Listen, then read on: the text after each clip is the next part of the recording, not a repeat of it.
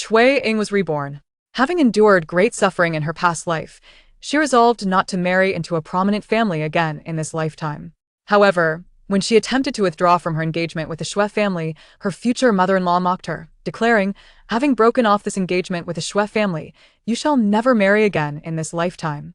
At that moment, Lu Mingyu, the young lord who had loved Xue Ying for 2 lifetimes, retorted, "Who says Miss Xue cannot find a husband? If Miss Xue does not mind, I, Lu Mingyu, am willing to marry her." Consequently, not only did Xue Ying marry well again, but she also wed a man of even greater stature. As for her previous husband, he was filled with regret after her rebirth, yet Xue Ying could not be bothered to cast him a single glance. Chapter 1. Separation. On a summer afternoon, a torrential rain poured down. The large raindrops pounded against the roof tiles, the treetops in the courtyard, and the steps before the door, creating a cacophony of sound. Yet, the louder the storm raged outside, the more it accentuated the eerie silence within, a stillness so profound that even the 7 or 8 steps separating the two made Xue Ying acutely aware of Xue Cheng'an's breath, more hurried than usual. Xue Ying had married Xue Cheng'an at 18, and now, at 25, they had been wed for 7 years. She understood that he was angry and struggling to suppress his fury. But what did it matter? He had brought home his mistress and the child they had together. Could she be expected to endure this? No longer could she bear it. From the moment she learned that the child had been conceived while she was in labor, unable to keep her own son, she had reached her breaking point. Xue Cheng'an was unworthy of being a husband, let alone a father. Yet he had avoided her, hiding for 3 whole days after bringing the mother and child into their home. Finally, today he returned. What did thunder matter? What fear could rain invoke? She wanted to separate from him, and she could not wait another moment. Xue Cheng'an, suppressing his anger, rubbed his swollen brow, and wearily said, I am very tired. Please stop creating a scene." Xue Ying had been weakened since her difficult labor 5 years ago, and following her mother-in-law's relentless torment and the burdens of household affairs, her health had never fully recovered. 3 days prior, when Xue Cheng'an had returned with Qiao Yuru and her child, he had neither allowed Qiao to pay her respects nor permitted the child to bow before her, which had already infuriated her. After discovering that the child was conceived during the time of her own son's demise, she had fainted from rage. She had been relying on daily medication to maintain her frail health, and after such a blow, Xue Cheng'an's absence for 3 days had rendered her bedridden and weak. Yet, upon hearing Xue Cheng'an call her Ying in a tone that suggested she was being unreasonable, her anger surged with renewed vigor. "Do not call me Ying. It disgusts me." Xue Cheng'an was taken aback, and when he grasped the meaning behind her words, his expression darkened. "I have already told you that neither Qiao nor Hongguo poses a threat to you or your child. You will always be my legitimate wife, and no one can surpass you. The child you bore will forever be my legitimate heir. In the end, everything I possess will be entrusted to you and our child. Ying, think carefully about my words and do not cause any more trouble." With that, he stood to leave. He was already overwhelmed and believed that after leaving Xue Ying alone for a couple of days, she would understand and cease her disturbances. But now, having returned drenched from the rain without even changing his clothes, he was confronted by her demand for separation. Xue Cheng'an furrowed his brow, feeling that Xue Ying was being utterly unreasonable. "Beast!" Xue Ying could not restrain her anger and exclaimed. Xue Cheng'an's foot, which had been lifted to leave, fell back down as he turned to face Xue Ying in the inner chamber. "What did you just say?" Xue Ying, filled with rage, felt as though she had been revived from the brink of death. She was suddenly invigorated. With a surge of defiance, she rose from the bed, strode out of the inner chamber, and slapped Xue Cheng'an across the face. The loud crack of the slap echoed as she shouted, "Xue Cheng'an, you are truly a beast. You and I have a child together. Even if I were able to bear more, I would never give birth to a child of a beast like you." Her child could be without a father, but she would never allow her offspring to have a father like Xue Cheng'an. "If you are still a man, then sign the separation agreement and let me go." Xue Cheng'an covered his face, incredulous at Xue Ying's outburst. "Xue Ying, what madness has possessed you? I have told you countless times not to worry about anything, to take care of your health first." Xue Ying interrupted, "Even if I could regain my health, I will never bear another child with you. How did my Zhiger die? I carried him for 8 months, and because I was punished for serving your mother a dish she did not wish to eat, I was forced to stand in the cold wind for half an hour, resulting in an early birth. Zhiger passed away just 8 days after his birth. When Zhiger died, my heart shattered. Even the maid knew to weep with me. But where were you? During Zhigayer's loss, you were outside with your mistress, fathering an illegitimate child. Xue Cheng'an, what right do you have to expect me to bear your children? Even a tiger does not harm its own cubs, yet you have committed such an atrocity. Instinctively, Xue Cheng'an denied her accusation. I did not. Cui Ying struck him again. Nonsense. Xiao Yuru has already told me that her child is over 4 years old now. I calculated the date. It was conceived when Zhigaer was lost. The date of Han Ger's birth. Xue Cheng'an finally fell silent, unable to defend himself further. Cui Ying continued. Did you think my desire for separation stemmed from my inability to tolerate your taking a concubine or bearing illegitimate children, fearing for my position as your legitimate wife? If so, you are mistaken. The first time I had my monthly cycle after marrying you, your mother sent someone to me. Later, when I became pregnant and suffered complications, your mother and grandmother both sent people to me. Did I ever voice my grievances then? Yes, you never complained, but you chose to remain silent for your own reasons. I never thought you did so because of me. I never imagined or hoped for it. Whether you take a concubine or bear illegitimate children, I am indifferent. However, you absolutely should not have sought other women while Zhigaer was lost. It is bad enough that you have wronged me. You have also wronged my Zhigaer. Xue Cheng'an, you are utterly vile.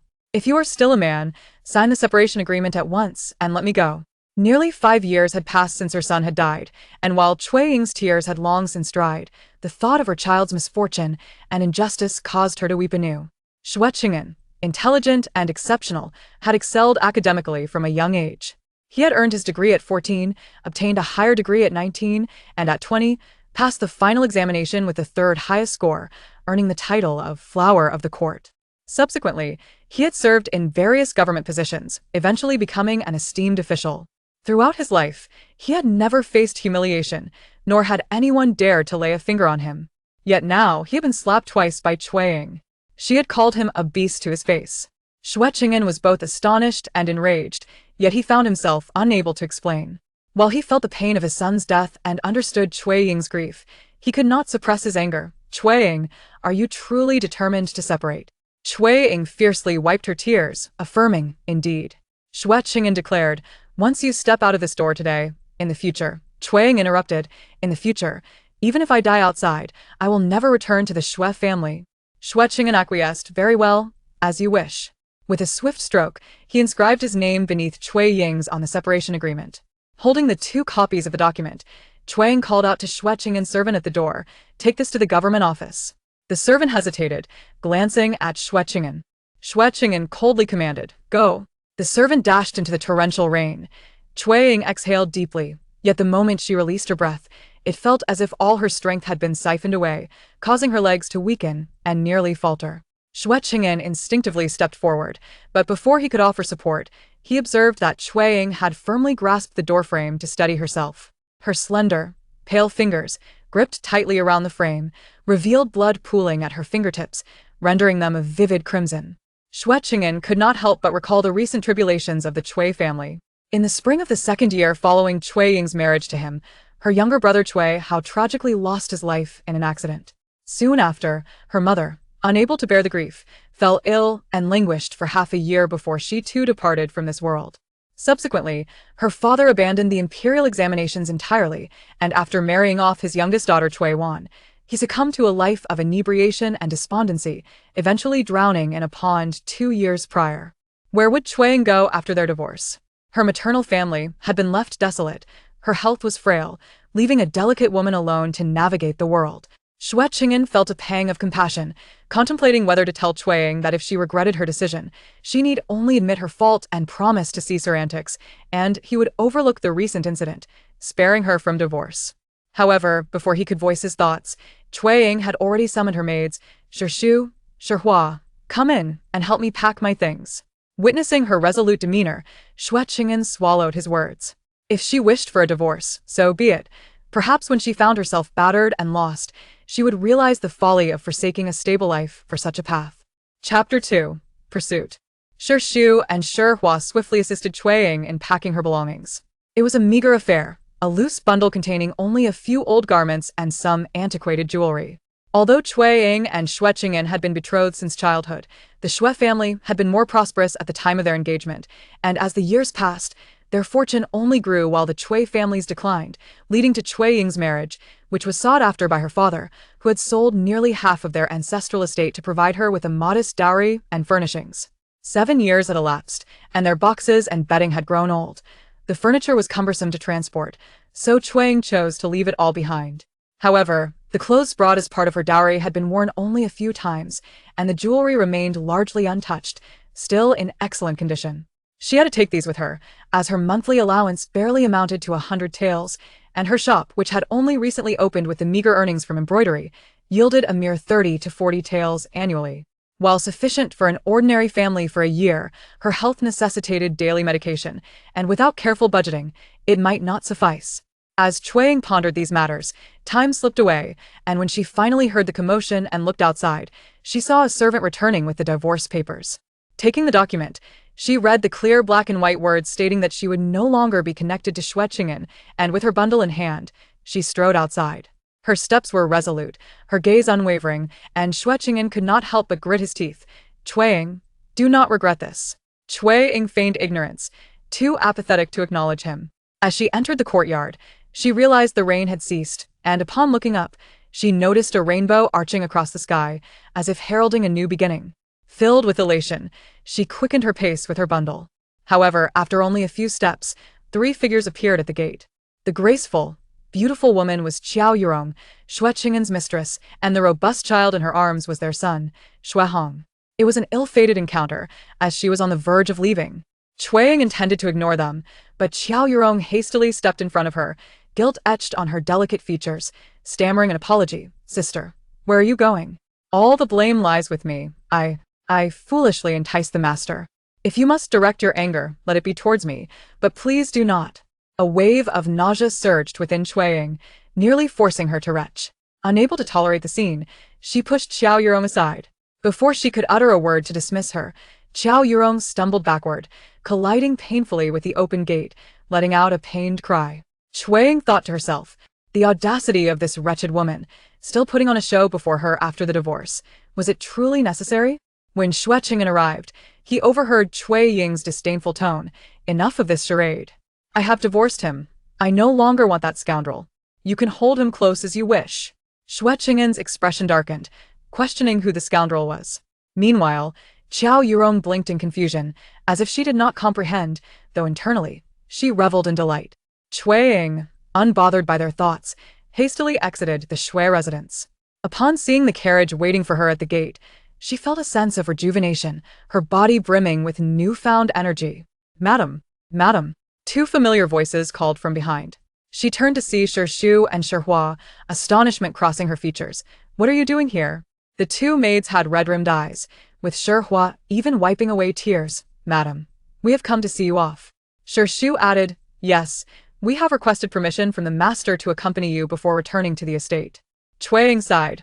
Why go to such lengths? I have already angered him. You coming to see me off may lead to difficulties for you in the household. Shu replied, Madam, we are your personal maids. Regardless of whether we see you off or not, we will not be favored again. If this is the case, we would rather accompany you, as we cannot rest easy knowing you are settled without us. For 7 years, Shu and Hua had been her closest companions, there during her moments of hardship and solitude, sharing in her sorrow and supporting her through loss. They were right. After serving her for so long, it was indeed rare for them to be favored again. Thus, allowing them to accompany her, even if bittersweet, was not out of the question. Xue Ying nodded very well. Shu and Hua promptly assisted her into the carriage. As the carriage began to sway and move, unbeknownst to them, Xue Cheng'an stepped out from behind the door, only averting his gaze once the carriage had disappeared from sight. Xiao Yurong, holding 4-year-old Xue Hong, lingered beside him, her voice soft. With Shu and Hua accompanying her, she will not be too sorrowful. Master, once she calms down, she will surely return. Xue Cheng'an could not suppress his frustration. Indeed, she is kind-hearted. Even her servants prefer to follow her.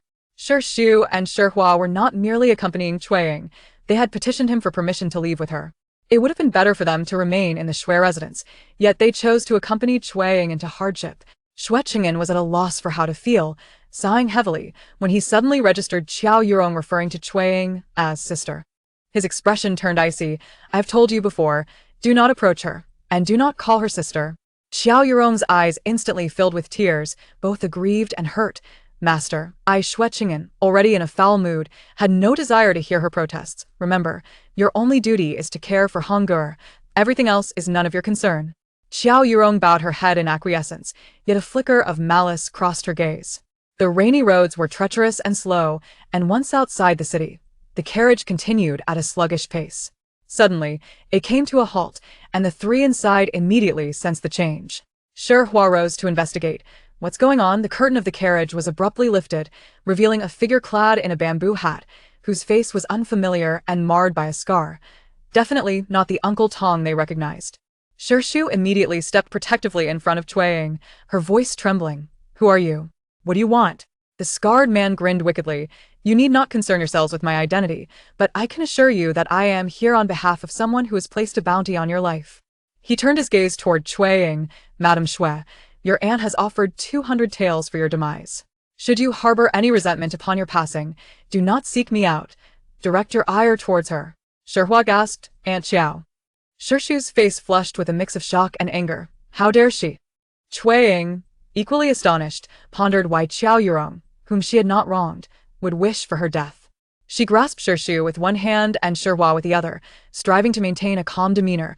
"I have divorced Xue Cheng'an. I will no longer stand in her way. She should have no reason to desire my life now. How about this? I offer you 100 taels if you spare me." The scarred man shook his head. "I am a man of my word. I cannot betray my principles." Cui Ying pressed. "Xiao Yurong may have purchased my life, but my 2 maids are innocent. If I give you 100 taels, will you let them go?" Shu and Shi Hua shook their heads in unison, exclaiming, "Madam, we will not leave." The scarred man had no intention of releasing anyone. What if they reported him? Yet, it was evident that not only was Madame Xue a beauty with a tragic fate, but these 2 maids were equally enchanting. He leered, "I require no taels. I merely request that you spend a night with me, and I shall release them." "How dare you?" Shi Hua cried out indignantly. "If our master learns of this, he will not spare you." Shu once again positioned herself before Cui Ying, shaking her head, tears welling in her eyes. Cui Ying coughed lightly but suddenly smiled. "In my broken state, if you desire me, it can be arranged. Come closer and vow before me that if I spend a night with you, you will let my 2 maids go. Should you break this vow, may you be struck by lightning and meet a wretched end." Shu and Shi Hua gasped, "Madam." The scarred man, however, dismissed superstitions and had no fear of oaths. To him, these 3 delicate women were inconsequential. He boldly approached Cui Ying, and as she beckoned him closer, he crouched down to mockingly swear, "I swear that if you, Madame Xue, spend a night with me." Before he could utter the word night, he suddenly gasped, for Cui Ying had plunged a sharp pair of scissors into his carotid artery. Chapter 3. The Counterattack. Having served together for many years, Shu and Shi Hua understood Cui Ying's intentions the moment she beckoned the scarred man. As she thrust the scissors into his neck, they simultaneously seized his arms, pulling him towards the right side of the carriage. With space cleared on the left, they shouted in unison, "Madam, run." Cui Ying sprang to her feet. Yet, facing death for the first time in her 25 years, even though she had managed to injure the man, fear and anxiety surged through her, rendering her legs weak. But there was no time to hesitate. Though she had exerted all her strength with the scissors, as long as he did not remove them, the blood loss would not incapacitate him immediately. Their lives were still in the hands of the scarred man. She had to get out of the carriage quickly. Only then would Shu and Shi Hua release him and follow her. Biting her lip hard enough to draw blood, she felt a surge of strength from the pain. However, as she leapt from the carriage, Shi Hua was violently thrown out by the scarred man, crashing to the ground before her. "Shi Hua," she cried, turning back in alarm. The scarred man, an experienced criminal, understood that he could not pull the scissors from his neck. Thus, he held one hand steady while choking Shu with the other. His strength was overwhelming. Shu, a mere maid from a wealthy household, lacked the ability to resist or escape. Her face turned crimson from the lack of air, but upon seeing Cui Ying turn back, she mustered her strength to say, "Madam, do not worry about me, run." Originally a maid to Xue Cheng'an, Shu had served Cui Ying since her marriage. Unlike other maids of the Xue family, who looked down upon Cui Ying due to her humble origins, Shu had grown to feel compassion for her mistress over time. Their bond had deepened into sisterhood over 7 years of living and working side by side.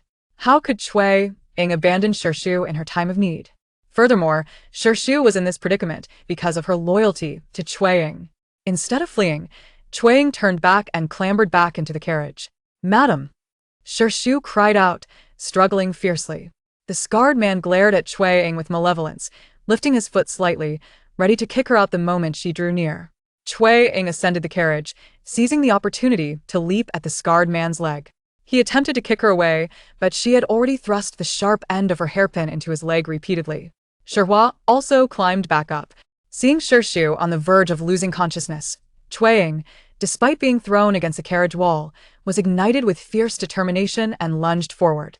Without a hairpin, she resorted to biting the scarred man's leg, disregarding the dirt and stench, clinging on fiercely as if she would tear flesh from bone. The scarred man could no longer withstand the assault and finally hurled Xue out of the carriage. Cui Ying immediately shouted to Xue, let go and run.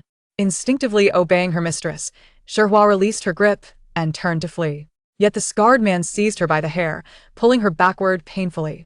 Cui Ying, gripping her hairpin tightly, rose and plunged it into the man's hand. The scarred man, in agony, released Xue and kicked her away. Seeing this, Cui Ying swiftly turned to escape. She jumped down from the carriage, stumbling forward, the hairpin still clutched tightly in her hand. Ignoring Xue and Xue's whereabouts, she staggered and shouted, "Run! Xue, hurry!" However, the muddy path hindered her escape. Her body was frail, and after the recent turmoil, she could barely run.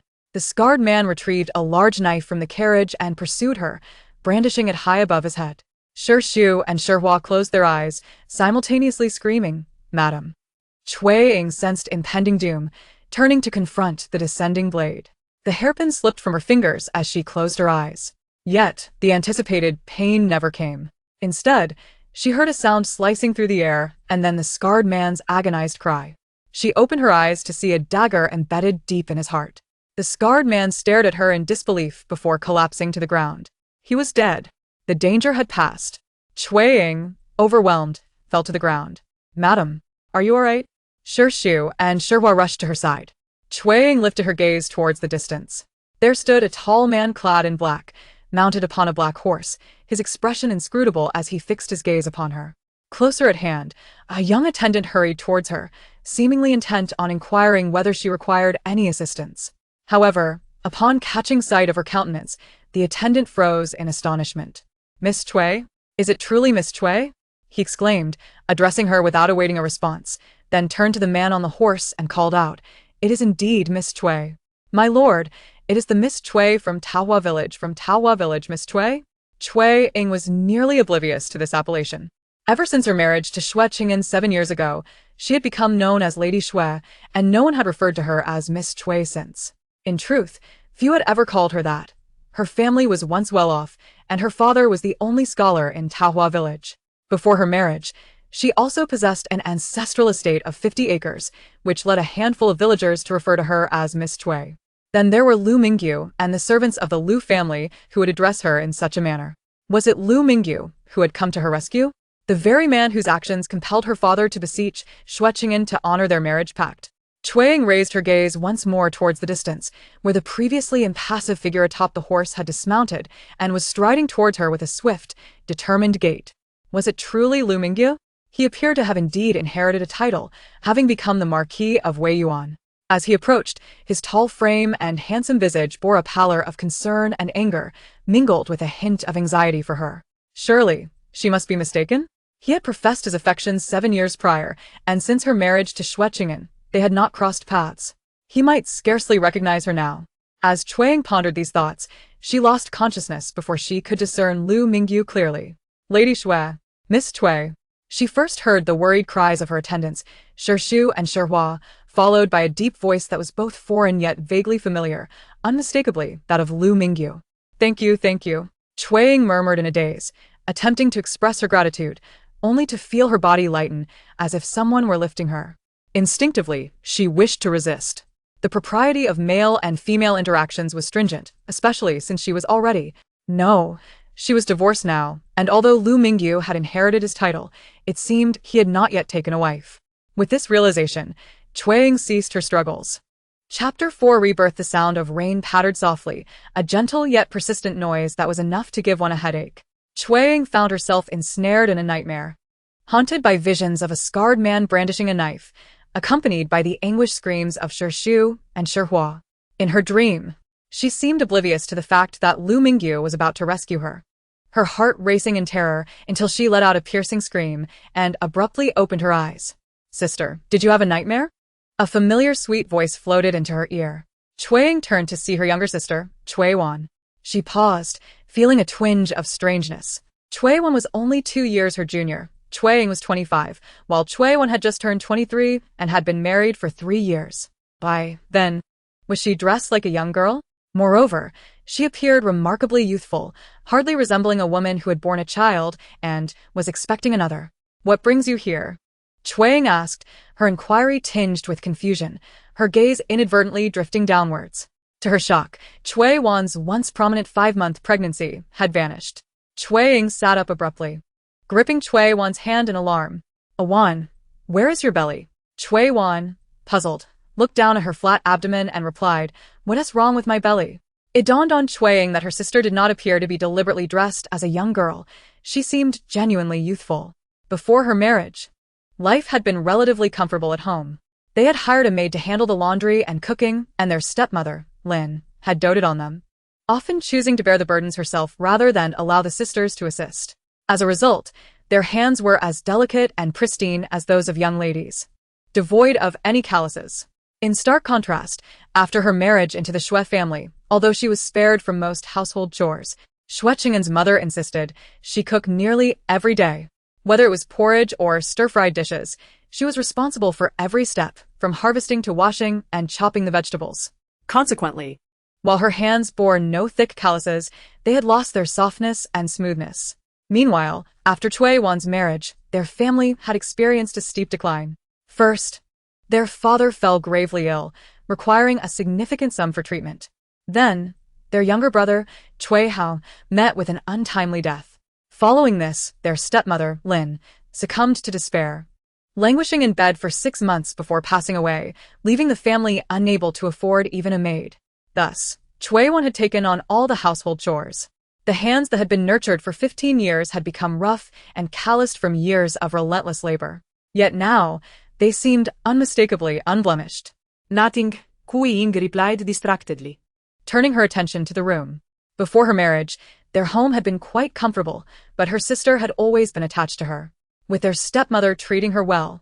Xue Ying had also been kind to the children of her stepmother. Thus, when Xue Wan insisted on sharing a room, Xue Ying had not opposed her. This room had belonged to both sisters, where Xue Ying had lived for 18 years and Xue Wan for nearly 20. After Xue Wan's marriage and their father's untimely death, they had scarcely returned, and the room had been uninhabited for over 3 years.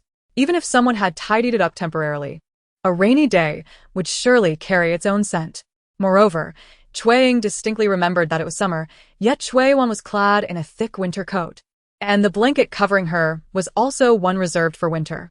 "Wan," Xue Ying asked, "what year is it now?" Xue Wan blinked in confusion, unsure of her sister's sudden curiosity, but answered obediently, "It's the 17th year of Pingning." "Why?" Xue Ying had married Xue Cheng'an in the summer of the 18th year of Pingning. After 7 years of marriage, it should now be the 25th year of Pingning. But now it was the 17th year, and she had not yet wed Xue Cheng'an, nor had she even reached the age of 18. Had she truly been reborn? She recalled vividly the severe cold that had afflicted her father in the winter of the 17th year of Pingning, resulting from his trip to the Xue family to demand that Xue Cheng'an fulfill their marital agreement. He had been caught in the rain and failed to change into dry clothes in time, leading to his illness. She quickly inquired, "Wan, where is father? Where is he?" Before Xue Wan could respond, the heavy door curtain was lifted, and their stepmother, Lin, who was only 33, entered with a smile. "Ying, you're awake." Xue Ying was taken aback. She had been reborn, and her stepmother was alive once more. While Lin was her stepmother, she had raised Xue Ying as her own, treating her like a biological daughter throughout her life. Emotion welled up within Xue Ying, and she softly called out, "Mother." Rebirth was truly a blessing.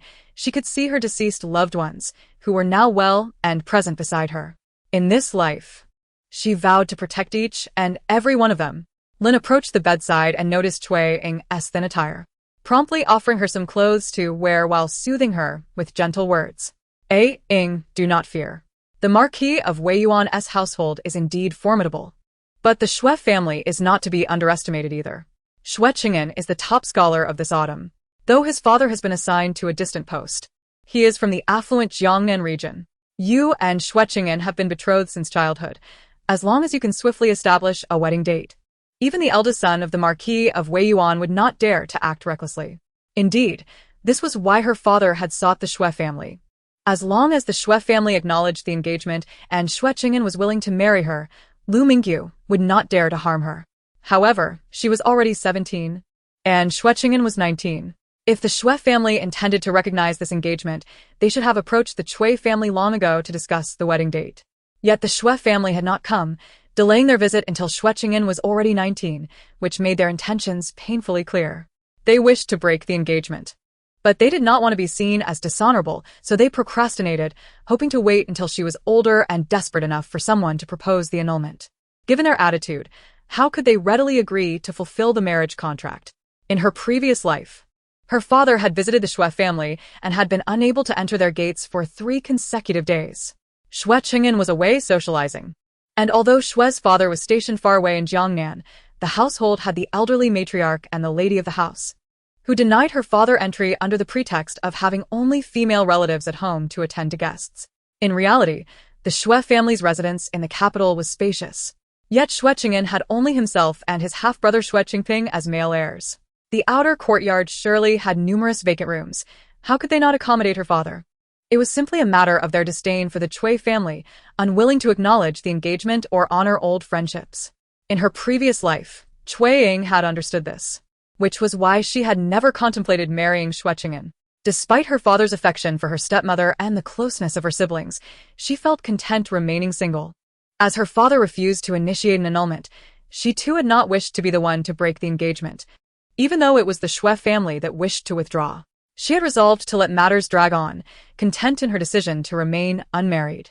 Even when Lu Mingyu entered the picture, she was willing to be his concubine, despite the disparity in their social standings. She had preferred to align herself with him rather than climb the lofty branch of Xue Cheng'an. But her father and stepmother had opposed her. However, in this lifetime, she had been reborn.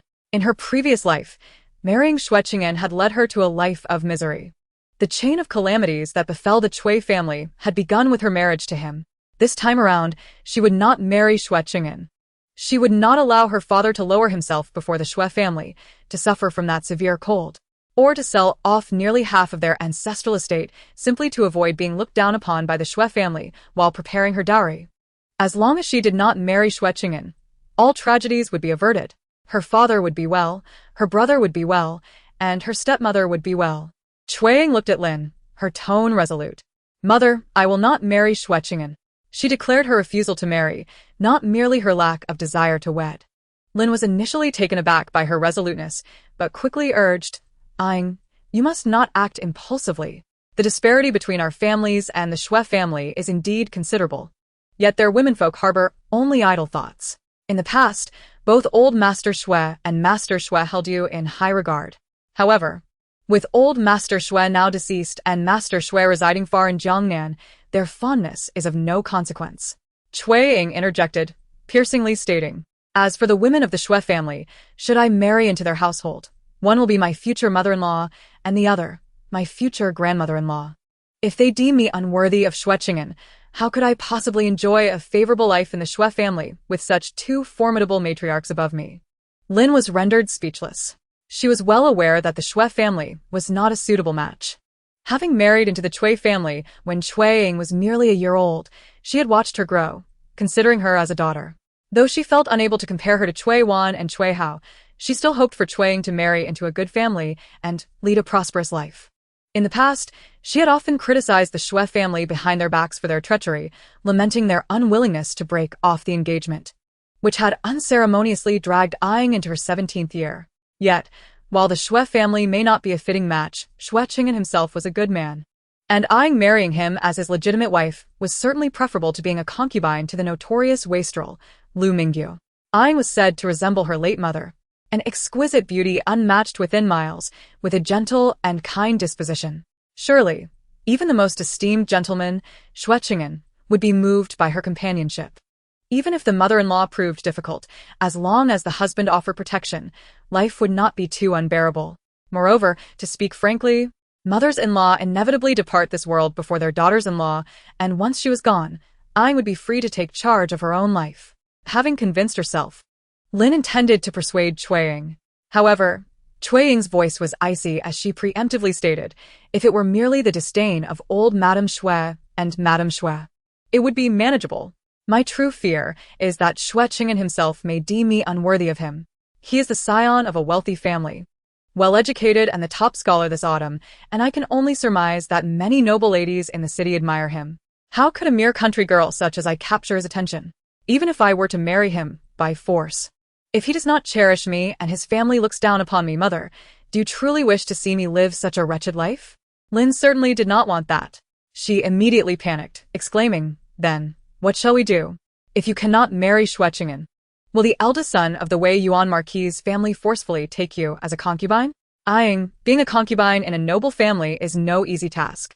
When he favors you, you may fare well, but should his affections wane, the matriarch can easily torment you, even to the point of taking your life. In her previous life, she had indeed married Xue Cheng'an as his legitimate wife, yet without a prominent family background, she was subjected to his mother's whims. She had even been divorced, and that woman, Qiao Yurong, had sought to have her killed. Life could not get worse than that. Moreover, Lu Mingyu had professed his affection for her in her past life and would deliberately visit Taohua village to encounter her. However, once she began to hide away at home, he ceased any inappropriate actions. After the news of her engagement to Xue Cheng'an spread, he never returned to Taohua village. Perhaps he would be reasonable and not force her into concubinage? Cui Ying contemplated that perhaps Lu Mingyu did not truly care for her. Yet, even his servants remembered her, and upon recognizing her, he had rushed over. 7 years had passed. Even if he was merely infatuated, he must have genuinely liked her once. If he had ulterior motives, the best outcome would be that he would choose to let her off the hook. The worst would be that she might have to submit to him a few times. Provided he did not compel her into becoming a concubine and she could successfully extricate herself from the engagement with the Xue family, a few clandestine encounters with him might not be such a dire fate. Having already died once, how could she still be afraid of this? Besides, in this life, she had no desire to marry Xue Cheng'an or anyone else, so there was no need to fear others discovering her loss of purity. Men, she believed, were all the same. Once they possess something, they cease to cherish it. In her previous life, Xue Cheng'an had treated her with indifference at first. Behind closed doors, however, he had shown passion for her. When his mother imposed strict rules and tormented her, he may not have openly opposed her, but he had found ways to assist her. Yet eventually, he turned a blind eye to her suffering, viewing her as unreasonable. Cui Ying smirked inwardly, then comforted Lin, saying, Mother, I have made up my mind. I shall first visit the Xue family to meet Xue Cheng'an and discern what manner of man he truly is. If he proves to be a dependable individual, then I shall heed your and father's wishes and marry him. If he is not worthy of my trust, we shall compel him to break off the engagement. As for the eldest son of the Weiyuan Marquis family, I shall proactively engage him in conversation. Perhaps he may agree to let me go. After all, he is a Marquis' son. What sort of beautiful women has he not encountered? Perhaps my humble plea will sway him. Lin was not a decisive person, accustomed to following her husband's lead. With him absent, she found merit in Cui Ying's reasoning. Nodding instinctively, she replied, well, that could be a course of action. Cui Ying then lifted the quilt, got out of bed, and donned her skirt while inquiring, Mother, when did father go to the Xue family? I must find him. Early the day before yesterday, do you not recall? Lin rose, glancing out at the drizzling winter rain. It is still raining outside. Ying, Cui Ying interrupted her. It is of no consequence. I shall don a raincoat and carry an umbrella. I will not catch cold. You need not worry about me. Rather, you should be concerned for father. He has been gone for quite some time, and we do not know the Xue family's attitude. Is he staying with them or at an inn? Has he eaten well and kept warm? He has already been disheartened by failing the autumn provincial examination. I do not wish for him to worry about me and neglect his own health. Lin understood her husband's discontent well. Repeated failures and examinations were a source of great frustration. Now, with Ying being courted by the eldest son of the Weiyuan Marquis family, and the Xue family unwilling to uphold their marriage agreement. He was likely consumed with anxiety and might overlook his own well-being. Lin ceased her attempts to persuade her and glanced at her 15-year-old biological daughter, Xue Wan, saying, Ying, you should dress, and I will call Howard to accompany you. Although Xue Hao is only 13, being a boy, he would provide more safety than two young women venturing out alone. In their rural household, a 13-year-old boy was nearly considered an adult, and Lin felt more at ease with Xue Hao accompanying her. Given the current circumstances, there should be no danger in going out, so Xue Ying did not refuse, merely reminding, please ensure he wears a raincoat and brings an umbrella. Lin agreed, and went to find her son. Xue Wan observed her departing figure, then turned to her sister, who was nearly finished putting on her skirt, and curiously asked, Sister, do you truly not wish to marry Xue Cheng'an? Xue Ying looked at Xue Wan, noticing her disapproval etched on her face, recalling that in her previous life, Xue Wan had envied her upon her marriage, only to later resent her when their family fell into ruin. She realized that Xue Wan had not only envied her good fortune but had also harbored jealousy and perhaps even blame. During that time, to spare Xue Wan from worry, she had preferred to endure her jealousy and blame rather than disclose the harsh realities of her life in the Xue family. Now, given a second chance, she was resolute in her decision not to marry Xue Cheng'an. To prevent Xue Wan from developing any notions, she felt it necessary to reveal the true nature of the Xue family to her. I truly do not wish to marry. With Lin no longer present, Xue Ying spoke more candidly. If his mother and grandmother looked down upon me, I believe he would too. Otherwise, he is a scholar, well-versed in etiquette and propriety. He ought to be aware that I will soon turn 18. If I remain unmarried, I shall become an old maid. Their family's prolonged indecision is not only treacherous, but also devoid of righteousness. His mother and grandmother are not virtuous, and he himself is no paragon either. I cannot bring myself to marry such a faithless and unprincipled man. Xue Wan acknowledged her sister's reasoning, yet Xue Cheng'an is the top scholar of this autumn. Their father had attempted the imperial examination over a dozen times without success, while Xue Cheng'an triumphed in the provincial examination on his very first attempt. Such an exceptional man is indeed rare in this world. Is it truly not a pity to forego marrying such a distinguished individual? Chapter 6. Envy. Xue Ying had just on her long dress when Lin entered, carrying a raincoat and bamboo hat. I spoke with Hao Guer. He is already in his raincoat. Ying, you should put yours on as well.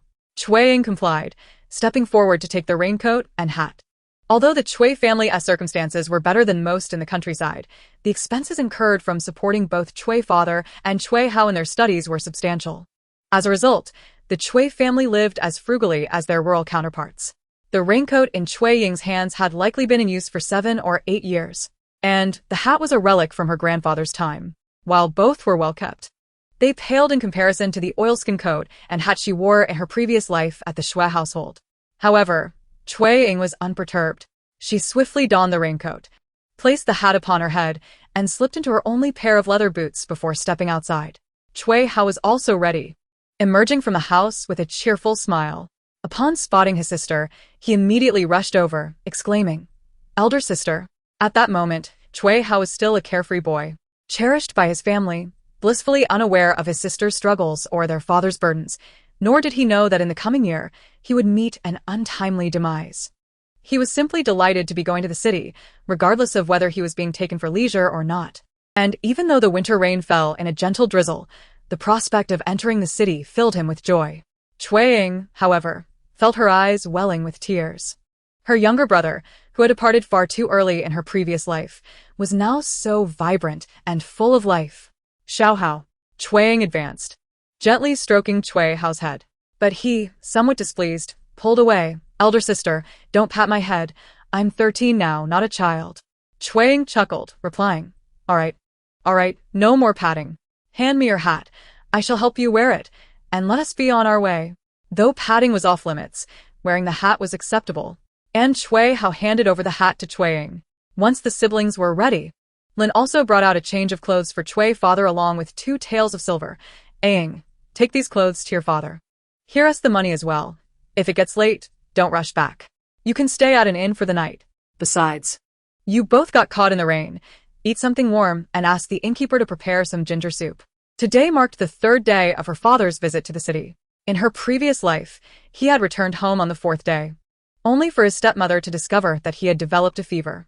Although he took medicine promptly, it failed to subdue the illness.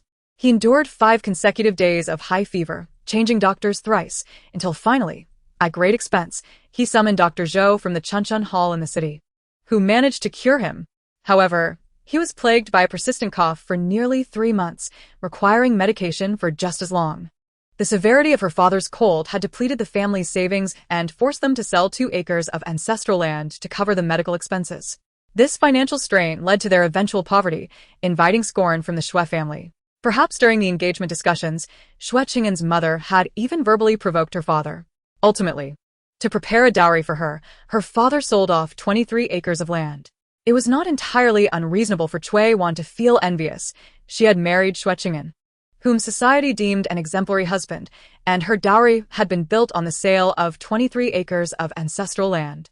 However, by the time it was her sister's turn to marry, the family had no land left and no savings, save for the 80 taels of silver Cui Ying had discreetly set aside. Thus, the family could hardly provide anything for Cui Ying. It is only natural for anyone to feel a sense of injustice in such circumstances. Fortunately, this time around, everything would be different. The first step was to prevent her father's severe cold from worsening. Regardless of how late it became, she had no intention of returning home today. They would stay in the city overnight, and she intended to invite Dr. Zhou from Chunchun Hall to examine her father in advance. If he displayed any signs of discomfort, immediate treatment was essential. Thus, Cui Ying did not hesitate to accept the burden of clothing and silver, saying, "Mother, please give me a bit more. It's raining, and I worry the clothes may get wet. Father's health is of utmost importance. If they do get wet, I'll need to buy him a new outfit. Furthermore, lodging and meals in the city are quite expensive. Please give me a little extra. If I don't use it, I will return it to you."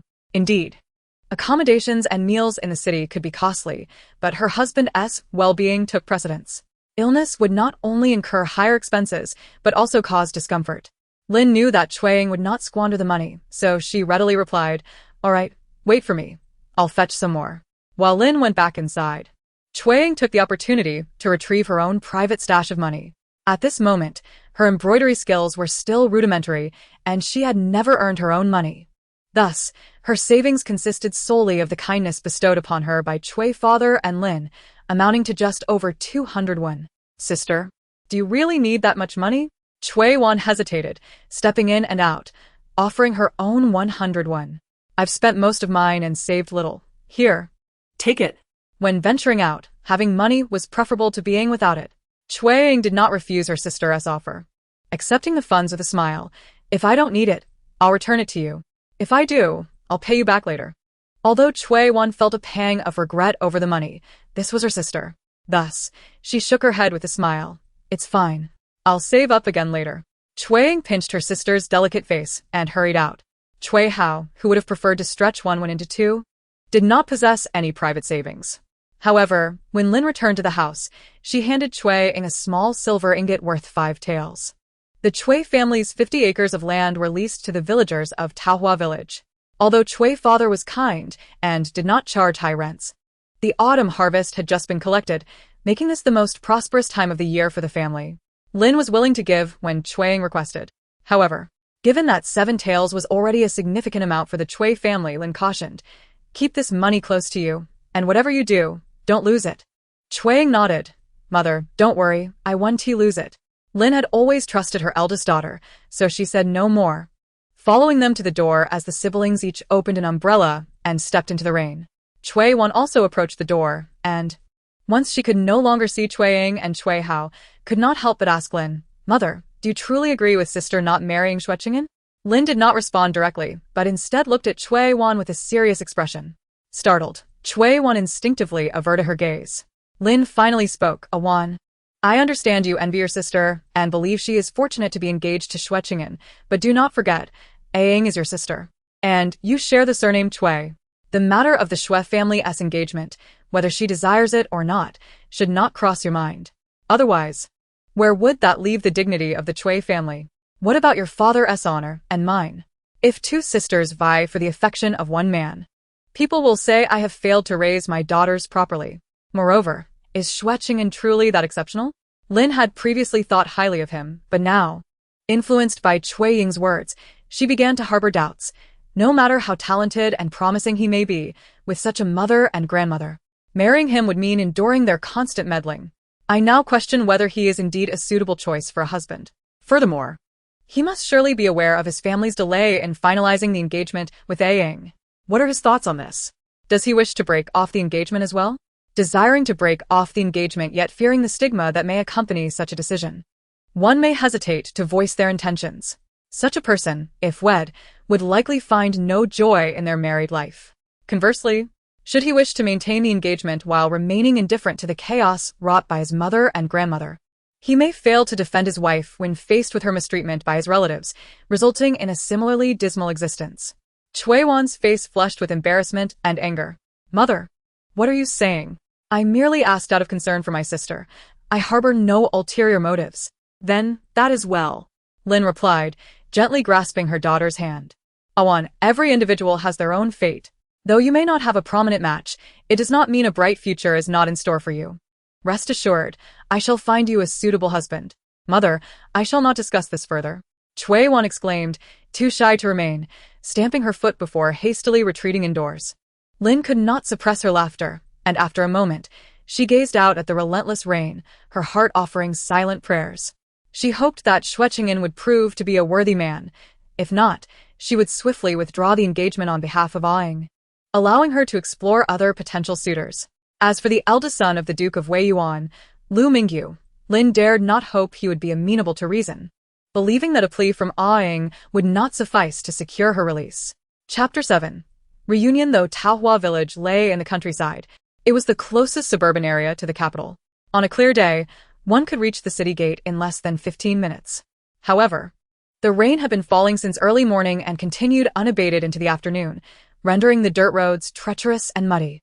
Xue Ying and her younger brother took nearly a quarter of an hour to arrive at the city gate. Upon entering the city, the roads became much easier to traverse. Xue Hao leapt excitedly by the roadside, shaking off the mud from his shoes, and turned to his sister with eager eyes. Elder sister, where shall we go to find father? Xue Ying understood his playful intentions. At 13, Xue Hao had been diligently studying for 8 years, leaving little time for play with friends, and his curiosity about the bustling city was boundless. Yet, this was not a time for leisure. In her previous life, Xue Cheng'an had returned home on the 3rd day after their father had awaited him at the Xue residence. Although she did not recall the exact hour, she vaguely remembered her father mentioning it was likely in the evening. Time was of the essence, and if they hurried to the Xue residence, they might just prevent her father from encountering Xue Cheng'an first, thus securing his assistance. We're going to the Xue family, Xue Ying declared. Wait here while I inquire about the directions. Although she knew the route to the Xue family, she merely pretended to ask for guidance before returning to summon Xue Hao to the nearby carriage shop, for walking would consume too much time. Once seated in the carriage, Xue Hao gazed out the window with admiration. Elder sister, you are truly impressive. You even know how to hire a carriage. Her lively brother was too endearing. And despite her anxiousness, Xue Ying couldn't help but smile, ruffling his hair. Next time, I shall teach you. This time, Xue Hao did not mind his sister's affectionate gesture, nodding enthusiastically in response. The rain continued to fall incessantly, and as they opened the carriage window, the droplets began to seep in. Worried about Xue Hao catching a cold, Xue Ying allowed him to gaze for a moment before insisting he look away. With nothing else to do, Xue Hao leaned towards his sister, asking, Elder sister, why have you come to the city to find father? Are you concerned about any discrepancies regarding your marriage? His expression darkened as he continued, Sister, do you truly mean to marry that Xue Cheng'an? Though Xue Hao was still young, he had grasped the implications of their family's situation.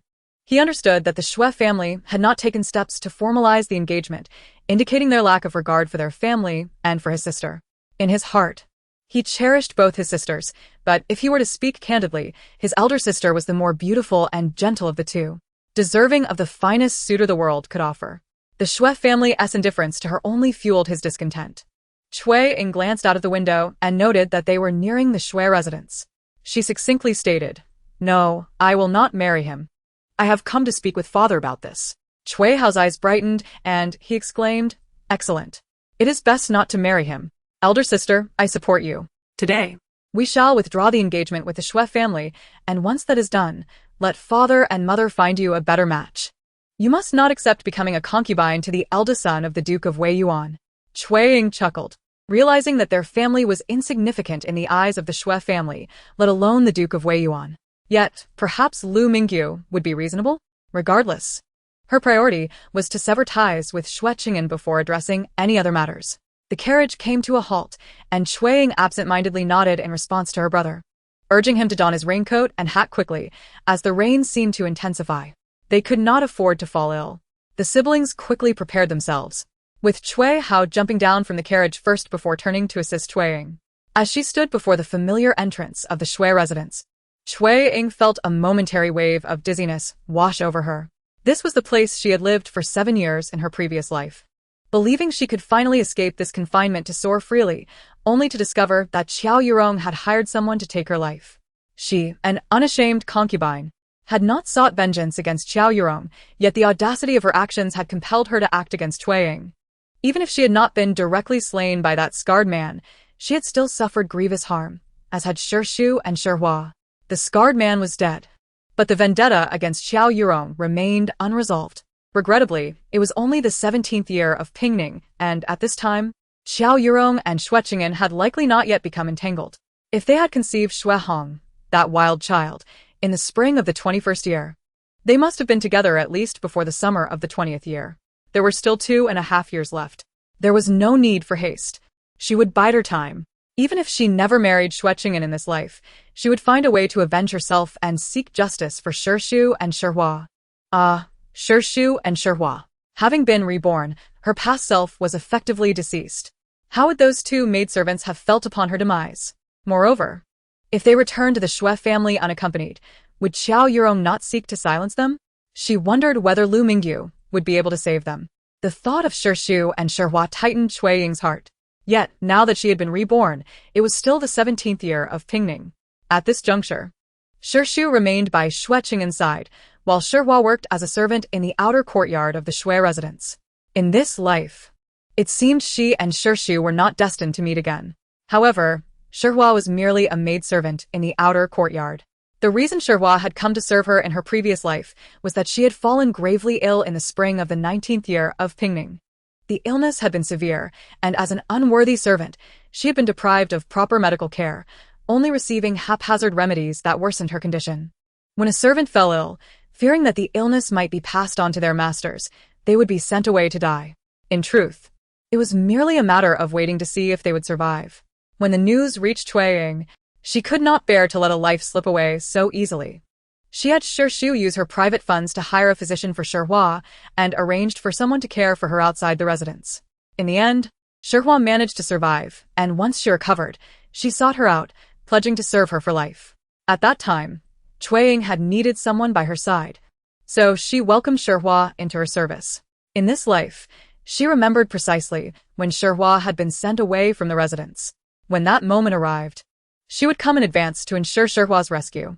As Xue Ying contemplated these things, her gaze swept across the entrance of the Xue residence, and she locked eyes with a figure squatting in the small alley to the right of the house.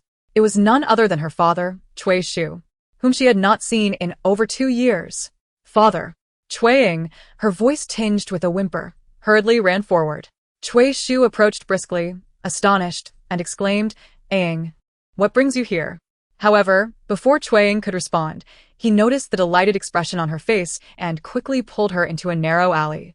"Xue Cheng'an has returned. You must hide here and not come out. I will go find him." After 3 long days of waiting, Xue was overwhelmed with excitement, and his grip tightened a bit too much, causing Xue Ying to collide against the wall. Despite the pain in her left arm, she paid it no mind. Her gaze fixed on her father hurrying towards Xue Cheng'an's carriage.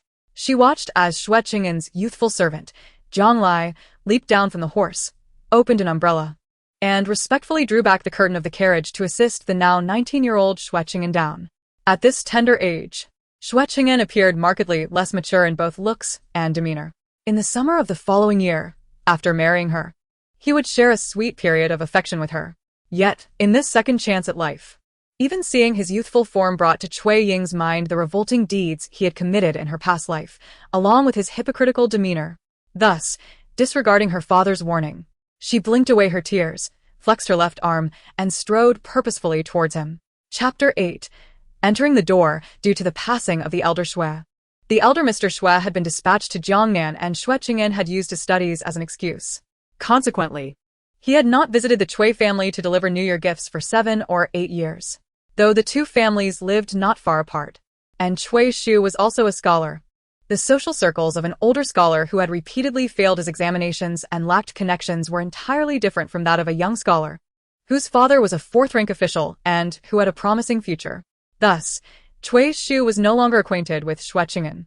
However, upon hearing from the servants that Xue Cheng'an was out visiting friends and had yet to return, he had waited at the gate of the Xue residence for 3 days. Today, as the carriage came to a stop, a refined and handsome young man emerged, likely to be Xue Cheng'an. In the past, Xue Cheng'an only bore the title of a scholar. Although Cui Xu had repeatedly failed the examinations, he was also a scholar, and the Cui and Xue families had a long-standing friendship. Moreover, Xue Cheng'an was betrothed to his eldest daughter, Xue Ying, making him naturally a senior in relation to Xue Cheng'an. As a senior addressing a junior, even while seeking favor from Xue Cheng'an, he would maintain a proper demeanor, ensuring he did not appear overtly subservient. Yet, despite his repeated failures, Xue Cheng'an had excelled in his examinations, achieving the top spot. The 19-year-old Jiren was already the envy of many, having secured the title of the highest scorer in this year's provincial examination. Cui Xu felt both envy and admiration, along with a sense of shame for his own 6 failures, thus altering his attitude towards Xue Cheng'an. "You must be Cheng'an?" he said, stepping forward to greet him. His face bore a smile, and his tone was warm, resembling that of a peer rather than a senior, clearly indicating his humble approach. Under the umbrella, Xue Cheng'an regarded Cui Xu with unfamiliar eyes and replied, "And you are?" For a brief moment, Cui Xu felt a pang of embarrassment, but he quickly regained his composure and replied, "From Taohua village. My surname is Cui." Before he could finish, Xue Cheng'an's distant gaze transformed, and a smile blossomed upon his handsome face. He spoke respectfully, yet warmly. "Ah, it is you, Uncle Cui. The rain is quite heavy. Shall we discuss this inside?" His words were abruptly halted as he noticed Xue Ying striding towards them. The 17 or 18-year-old young lady, clad in a somewhat worn poncho and holding a battered oil paper umbrella, was dressed in gray, which only accentuated her delicate and fair features. Her ebony hair, dampened by raindrops, clung to her face, yet she paid it no mind. With her lips pressed together, she fixed her round and bright eyes coldly upon him. Naturally, Xue Cheng'an recognized Cui Ying, the girl with whom he had been betrothed since childhood. He had seen her a few times when accompanying elders to the Cui residence to deliver gifts, and she had indeed been a stunning young girl. However, he was unprepared for the fact that she had grown even more beautiful. Nevertheless, the discontent reflected in her bright eyes was unmistakable. They had not met for 7 or 8 years, and he had not wronged her. Why then would she harbor such resentment? Without needing to ask, Xue Cheng'an deduced the answer himself. At 19, he surmised that Cui Ying was likely 17. His family had yet to visit the Cui family to discuss their wedding date, and it was no wonder that Cui Ying was displeased, accompanying her uncle to confront him. However, a good young man should first establish himself before marrying. He had previously focused on preparing for the imperial examination, so it was understandable that he had not thought about marriage. Even if Cui Ying was upset with him, he felt no guilt. Now, with the marriage arrangement initially set by their grandfathers and approved by his father, he had never considered breaking the engagement. Having already passed the examinations, proving himself, he felt entitled to marry, regardless of whether he would succeed in the upcoming imperial examination. This train of thought passed through his mind in an instant. Cui Xu, following Xue Cheng'an's surprised gaze, turned to see that Cui Ying had disobediently followed them. Frustrated, he exclaimed, "You girl, who told you to come along? Go wait over there." A daughter should maintain a delicate and reserved demeanor before marriage.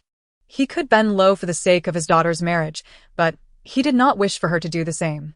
If she behaved this way, Xue Cheng'an and the Xue family would surely think his daughter was desperate to marry, hastily following him here. As for the Xue family, he doubted they would think highly of his daughter. Cui Ying pretended not to notice her father's anger, speaking calmly, "Father, you came to the Xue family today for my sake.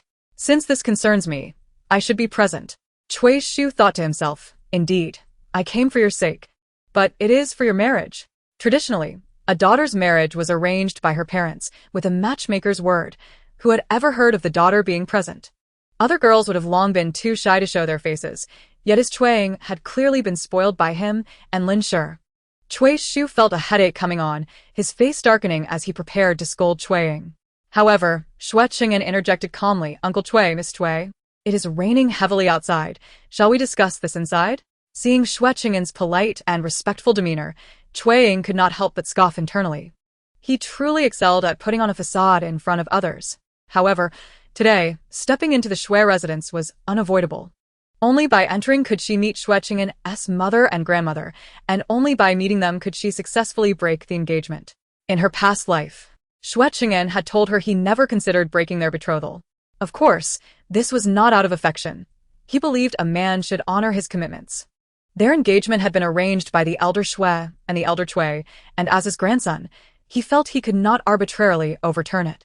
In her previous life, he had not broken it, and he had honored his promise to marry her, appearing to others as a gentleman whose word was his bond, while she had been seen as a petty individual desperately seeking to climb the social ladder. Their entire family had looked down upon her. In her past life, she had endured it, but in this lifetime, she would no longer tolerate it. Xue Ying beckoned to her brother, Xue Hao, and together they followed their father into the grand entrance of the Xue residence.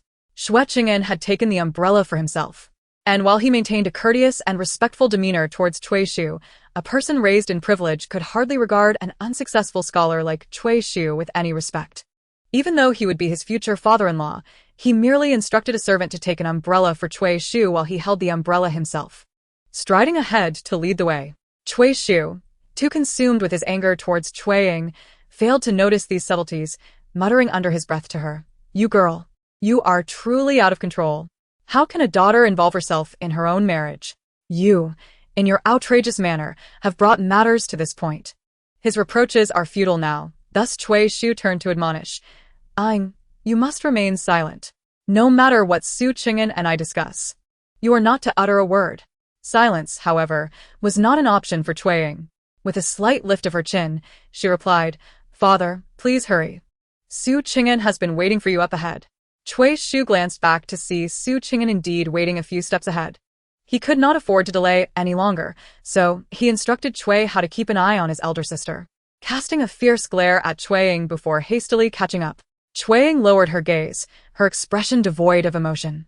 Xue Hao, brimming with excitement, discreetly tugged at his sister's cloak and whispered, "Sister, how do you plan to decline the marriage? Do you need my assistance?" Chapter 9. Accusation for the moment. Xue Ying required no help from her younger brother. She shook her head and said, "Just follow me closely." Xue Hao felt a twinge of disappointment. Yet, as he contemplated the impending conversation between his sister and Xue Cheng'an regarding the annulment of the engagement, he could not help but feel a sense of glee. "Ha! Your family has dragged their feet on setting a marriage date, and now my sister has chosen to reject this match. It is not that you look down on my sister. Rather, she looks down on you. What is so remarkable about a scholar? Once he passes the examination, my sister will have a scholar brother of her own and will have no need for Xue Cheng'an." As he indulged in these thoughts, he resolved to study harder, not only for himself, but also to uphold his sister's dignity. As Xue Cheng'an had yet to take a wife, he resided in the outer courtyard. He led the Cui family to the main entrance of his residence and summoned his servants to attend to them before retreating, to change out of his damp clothing. The Cui family removed their cloaks and hats, and under the persuasion of Xue Ying and Xue Hao, Cui Ying also changed out of his slightly wet outer robe. Two young attendants, no more than 11 or 12 years old, took the cloaks and hats from Cui Ying and Xue Hao, and soon a young maid, appearing to be around 13 or 14, arrived specifically to collect Xue Ying's cloak and hat. Xue Ying glanced at the maid. She was not a servant of the household, but a familiar face. However, she resolved that she would never marry Xue Cheng'an in this lifetime, and thus the maid's opinion of her was inconsequential. She was merely a servant, and they would never cross paths again. While Xue Ying dismissed the maid, in turn, cast several glances at her. With so many servants in the Xue household, once they settled in, Cui Ying refrained from scolding Xue Ying further, though his gaze remained stern, laden with warnings. It was not until Cui Ying finished a half-glass of tea that Xue Cheng'an finally arrived, appearing as a refined scholar in a simple white robe. His demeanor strikingly graceful. Not only was Cui Shu pleased with such a prospective son-in-law, but even Cui Hao found himself uncertain whether his sister's decision to reject Xue Cheng'an was prudent or not. After all, he was not only well-educated but also handsome. Surely girls would be fond of him?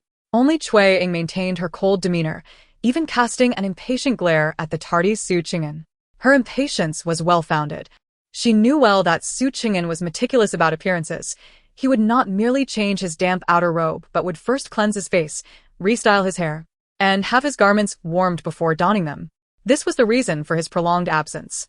Yet, having been his wife for 7 years in a past life, Xue Ying recognized that he did not exhibit such fastidiousness with everyone. When addressing his father or superiors, he was prompt and efficient. However, when in her presence, and in front of someone he deemed inferior, he took his time, indifferent to how long others would have to wait. In truth, he shared the same elitist tendencies as his mother and grandmother, though he expressed them more subtly. Having been granted a second chance at life, Xue Ying observed that Xue Cheng'an was flawed from head to toe. Nevertheless, her purpose in visiting the Xue household was not to scrutinize his faults, but to annul the engagement. Thus, she directly stated, "Xue Gongzi, you have finally arrived. I was beginning to think your esteemed self had forgotten us, due to pressing matters." Xue Cheng'an was taken aback. He had never been subjected to such mockery, especially from a woman. Possessing a distinguished family background, scholarly prowess, and handsome appearance, he was indeed favored among young ladies, as Xue Ying had previously mentioned to Lin. Yet, she was the first to address him with such sardonic disdain. Moreover, she was his fiancée.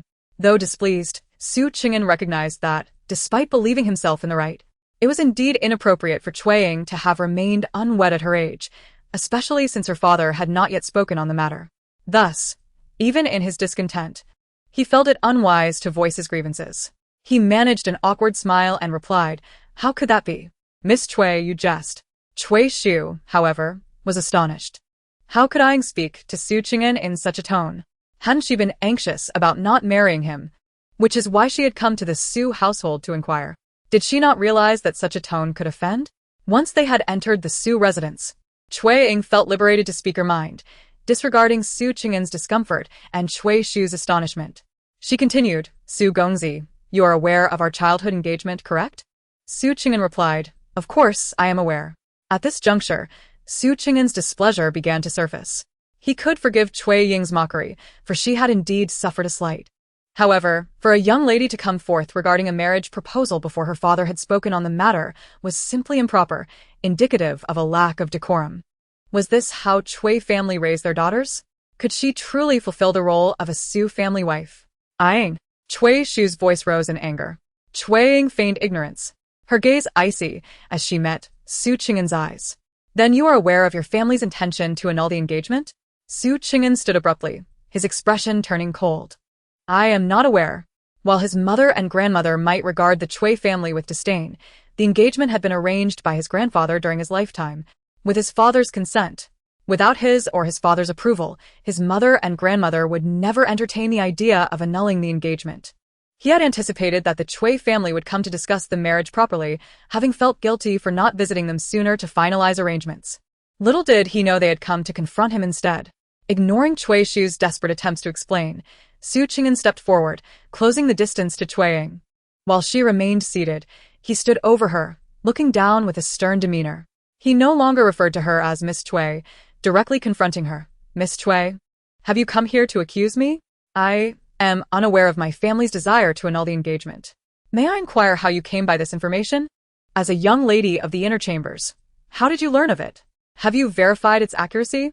If not, how can you be certain that someone is not deceiving you, leading you to believe such claims and prompting you to come here in outrage? Is this how you typically conduct yourself?" Xue Cheng'an was genuinely enraged, his words filled with reproach, devoid of courtesy. Cui Shu, furious at his daughter's significant misstep, was also incensed by Xue Cheng'an's lack of respect. Why did he bypass him to chastise his daughter? What would happen if he were not present when she married into the Xue family? Cui Ying was somewhat taken aback. In both her previous and current lives, this was the first time she had witnessed Xue Cheng'an so thoroughly incensed. Was this his true nature? Yet, just a single reproach directed at his family sent him into such a frenzy. Thus, when she berated him in her past life, His silence was indicative of his guilt for truly despicable acts, making him unworthy of Zhigur. Without hesitation, Cui Ying rose to confront Xue Cheng'an. Chapter 10. Counter-question. Xue Cheng'an's gaze was sharp as a blade, piercing through Cui Ying as though seeking to unveil her very essence. Nevertheless, under his intense scrutiny, Cui Ying displayed neither the fluster of having spoken amiss nor any signs of remorse for misunderstanding him. Instead, she met his gaze directly, her eyes gleaming with scorn, her lips curving into a smile that rendered her derision almost palpable. Xue Cheng'an's breathing quickened, yet before he could voice his indignation, Cui Ying casually remarked, "You are unaware? Naturally, as the esteemed young Master Xue, your time is likely consumed with studies, leaving little opportunity to concern yourself with such matters. Surely your elders have deemed it unnecessary to inform you, correct?" Did she intend to place this unfounded blame upon his family? Xue Cheng'an scoffed, unwilling to grant Cui Ying even a semblance of dignity. However, she disregarded his potential retorts and continued, "Young Master Xue, you have been so engrossed in your studies that it has been 7 or 8 years since you last delivered New Year's gifts to my family, has it not? I presume you are unaware that your household has only ever sent a mere servant, and the gifts have grown increasingly tardy and meager. Let us not even mention the past. With less than 20 days until the new year, I wonder if the Xue family has still not prepared gifts for your relatives? If they have not, it is hardly surprising that my family has yet to receive anything. However, regarding this year's Mid-Autumn and Chongyang festivals, I can only assume the Xue family has forgotten to send gifts for Chongyang, which is understandable. Yet, do you know what the Xue family sent to us for the Mid-Autumn festival this year?" Xue Cheng'an, of course, had no knowledge of this. He had never taken an interest in such affairs. However, he was aware that his mother had begun arranging gifts for relatives at the end of last month. The Cui and Xue families were old friends, and as his future in-laws, they should have been among the first to receive their gifts. Could it be that they had not sent anything at all? Xue Cheng'an fell silent, failing to respond immediately. Cui Shu's expression darkened as he recalled the gifts sent by the Xue family during the Mid-Autumn festival. Young Cui Hao, unable to contain his frustration, exclaimed, "They only sent 5 jin of meat. Humph. And it was sour and inedible." Cui Ying glanced around, feigning curiosity as she asked Xue Cheng'an, "Young Master Xue, has the Xue family truly fallen on such hard times?" Of course not. Although the Xue family was not extraordinarily wealthy, there were his father's official salary, his mother's dowry, and considerable ancestral property left behind. They were by no means impoverished. So, was this intentional on his mother's part? The Cui siblings were unlikely to lie, as the truth could be easily uncovered. Xue Cheng'an, too enraged by Cui Ying's words and demeanor, felt his handsome face flush with embarrassment.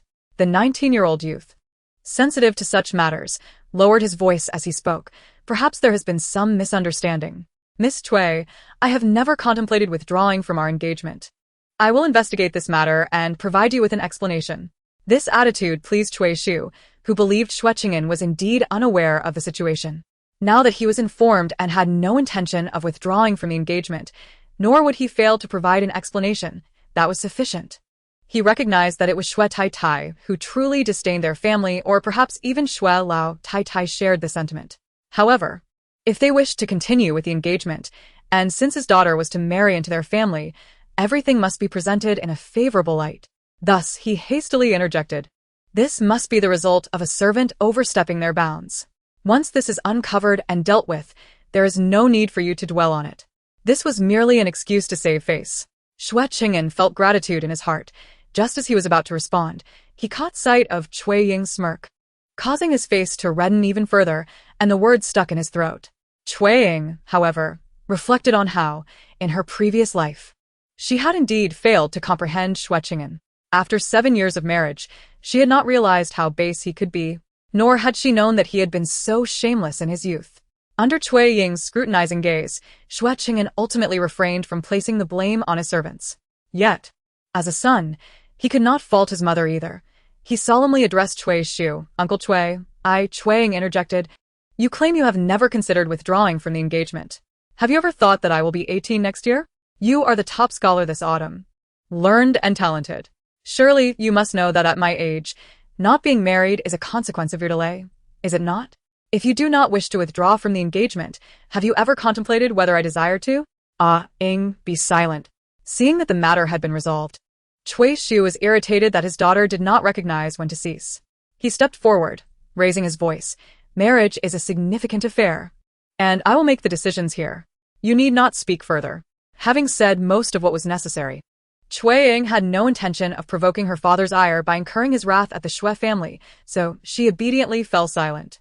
Xue Cheng'an longed to ask Xue Ying if she wished to withdraw from the engagement. If Cui Ying were not present, he would have inquired, though he believed her answer would likely be negative.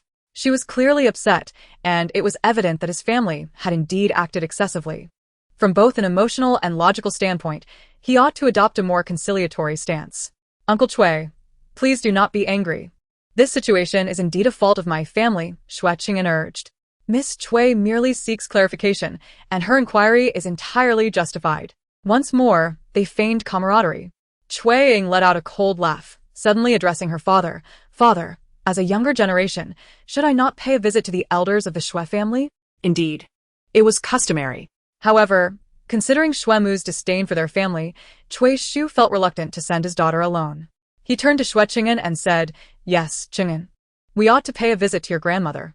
Before Xue Cheng'an could respond, Xue Ying interrupted. Father, did not the matriarch say that the Xue family lacks men, and it is inconvenient to receive male guests? I think it is better if I go alone. You can speak with young Master Xue. What nonsense! Was he not a man? Moreover, his father was merely absent. What kind of statement was that? Xue Cheng'an harbored an added layer of discontent towards Xue Ying. She truly lacked tact. However, having already declared he would not withdraw from the engagement, he could only endure for the time being, intending to educate her once she entered his household. However, whether it was his mother or grandmother, they seemed to regard this marriage prospect with even greater disdain than he had anticipated. Thus, until everything was settled, he must prevent them from meeting with Cui Ying. Otherwise, the engagement might face unforeseen complications. It appeared he could only proceed, as Xue Ying suggested, discussing matters with Cui Ying first and later seeking to persuade his mother and grandmother. With this in mind, Xue Cheng'an also encouraged Cui Ying, Uncle, let Miss Xue go alone. My grandmother has been unwell recently. She is not in a suitable condition to meet male guests. With Xue Cheng'an's words, Cui Ying reluctantly acquiesced. Unbeknownst to them, the rain had ceased. Xue Cheng'an called for a young maid to escort Xue Ying to Xue Lao Tai Tai, personally seeing her off until they were a distance away from the main residence. Then, in a gentle tone, he said, Miss Xue, do not misunderstand. I have never considered withdrawing from our engagement. Rest assured, regarding the prior gifts, I will certainly provide you with an explanation. As for our marriage, I will ensure that the elders in my family promptly visit the Xue residence to discuss the wedding date. If all goes well, I hope we can marry soon. It was a scene to witness a learned and handsome top scholar soothing a young lady with such tender words. One would expect the girl to blush and nod in agreement, subsequently dismissing all other matters. Xue Cheng'an anticipated that Xue Ying would respond in such a manner. Yet, the reality was that Xue Ying coldly retorted, No, I do not wish to marry you. If you are unwilling to withdraw from our engagement, then I shall be the one to do so.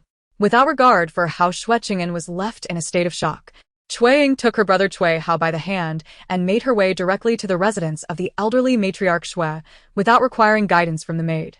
Chapter 11. A slap for you along the way. They encountered both the matriarch and Madame Xue, each supported by a sturdy maid, led by the familiar servant Shurchin who had previously attended to Xue Cheng'an. The two were approaching with an imposing demeanor. As they closed in, Xue Ying halted with her brother 5 or 6 paces away, while the matriarch and Madame Xue advanced a few steps before stopping. They had already recognized Xue Ying as identity, yet instead of welcoming her as a guest, they directed their gaze at Shurchin, with Madame Xue inquiring, Is this the young lady from the Xue family? Shurchin nodded affirmatively. Indeed, this is Miss Xue and Master Xue. Humph. Madame Xue let out a cold snort, her eyes scanning Xue Ying with palpable disdain, as if she were observing something filthy rather than a fellow human.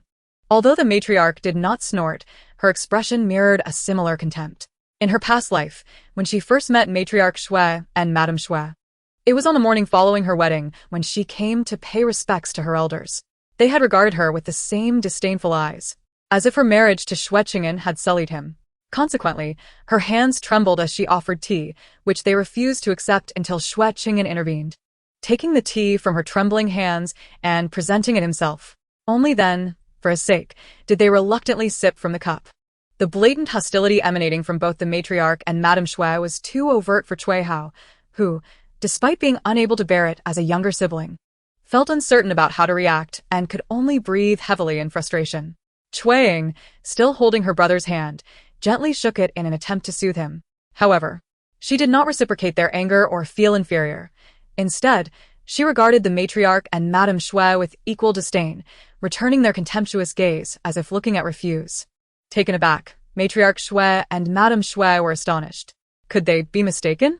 Their esteemed son, Ngur, was a brilliant young man, a 19-year-old scholar of the highest rank, shining like the moon in the sky, unmatched in nobility. What could the eldest daughter of the Cui family, Xue Ying, possibly offer? Merely the daughter of a failed scholar from the countryside, with nothing but her appearance to commend her.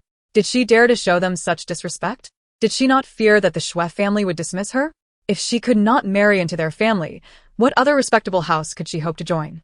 Perhaps a mere farmer, dirty and poor? Both Matriarch Xue and Madame Xue were incensed by Xue Ying's attitude, yet as women of a prominent household, they possessed the composure and restraint to maintain decorum. Thus, Madame Xue merely smiled faintly and addressed Xue Ying. Are you indeed the young lady from the Xue family? My dear, how is it that you do not know to greet your elders when you meet them? Have you been so startled by the splendor of the city after coming from the countryside? Or perhaps your mother passed away too early, and your father and stepmother neglected to teach you such manners?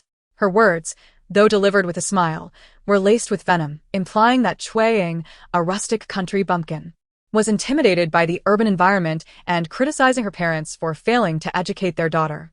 Truly, Xue Cheng'an was a chip off the old block. Both he and his mother were selfishly concerned only with their own comfort, indifferent to the feelings of others. Cui Hao, furious, was on the verge of confronting them. But Xue Ying firmly grasped his arm, her expression now entirely cold. Ignoring Madame Xue, she directed her gaze towards Matriarch Xue for a moment before turning to Xue Cheng'an. She gestured for Xue Cheng'an to come closer, her tone icy. You come here? Xue Cheng'an, bewildered and unsure of Xue Ying's intentions, looked to Madame Xue for guidance. Both women were perplexed. What did Xue Ying mean by this? However, Xue Ying had no intention of truly summoning Xue Cheng'an after calling for her. She coldly declared, Your family has truly descended into chaos. The servants have grown so audacious, thinking that as a guest, I would not inform your master of your insolent behavior. She pointed at Madame Xue and Matriarch Xue, her voice rising. You. And you. Which household do you serve? Are you in service to Madame Xue or Matriarch Xue? As your betters, you ought to have shown me respect, yet you dare to be so insolent towards me. Turning to the maid, she continued. Your name is Xue Cheng'an, is it not? Well, you cunning little maid, sizing me up before I have even wed into your family. And you dare to bring 2 servants to intimidate me? Very well, I shall inform him that I will have you sold. Xue Cheng'an's eyes widened in shock. She distinctly remembered that Xue Ying had never inquired about her name. How could she possibly know it? Just moments ago, she had observed how well Xue Cheng'an treated the Xue family, and it seemed he had even quarreled with Madame. Was it possible he had a fondness for Xue Ying? Regardless of what Madame and the matriarch thought, panic-stricken, Xue Cheng'an rushed to Xue Ying, hastily explaining, No, it's not like that. I didn't mean to intimidate you. They are not the servants of this household. They are Madame and the matriarch. Madame and the matriarch? Xue Ying raised her hand and delivered a sharp slap across Xue Cheng'an's face. Nonsense. Are you now resorting to slander to save your own skin? Look at them. One is more unseemly than the other, and the one with the worst demeanor is openly disrespectful to me. How dare you claim they are Madame and the matriarch? It is inconceivable. I am a guest of the Xue family. Regardless of their lack of manners, they would never treat a guest in such a manner. Releasing Cui Hao's hand, Xue Ying stepped forward decisively, and before anyone could react, she struck the astonished Madame Xue across the face with a resounding slap. You wretched old servant. Do you not hasten to declare which household you serve? Silence ensued. A profound stillness. The first to regain her composure was Matriarch Xue, who cried out in shock and collapsed weakly against the sturdy maid at her side. Having been driven to the brink of a heart ailment by her fury, Madame Xue felt as though her head was ringing. Unable to hear her mother-in-law's pained calls or the anxious voices of the servants rushing to inquire about the situation, she could only stare in disbelief at Xue Ying, unable to fathom that she had actually been struck. After all, she was Ngu's mother, Xue Ying's future mother-in-law. Furthermore, she was a woman of position. Having lived for 42 years, no one had ever dared to lay a hand on her. How could Xue Ying have the audacity? Breathing heavily, she pointed at Xue Ying, shouting, "Someone! Someone! Seize her! Beat her face to a pulp!" This was the back courtyard of the Xue family, where only maids and servants were present. And with matriarch Xue collapsed from her anger, the maids and servants crowded around her in concern, while only Li Mama, who had initially supported Madame Xue, approached Xue Ying with a grim expression. Li Mama had also been instrumental in tormenting Xue Ying in her past life. However, when it came to a one-on-one confrontation, an elderly woman like Li Mama was no match for Xue Ying, who had not been raised in the countryside. Xue Ying had not intended to strike Madame Xue. Her initial aim had been to provoke her into withdrawing from the engagement through sharp words. Yet, having been attacked personally regarding her parents, she found herself unwilling to endure any longer. If it was to come to blows, so be it. After striking Madame Xue, should she strike Li Mama? She was confident that after such a display of defiance in the Xue family's courtyard, Xue Cheng'an would have no choice but to reconsider the engagement. Chapter 12. Fainting from anger, however, Xue Ying did not manage to strike Li Mama. As Motherly approached with a stormy expression and raised her hand menacingly, Xue Cheng'an finally found a reason to abandon Xue's shoe and rushed forward. Just as Motherly lifted her hand, he shouted in a deep voice, "Stop!" Instantly, her hand froze, paralyzed with fear. Although she was a capable servant beside Madame Xue, Xue Cheng'an was much favored by her, and thus his words held more weight than those of Madame Xue within the Xue household. Xue Cheng'an strode forward, reaching out to grasp Xue Ying, who, however, deftly evaded him. His open hand slowly transformed into a fist, and he glared at Motherly, demanding, "What were you about to do, Motherly?" Though she had halted her actions, Motherly's anger on behalf of her mistress surged, and she immediately reported, "Young master, do not let this little vixen deceive you." Silence. Xue Cheng'an's temples throbbed with rage as he retorted, "The young lady of the Xue family is my betrothed, and you ought to treat her with the respect you would afford me. How dare you speak so disrespectfully? I am granting you leniency by not summoning others to punish you. You shall strike yourself 20 times. Madame Xue was on the verge of fainting. It was one thing for Xue Ying to disrespect her, but now her beloved son was defending Xue Ying. Stumbling toward him, she seized Xue Cheng'an's arm, exclaiming, "Xue Cheng'an, look at my face." Only then did he turn to Madame Xue, eyes wide with shock. "Mother." She gently touched her stinging left cheek and pointed at Xue Ying, declaring it was her. "Nge, this little wretch struck me. Nge, I am your mother. And she dared to hit me. She dared to hit me. Break off the engagement. Nge, you must break off the engagement with her." Xue Cheng'an was taken aback. Disbelief etched on his face as he looked toward Xue Ying. Without needing to ask, she responded, astonished, "What? She is truly your mother?" Xue Cheng'an realized that his mother was not lying. Xue Ying had indeed audaciously struck her. Such a woman could not possibly be a suitable wife. All his feelings of guilt and remorse toward the Xue family dissipated the moment he learned that Xue Ying had attacked his mother, leaving only fury, doubt, and an impulse to retract the engagement. His fists clenched involuntarily, his face ashen as he glared at Xue Ying, furious to the point of eerie calmness. "Apologize. Kneel and apologize to my mother," Madame Xue shouted. "Even if she breaks her legs kneeling, I will not forgive her. A girl like her can only enter the Xue family over my dead body." Xue Ying, unfazed, replied coolly, "Apologize? If anyone is to apologize, it should be your mother to me. Upon our first meeting, she humiliated me, claiming I am a country bumpkin lacking manners. That would be forgivable. But she also insulted my parents, saying they failed to teach me etiquette, hence my lack of proper greeting. As a daughter, I was merely defending my parents' honor when they were insulted. What wrong have I done? Why should I apologize? On the contrary, your mother, a lady of high standing, ought to treat guests with respect, not ambush them on the road and insult their entire family. Is this the way of hospitality in the Xue family? Or is it how all noble ladies behave? If it is, then let us consult others. If everyone agrees, I will gladly kneel and apologize. But if not..." She displayed not an ounce of noble demeanor. "Even if I were not your betrothed, I am still the daughter of a family allied with the Xue clan, and she should have welcomed me warmly rather than insult me so cruelly. Such a bitter and rude individual. I thought perhaps she sent a servant to intimidate me because she and your grandmother disapprove of me. How can I, as your fiancé, endure such humiliation without retaliating against a mere servant of the Xue family? Xue Cheng'an trembled slightly, unable to contain his emotions. Anger surged within him. After all, it was his mother. How dare Cui Ying? Yet, he also felt overwhelmed, realizing it was his mother who had instigated this conflict. Moreover, he was perplexed by Cui Ying's fiery temperament. Why could she not endure a little in front of her elders? He would certainly defend her once he learned the truth. So, why could she not hold her ground and avoid escalating the situation? Sharp-tongued, Madame Xue clung to motherly, scolding angrily. So the reason is all on your side. You, a young lady yet to marry into the Xue family, already flaunting your might. How impressive you are. Let me tell you, stop dreaming. As long as I am alive, you shall never enter the Xue household. Humph. As if I care to enter your Xue family. Cui Ying interrupted Madame Xue, declaring, Let me tell you, Madame Xue, I have no interest in your family's doors. I disdain to enter. I am here today to break off the engagement. Madame Xue stood stunned, unable to believe her ears. What did you say? I said that your Xue family is shameless, wishing to break off the engagement while refusing to bear the stigma of betrayal. If that is the case, then I will do it myself.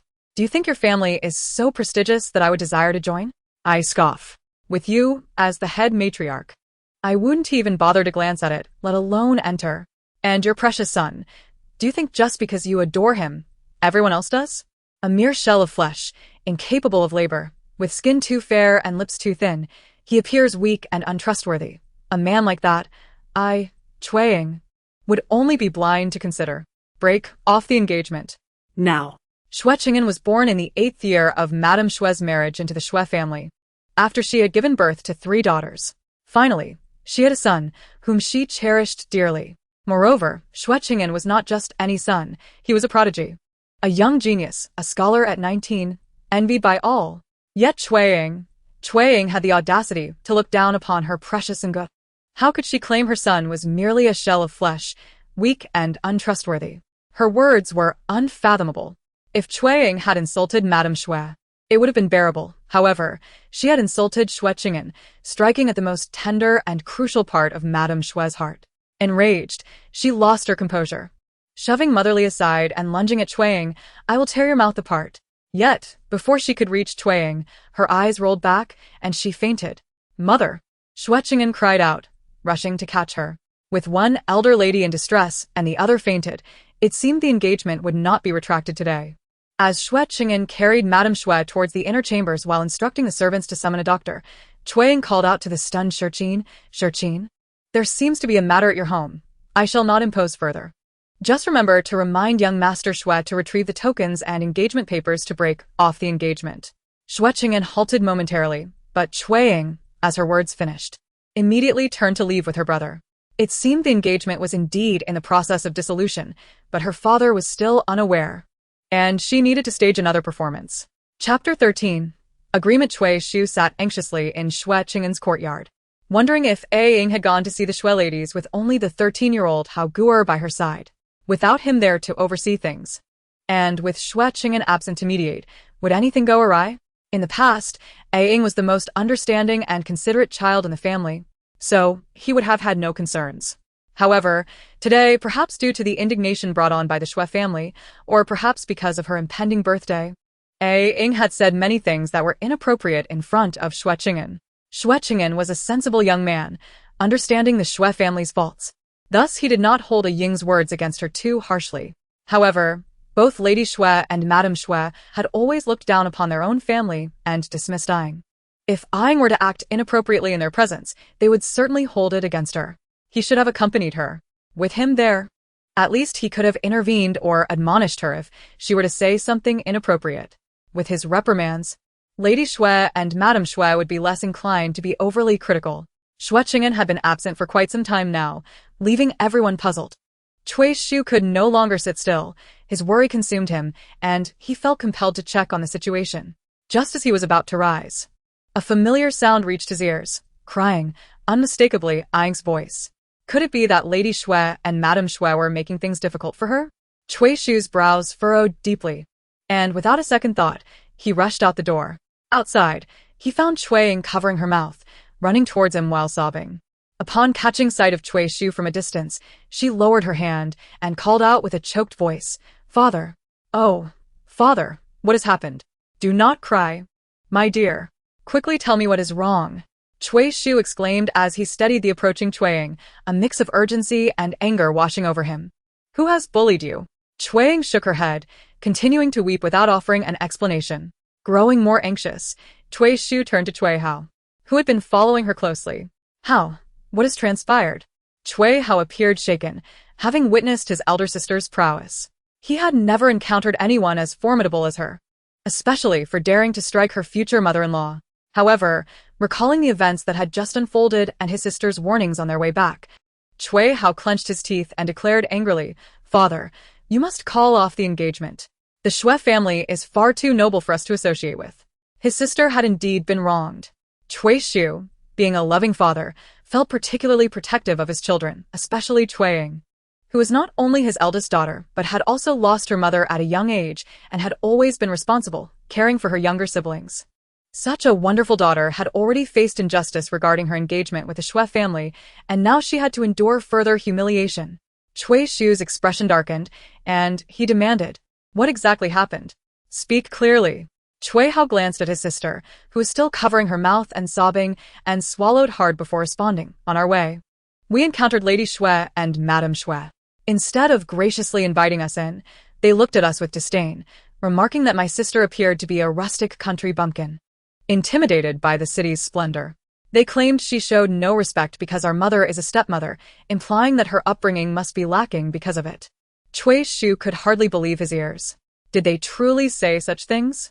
Cui Hao nodded. "Indeed.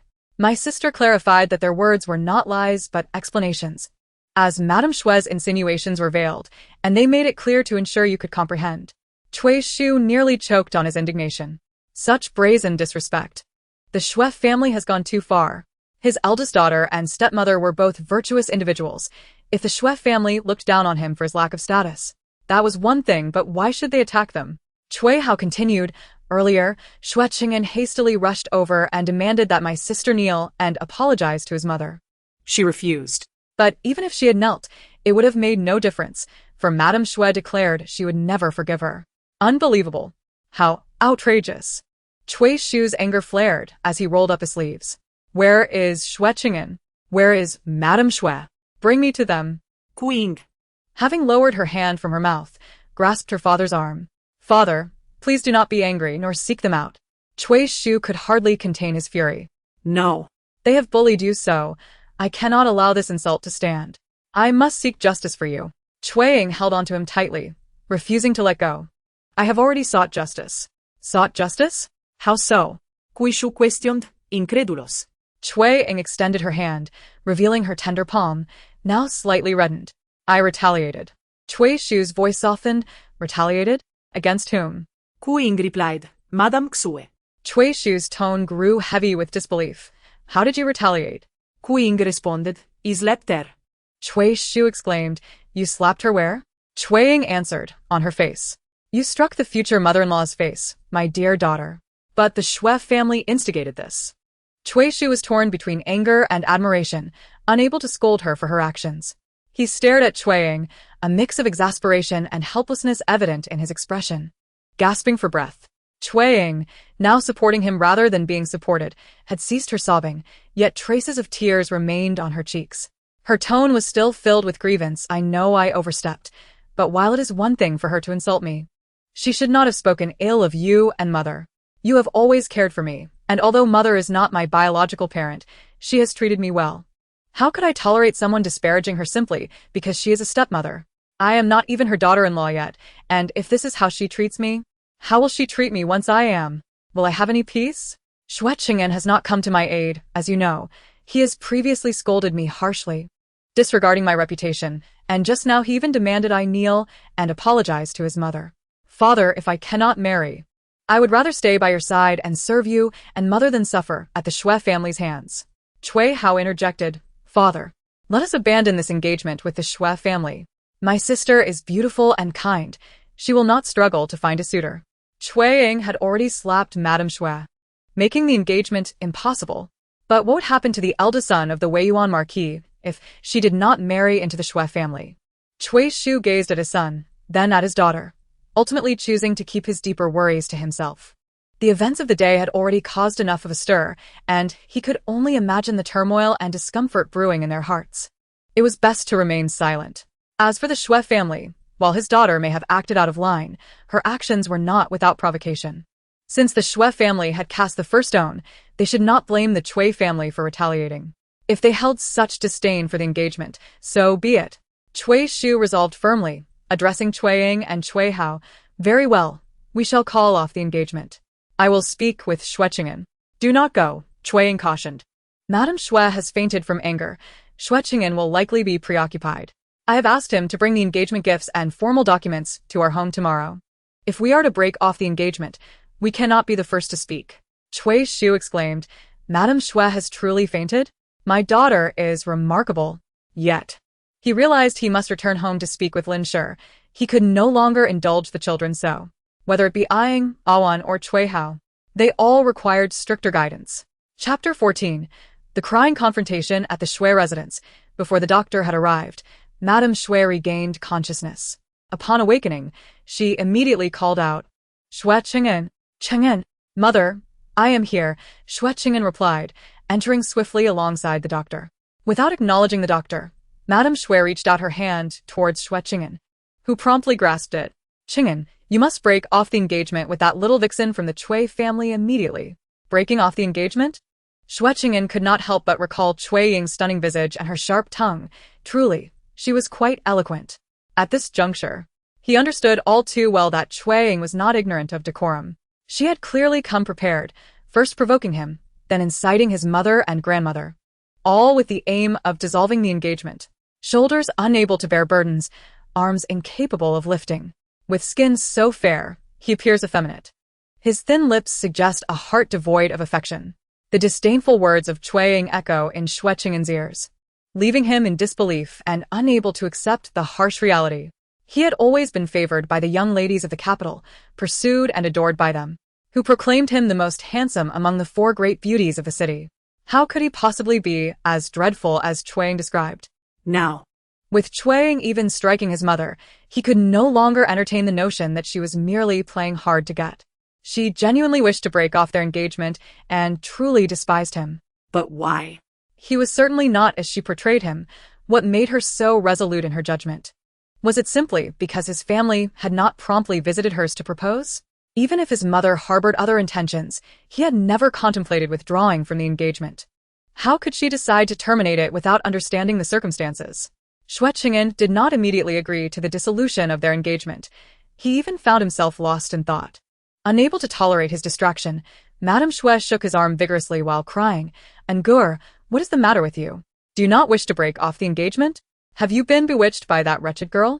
She struck your mother, and you still do not want to end it. She looks down on you, a mere country girl. And yet she dares to scorn you. Just a pretty face with no substance. Do you truly wish to hold on to her? Angur, are you such a shallow person? Regaining his focus, Xue Cheng'an shook his head fervently. No, mother, I do not. Let us not discuss this now. The doctor has arrived, so first let him examine me. Madame Xue, shaking off his hand, retorted, Xue Cheng'an, I tell you, as long as I draw breath, that wretched girl from the Cui family shall never set foot in our Xue household. Crying, she continued, Angur, she has struck me. And still, you do not wish to end the engagement. Are you trying to tear my heart apart? I raised you with all my heart, treating you as my very life. Are you trying to drive me to my grave? Madame Xue, anxious about her daughter-in-law being supported by the servants, overheard this at the door and added, Angur, your mother speaks truth. The engagement with the Cui family must be terminated. That girl is unworthy of you, and after today's incident, she dared to lay hands on your mother before even stepping through the door. What will become of us if she enters? Furthermore, such a rude, disrespectful, and ill-mannered girl would bring shame upon our family if we were to marry her. Angur, you have already achieved the status of a jiren. Should you excel in the upcoming provincial examination, you will soon be appointed to an official position. Do you wish for a wife who lacks the grace of a government official? Will you follow her around, mopping up her mess whenever she is mistreated? You might as well abandon your ambitions. Indeed, Regardless of her intentions, her behavior is utterly inappropriate. To marry such a tempestuous woman would offer him no advantage. For even the most beautiful face is of no use if it is accompanied by such a fiery temperament. Xue Cheng'an, feeling helpless, replied, "Grandmother, I have not been enchanted by her. I do not feel compelled to marry her. I merely wish to honor the arrangement made by grandfather and endorsed by father. With grandfather gone, I must first discuss this with father before I can consider breaking off the engagement." Madame Xue interjected, "If your father learns that wretched girl dared to strike me, he will certainly agree to the dissolution." Grandmother Xue added, "Though your grandfather has passed, I am still here, and I represent him in supporting the termination of this engagement. Such a girl, even if your grandfather were alive, would never be allowed to bring you harm." Xue Cheng'an nodded, "Then let us have the doctor examine mother first.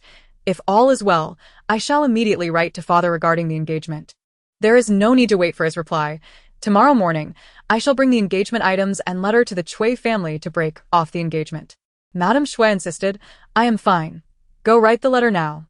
Tomorrow I shall accompany you to the Cui family. I must teach that wretched girl a lesson for daring to strike her future mother-in-law before even entering our home. I want to see if she can still find a husband after this. Such a fiery and malicious character. I'm certain even the lowliest peasant would hesitate to marry her." Xue Cheng'an furrowed his brow. His mother had become so agitated today that she was uttering every harsh word imaginable, a stark contrast to her usual demeanor. As a son, he felt it inappropriate to interject, merely signaling to Grandma Xue for assistance in persuading her before he went to write the letter. As Cui Ying and the others exited Xue Cheng'an's courtyard, night had already fallen. However, the city gates remained open at this hour, and with Taohua village being nearby, they were well acquainted with the route, leading Cui Shu to decide to return home. Cui Hao was somewhat reluctant. After all, it was a rare occasion to enter the city. Although he had enjoyed the spectacle at the Xue family today, he had yet to explore the city itself. The roasted duck promised by his sister remained uneaten, and they had not even stayed at an inn. Returning home felt rather dull. Xue Ying was even less inclined to leave. Despite having checked Cui Hao's temperature several times since their arrival, knowing he had not yet developed a fever, she recalled that in her previous life, he had indeed fallen ill shortly after returning home, suffering from a high fever for 5 consecutive days. It took 3 months for him to recover. A harrowing experience that brought him close to death. Thus, this time she was determined to ensure he rested overnight in the city, preferably consulting Dr. Zhou from the rejuvenation hall to confirm his health before returning. However, their father was still angry with her, adamantly stating that staying in the city was out of the question. Consequently, Cui Ying remained silent, following along until they reached the street outside the Xue family's entrance, where she suddenly clutched her stomach, feigning a pained expression. Cui Hao, catching the hint, exaggeratedly exclaimed, "Elder sister, what is wrong? You look unwell. Where does it hurt?" Cui Shu immediately turned his attention, concern etched on his face. Cui Ying, appearing to endure her discomfort, shook her head and blushed slightly. "Nothing. Little ones should not pry too much." Cui Hao was puzzled, but Cui Shu quickly grasped the situation. His daughter had matured. Was this her monthly cycle? Such matters were usually handled by Lin, but as her husband, Cui Shu was aware of Lin's diminished energy during those days. He could only express concern for his daughter. "Never mind, it is dark now. Let us stay in the city for the night and return early tomorrow." Cui Hao's face lit up with joy, and he shot a quick glance at Cui Ying, who met his gaze with a bright expression. Cui Hao thought to himself, "Elder sister is truly remarkable." Chapter 15. Seeking a doctor. The Cui family's standing in the capital was rather modest, prompting Cui Shu to choose a rather ordinary inn for himself and his 2 children. However, upon checking in, he opted for 2 upper rooms, captivated by the beauty of his eldest daughter. They rarely had the opportunity to stay in the city, so for safety's sake, he thought it prudent to spend a little more. Dinner was brought to their rooms, steamed buns and plain porridge accompanied by a few side dishes, along with half a roasted duck purchased from Sue's roasted duck along the way. After satisfying their hunger, Cui Ying handed some money to Cui Hao, instructing him to go downstairs and request hot water and ginger soup from the innkeeper. The ginger soup was for all 3. While she and Cui Hao needed only to wash up, she wanted her father to take a bath. Cui Hao took the money and headed out, but Cui Shu said, "You can take a bath if you wish. I will skip it and just soak my feet." Cui Ying insisted. "You have been in the city for 3 days and only just entered the Xue family today. You have no idea how anxious we were waiting. Furthermore, You have been out in the rain all day. Do you think you are invincible? After getting wet, a bath is necessary to sweat it out and avoid falling ill. Even if you do not care for yourself, think of us 3 siblings and our mother. What would we do if you became ill? Is it really that serious? Cui Shu, with a hint of helplessness, remarked, even if I fall ill, it would merely be a slight cold. Xue Ying shot him a glare. What of a cold? Do not underestimate it. There are indeed severe colds that have claimed lives. Trust me, once the hot water arrives, you must take a bath. Cui Shu found himself torn between amusement and exasperation. You little rascal, when did you become so domineering? I never noticed it before. Domineering? She pondered. Before her marriage to Xue Cheng'an in her previous life, she had been cherished by her father, doted on by her stepmother, and her siblings had always acquiesced to her whims. It seemed she had indeed wielded an unspoken authority. But how had she changed? Perhaps it was because her father had sought the match with the Xue family, who looked down upon her. Feeling inferior. She believed her parents had sacrificed too much for her to marry into the Xue family, and thus resolved to avoid causing them any worry. She had become accustomed to concealing her true self, enduring and yielding for their sake. By the time her family fell into ruin, she had entirely forgotten how to be herself. It was only when Xue Cheng'an returned with his mistress, Xiaoyurong, that she realized the depths of his depravity, as he could still indulge in pleasures while their child lay lifeless. It was then that she could no longer tolerate him and sought a divorce. Yet, unexpectedly, after the divorce, she was pursued by assassins sent by Xiaoyurong. And then, she was reborn. With the opportunity of rebirth, she would not let Xiaoyurong escape. This second chance was bestowed upon her by fate, a chance to protect her family and reclaim her identity, a truth she would cherish forever. I have always been this way. Xue Ying laughed. You and mother have always spoiled me, and with Awan and Hao Ger listening to me, I have never been one to suffer injustice. The Xue matriarch and the old matriarch regard me as if I were filth. If they look down on me, I disdain them in equal measure. As for Xue Cheng'an, I have no regard for him either. He may be learned, but he lacks discernment. He is nothing but a fool. It is indeed my fortune not to marry him. Cui Shu sighed. Indeed, with your temperament, life in the Xue family would not be favorable. Xue Ying silently challenged, Father, do you wish for me to endure their disdain and mistreatment, to accept everything they throw at me, and live such a life? Cui Shu quickly responded, Of course not. I desire for you to lead a good life. If you are unhappy in the Xue family, no matter how admirable Xue Cheng'an may be, I would never consent to your marriage. Xue Ying smiled. Then, Father, do take heart. The cancellation of my betrothal to the Xue family is indeed joyous news for me. Please do not wear such a sorrowful expression. After a pause, she added, and do not fret over the eldest son of the Weiyuan Ho. In truth, he has never acted inappropriately. I believe he possesses the capacity for reason.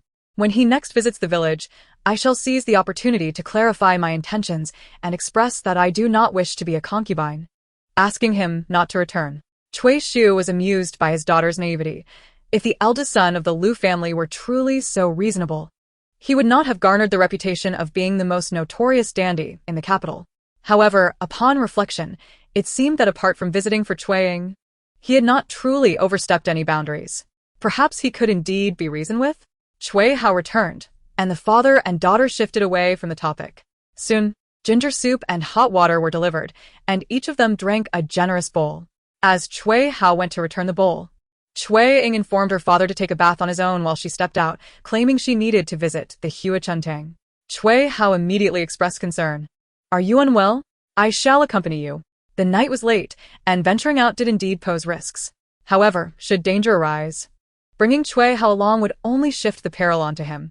In this new life, Xue Ying was indifferent to her own safety, but could not bear the thought of her family facing any danger, especially because of her. She smiled. No need. It is but a short walk to the Xue Cheng'an. I can manage it alone. I am merely fetching a doctor. I noticed father seemed a bit warm. And you must stay to care for him. Is father warm? Xue Hao hesitated, but Xue Ying interjected with a laugh. If you are worried, then how about this? When you return the bowl, just scoop a bit of ash from the bottom of the pot. I shall smear it on my face and don my raincoat. If I appear somewhat disheveled, it should deter any potential threat. Accustomed to following his sister's lead, Xue Hao, seeing her thorough planning, reluctantly agreed and returned with some ash while returning the bowl. Xue Ying smeared her face with the ash, donned her raincoat and hat, then asked Xue how to keep their father occupied before hastily departing. In truth, Cui Ying had just checked Xue Shu's temperature again, and he had not felt warm. Yet, she pondered that if she did not summon a doctor tonight, and he were to fall ill later, what if it became as severe as in her previous life? After much deliberation, she resolved to seek a physician's counsel. Dressed carefully, she hastened her pace, believing that she might avoid danger. The Xue Cheng'an was not far from their inn, and Cui Ying arrived safely at its entrance in just over a quarter of an hour. The physician and apprentices had yet to retire, and just as she was about to enter, she saw Dr. Zhou hurrying out, carrying his medicine box, followed by a young servant.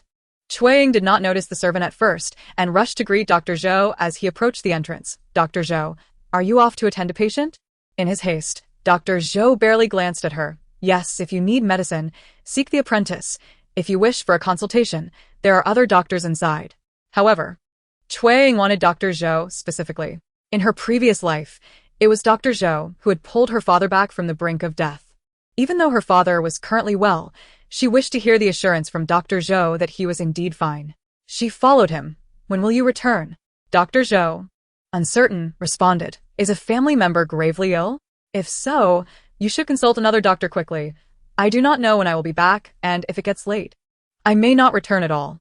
Cui Ying grew anxious. "Dr. Zhou, it is imperative that you attend to my father. Will you accompany me to the Ulai, and once you finish there?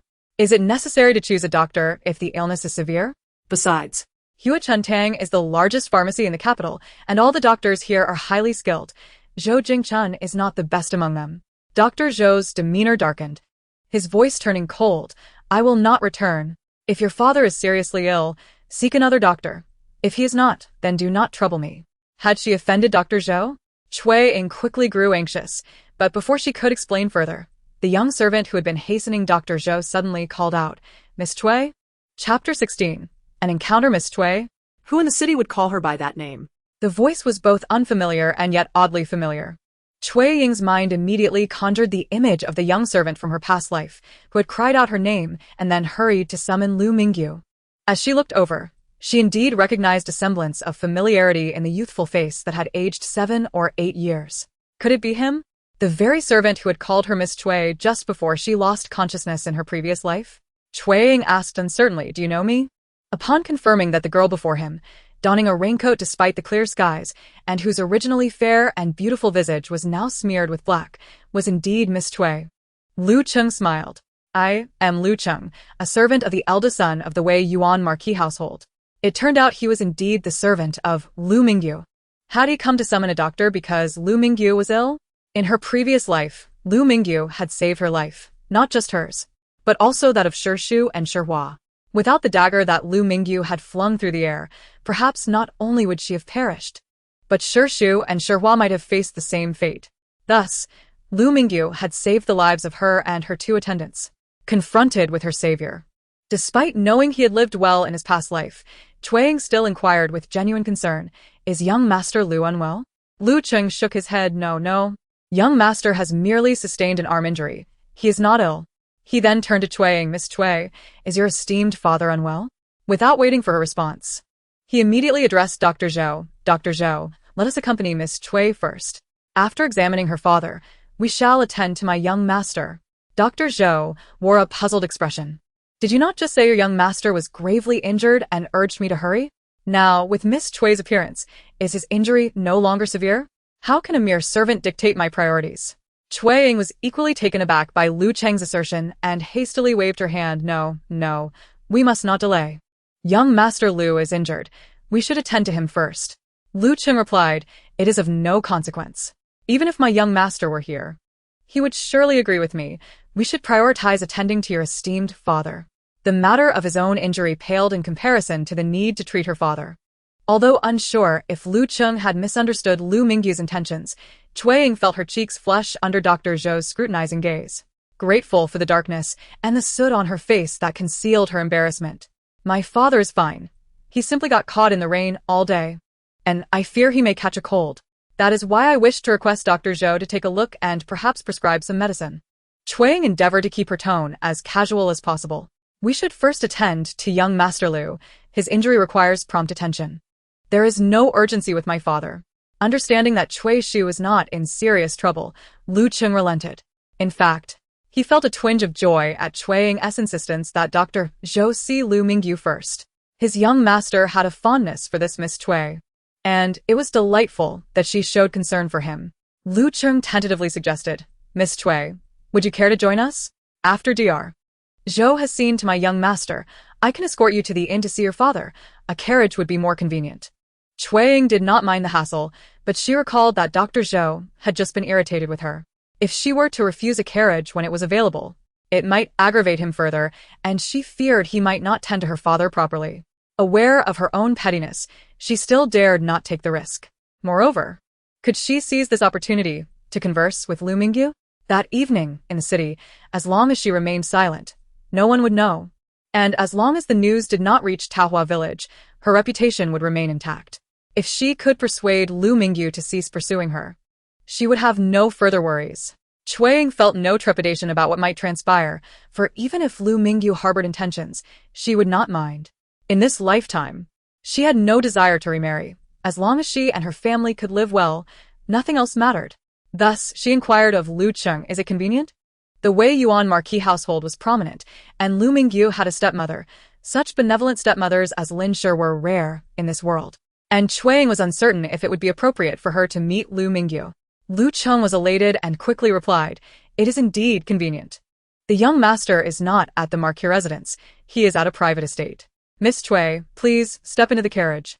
He then turned to Dr. Zhou. Dr. Zhou, you too should board the carriage.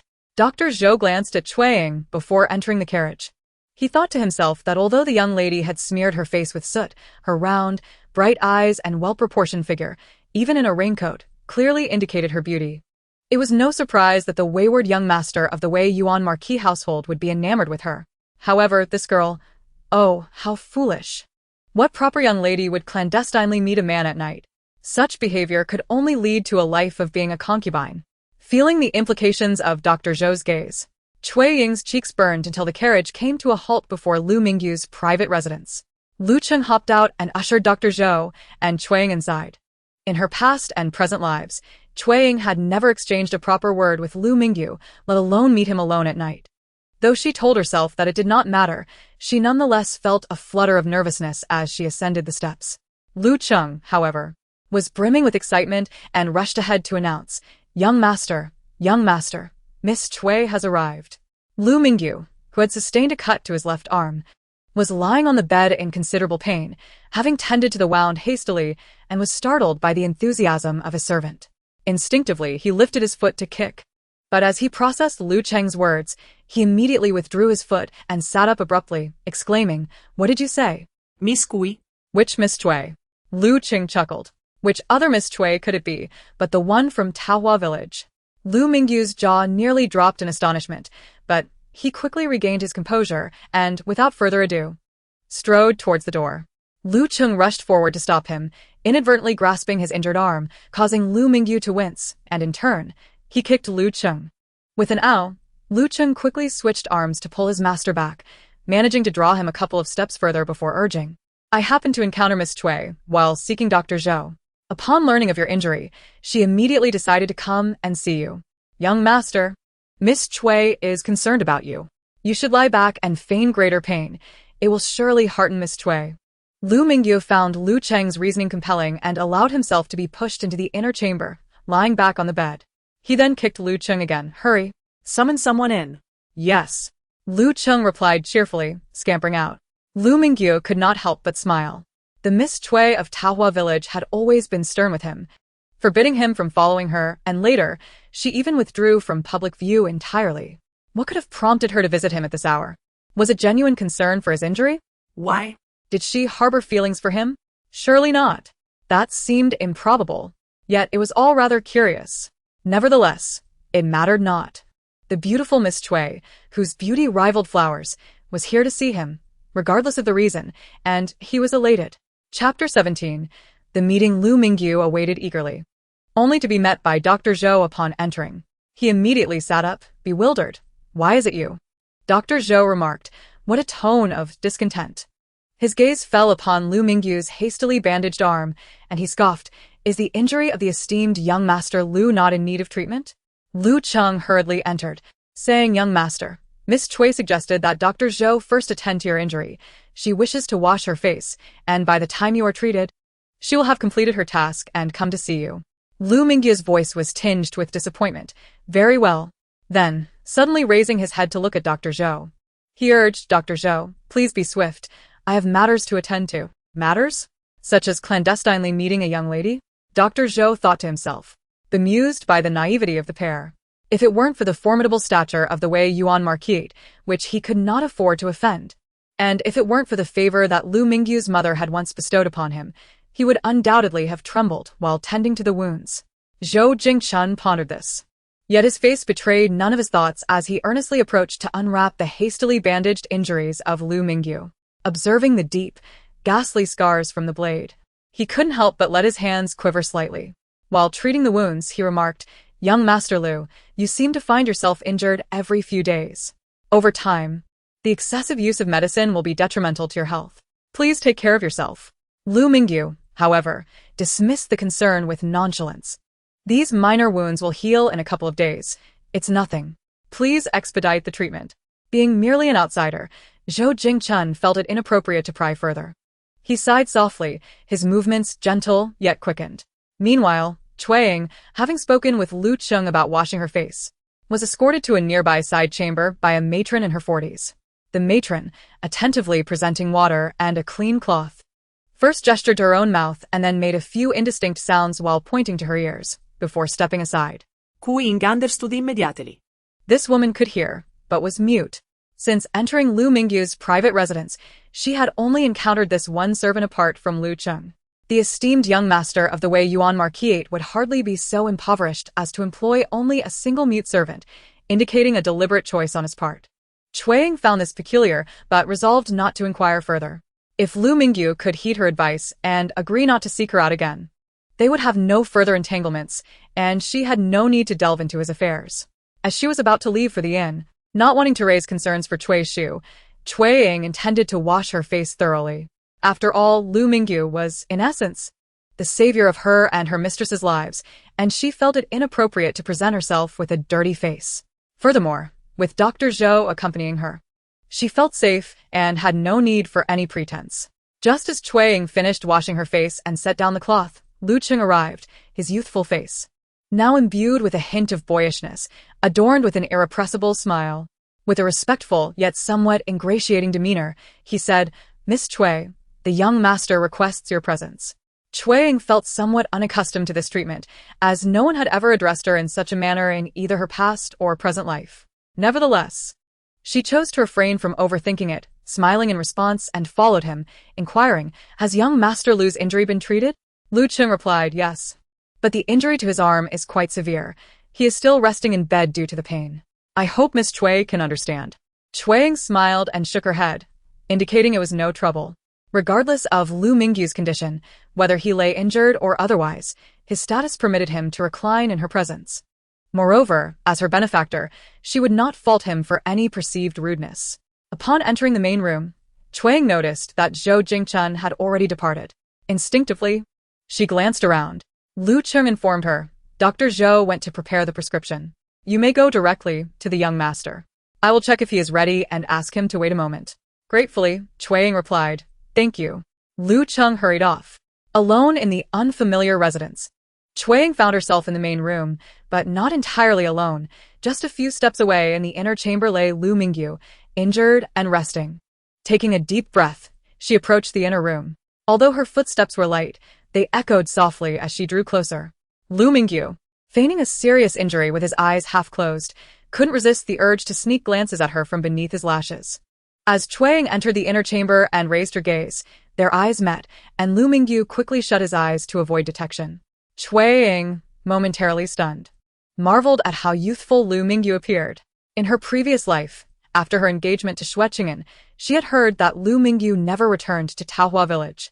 Subsequently, after marrying Xue Cheng'an, she found herself confined within the walls of the Xue household, often accompanied by several attendants whenever she ventured outside, thus never crossing paths with Lu Mingyu again. However, this was not to say she had never seen him from afar. The year she lost Jigur, which was actually her second pregnancy. She had given birth to Xue Cheng'an's first child, the Xue family's first fourth-generation descendant. Consequently, the loss of Zhigura led both the Xue matriarch and Xue Cheng'an to cast blame upon her. Ironically, during that period, she experienced a semblance of freedom, as the Xue matriarch, feeling guilty and fearful, neglected to monitor her closely. Eventually, she managed to win over the matriarch's favor, perhaps due to the shared sorrow of losing Zhigura, and was no longer subjected to difficulty. In her grief, she sought solace in wandering, often taking leisurely outings, not for any specific purpose, but merely to escape the haunting memories of Zhigura. Being in that house constantly reminded her of his cries, leaving her feeling guilty for not having protected him well.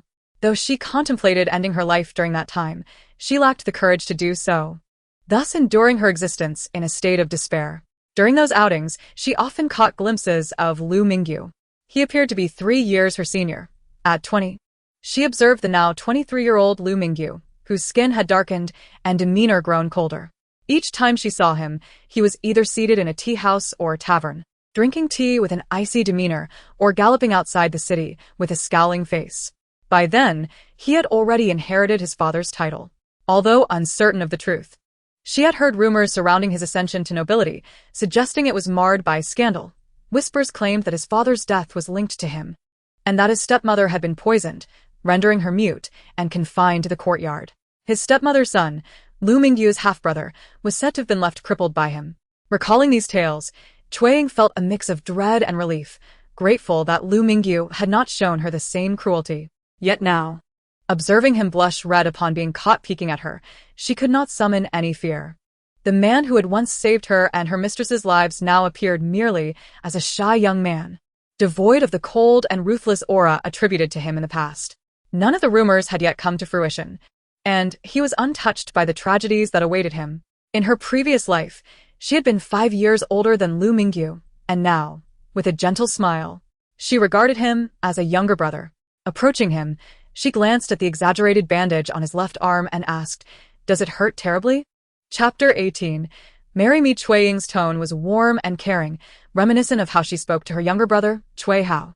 Lu Mingyu instinctively considered admitting to the pain, feeling compelled to show vulnerability under her gentle concern. As Lu Cheng had suggested, Cui Ying's worry for him indicated she held him at her thoughts. He reasoned that if he feigned severe suffering, she would undoubtedly feel deep sympathy for him.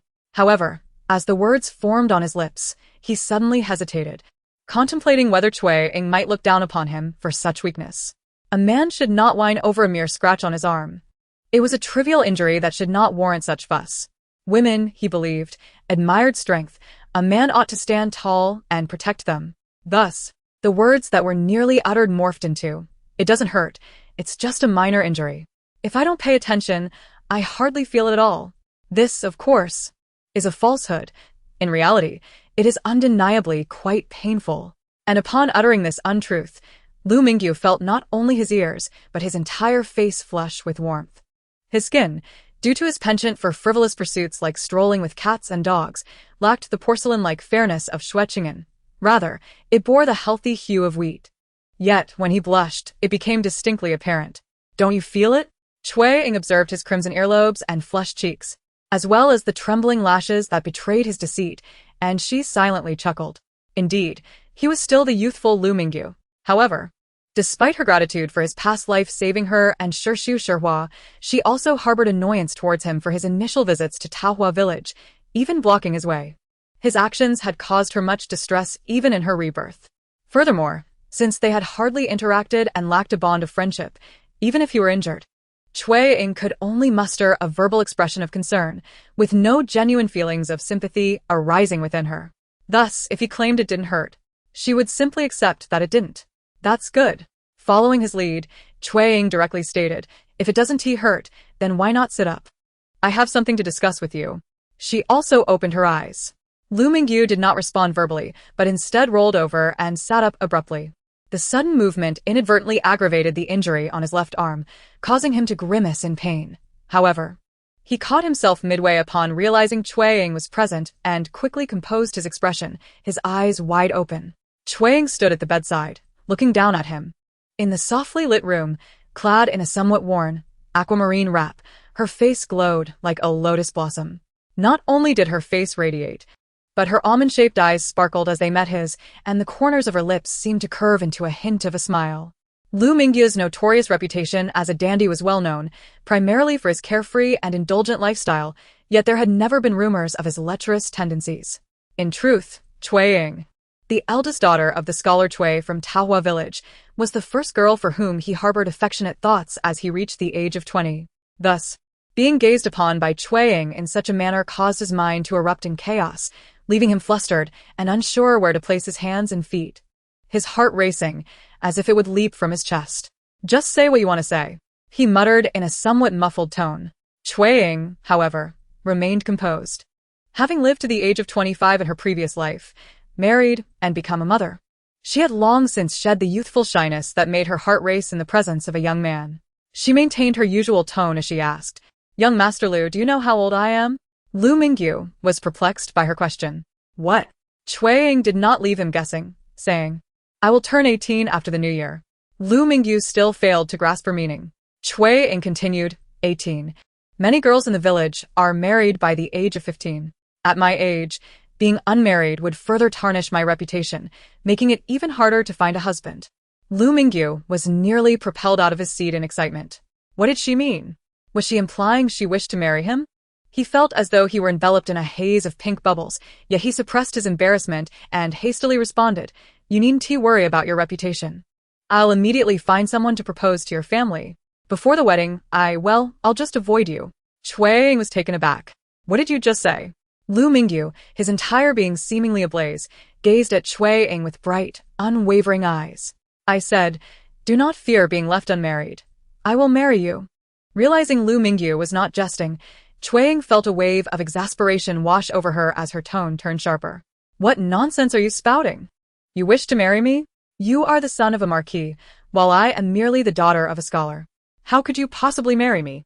Are you suggesting a small sedan would be carried through the back gate of the Weiyuan Marquate?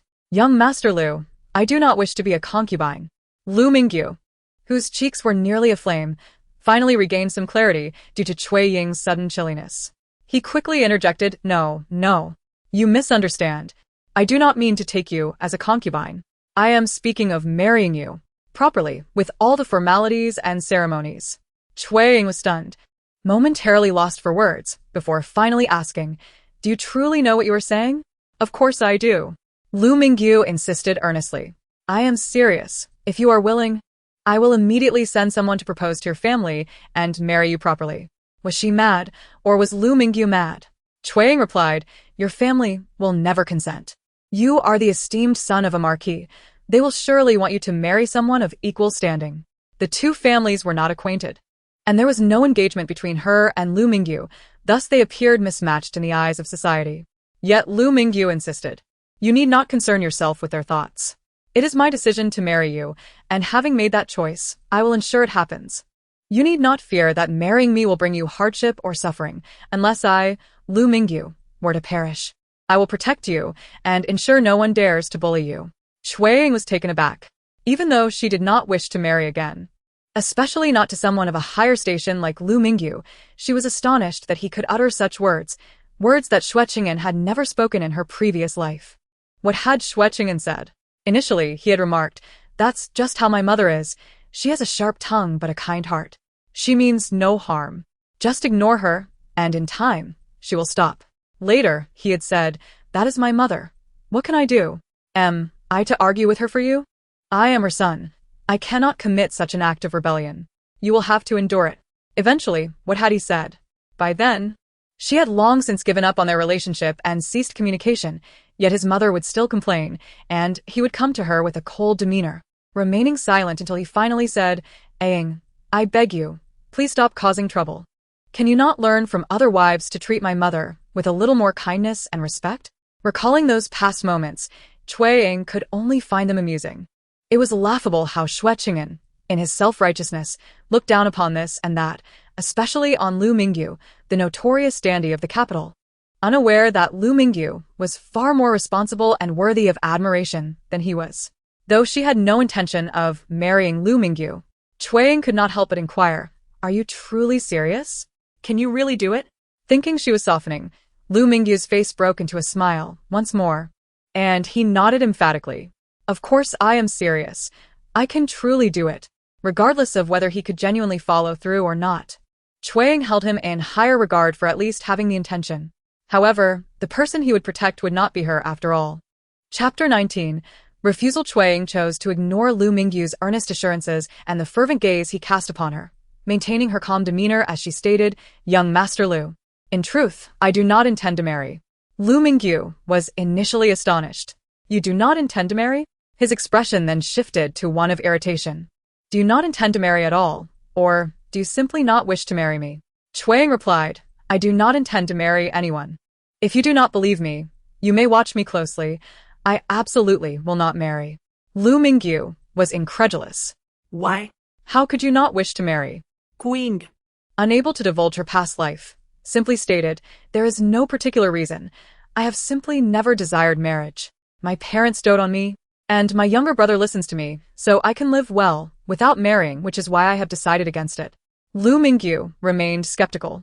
How could a young lady, seemingly well off, simply decide against marriage for no reason? Lu Mingyu felt that Xue Ying's words were intentionally directed at him. What was the point of staring? If she truly married someone else, what could he do? Kidnap her? If she didn't like him, even if he managed to take her away, she wouldn't treat him well, would she? And if she liked someone else enough to marry, then taking her away might even lead her to resent him. Lu Mingyu did not want to be hated. He believed that Xue Ying simply looked down on him, which made him somewhat angry. After all, he considered himself not so bad. Furthermore, even if she had some grievances against him, he was capable of change. Was it fair to sentence him to death without a fair trial? Any feelings of shyness or embarrassment had vanished, and Lu Mingyu's face darkened. His gaze icy as he stared at Xue Ying, his eyes revealing raw anger and dissatisfaction. Xue Ying remained silent, and Lu Mingyu, filled with rage, demanded, "So what does this mean? Are you telling me that I should recognize my place and stop approaching you, that I should never go to Tahua village again?" Xue Ying realized that Lu Mingyu was indeed angry. Yet, she still asked with a glimmer of hope, "Then will you agree?" Agree to what? With such disdain for him.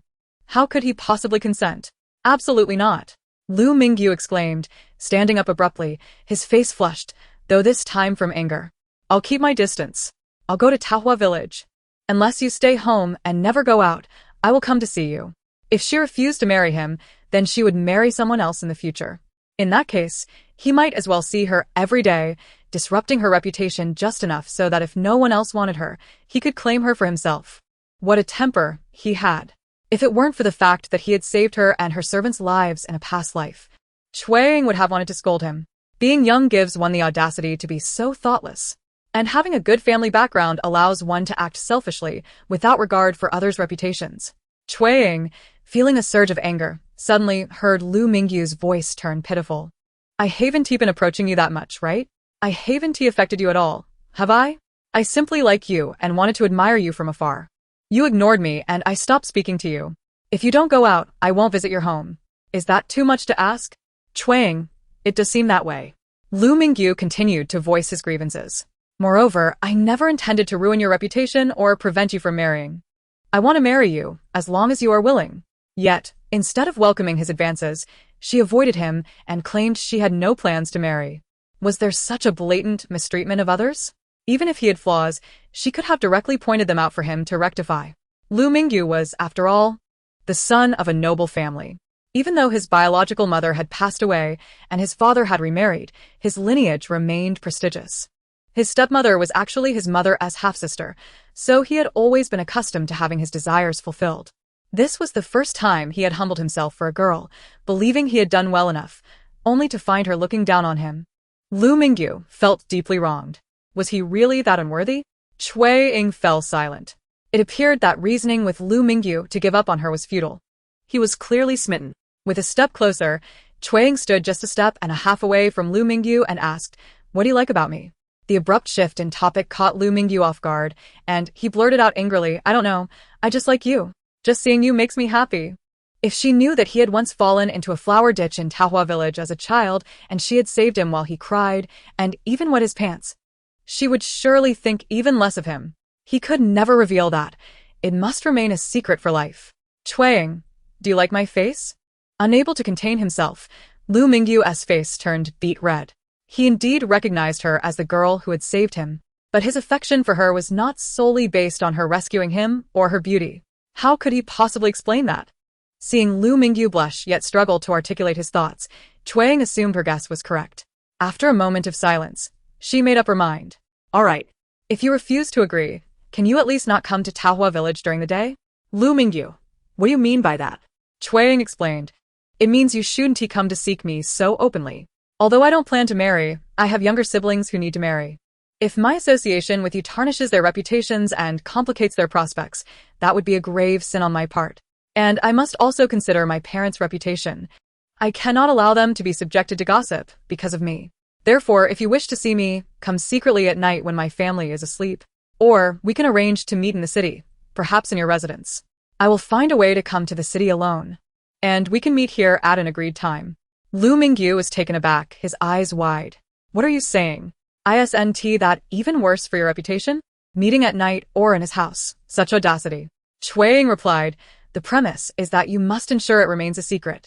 As long as our meetings do not affect my parents' reputation or hinder my siblings' chances of marriage, you may enjoy my company, whether it be my face or my body. Lu Mingyu's gaze involuntarily drifted from Xue Ying's face downwards, landing on the neckline of her garment, before he hurriedly turned away, too embarrassed to look at her. He exclaimed, don't say such things. If you keep talking like this, I'll just leave. Xue Cheng'an chuckled softly, finding him adorably innocent. Her tone turned calm, yet resolute. I'm serious. You either listen to me and meet me at night or in the city, or if you ruin my reputation by visiting me during the day, I will take drastic measures. This kind of threat was particularly effective against someone who harbored feelings for her. Lu Mingyu immediately panicked. No, please don't. I want to go looking for you. Yet, isn't this too inappropriate? Indeed, it was quite improper. A respectable girl would never act in such a manner. Xue Cheng'an felt a blush creeping up her cheeks. In this second life, she found herself acting less than proper. However, being unrestrained was not necessarily a bad thing. Her previous life had been filled with propriety, and it hadn't brought her happiness. Thus, she said, if you think it's inappropriate, you don't have to meet me. Lu Mingyu thought to himself that he might not be able to resist. Chapter 20. An agreement. Unable to refrain from seeing Xue Cheng'an again, Lu Mingyu accepted the arrangement, despite feeling that clandestine meetings were improper. He thought, even if it seemed unlikely, he couldn't shake the fear that if he were to visit Taohua village during the day, it might anger Xue Cheng'an to the point of harming herself. Just the thought of it was unbearable. Regardless of whether they met at night in Taohua village or found time in his residence, he vowed to uphold propriety and would never act inappropriately toward Xue Cheng'an. Yet, even with these thoughts, the redness on Lu Mingyu's face refused to fade. A secret rendezvous. Xue Cheng'an actually wanted to meet him in secret. He now believed that Xue Cheng'an truly did not wish to marry, but she certainly had feelings for him. Otherwise, why would she agree to such meetings? As he pondered these thoughts, he felt both elated and bashful, unable to openly gaze at Xue Cheng'an, stealing glances before quickly averting his eyes, unable to suppress the smile playing on his lips. Anyone who looked at him could tell that he was smitten. Xue Cheng'an, however, was disinterested in his feelings. The matter had been settled. While it was not entirely successful, it could not be deemed a failure either. At the very least, she was temporarily free from marrying Xue Cheng'an and could remain peacefully at home. As for the future, she would take it one step at a time. She bid farewell to Lu Mingyu, saying, my father is still waiting at the inn. He has been out in the rain all day. I worry he might catch a fever. I need to bring Dr. Zhou to check on him, so I must take my leave. This was indeed a pressing matter. And given their sudden encounter, it was not appropriate for them to linger together for too long. Lu Mingyu nodded, though his eyes betrayed a reluctance. Very well. The unreserved and fervent affection of youth was something Xue Cheng'an had never faced in her previous life or this one.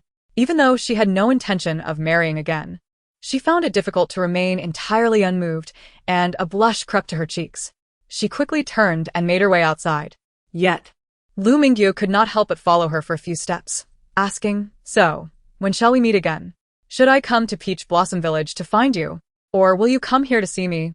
If you do come to find me, and cannot notify me in advance, you may have to wait a while before I can arrive.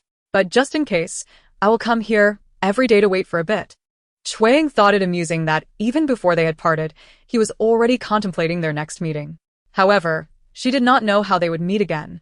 So she merely replied evasively, "We just saw each other today. Let's discuss our next meeting in a few days. I have many matters to attend to." She needed to break off her engagement with Xue Cheng'an, reassure her parents, and persuade them. Additionally, she had to find ways to earn money for the family. Both her father and brother needed to study, and education was quite expensive. Although she did not plan to marry, her younger sister would, and regardless of whom she married. Xue Cheng'an felt it was imperative to prepare a generous dowry for her sister to compensate for the injustices she suffered in her previous life. Thus, earning money was essential. As for the 50 acres of ancestral farmland left by their forebears, it would be best not to sell it, as it served as a safety net.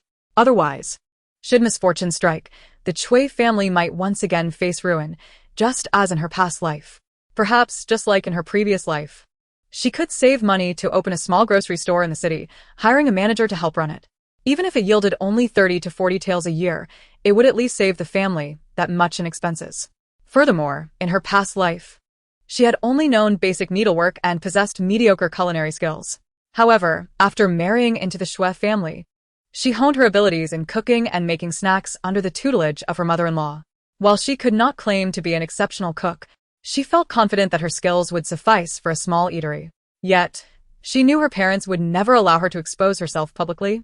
So the idea of running a small eatery seemed impractical. During her years in the Xue household, particularly after the loss of Zhigur, she found solace only in her needlework. She learned various embroidery patterns from the household seamstresses and even devised her own designs. The money she used to buy that grocery store in her previous life was earned from her embroidery work. In this life, she decided to start with embroidery to earn money. Once she had enough to purchase a grocery store, she would acquire one. And with both her earnings and the store's profits, they could earn even more. Although embroidery required time, in her past life, her work sold for a considerable price. The shops in the capital were expensive, yet after more than 2 years of embroidery, she had bought a grocery store worth 180 taels. That was when her skills were still developing, and her work did not fetch high prices. Now, with her abilities having improved to a level far beyond what they had been, perhaps after just a year of embroidery, she could afford to buy another grocery store. As Xue Cheng'an contemplated these matters, she was guided by Lu Cheng and boarded the carriage with Xue Jingchun, preparing to head to the Ulian. "Miss Xue, Dr. Zhou, please hold on tightly. We are about to set off." Lu Cheng's voice came from outside the carriage.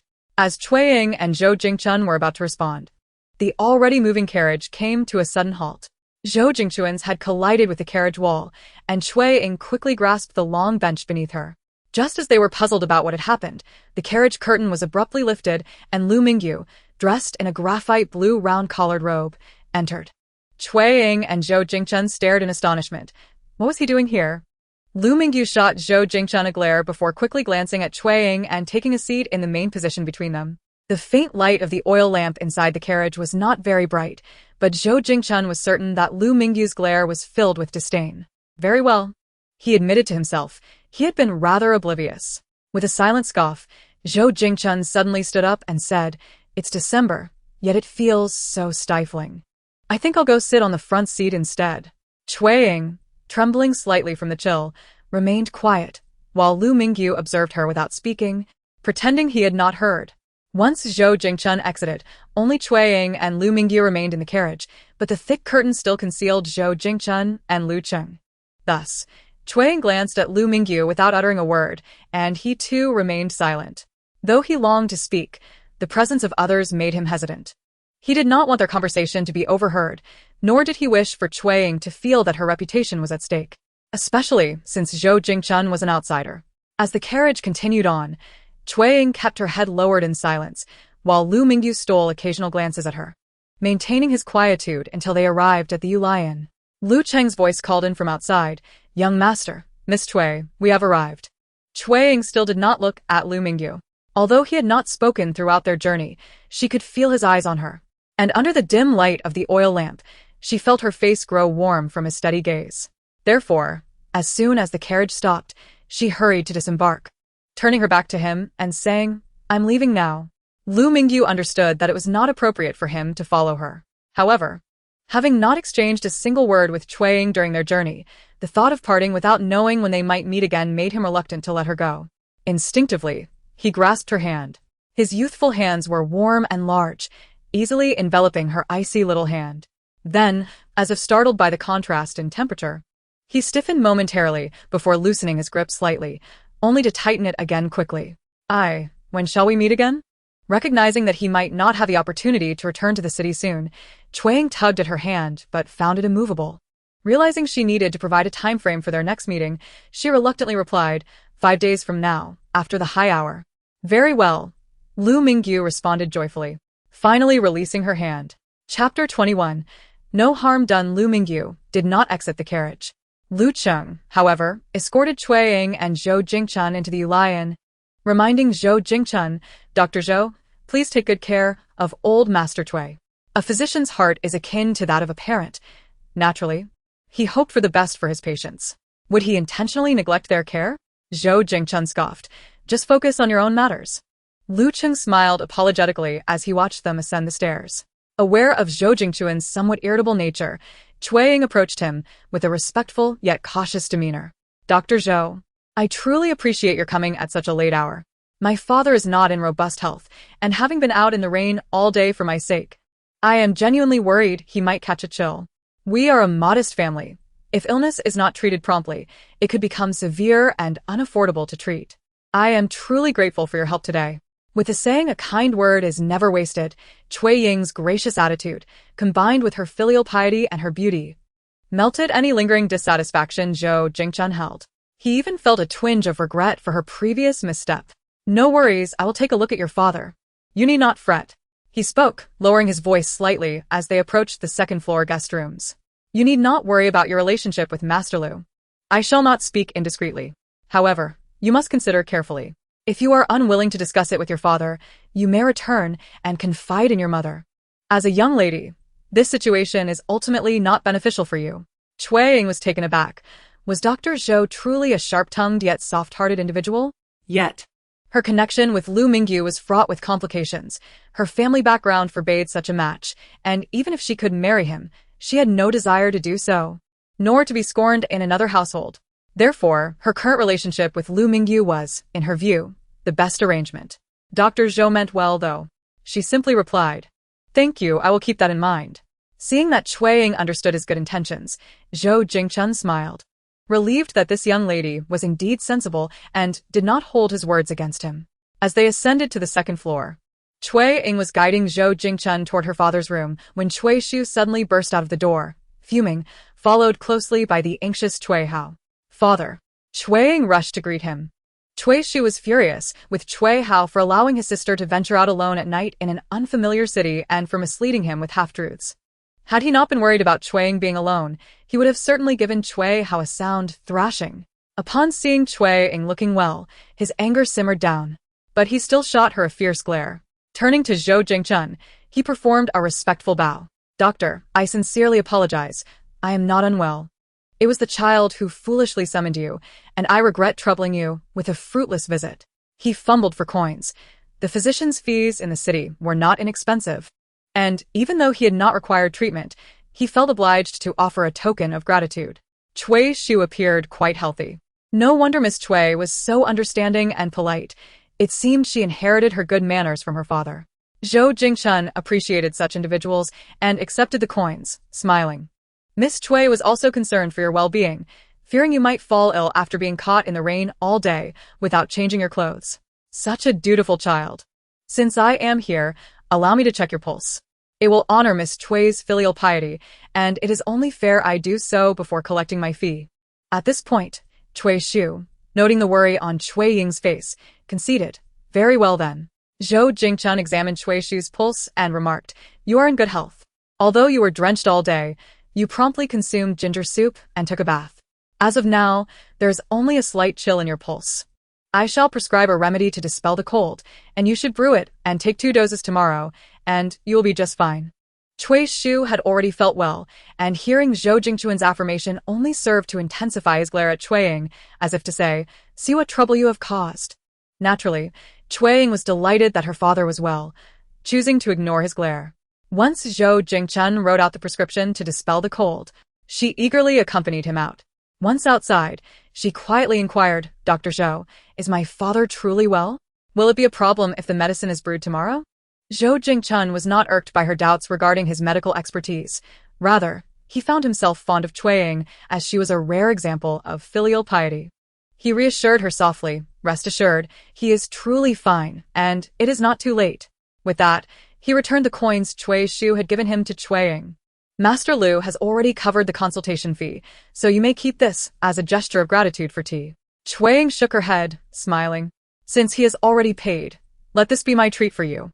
You have worked hard on such a chilly evening." Having experienced her father's grave illness in her previous life, followed by her stepmother's prolonged sickness, Cui Ying felt it was essential to maintain good relations with physicians, especially one as skilled as Xue Cheng'an. Money was trivial in comparison. The Cui family, while not wealthy, was certainly comfortable enough to afford a decent room in an inn, suggesting they were not in dire straits. Thus, Xue Cheng'an accepted her offer without further protest and descended the stairs. Upon exiting the inn, Lu Cheng immediately approached to escort him to the carriage.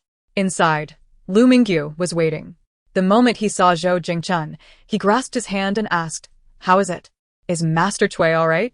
Xue Cheng'an was taken aback. Was Master Lu genuinely concerned? Upon reflection, it seemed evident that Cui Ying's countenance did not betray anything. Yet Master Lu's presence at the inn and his inquiry from within the carriage suggested he was indeed quite invested in Cui Ying's well-being. Intrigued by this sincerity, Xue Cheng'an chose not to elaborate on the matter further, replying simply, "Rest assured, there is no cause for concern." Lu Mingyu relaxed, lifting the carriage window curtain to glance at the inn's upper floor before retracting his hand and gently rubbing the fingers that had just held Cui Ying's hand, instructing Lu Cheng to proceed. Meanwhile, Cui Ying was somewhat perplexed. She trusted Xue Cheng'an's medical abilities, for he had healed her father in her previous life. However, she wondered why her father had been so gravely ill before. When her father met Xue Cheng'an and received his promise of marriage, he had stayed at the Xue household that night. Had he not consumed ginger soup there? Or perhaps he had not taken a bath. Could such simple remedies yield such profound effects? Cui Ying was puzzled. Little did she know that in her previous life, when Cui Shu stayed at the Xue residence, he had neither ginger soup nor warm water for a bath.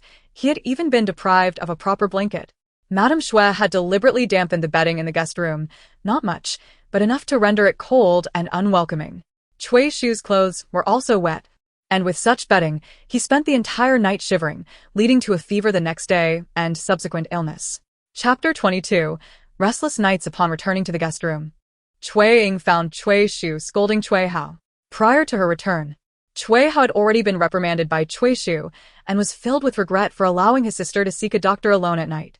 He feared that if anything happened to her, he would bear the blame for eternity. However, now that Cui Ying had returned safely with the doctor, he felt somewhat justified, despite knowing he had acted unwisely. Cui Shu and Lin were both caring parents, and with Cui Hao being the youngest, he was used to being spoiled by both his parents and sister. Thus, when Cui Ying entered, Cui Hao was already attempting to flee, only to pull Cui Ying in front of him as a shield, hiding behind her. Cui Shu, having removed his shoes, was preparing to strike his son, but when he saw Cui Hao retreating, he paused mid-swing and instead gently poked Cui Ying's forehead with his other hand. It did not hurt much, but recognizing her father's anger, Cui Ying feigned pain, letting out a small ouch and pouting her lips. She was well aware of the force he had used. Cui Shu dropped his shoe and, donning his slippers, huffed, "Stop pretending to be hurt, I know you aren't." In the presence of her father, no matter her age, she was still a child, free to act like one whenever she wished. Cui Ying reassured herself and then hugged her father's arm, sweetly declaring, "I was wrong. I truly was wrong. I understand now. I will never run out alone at night again. Father, my dear father, please forgive me this once, will you? I promise. There will be no next time." Cui Shu, exasperated, found himself unable to maintain his stern demeanor. He had intended to scold Cui Ying but couldn't suppress a smile. "At your age, still acting like a child. Aren't you ashamed?" Cui Ying chuckled. "In front of you, even at 80 years old, I remain your little girl." Cui Shu replied, "If you were 80, I fear I would no longer be here." Cui Ying, pa, do not speak such ominous words. May you and mother live long lives. She has been given a second chance. Regardless, father and mother must be well. Cui Hao, feeling aggrieved, retorted, Father, you are exceedingly biased. You chastise me with the soles of your shoes, yet with elder sister, a mere pout earns her your forgiveness. Is elder sister the only one you truly care for? Am I not your child? Cui Shu, reminded by his son, realized he had indeed been overly lenient with his daughter. He promptly withdrew his hand from Xue Ying's embrace and huffed, Do not act all playful with me. Hurry and wash up, then get to bed. Tomorrow the Xue family will come to withdraw their proposal, and we must return early. Otherwise, with only Lin in the house, she will surely be frightened. Xue Ying obediently retreated to her own room. After washing up and lying down, she reflected on her first day of rebirth, during which she had accomplished 3 significant tasks. Physically, she felt fine, yet her spirit was immensely fatigued, and soon after closing her eyes, she fell into a deep slumber. However, not everyone was so fortunate. In Lu Mingyu's private residence, he tossed and turned in bed, unable to find rest. The night had turned into a restless ordeal. For every time he closed his eyes, he envisioned Xue Ying standing by his bedside, her gaze bright and her lips curved in a smile. Why did she smile at him? Was it joy at his presence that elicited such delight? Each time he shut his eyes, he could almost hear her say, Whether you fancy my visage or my form, I am at your behest. This thought sent warmth coursing through him. She must truly like him. For how else could she acquiesce to his whims? Even if she were reluctant to marry him, she must hold a deep affection for him. Moreover, he had held her hand, soft and delicate, albeit somewhat cold. Suddenly, Lu Mingyu sat up with a start, calling out, Lu Cheng, come here. Lu Cheng, who had long succumbed to a sweet slumber, was jolted awake by the command, tumbling off the bed in fright. He hurriedly rushed in, his eyes still bleary, exclaiming, What is it? What happened? Lu Mingyu inquired, Is there a hot water bottle in this house? Lu Cheng replied, Are you cold? There are 2 basins of silver frost charcoal in the room, but if you say you are cold, then it must be so. I shall fetch one at once. Without further explanation, Lu Mingyu waited for Lu Cheng to return with the hot water bottle, but upon seeing it, he complained, Is this the only one? This design is quite unattractive, and did you not procure a cover from an embroiderer? Lu Cheng, perplexed, remarked, You, a grown man, have never used such a thing before. Why the sudden fuss? He continued, I will buy 2 more in different styles tomorrow, and have the embroiderer make several covers of varying designs. Lu Mingyu ordered. You need not concern yourself with the covers. First, see if there are more aesthetically pleasing designs in the residence and bring me 2. Lu Cheng glanced out at the darkened window and said, Young master, curfew has already been imposed.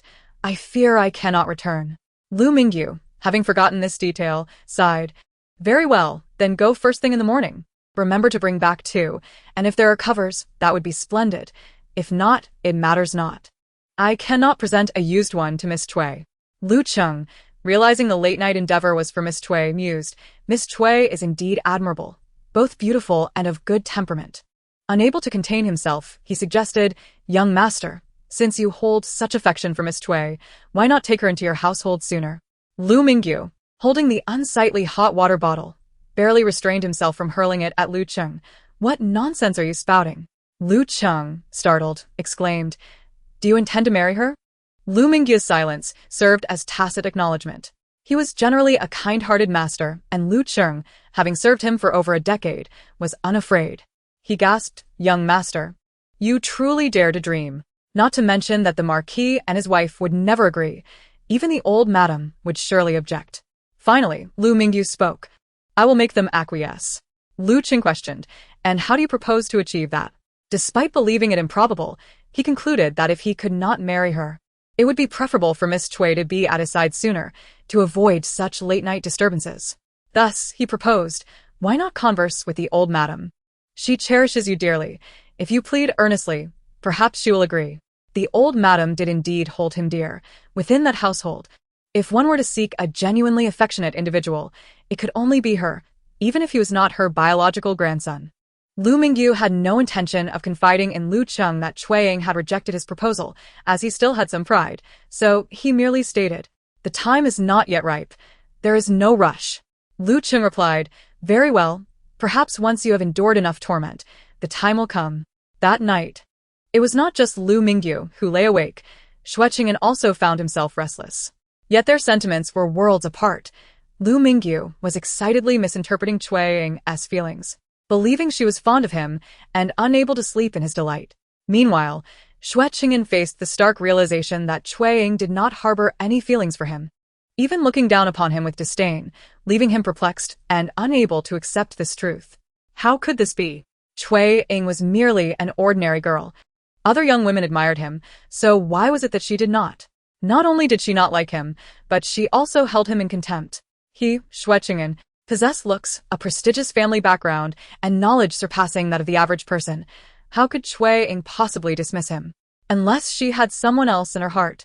Beauty is in the eye of the beholder. Even if her beloved was inferior to him in every respect, she might still be blinded by affection, believing him to be superior. A wave of frustration surged within Xue Cheng'an, akin to the feeling of being cuckolded, and he found himself even less inclined to sleep. He yearned to discover the identity of that person, wishing to trample him underfoot, desiring to prove to Cui Ying that he was 1,000 times better.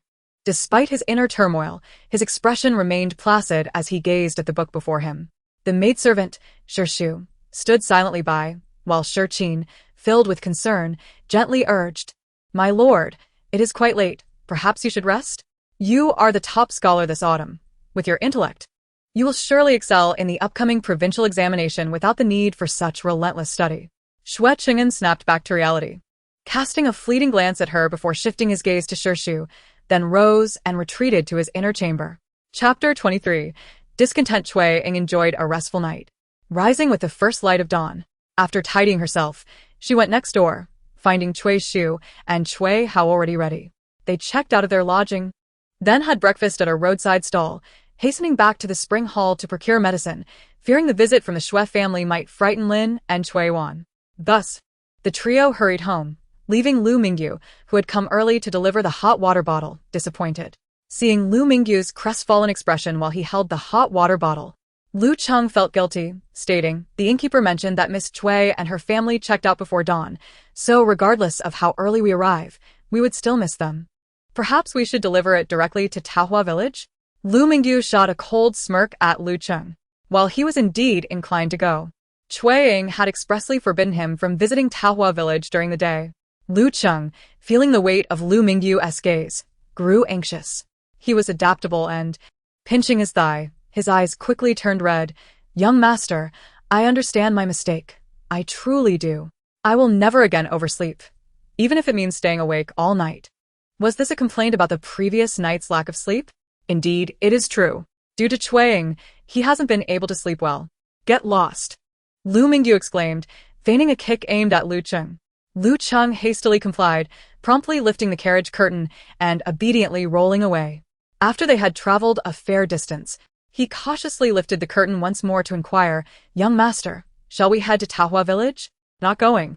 Lu Mingyu sighed heavily and replied, "I have arranged to meet Miss Cui in 5 days. I shall present her with the hot water bag then." He further instructed, "Hasten to ask the embroideress to craft several covers for the hot water bags, adorned with various floral patterns. Ensure they are visually appealing, but do not make them too thin, lest they scald Miss Cui with hot water. Conversely, they must not be too thick, or else they will not retain warmth once the water cools." Such high demands. Yet, this challenge would not daunt him. He would undoubtedly accomplish this task impeccably. "Understood. I shall remember," Lu Cheng replied eagerly. At the Xue residence, Xue Cheng'an rose early, as usual.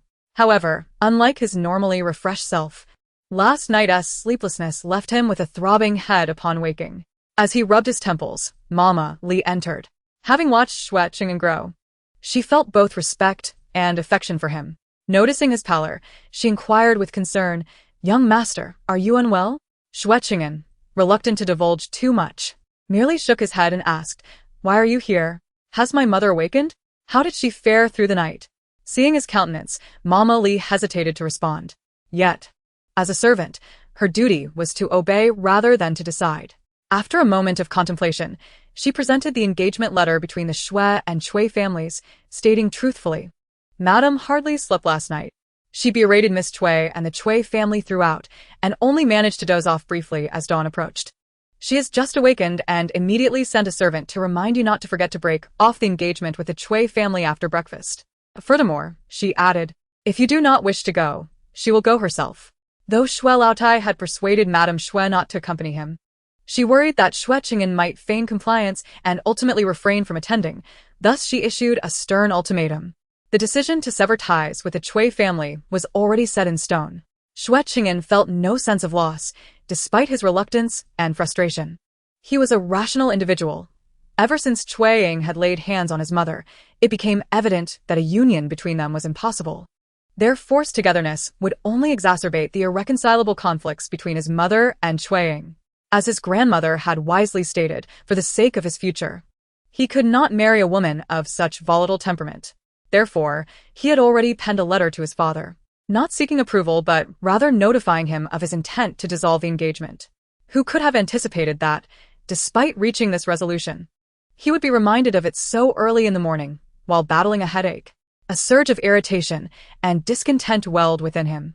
Cui Ying was indeed not a suitable match, yet his mother bore her share of the blame. Had she not initially dismissed the Cui family and deliberately postponed the wedding, neglecting the Cui family during the festive season, Cui Ying would not have harbored resentment that led to her losing her composure. Yes, Cui Ying had indeed lost her temper, but it was his mother's provocations that ignited her fury. A sudden headache gripped Xue Cheng'an. After the provincial examination, he was expected to be a triumphant scholar, poised to marry a lovely wife and ascend to the pinnacle of success. Yet, who would have thought he would be embroiled in the disgrace of breaking off an engagement? Indeed, it was a scandal. Whether it was his disdain for the Cui family or Cui Ying's betrayal in harboring affections for another, it all cast a stain upon his reputation, subjecting him to whispers and pointed fingers behind his back. Ironically, the architect of this scandal was his own mother. To this day, she remained oblivious to her missteps, consumed by her indignation over being slapped by Cui Ying, entirely unaware of the repercussions her actions would have on him. Xue Cheng'an pressed his temples with more force, his tone chilling. Tell her that the letter to father was written last night. I will send it out shortly, and I shall go to the Cui family right now. Now? Mama Li glanced at Xue Cheng'an's casual attire and hastily remarked, you haven't had breakfast yet. Please eat first. Xue Cheng'an impatiently interrupted, no time for that. I am going now. You must convey my message immediately. Seeing his anger, Mama Li dared not press further and hurried off to find Madame Xue. Upon learning of her son's intention to forego breakfast in order to break off the engagement, Madame Xue proudly exclaimed, truly, he is my son. He not only remembers his mother, but is no fool who becomes dazed in the presence of a beautiful maiden. Yet, after years of doting on her son, concern crept in as she added, but how can he skip breakfast? As a scholar, he expends much energy on his studies. It is detrimental to his health to go without. How can he excel if he is unwell? Gangali, Huri. Tell him not to rush. Just as I said, to have a proper breakfast before he departs.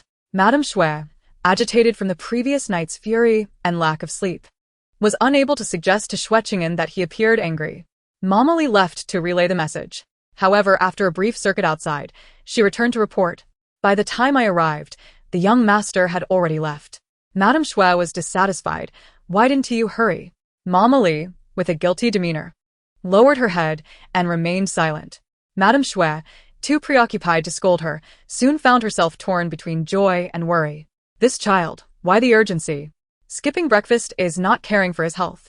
Mama Li, instruct the kitchen to prepare a ginseng hen soup for the young master, simmered slowly, and serve it to him upon his return. Mama Li promptly responded, yes. Madame Xue sighed, oh, I should have accompanied him. He is still just a child. I fear he might allow the Cui family to gain the upper hand with mere words. Even in breaking off the engagement, it is essential that the people of Taohua village understand what kind of person Cui Ying is, so that she remains unmarried in the future. Mama Li susureter. Do not worry, madam. Our young master is the top scholar of the provincial examination. Even if he stands there, his presence will surely intimidate Cui Shu, who has failed repeatedly.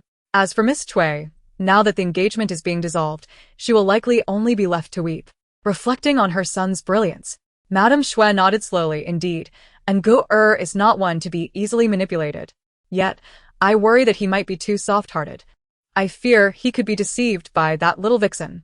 Mama Li, however, detected no signs of weakness in Xue Cheng'an regarding Cui Ying. She firmly declared, no. The young master is not that kind of man. Miss Cui cannot deceive him. In truth, Madame Xue shared this belief. She attempted to smile, but quickly gasped softly. For the side of her face that Xue Ying had struck, though treated with ice, still ached painfully the next day. Chapter 24. A Dream. Xue Cheng'an, filled with ire, dismissed Mama Li and stepped out, taking with him the engagement tokens and letter. Although he had not eaten breakfast at home, upon leaving the estate, he was persuaded by the servant Jiang and the accompanying steward to stop at an eatery along the way that served breakfast, where he ordered a simple meal. However, having stayed up late last night, he found himself lacking an appetite at this moment. After sipping a couple of spoonfuls of porridge and nibbling on half a vegetarian bun, he placed his chopsticks down. When the master had no desire to eat, the servants felt it inappropriate to continue, so Jiang Lai and the steward also abandoned their chopsticks. Xue Cheng'an was not a harsh master. He waved his hand and instructed them to take their time. Yet, Jiang Lai and the steward hastened their pace nonetheless. Soon, after finishing breakfast, the three of them settled the bill and exited the tavern. Perhaps due to a restless night that left him dizzy and disoriented, or perhaps because his mind was elsewhere, Xue Cheng'an unexpectedly missed a step at the tavern's entrance. Even though Jiang Lai quickly caught him, they staggered several steps before finally regaining their balance.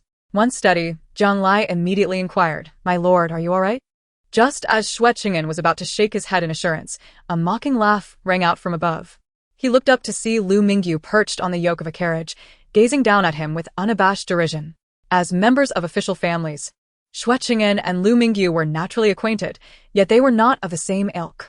Lu Mingyu was notorious for his lack of scholarly ambition and his failure to strive for improvement, serving as a cautionary tale for the progeny of the capital's elite.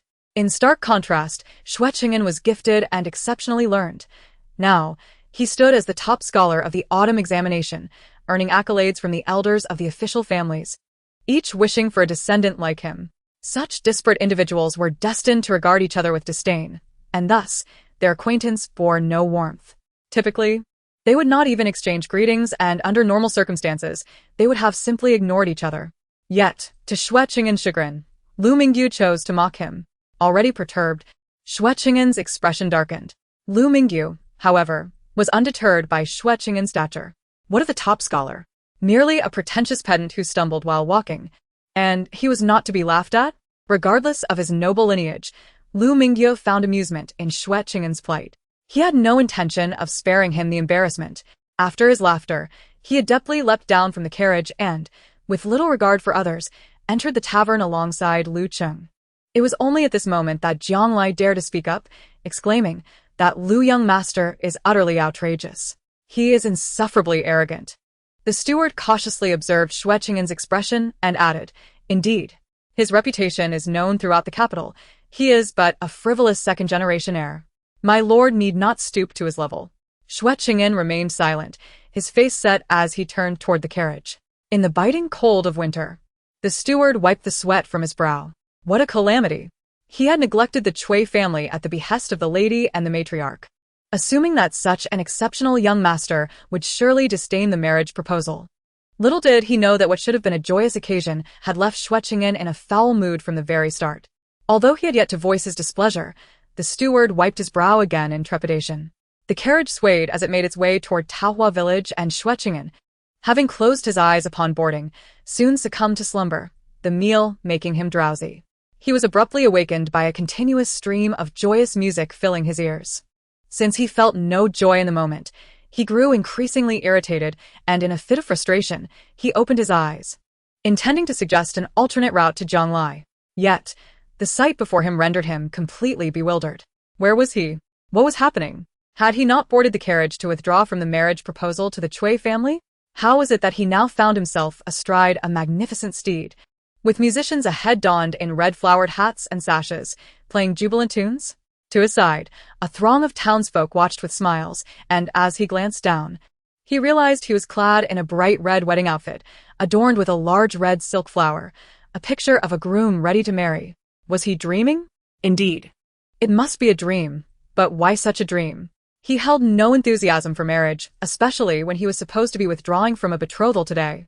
Xue Cheng'an felt increasingly vexed, wishing to awaken, but when he opened his mouth, no words emerged. He yearned to leap from the horse and disrupt the wedding festivities. Yet his body felt as if it were bound to the horse, immovable. He could only proceed forward with the wedding procession until they halted before the gates of the Xue family. Yes, he had visited the Xue household a few times in his youth, but when had he ever come to marry Xue Ying?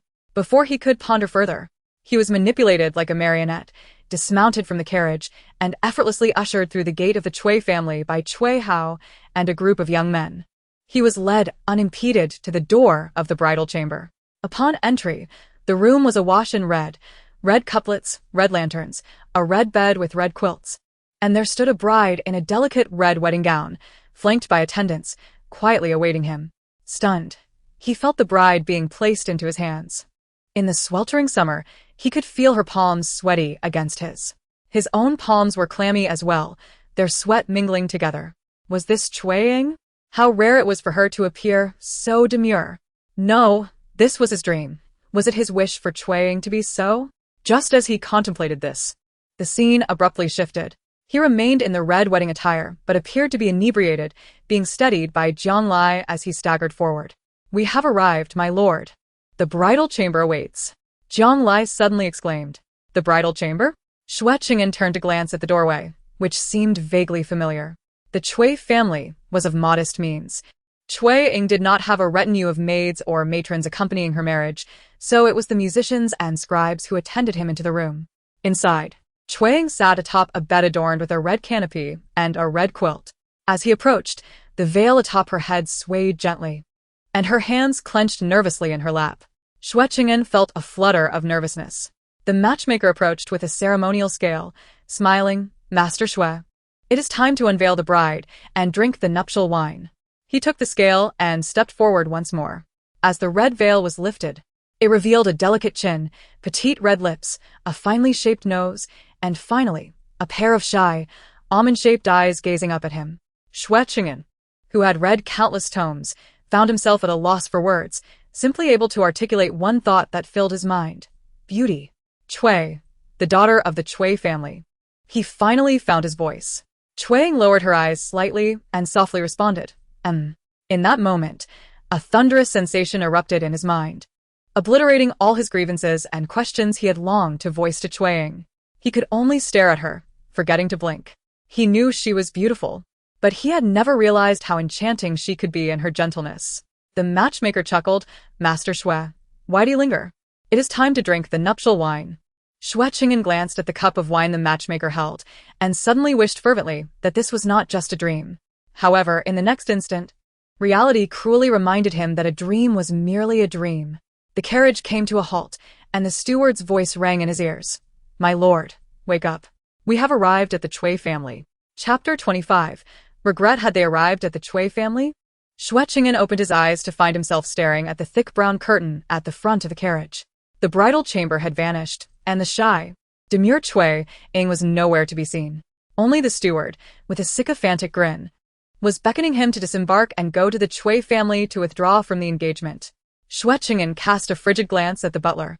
Yet his mind was incessantly drawn to Xue Ying's bashful and timid visage, recalling the warmth of her hand, tinged with nervous perspiration, intertwining with his.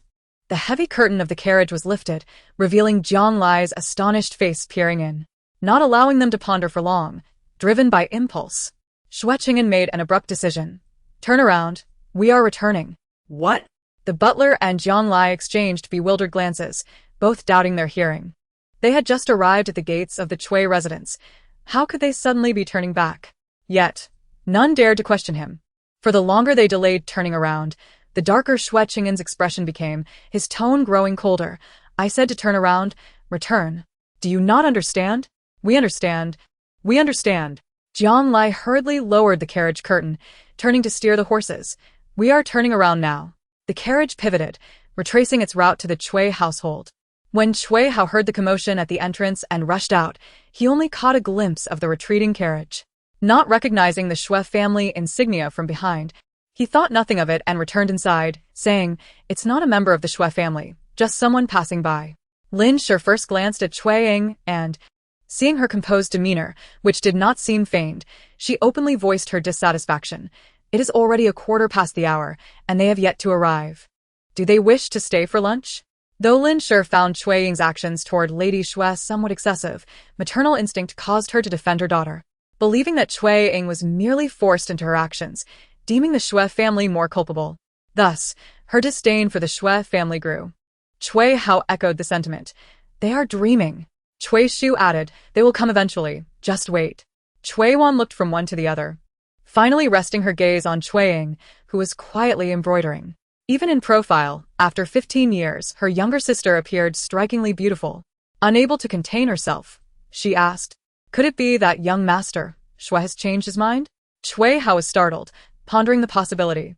His eldest sister was indeed beautiful. With village lads sneaking glances and the eldest son of the Weiyuan Marquis in the city showing interest, it was conceivable that Xue Cheng'an might reconsider.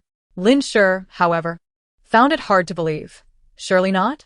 After all, Ying has struck Lady Xue. Given that Lady Xue already holds her in low regard, she would be even less inclined to accept Ying now. If Lady Xue were to refuse outright, then, as her son, Xue Cheng'an would naturally be unable to backtrack. Cui Shu also deemed it improbable. Cui Ying smiled. Xue Cheng'an will not change his mind. Perhaps there was some unforeseen delay this morning. We merely need to wait patiently for him to come. After 7 years of marriage, Cui Ying knew him well. He was rational and pragmatic. Even if Lady Xue were not a consideration, marrying her would prove detrimental to his career. Furthermore, taking a wife who had struck his mother would invite ridicule and potentially cause a rift between him and his mother. A man of his practicality would never willingly seek trouble. Thus, she was certain he would come to annul the engagement. Cui Ying's confidence was unwavering. However, as the day wore on, the Cui family waited in vain for Xue Cheng'an to arrive and call off the engagement. Leaving Taohua village, Xue Cheng'an did not return home immediately. It was still early, and upon his return, his mother and grandmother would undoubtedly interrogate him about the engagement.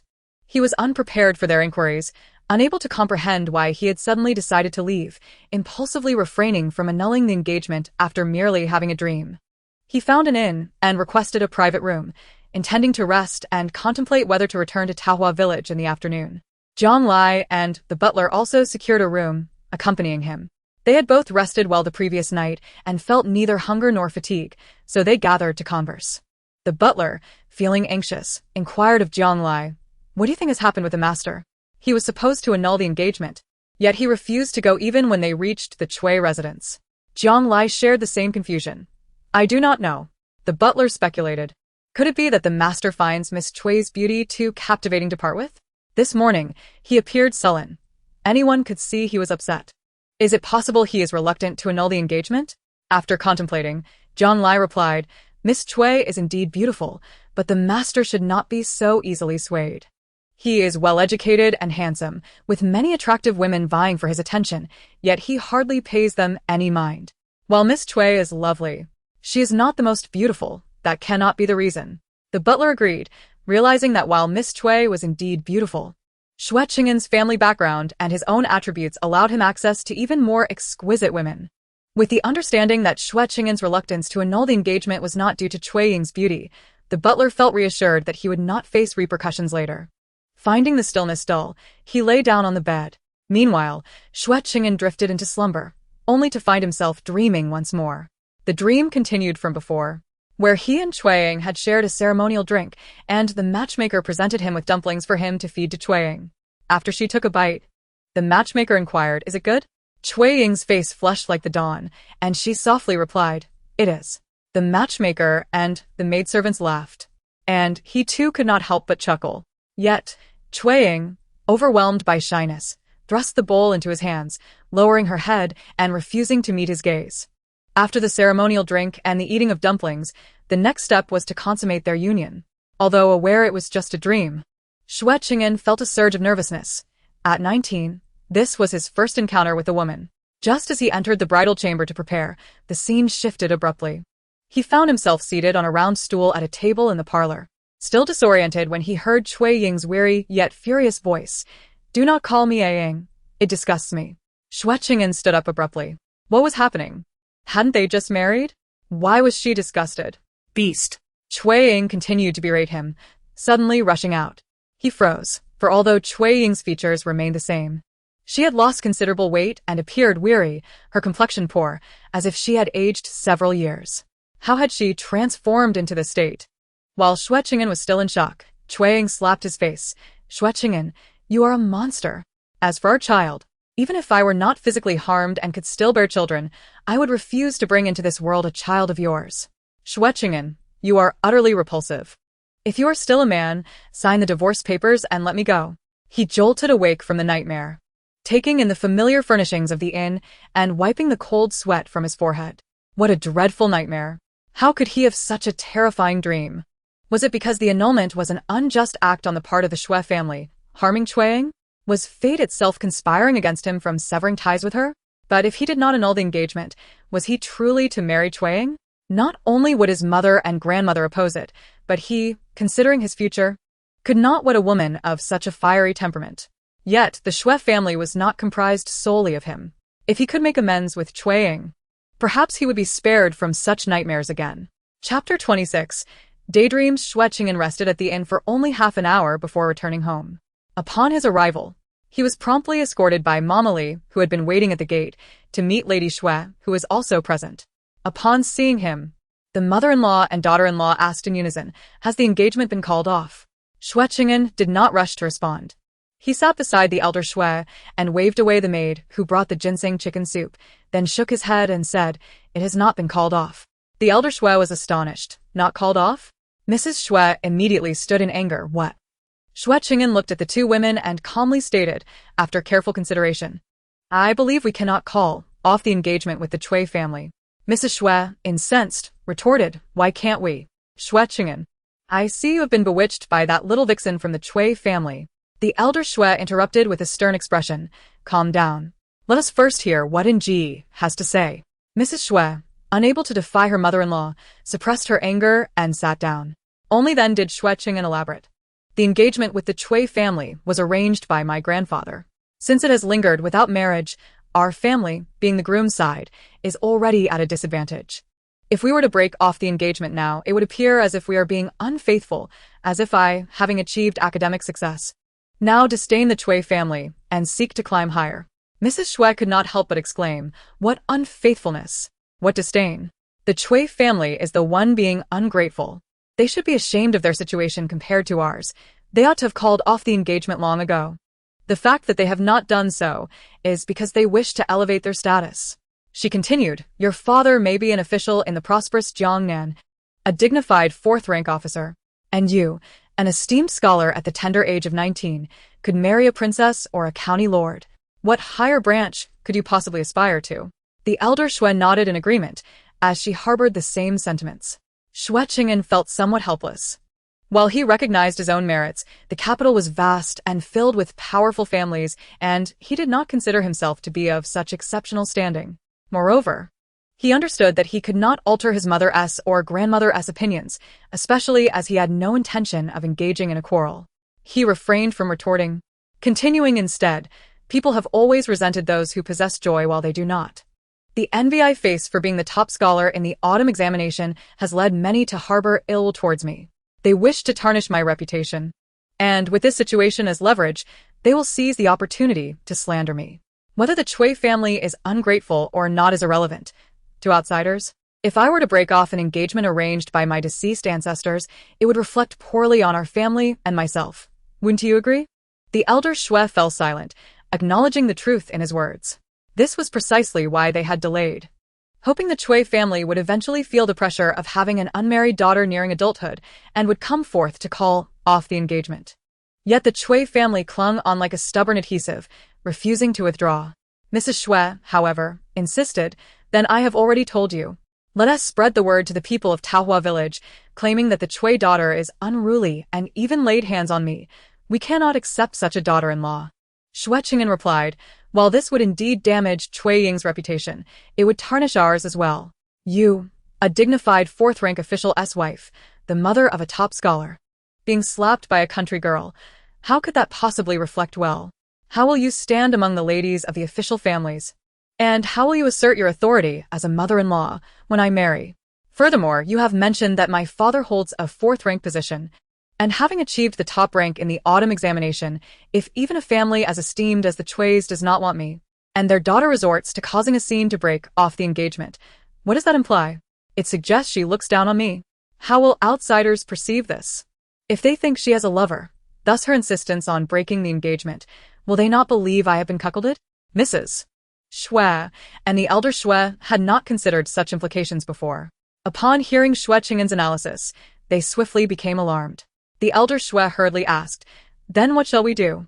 We cannot allow Ji to bear such a stigma due to the broken engagement. But if we do not break it off, does that mean we must actually marry off the Cui daughter?" Mrs. Xue's tears began to flow, but that Cui Ying, even if I do not hold her accountable for slapping me, she is utterly unworthy of you. How could you marry such a woman? Others will surely ridicule you. Would outsiders truly mock him? Was Cui Ying really so terrible? This thought flickered through Xue Cheng'an's mind, but he dismissed it quickly. He articulated the strategy he had devised at the inn. Who says I must marry her? The engagement exists between the Xue and Cui families. But the Xue family has more than one son, and the Cui family has more than one daughter. Mrs. Xue grasped the implication immediately. You mean, let Qingping marry the Cui daughter? But the engagement letter clearly states the names of Xue Cheng'an and Cui Ying. Xue Cheng'an replied, "The engagement letter is not visible to outsiders, and as long as the Cui family agrees, it is merely a matter of changing the names and rewriting it. It is not difficult. After yesterday's uproar, will the Cui family agree? Moreover, wouldn't this be unfair to Qingping?" The elder Xue hesitated, but ultimately favored Xue Cheng'an. So she simply remarked, "I wonder if the Cui family would consider Qingping?" Mrs. Xue, who typically looked down upon the illegitimate son Qingping, now interjected, "What is wrong with Qingping? Even if he is illegitimate, he is still the son of a fourth-rank official, and at just 18, he has already achieved the status of a scholar. With Ji to guide him, it would not be difficult for him to become a jiren, which is certainly better than Cui Shu, who has failed the examination 6 times. I believe Qingping is more than worthy enough for the Cui daughter." The elder Xue shared this sentiment. Thus she continued, "If this matter can be settled, and Ji, you must treat Qingping well in the future." The Xue family lacked heirs. And while Xue Cheng'an was not particularly close to his half-brother, he still hoped the two brothers could support each other in their careers. Allowing Qingping to marry Cui Ying did indeed seem a bit unfair to him, so he nodded in agreement, of course. Thus, the matter was settled. Mrs. Xue said, "I will call Qingping back to inform him, and then have him and the steward visit the Cui family tomorrow to finalize this." Qingping was merely a scholar, and as he prepared for the upcoming autumn examination in 3 years, he usually studied at the academy and returned home only once every 10 days. Xue Cheng'an said, "There's no rush. We can wait until he returns for his break." The elder Xue concurred. Yes, allowing the Cui family a few days to calm down is wise. If they do not marry their daughter into our family, they will soon have an 18-year-old daughter who has been rejected. Who else would want her? Marrying into our family would be the best option, and our Qingping is more than suitable for their daughter. Mrs. Xue wiped her tears and smiled. Indeed. Mother, rest assured, if Qingping truly marries a daughter from the Xue family, and he helps Ji resolve such a significant issue, he will hold an equal place in my heart as Ji. Whatever Ji has, I will provide him with a share. The elder Xue chuckled. I have complete faith in you. Observing the smiles on their faces, having resolved a significant dilemma, Xue Cheng'an should have felt elated. Yet for some reason, he could not muster a smile. Chapter 27. Self-reproach. The Cui family awaited the Xue family's response from day to night, yet no one arrived to call off the engagement. This was not only true on the first day, but also on the second and third days. At the dinner table on the third evening, Lin was unable to contain her anger any longer and addressed Cui Shu, "You should visit the Xue family again tomorrow, bringing along both the engagement tokens and the engagement letter, and additionally, have the village head accompany you. Let us proactively call off the engagement. The Xue family may not fear delays, but our Ying cannot keep waiting. As the new year approaches, it seems we must postpone any meetings regarding the engagement until after the festivities. However, such meetings require time, and the process of betrothal and marriage is equally time-consuming. If we do not act swiftly to call off the engagement, shall we truly wait until Ying is 20 to see her wed? I cannot fathom how the Xue family can be so shameless. They clearly wish to break off the engagement. Yet they cause such a commotion without taking any steps to resolve it. Is their reputation truly so paramount? A family as fundamentally flawed as theirs? Even if they possess a good reputation, it is merely a facade that will eventually crumble with time. Lin, usually the epitome of gentleness, is now filled with an unparalleled fury, regretting her inability to vocally chastise the Xue family as they deserve. Cui Ying is equally vexed. What are the Xue family's intentions? After such a ruckus, does Xue Cheng'an truly wish to maintain the engagement? Yet it is no longer about his desires. The doors of the Xue family shall never welcome the daughter of the Cui family again, for the sake of his daughter's happiness. If the Xue family is unwilling to take the initiative in ending this engagement, then the Cui family shall do so themselves. What of the scholar's son? What of the offspring of a fourth-rank official? Neither the women of the Xue family nor Xue Cheng'an himself hold any appeal for the daughter of the Cui family. He is determined to see that if the Cui family proactively breaks the engagement, it will not bring any honor to the Xue family, as his daughter has deemed Xue Cheng'an unworthy. If the Xue family wishes to cast the Cui family in the light of betrayal, then so be it. He shall grant Xue Cheng'an a reputation for being undesirable. Cui Ying, fervent in his thoughts, finds the meal before him forgotten as he rises, declaring, I shall visit the village chief at once. If he is available, I will ask him to accompany me to the Xue family to annul the engagement first thing tomorrow. Xue Ying stands as well. Father, why not eat first? Although she yearns to sever ties with the Xue family, she does not wish to rush her father to the extent of denying him a proper meal. Yet, Cui Ying is too consumed by his agitation to eat. Waving his hand dismissively, no time for that. I must secure this matter with the village chief first, and then I will eat. The night is fallen, and the cold air prompts Xue Ying's concern. Allow me to accompany you. Lin, disagreeing, who had not even taken up her bowl and chopsticks, interjects, no need for you. Remain home and eat well. I will accompany your father. Understanding their mutual worry for him, Cui Ying smiles, accepting their goodwill, and asserts, it is best if Ying joins me, as this concerns her. With his word, Lin falls silent. The sky has been clear for 3 days, the ground outside now dry. The father and daughter, lantern in hand, venture forth towards the village chief's home. Just before reaching their destination, Cui Ying turns once more to his daughter, Ying. The Xue family has yet to send anyone. Perhaps Xue Cheng'an is reluctant to break the engagement. You do not regret this, do you? In the eyes of society, Xue Cheng'an is indeed a commendable suitor, given their own family background, without the engagement arranged by their elders. She would not have the privilege to wed a man of his standing. Cui Ying expects his daughter to hesitate, yet to his surprise, Xue Ying replies without a moment's thought, I do not regret it. Father, I sincerely wish to break the engagement. With her affirmation, all of Cui Ying's lingering doubts dissipate, and he beams, excellent. We shall proceed with calling off the engagement. My daughter is both beautiful and kind. She will undoubtedly find a better match. Though Xue Ying has no intention of marrying again, she sees no need to express this at the moment, merely smiling in agreement. In Taohua village, the Cui family is prominent, and the village chief also bears the surname Cui. He is of an elder generation than Cui Ying, and while their relationship lacks depth, the Cui family possesses a substantial ancestral land, and Cui Ying is the only scholar in Taohua village, which ensures he is treated with respect by the chief. Having watched Xue Ying grow up, he is aware of the engagement between the Cui and Xue families and has previously scolded the Xue family for their delays in discussing the marriage date. Cui Ying assumes the chief will readily accompany him, yet he is taken aback when the chief, upon understanding the request, states, regrettably, I have matters to attend to tomorrow. I must meet with some friends. Cui Ying is surprised but dismisses it lightly, no matter, you go to your meeting tomorrow, perhaps the day after. The village chief replies, I may not be back the day after either. Then it is not urgent. The day after that will suffice. The village chief continues, it is possible I will not return then as well. Father, never mind. Since the chief has no time, we shall not trouble him further. Xue Ying interjects. Having discerned the truth, the chief is not occupied but is seeking an excuse to decline. It is understandable, he likely fears the Xue family's wrath. In light of this, it would be unwise to press him further. As Cui Ying begins to grasp the chief's awkward demeanor, he too realizes that the chief is indeed making excuses to refuse. Cui Ying says no more, forcing a smile as he retreats. However, leaving the village chief's residence, his expression falls. He wishes to call off the engagement, yet he cannot even find a witness. In that case, the Xue family could easily spin the narrative to their advantage. His daughter, Ying, is the wronged party, Yet because of his inadequacies, unable to pass the imperial examinations, must she bear the burden of a tarnished reputation? Cui Ying harbors an unprecedented self-loathing for his impotence. Had he succeeded on his first attempt at the examinations, over the years, he might have attained a position akin to that of Xue Cheng'an's father, a fourth-rank official, and certainly would have found someone to accompany him as a witness to annul the engagement. Instead, he finds even the village chief unwilling to assist.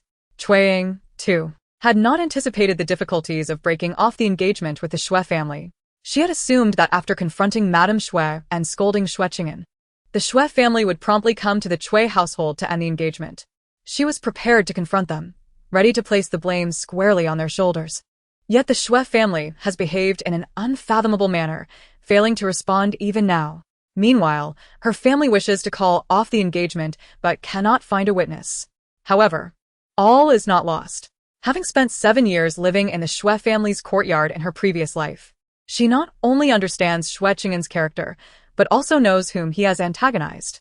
Moreover, with Madame Xue, a woman who loves to boast about her son, and given her son's undeniable talents, she has likely offended many. Finding a witness to annul the engagement should not be difficult. She only needs to seek out those who are displeased with Xue Cheng'an and Madame Xue, for they would not only agree to witness the annulment, but would likely be eager to assist in tarnishing Xue Cheng'an's reputation. With a plan forming in her mind, Xue Ying reassures her father, "Father, do not worry, I have a solution, but I may not have time tomorrow. I must first." Cui Ying interrupts her firmly, "Do not concern yourself with this matter. Leave it to me. Trust your father. I will surely find someone." Having been a scholar for many years, he believes he must have acquaintances willing to step forward. For his daughter, he will ask until he finds someone. Xue Ying, not wishing to complicate matters further, responds, "Father, please believe me. I truly have a way." Cui Ying cuts her off once more, asserting, "Be obedient. Listen to your father. You are a young lady. Do not involve yourself in this." With no other option, Xue Ying concedes, "Very well, you go ahead and seek someone. If you cannot find anyone, do not fret. I truly have a plan." Cui Ying, reluctant for his daughter to bear too much burden, finds her plight already burdensome enough and dismisses her words with a smile. "Rest assured, I will certainly find someone." Chapter 28. The method in the residence of the village head, as Cui Ying and his daughter Xue Ying departed. The village head's wife could no longer restrain herself and exclaimed about Cui Ying, "We are all part of the same village. We see each other daily. How can you refuse to assist with such a trivial matter? Cui Ying has always treated you with respect and kindness, supporting you in every circumstance without ever opposing you. Is this not a blatant disregard for his dignity? Although he may not have succeeded in becoming a scholar, he is indeed the only literate man in our village. And we have several acres of land registered under his name to evade taxes. What you are doing is simply unacceptable. Is this not a clear act of ingratitude?" Cui Ying, with a grim countenance, retorted gruffly, "What do you understand? Do you think I desire the situation? I have watched that girl Xue Ying grow up. She is such a wonderful child, and it pains me to see her treated this way. Yet, I cannot disregard my own well-being for her sake. I am merely a humble village head. What power do I possess to confront a fourth-rank official? The Xue family is destined to offend the Xue family. If I join in, I would merely be standing against them. Both Lord Xue and young Master Xue are figures who can effortlessly crush me with a mere flick of their fingers. Am I to foolishly provoke them? I admit my actions are not commendable, but I am left with no choice. Let Cui Ying transfer our land out of his name. Regardless, I cannot involve myself in this matter." The village head's wife sighed and took a seat across from him, saying, "That Xue family is truly insufferable, bullying others so mercilessly. What will become of Xue Ying? Such a beautiful girl, and if she loses her engagement with the Xue family, I fear the matchmakers will trample her doorstep." Cui Ying also sighed, replying, "Who can blame her for encountering such a family? And who can fault her father for failing to achieve even the status of a scholar after all these years? In the end, it is all fate." The village head's wife interjected, "One cannot say it is merely fate. It is evident that the Xue family lacks decency. It is truly unfortunate for Xue Ying. If the engagement is dissolved, who would dare to marry her?" Cui Ying replied, "Ordinary men would certainly hesitate, but perhaps a foolhardy or reckless bachelor might be willing." The village head's wife retorted, "Is that not akin to placing a fresh flower in a pile of dung?" Cui Ying countered, If she does not marry, does she intend to remain an old maid? The village head's wife, incensed, stood abruptly and declared, "You lack compassion. I cannot bear to converse with you." Cui Ying replied, "I am merely speaking the truth. This is her fate, and you seem displeased." The village head's wife coldly scoffed. Xue Cheng'an is not only beautiful, but also possesses a kind nature. Who knows, one day a high-ranking official might take notice of her and marry her as his wife. Cui Ying laughed. What official wife? More like a concubine. The couple's quarrel was unbeknownst to Xue Cheng'an. That night, as she lay in bed, she meticulously recalled events from her past life, pinpointing a sworn enemy of Xue Cheng'an and two official wives who were at odds with Madame Xue. She resolved that her father should seek assistance, but she could not remain idle. It was best to pursue dual avenues to gather witnesses for the day of the engagement dissolution. Having devised a plan to relay messages to these three individuals, Xue Cheng'an fell into a satisfied slumber. The following morning, upon hearing from Lin Shi that her father had left at dawn, she promptly expressed her desire to venture into the city. However, Lin Shi, unusually, did not inquire about her purpose and firmly refused, saying, "No, Xue Cheng'an. Your father instructed that you are not to go anywhere until he returns." Xue Cheng'an, taken aback, asked what. "My father gave such instructions before leaving?" Lin Shi, sensing her disappointment, gently patted her shoulder, reassuring her, "Xue Cheng'an, regardless of what transpires, your father and I are here for you. We will resolve matters. You need not worry excessively. I understand you wish to help, but as a young woman, particularly with the dissolution of your engagement looming, society is harsh towards women. Even if the fault does not lie with you, the engagement's dissolution will affect your reputation and future prospects. Moreover, with the eldest son of the Weiyuan Marquis' estate absent for the time being, what if he were to return unexpectedly while you are in the city?" Thus, Lin Shi implored, "Xue Cheng'an, heed your father's words, remain at home, and do not concern yourself with anything. Trust that your father will undoubtedly find witnesses." Xue Cheng'an recognized that both her father and stepmother genuinely cared for her, wishing to shield her from harm and bear the burdens of adversity. If she were still the naive 17-year-old Xue Cheng'an, she would indeed comply. However, she was not. She was now the reborn Xue Cheng'an. Knowing the weaknesses of the Xue family and how to safeguard her reputation while protecting her family, how could she act like a timid girl, hiding behind her elders? Thus, she grasped Lin Shi's hand and inquired, "Mother, has my father thoroughly discussed the reluctance of the village head to act as a witness?" Lin Shi nodded, sighing. "We cannot blame him. He fears offending the Xue family, which is understandable." Xue Cheng'an pressed on, "If he fears the Xue family, what about others?" Lin Shi was taken aback. Xue Cheng'an continued, "If the village head fears the Xue family, will my father's friends, who are scholars, also be afraid? If they are hesitant, they will naturally refuse my father's requests. He might find himself without a single person willing to assist him, and that would be an insurmountable blow for him." Lin Shi replied uncertainly, "Surely, there must be at least one witness unafraid of the Xue family?" Xue Cheng'an, however, was not so sure. Yet, facing Lin Shi, she posed the question, "But what if? What if we truly cannot find anyone?" Or, taking a step back, what if we do find someone and they agree to witness, but later face retaliation from the Xue family?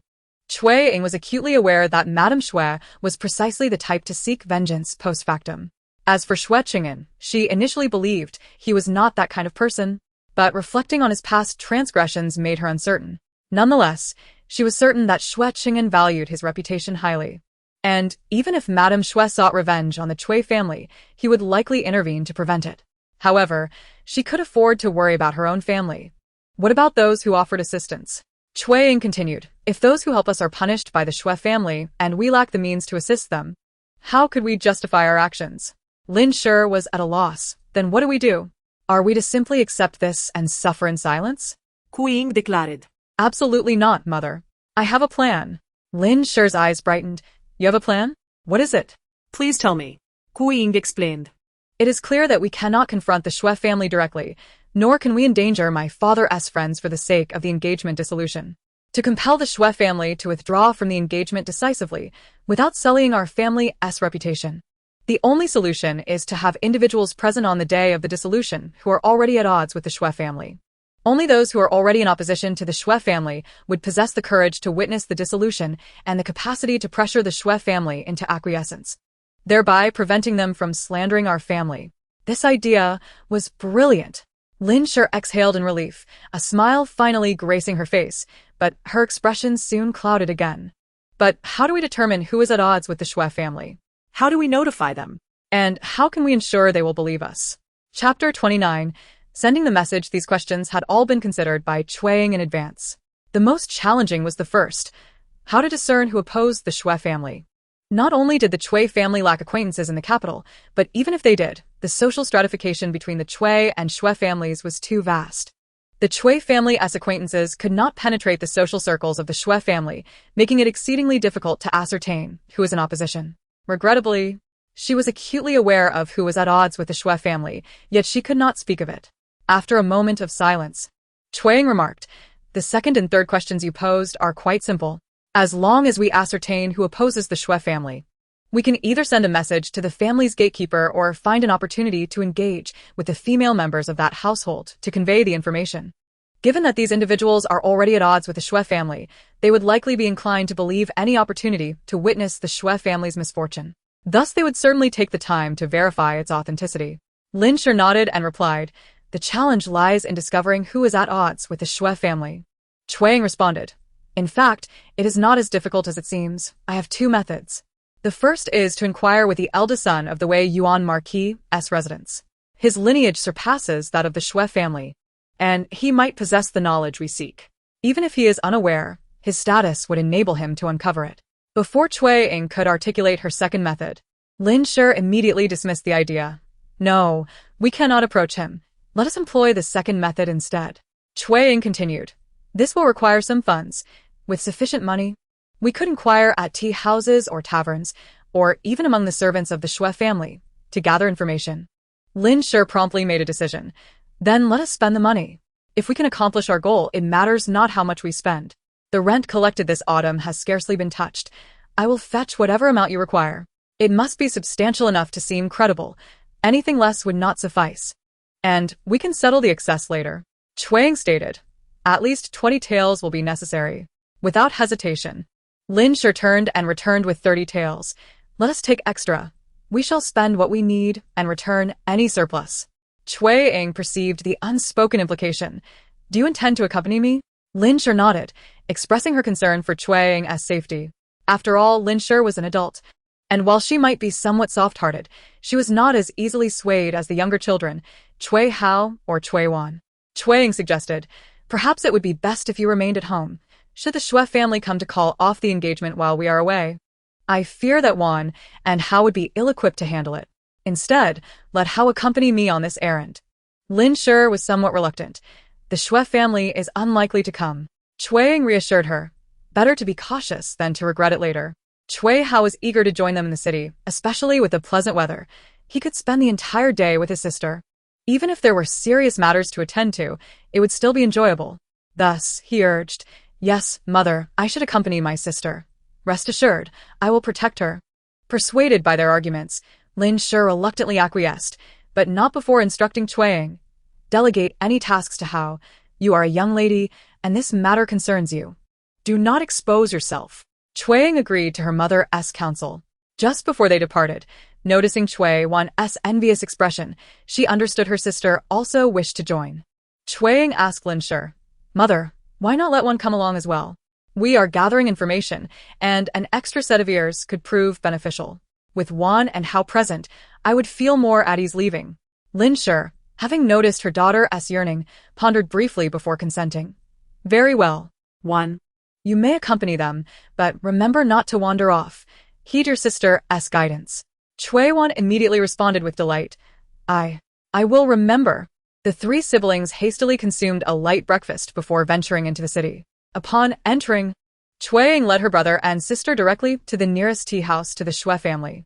Although the three-story establishment appeared unremarkable from the outside, it was, in fact, backed by the esteemed Qin family, the maternal family of the current empress. Securing a private room for half a day required a hefty sum of 2 taels of silver.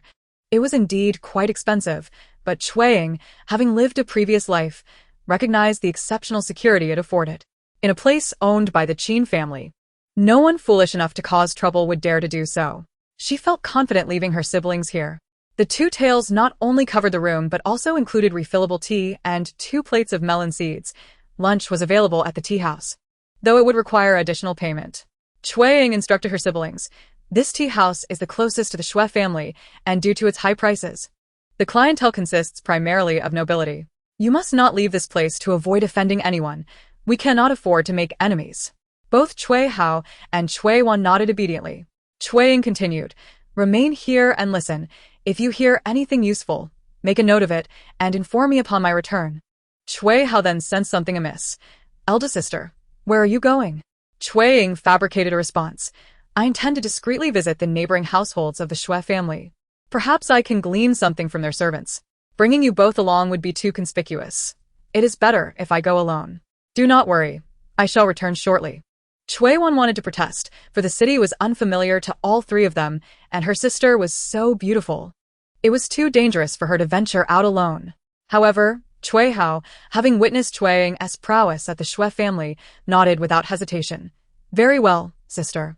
Go quickly, do not fret, I will look after second sister." Xue Ying nodded in acknowledgement, closed the door, and swiftly departed. Xue Wan, both anxious and angry, contemplated chasing after Xue Ying, but feared that such haste might lead to a collision with someone. She turned to scold Xue Hao. "How could you allow eldest sister to go alone? It is far too dangerous." Xue Hao was momentarily taken aback but replied, "It's fine, second sister, do not worry. Eldest sister is quite capable and will not let herself be harmed." Xue Wan then recalled what Xue Shu had mentioned upon returning home. Xue Ying was not only formidable enough to confront Lady Xue, but also had the audacity to venture out alone at night to summon a doctor for Xue Shu. Such boldness was indeed remarkable. With her worries somewhat alleviated, Xue Wan finally settled into a chair but could not refrain from muttering, regardless of her strength, "She is still a girl, and this city is unfamiliar to her. If danger arises, Xue Hao, you will regret it too late." Xue Hao felt a flicker of unease. "Then, should we not seek out eldest sister?" Xue Wan vehemently disagreed. "What is there to find? If we were to stray from our path, how would eldest sister locate us upon her return? Furthermore, she instructed us to remain here to gather information. If we leave, not only would the money for the private room be wasted, but we would also miss the opportunity to hear anything." Xue Hao and Xue Wan exchanged glances, both dissatisfied as they remained in the tea house to listen for news. Meanwhile, Xue Ying exited the tea house and promptly entered a bookstore. After purchasing paper and borrowing ink and a brush, she secluded herself in a quiet corner of the shop to compose 5 letters with her left hand. Once the ink dried and the letters were secured, she made her way to the residence of Chao Ku, the sworn enemy of Xue Cheng'an. Chao Ku's father held the position of director of the Imperial Academy, a 5th-rank official. While he may not have held a higher rank than Xue Cheng'an's father, he was nonetheless a government official in the capital, and the director of the Imperial Academy had many protégés, thus he need not fear the Xue family.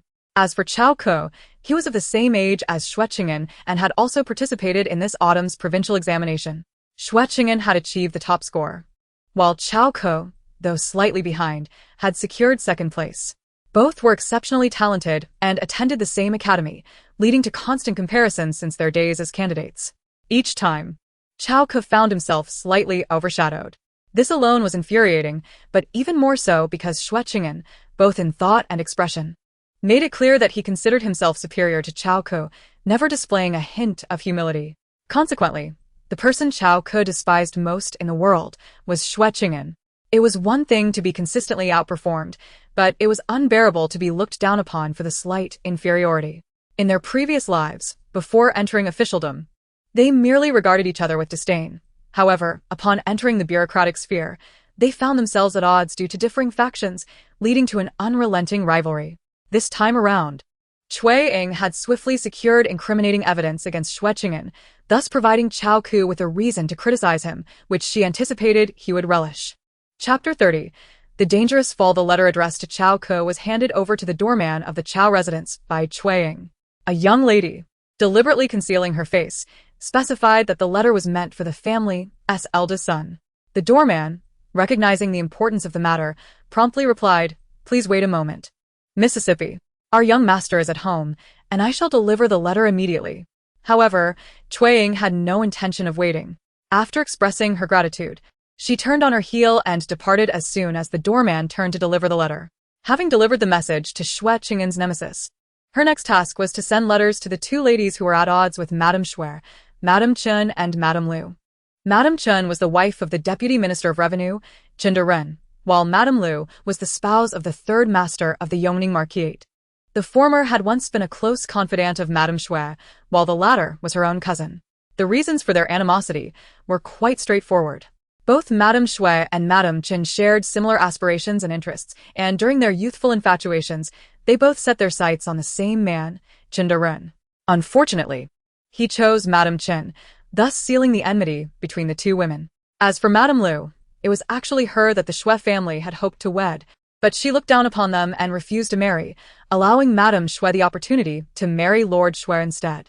Both women had overshadowed Madame Xue prior to her marriage, and she believed they would undoubtedly mock her behind her back, which led her to seek opportunities to flaunt her own son's achievements at their expense once he began to excel academically. Ironically, both Madame Chen and Madame Lu had rather lackluster sons. Thus, their rivalry only grew more pronounced over time. Xue Ying recalled that in her past life, after the loss of her son, both Madame Chen and Madame Lu had visited her. They consoled her with kind words, and Madame Lu had even shed tears for her. Yet, in front of Madame Xue, they had called her retribution, mocking her for not being worthy of having grandchildren. As memories of her departed son flooded back, Xue Ying felt her eyes welling with tears. She wiped her eyes forcefully and lifted her gaze towards the entrance of the Chen residence, hastening her steps in that direction. She had penned 5 letters in total, 1 for Cao Ko and the remaining 4, 2 for Madame Chen and 2 for Madame Lu. After delivering the letters to the doormen of both the Chen family and the Lu family of the Yongning Marquate, Xue Ying tucked away the last 2 letters and made her way to South Street. Madame Chen, known for her beauty, was a woman who relished visiting cosmetic shops and jewelry stores even after becoming a mother-in-law. Concerned that the doorman of the Chen residence might not deliver her letter, she resolved to try her luck on South Street once more. Though she had only visited the street a few times in her previous life, she was well aware of which shops flourished the most. Unfortunately, today, Madame Chen was absent. After wandering from one end of the street to the other, she realized that waiting any longer might cause her to miss Madame Lu, prompting her to abandon her search. Madame Lu had a penchant for listening to storytellers. Although the Lu residence of the Yongning Marquate was not in close proximity to the Xue family, the only establishment in the entire city that featured the storyteller she adored was the Qin family's tea house. As the youngest daughter-in-law of her household, she had little responsibility and generally accompanied her mother-in-law for breakfast before enjoying her freedom for the rest of the day. Thus, unless she had social obligations, she would frequent the Qin tea house daily, often staying until after lunch to immerse herself in the stories. As lunchtime approached, Xue Ying quickened her pace towards the tea house. She hoped to notify either Madame Chen or Madame Lu before it was too late. Inside the Qin tea house, Xue Wan and Xue Hao exchanged glances filled with disdain as they finished a pot of tea and a plate of sunflower seeds. Suddenly, the adjacent private room, which had been empty, stirred with activity. A guest had finally arrived. Both remembered Xue Ying's instructions, thus they set aside their tea and seeds, pressing their ears against the wall in unison. By coincidence, the guests in the neighboring room were none other than the capable maid and young servant accompanying Madame Lu. They had little interest in the storytelling, thus they closed the door and began to sip tea, nibble on snacks, and engage in casual conversation. The young servant, unable to enter the inner courtyard, served tea to the maid and, in a bid to curry favor, inquired, "Mama Tao, what has the third lady been busy with lately? Why has she been away from the tea house for so long?" Mama Tao took a sip of tea from the servant's hand before letting out a cold huff. "Oh, nothing much. Just feeling discontent, with no mood to come." The young servant pressed further. "Discontent? What is the cause of that?" Although he was overstepping his bounds as an outer courtyard servant, his respectful demeanor prompted Mama Tao, who had been serving Madame Lu for a long time, to divulge. What else could it be? The young master of the Xue family topped the provincial examination. Haven't you heard? The mention of the Xue family and the provincial examination immediately caught the attention of Xue Wan and Xue Hao. They exchanged a glance, momentarily forgetting their previous animosity, and strained to listen even more intently. The young servant, having accompanied Madame Lu outside, was well aware of the relationship and conflicts between Madame Lu and Madame Xue. Upon hearing Mama Tao's words, he joined in with a shared disdain. "Ah, so that's the issue." Indeed. That young master Xue must have stumbled upon a stroke of luck to achieve such a feat. Mama Tao scoffed, exactly. With her son topping the provincial exam, Madame Xue is surely brimming with pride. For the past few months, she has either hosted banquets or attended others. Madame Lu wishes to avoid her. The young servant retorted, "What is so great about topping the provincial exam? Let us see if he can top the next one." Mama Tao replied, "It would be even better if he fails the next one. I want to see if she can still be so smug then." At this point, both Xue Wan and Xue Hao withdrew their ears, certain that the third lady being discussed in the neighboring room was indeed an adversary of the Xue family. They eagerly anticipated the potential downfall of Xue Cheng'an in the upcoming examination. Xue Hao silently urged, "We must relay this information." Xue Wan nodded in silent agreement. But how? Xue Hao was at a loss. Xue Wan suggested, "We must inform our elder sister." Xue Hao concurred, "Right, she will surely have a plan." But when would their elder sister return? The siblings ceased their eavesdropping, one peeking out of the private room door while the other gazed out the window at the sky. Time was still on their side. The guests had just arrived and were unlikely to leave immediately. However, as the minutes ticked by and the sun climbed higher in the sky, anxiety began to grip them. They had finally encountered those at odds with the Xue family. And if they missed this opportunity, it might not come again. Unable to contain herself, Xue Wan instructed Xue Hao, "You stay here. I'll check at the entrance. If our elder sister doesn't return soon, I'll buy some paper and a pen to write a note to slip into the neighboring room. If they decide to leave before I return, you can just go up and tell them directly. After all, it's already destined that our family has offended the Xue family. We have no fear of adding another transgression." It seemed that this was the only viable option. Xue Hao nodded in agreement. Xue Wan wrapped her scarf around her face and stepped out, casting a glance at the closed door of the neighboring room before hastily making her way toward the stairs. Though it was not her first visit to the city, it was her first time venturing out alone to accomplish a task, no matter how trivial. Her heart raced in tandem with her footsteps, echoing in her chest. Nervousness often leads to mishaps. Just as she was about to descend to the first floor, her foot unexpectedly missed a step, and she tumbled straight down. A startled gasp escaped her lips. However, in the next moment, the anticipated pain did not come. She did not fall but was instead halted by a distinguished man, whose features were as exquisite as jade, grasping her arm and steadying her from her impending fall. Xue Wan, bewildered, gazed at him, her initial panic and fear gradually transforming into gratitude and admiration, ultimately culminating in shyness. A rosy hue crept onto her cheeks as she withdrew her arm and, in a voice barely above a whisper, murmured, "Thank you, kind sir." Although Xue Wan and Xue Ying did not resemble each other, they were half-sisters, and both shared strikingly beautiful almond-shaped eyes, reminiscent of Xue Shu, yet even more captivating. Xue Cheng'an regarded Xue Wan's eyes, noting their resemblance to Xue Ying's, yet devoid of the disdain and animosity that Xue Ying harbored towards him. He found himself momentarily entranced until Xue Wan pulled her arm away, bringing him back to reality. "It was but a trivial act, my lady. No need for formalities," he replied softly before ascending the stairs. Xue Wan, however, watched his retreating figure until he turned onto the third floor, at which point she anxiously turned towards the entrance. Chapter 31. Smooth sailing. As Xue Wan stood dazed at the entrance of the tea house, Xue Ying finally arrived, breathless. The moment she laid eyes on Xue Wan, she sensed something was amiss. "Wan, what is wrong? What happened?" Xue Wan snapped back to attention, hastily shaking her head. "It's nothing at all. You've returned just in time. Come with me." Xue Ying was led upstairs, and after hearing about the situation in the neighboring private room from Xue Wan and Xue Hao, she realized they had fortuitously encountered Mama Tao, who served beside Mrs. Lu San. Mama Tao, having grown up attending to Mrs. Lu San, shared her intense dislike for Mrs. Xue. Thus, any news that reached her ears would inevitably find its way to Mrs. Lu San's. Truly, it seemed as though the heavens were aiding her. Xue Ying produced the letter intended for Mrs. Lu San and whispered to Xue Wan and Xue Hao, "You two stay put. I'll slip this letter through the crack of their door." Xue Hao nodded enthusiastically, praising, "Elder sister, you're incredible. You've even written the letter." Xue Wan also nodded, urging, "Then hurry, sister."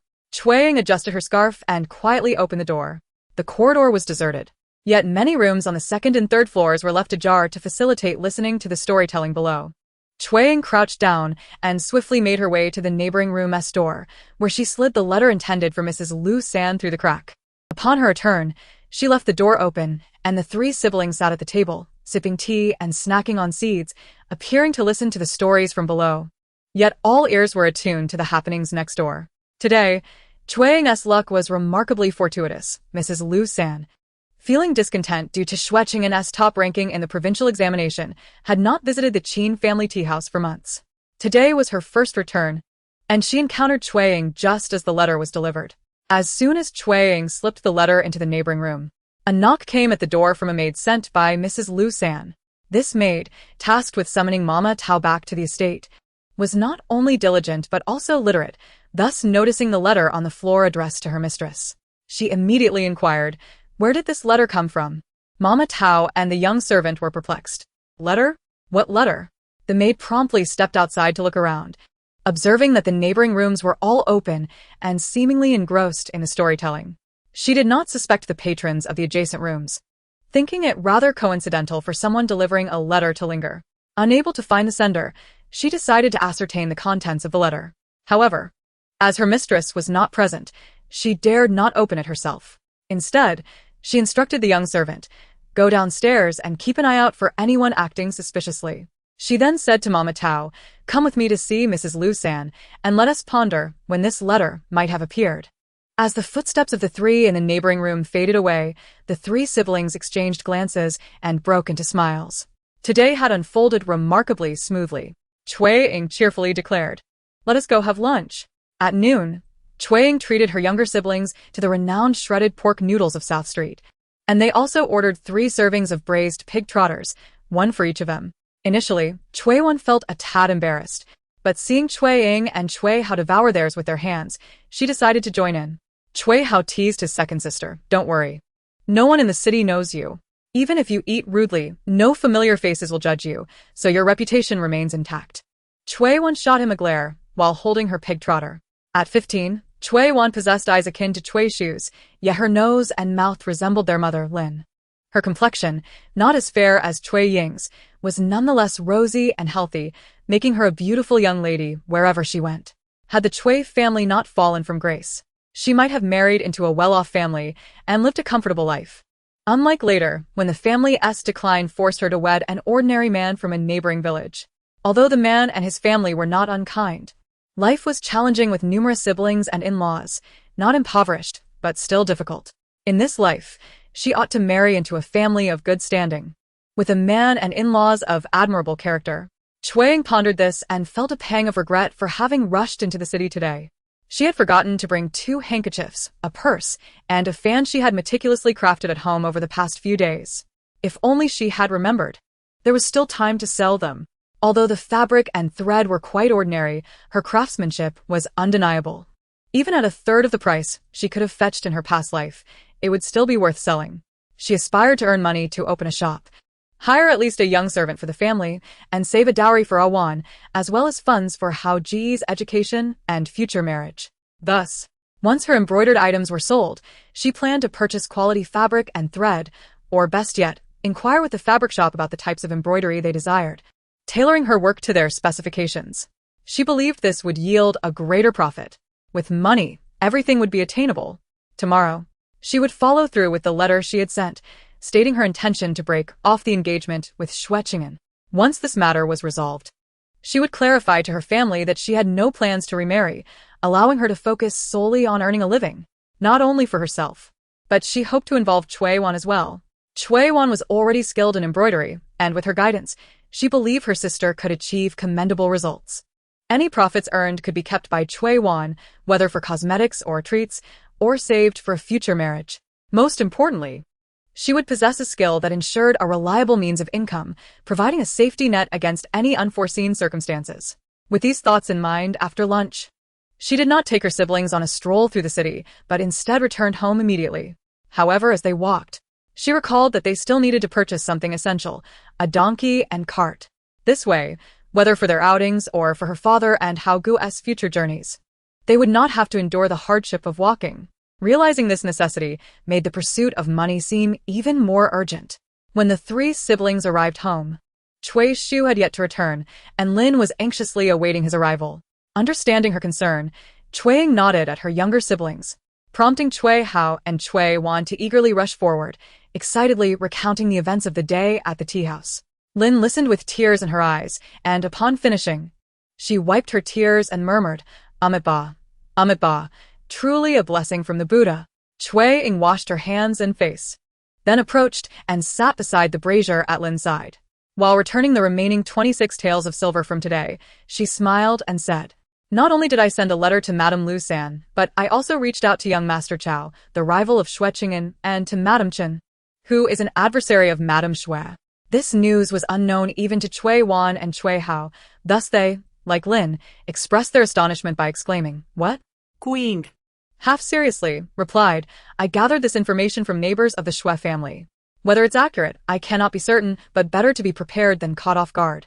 So I wrote letters and sent them to the door attendants of both households." Cui Wan remarked, "Others may be unaware, but that Madame Lu San is definitely at odds with the Xue family. Even if she is the only one to act, that should suffice." Cui Hao agreed, "Indeed.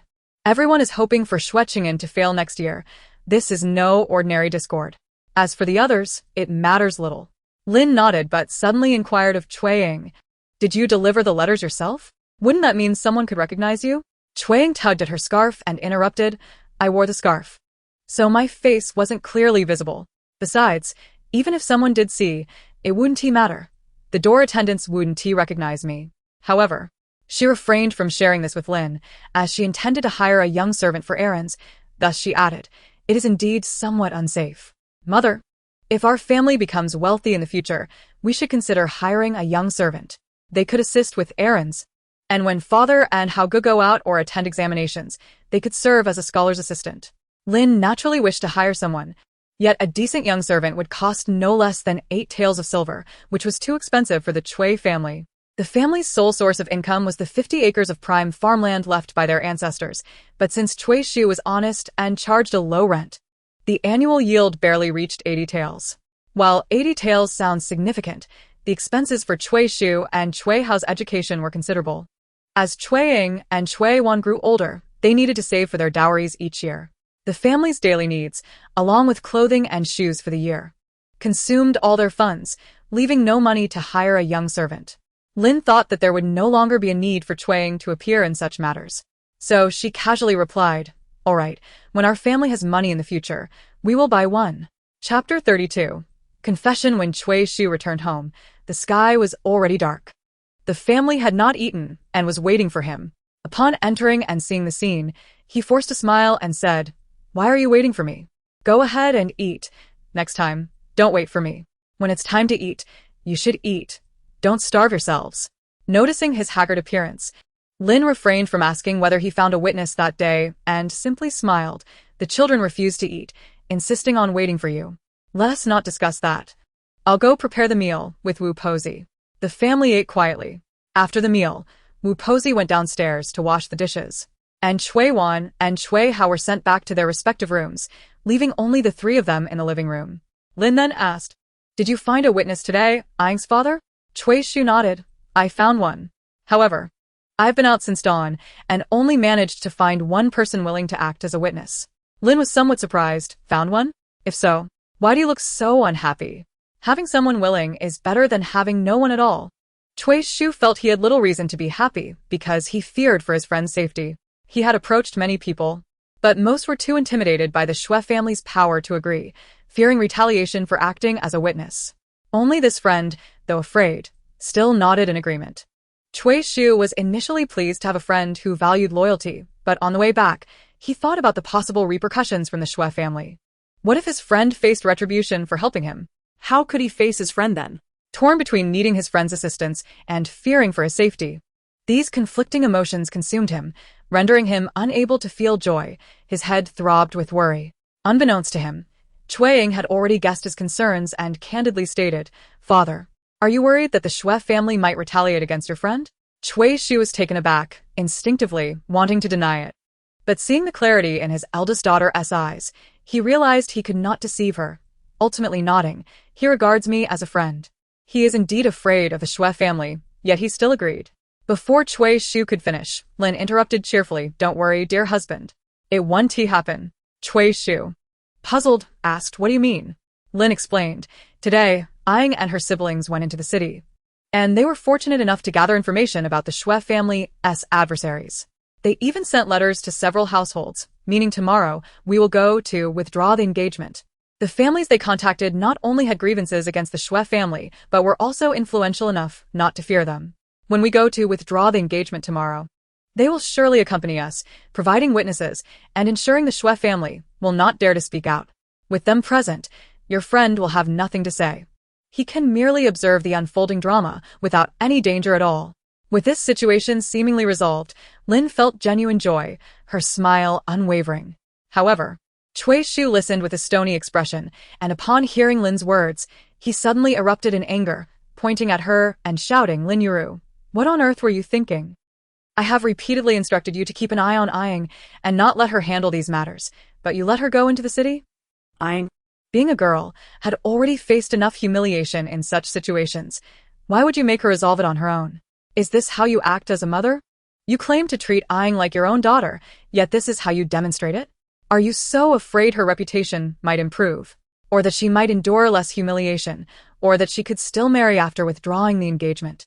Having been married to Cui Shu for nearly 17 years, this was the first time Lin witnessed him in such a furious state. The veins on his forehead bulged, and his words cut like a sword, piercing her heart. Her face turned pale in an instant, and she felt as if she would collapse. Xue Ying hurried to support her, her face brimming with anger as she shouted at Cui Shu, "Father, do you not wish to consider what you are saying? How can you speak of mother in such a manner? For all these years, mother has cared for me like her own daughter, nurturing me from a 1-year-old child to this age, always fearing I would go hungry or feel cold or hot. I know it myself, and even outsiders can see it. How can you say such things about mother? You must apologize to her. Otherwise, I will never forgive you." Upon hearing Cui Ying's words, Lin was moved to tears. She was touched that her stepdaughter recognized her sincerity, while saddened that her true intentions were so misunderstood and hurt by her husband. In truth, Cui Shu regretted his words the moment they left his mouth, and seeing Lin's tears, he realized he had spoken thoughtlessly. Yet, being a man accustomed to pride and feeling that Lin was indeed at fault in this matter regarding Xue Ying, he could not bring himself to apologize in front of her. His silence only made Lin cry harder. Xue Ying understood the crux of the matter and continued, "Going into the city was my own decision. It was my affair. I had an excellent solution at hand, so why would I not go? Why should I watch you suffer? Father, I will speak plainly. I no longer intend to marry, so you need not worry about me exposing myself to further humiliation." "What?" Lin, no longer able to contain her tears, grasped Xue Ying's hand tightly. "Ying, what nonsense are you speaking? How can you entertain such thoughts?" Cui Shu looked at the Cui Ying in shock, equally astonished. Xue Ying had already made up her mind, after breaking off the engagement with the Xue family. Even if everyone knew it was the Xue family's fault, her reputation would still suffer. It would be difficult to remarry, especially considering the power of the Xue family. How many would dare to marry her? If I wished to remarry, I fear it would only be as a concubine, or to someone brutish or foolish enough not to know fear. Rather than marry such a person, I would prefer to remain single. My decision is firm. If you agree, I shall stay at home. If not, once the matter with the Xue family is resolved, I shall cut my hair and become a nun. And I won't shamelessly linger at home." After delivering her words, before Cui Shu could respond, Lin hurriedly interjected, "Ying, what nonsense are you talking? This is always your home. You mustn't go anywhere." Cui Hao, who had been eavesdropping behind the door, rushed out with red eyes and said, "Yes, elder sister. You must stay at home. Don't worry, I will study diligently, and when I achieve success, there will surely be suitors eager to marry you." Xue Wan also ran out in tears. "Elder sister, you mustn't go anywhere." Xue Ying was touched by her family's concern, seeing them all with red eyes and tears.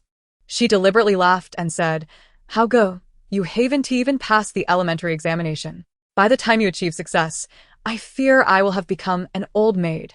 Cui Hao replied, "Then don't marry. While I live, I will take care of you. When I am gone, my children will care for you. In any case, you mustn't go anywhere." Xue Ying gently patted his head and then turned to Cui Shu. Xue Shu's heart ached painfully. How could he utter harsh words now? Yet he did not dismiss her words completely, merely nodding and saying, "All right, then let us postpone your marriage." With her objective achieved, Xue Ying did not forget the grievances Lin had suffered. She turned to Xue Shu. "Father, you must apologize to Mother. You were too excessive just now." Initially, Xue Wan and Xue Hao were somewhat intimidated by Xue Shu, but now, on one hand, they wished to support Lin, and on the other hand, since Xue Ying spoke first, they also chimed in, "Father, you must apologize to Mother." The three children united in their request for apology, and Xue Shu recognized his mistake. Thus he looked at Lin with remorse. "My dear wife." Lin was stunned by Xue Ying's words. At that moment, she had actually forgotten to feel angry. But when Xue Shu apologized, she recalled her grievances and simply huffed coldly, turning to return to the house without uttering a word. Cui Shu, feeling guilty, pulled her firmly and ushered her into the main room. In a moment of desperation, Xue Shu had spoken hurtful words. And now he humbly apologized and tried to placate Lin to quell her anger. This need not be elaborated. Meanwhile, in the city, the Xue family awaited the return of their second son, Xue Cheng'an, who arrived home in the evening after a combined summer and annual leave. Just as he returned home, before he could visit his concubine mother, Mrs. Xue sent Mama, Li, to personally summon him. The Xue family had few descendants, and though Xue Cheng'an was a concubine-born son, his mother was a former maid of Mrs. Xue, and after having him, she remained modest and unassuming. Thus, his life in the Xue family had not been too harsh. Even with a formidable legitimate elder brother, he grew up into a well-adjusted young man, respectful towards Mama, Li, yet not obsequious. "Madam, may I inquire why my mother is so eager to see me?" Mama Li, having little respect for Xue Cheng'an, viewed him as little more than the child of a maid, and though she maintained a polite demeanor, she did not consider him significant. "You will understand when you see your mother." Seeing that he could not extract any information from Mama Li, Xue Cheng'an ceased his inquiries. However, upon meeting Mrs. Xue, he noticed the presence of old Madame Xue and Xue Cheng'an, and being as astute as he was, he surmised that the matter at hand must be of great importance. Yet he kept his composure, bowing respectfully. "I pay my respects to grandmother and mother." After receiving nods from both old Madame Xue and Mrs. Xue, he turned to Xue Cheng'an, addressing him with due respect as elder brother. In just 4 or 5 days, Xue Cheng'an appeared worn and gaunt, having lost weight. When Xue Cheng'an greeted him, he seemed distracted, only returning to his senses when gently nudged by the accompanying maid. With a gloomy expression, he glanced at Xue Cheng'an, giving a slight nod in acknowledgement. Mrs. Xue, naturally observing her biological son's demeanor, assumed he was troubled by concerns over the engagement's impact on his reputation and future. She decided to be straightforward with Xue Cheng'an. "Cheng'an, I called you here to assign you an important task." Xue Cheng'an, having only settled halfway, quickly rose. "Mother, please instruct me." "Mrs. Xue continued, you are aware that your elder brother has been betrothed to the eldest daughter of the Xue family since childhood?" Xue Cheng'an nodded. "I am aware." Not only was he informed, but he also knew that his legitimate mother disdained the Xue family and did not wish for his elder brother to marry their daughter. However, he wondered what relevance this had to him. Mrs. Xue stated, "This engagement was arranged while your grandfather was still alive. Although the Xue family is of humble status, our family cannot act in disloyalty, hence this engagement must be honored." Xue Cheng'an remained silent, as he genuinely did not understand the significance of Mrs. Xue's words. She did not require his response and continued, "Recently, I met the eldest daughter of the Xue family. While their family background may be lacking and she hails from the countryside, I must admit she is indeed beautiful. Not only is she lovely, but she is also clever and articulate. Cheng'an, you will soon turn 19, although you hold only the title of a scholar now. If you wish to pursue the degree of a jinshi, you must wait 3 years, by which time you will be over 20. Too late to marry. Therefore, I wish to take charge and have you marry the eldest daughter of the Xue family. What are your thoughts?" Xue Cheng'an looked at Xue Cheng'an in astonishment. "But isn't this engagement meant for my elder brother?" Mrs. Xue, disregarding Xue Cheng'an as a mere concubine-born son, saw no need to provide grand justifications, replying bluntly, "Your elder brother is to be the top scholar this autumn. How can the Xue family girl be worthy?" In truth, Xue Cheng'an held no objections towards the Xue family or Xue Ying, but upon hearing Mrs. Xue's words, he could not help but think, If the Cui family girl is unworthy of my elder brother, does that mean she is suitable for me? Am I of such lowly status? Yet he knew he could not voice such thoughts. His concubine mother needed to survive under Mrs. Xue, and he would also have to find his place under Xue Cheng'an in the future. Though both were sons, he lacked the capabilities of Xue Cheng'an. And even if he had them, the disparity of being a concubine-born son meant the family resources would never favor him. His life was destined to be a struggle against Xue Cheng'an. If he wished to rely on the family and gain access to its resources, he would have to make sacrifices whenever Xue Cheng'an required them. Yet a sense of injustice brewed within him, and after a moment of silence, he asked, "What does the Cui family think? Am I not inferior in knowledge and appearance compared to my elder brother? Would the Cui family girl be willing to marry me?" Mrs. Xue snorted disdainfully.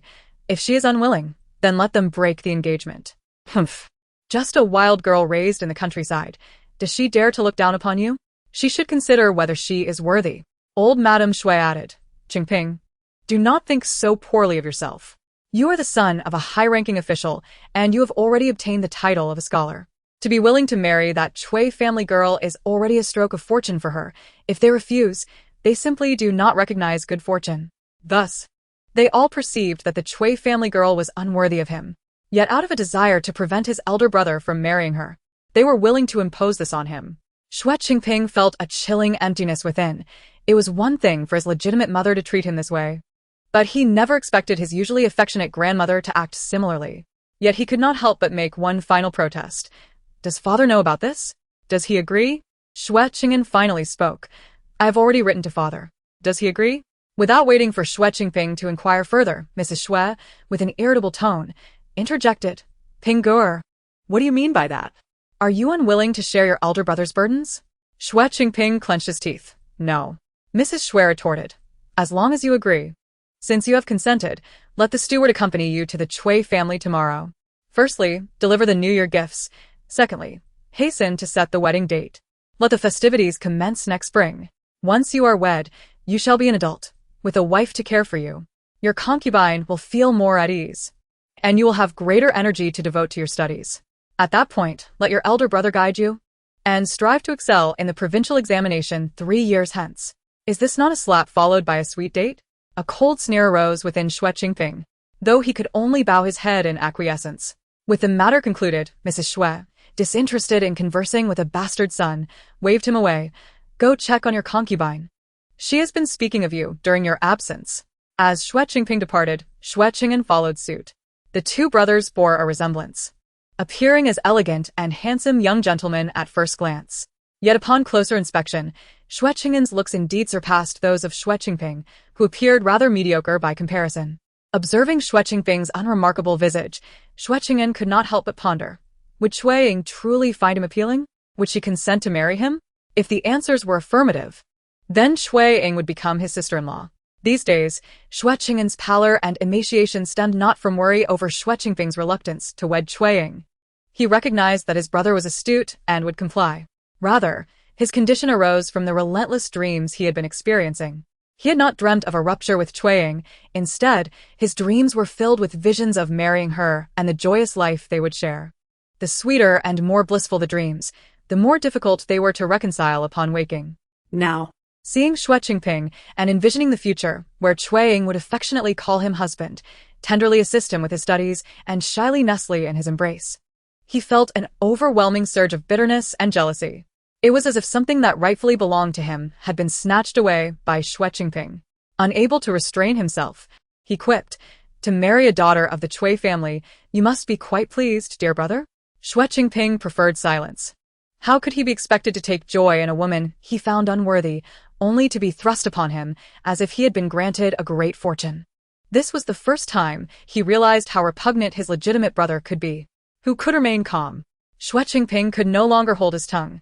"If you are unwilling, I would never dream of taking someone else's beloved." Unwilling? how could that be? Xue Cheng'an's countenance darkened instantly, and without uttering another word, he turned on his heel and departed. Chapter 34. The visit. Early the next morning, the Cui family rose at dawn. Thanks to a night of persuasion from Cui Shu, Lin Shi's anger had noticeably subsided. Her complexion was now rosy and radiant, akin to having been thoroughly rejuvenated. She and Cui Shu had already strategized to split their efforts. Cui Hao would accompany Cui Shu to Songjia village to inform Scholar Song, while she would join Cui Ying for breakfast before setting off. They would reconvene at the city gate before proceeding to the Xue residence. As for Cui Wan, the young girl was deemed unsuitable to accompany them and would remain at home to guard the house. As they watched Cui Shu and Cui Hao step into the still dim morning light, Lin Shi could not help but ask Cui Ying, should we consider hiring a servant to assist with errands? It would spare our sons from braving the cold on such frigid days. Though Lin Shi was concerned for her husband, her greater worry lay with her son. The previous night, she vividly recalled Cui Ying confronting her husband, and now, she regarded Cui Ying not merely as a daughter in need of protection, but as a figure capable of safeguarding her son. Indeed, Cui Ying had proven herself more resourceful than any son, as few would dare confront their own father for their mother's sake, yet Cui Ying did. Not only did she dare, but she also triumphed, leaving Cui Shu to appease her for the entirety of the night. Moreover, Cui Ying possessed both courage and intellect, effortlessly reversing the unfavorable situation regarding the Xue family's proposal. Thus, Lin Shi felt emboldened, akin to a woman with a son to rely upon. She no longer wished to heed her husband's words, but sought Cui Ying's counsel for any matters. Cui Ying nodded. Indeed, having a servant would facilitate many tasks, benefiting not only the women of the household but also assisting father and brother Hao. Lin Shi resolved to heed Cui Ying's suggestion. Then, after the new year, we shall visit the city to seek a servant. What caused her mother to change her mind overnight? Cui Ying did not delve into the reasons. The willingness to hire a servant was a positive development, and she readily agreed. Excellent. Once the Xue matter is resolved, we shall go. Lin Shi added, let's not mention this to your father. He may be reluctant. Cui Ying smiled, agreed. We shall act first, and report later. After a night had passed, was her mother truly ready to take charge? This was a welcome change, and Cui Ying supported it, especially given her father's appalling behavior the previous night. After breakfast, having instructed Cui Wan and Aunt Wu to keep watch over the house, Lin Shi and Cui Ying set out. Upon arriving at the city gate, they met with Cui Shu, Cui Hao, and Scholar Song, and the group then made their way to the Xue residence. Departing early, they reached the entrance of the Xue family just as the hour of Chun was approaching. However, Xue Cheng'an, being a scholar accustomed to early rising, had already finished his breakfast and summoned the steward to prepare a generous array of New Year gifts for the visit to the Cui family. As the two parties encountered one another at the main entrance, both Xue Cheng'an and the Xue family steward were taken aback by the sight of such a large gathering from the Cui family so early in the morning. Cui Ying, however, immediately scanned the surroundings of the Xue residence. Her expectations were met, as figures were concealed in the corners of the left and right walls, likely sent by Chao Ko, Madame Chen, and Madame Lu to gather intelligence. They must be nearby, and upon seeing the Cui family arrive, they were sure to come forth soon. After discreetly reassuring Lin Shi, who was also surveying the area, Cui Ying stepped forward to stand beside Cui Shu. The Xue family steward approached with a cordial demeanor, maintaining a respectful tone. Master Cui, Miss Cui, I was just about to accompany our second young master to the estate. Yet here you are already. With this introduction, Xue Cheng'an respectfully greeted Cui Shu, addressing him as Uncle Cui. Turning to Cui Ying, he found himself momentarily taken aback. He had presumed Mrs. Xue had misled him into believing Cui Ying was beautiful. Upon encountering her, he realized she was even more striking than described. A girl raised in the countryside, not only was her beauty exceptional, but her poise was also on par with that of the daughters of city officials. Suddenly, he recalled Xue Cheng'an's rather sarcastic remarks from the previous day. What he had initially interpreted as mockery now seemed less certain. A young lady of such grace and beauty might indeed cause Xue Cheng'an some reluctance. He found himself unperturbed at the prospect of marrying her, as a bastard son. It was unlikely that his family would arrange a match of high status for him. Better to wed Cui Ying, for he would not only benefit but would also alleviate some concerns for Xue Cheng'an. In the future, both his legitimate mother and father would owe him a debt. Contemplating this, he donned a self-assured smile and addressed Cui Ying, sister of the Cui family. Cui Shu's expression darkened. Cui Ying furrowed her brow. What did Xue Cheng'an just call her? If she and Xue Cheng'an had not broken off their engagement, she would be Xue Cheng'an's future sister-in-law. Was Xue Cheng'an truly out of his mind to address her as sister? Cui Ying harbored little fondness for Xue Cheng'an, as he was indeed a member of the Xue family, valuing practicality and profit much like Xue Cheng'an. In his previous life, he had married 2 wives over 6 years. His first wife was not only beautiful but also gentle and kind-hearted. However, due to her ordinary family background, Xue Cheng'an found fault with her at every turn, treating her poorly, and ultimately concocted reasons to divorce her. At that time, having passed the imperial examination, he was pursued by the daughter of his teacher. And in hopes of securing his teacher's full support, he decided to marry her, thus dismissing his first wife. His character was as despicable as that of Xue Cheng'an. Cui Ying had little interaction with him, having no grievances or animosities, and initially had no intention of engaging with him. However, upon her rebirth, he foolishly approached her, calling her sister. With a cold smile, Cui Ying retorted, "Young Master Xue, please refrain from such unfounded claims. There is no sister of yours here." Her dismissive response caused Xue Cheng'an's expression to stiffen. Yet, as a son of a powerful family with a prominent elder brother, Xue Cheng'an possessed strong emotional resilience. He chose to ignore her words and smiled at Cui Shu, saying, "Uncle Cui, I was just about to deliver New Year's gifts to your residence, yet you arrived first. Please, allow me to escort you inside to converse." As the adage goes, one should not strike a friendly face. Since Cui Shu held no particular grievances against Xue Cheng'an, he responded coolly, "There is no need for gifts. I have come today to call off the engagement between our families. There shall be no further ties, and hence no gifts are required." Was the Xue family truly renouncing the engagement? Although Xue Cheng'an was aware that the Cui family had visited a few days prior and that Cui Ying had even confronted Madame Xue, he was astonished that they would willingly relinquish a promising son-in-law like Xue Cheng'an in favor of a breakup. Momentarily at a loss for words, he stammered, "Uncle Cui, please, allow me to fetch my mother and grandmother to speak with you." However, Cui Shu remained steadfast, "No need. Your Xue family is of too high a status for us Cui to aspire to. We shall not enter." The previous night, while placating Madame Lin, Cui Shu had been informed that Cui Ying had found a family that opposed the Xue family to serve as witnesses. Therefore, he had to raise the issue of the broken engagement at the gate of the Xue family. Otherwise, should he enter their abode, if the Xue family were uncooperative, outsiders would be barred from entering, and without witnesses opposed to the Xue family, they could tarnish the Cui family's reputation at will. Chapter 35. Shamelessness. Cui Shu's stance was resolute, and seeing that he could not persuade the Cui family to enter, Xue Cheng'an immediately signaled to a servant to inform Madame Xue. Meanwhile, he contemplated that both his stepmother and grandmother were evidently unwilling to tarnish Xue Cheng'an's reputation. Therefore, even though the Cui family had come to break the engagement, the matter would likely befall him in the end. Thus, he decided to take the initiative. Uncle Cui. He spoke respectfully, "I am currently studying at Yunshan Academy outside the city. Although I only possess the title of a scholar, I am confident that in 3 years, I will make my mark in the provincial examination." Cui Shu regarded him with confusion. What did his performance in the examination have to do with this situation? Cui Ying also failed to comprehend Xue Cheng'an's intentions. Yet, he suddenly turned to her, speaking earnestly, "Therefore, Uncle Cui, if you agree to allow your daughter to marry me, I swear I shall cherish her for life, never betraying her." In truth, his intention to visit the residence today was to discuss the marriage between their families. "If you consent, I wish to marry your daughter promptly." Men are inherently drawn to beauty. While Xue Cheng'an's words held some truth for personal gain, they also reflected his genuine admiration for Cui Ying's beauty. Cui Ying was taken aback. How could Xue Cheng'an be so brazen? No, it was not merely him. If he did not have Madame Xue and Xue Cheng'an's backing, he would not have dared to express such audacity.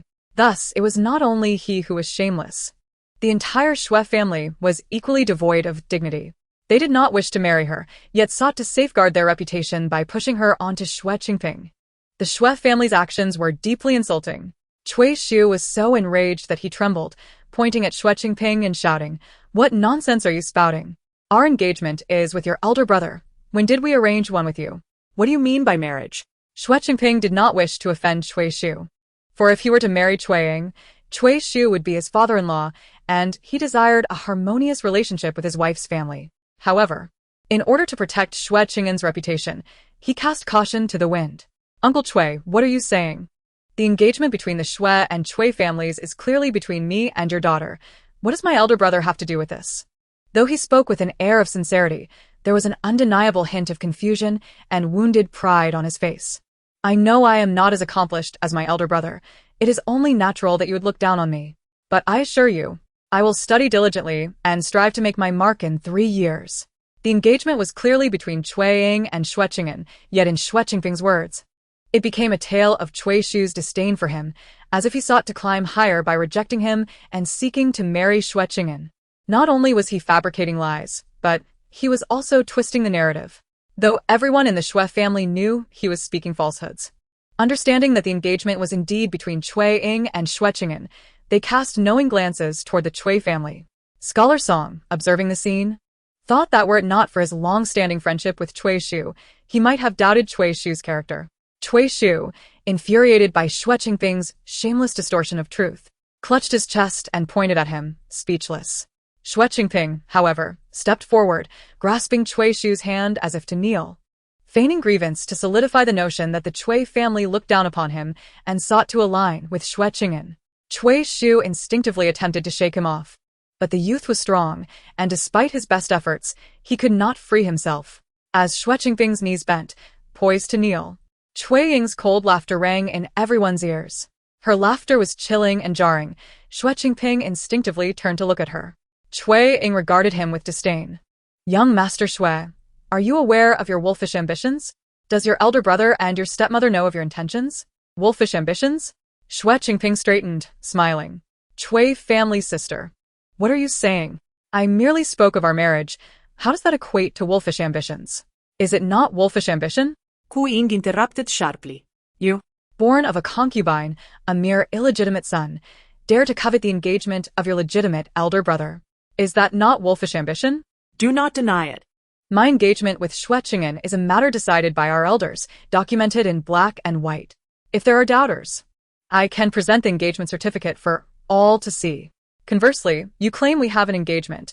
Do you possess any documentation? Or have you forged a letter? Cui Ying scoffed. TSK, a contemptible wretch indeed, willing to resort to forgery to usurp your elder brother's rightful engagement. Xue Chengping, do not believe that your actions go unnoticed. The heavens observe all. How did Xue Cheng'an's reputation for arrogance and selfishness come to light? Who crafted the cold and self-serving image he now bears? Do you truly think that no one knows of your deeds at Yinshan Academy? As an illegitimate son, you should be aware of your standing and conduct yourself with humility. Instead, you backstab your legitimate elder brother and seek to usurp his engagement. What will you do next? Covet family resources, or the position of the family head. Xue Chengping, you are utterly ungrateful.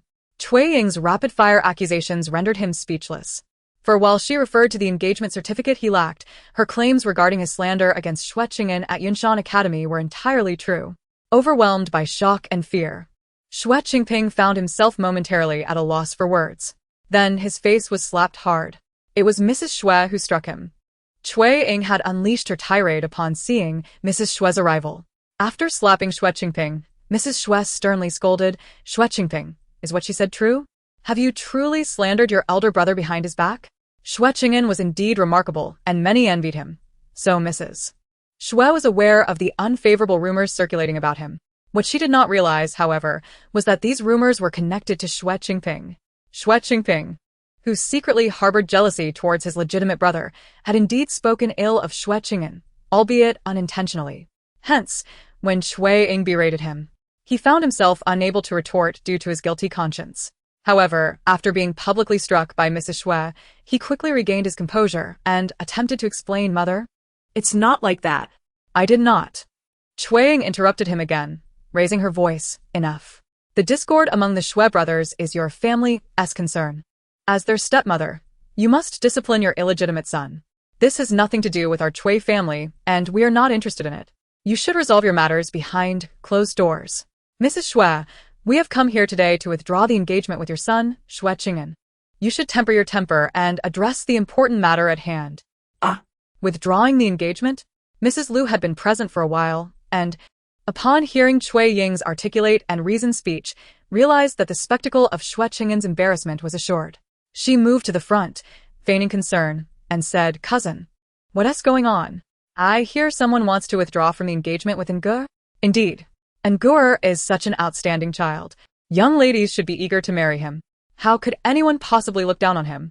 Mrs. Chen also pressed forward, her expression one of disbelief. Chapter 36. Utter foolishness. Mrs. Lu and Mrs. Chen appeared to show concern and advocate for Xue Cheng'an, but Mrs. Xue knew it was all a facade. They were neither genuinely concerned nor advocating for her Ngor. They were simply reveling in his misfortune. Her precious Ngor, a true gem among men, was worthy of admiration. How dare they mock him? Was it because their sons were all worthless? They had no right to deride her son. No one in this world was entitled to belittle him. Mrs. Xue was utterly enraged, her sole focus on protecting Xue Cheng'an's reputation, refusing to allow it to be tarnished even slightly. Thus, she could not calm her mind to contemplate the situation at hand. All she desired was to impose the engagement with Cui Ying squarely upon Xue Cheng'an.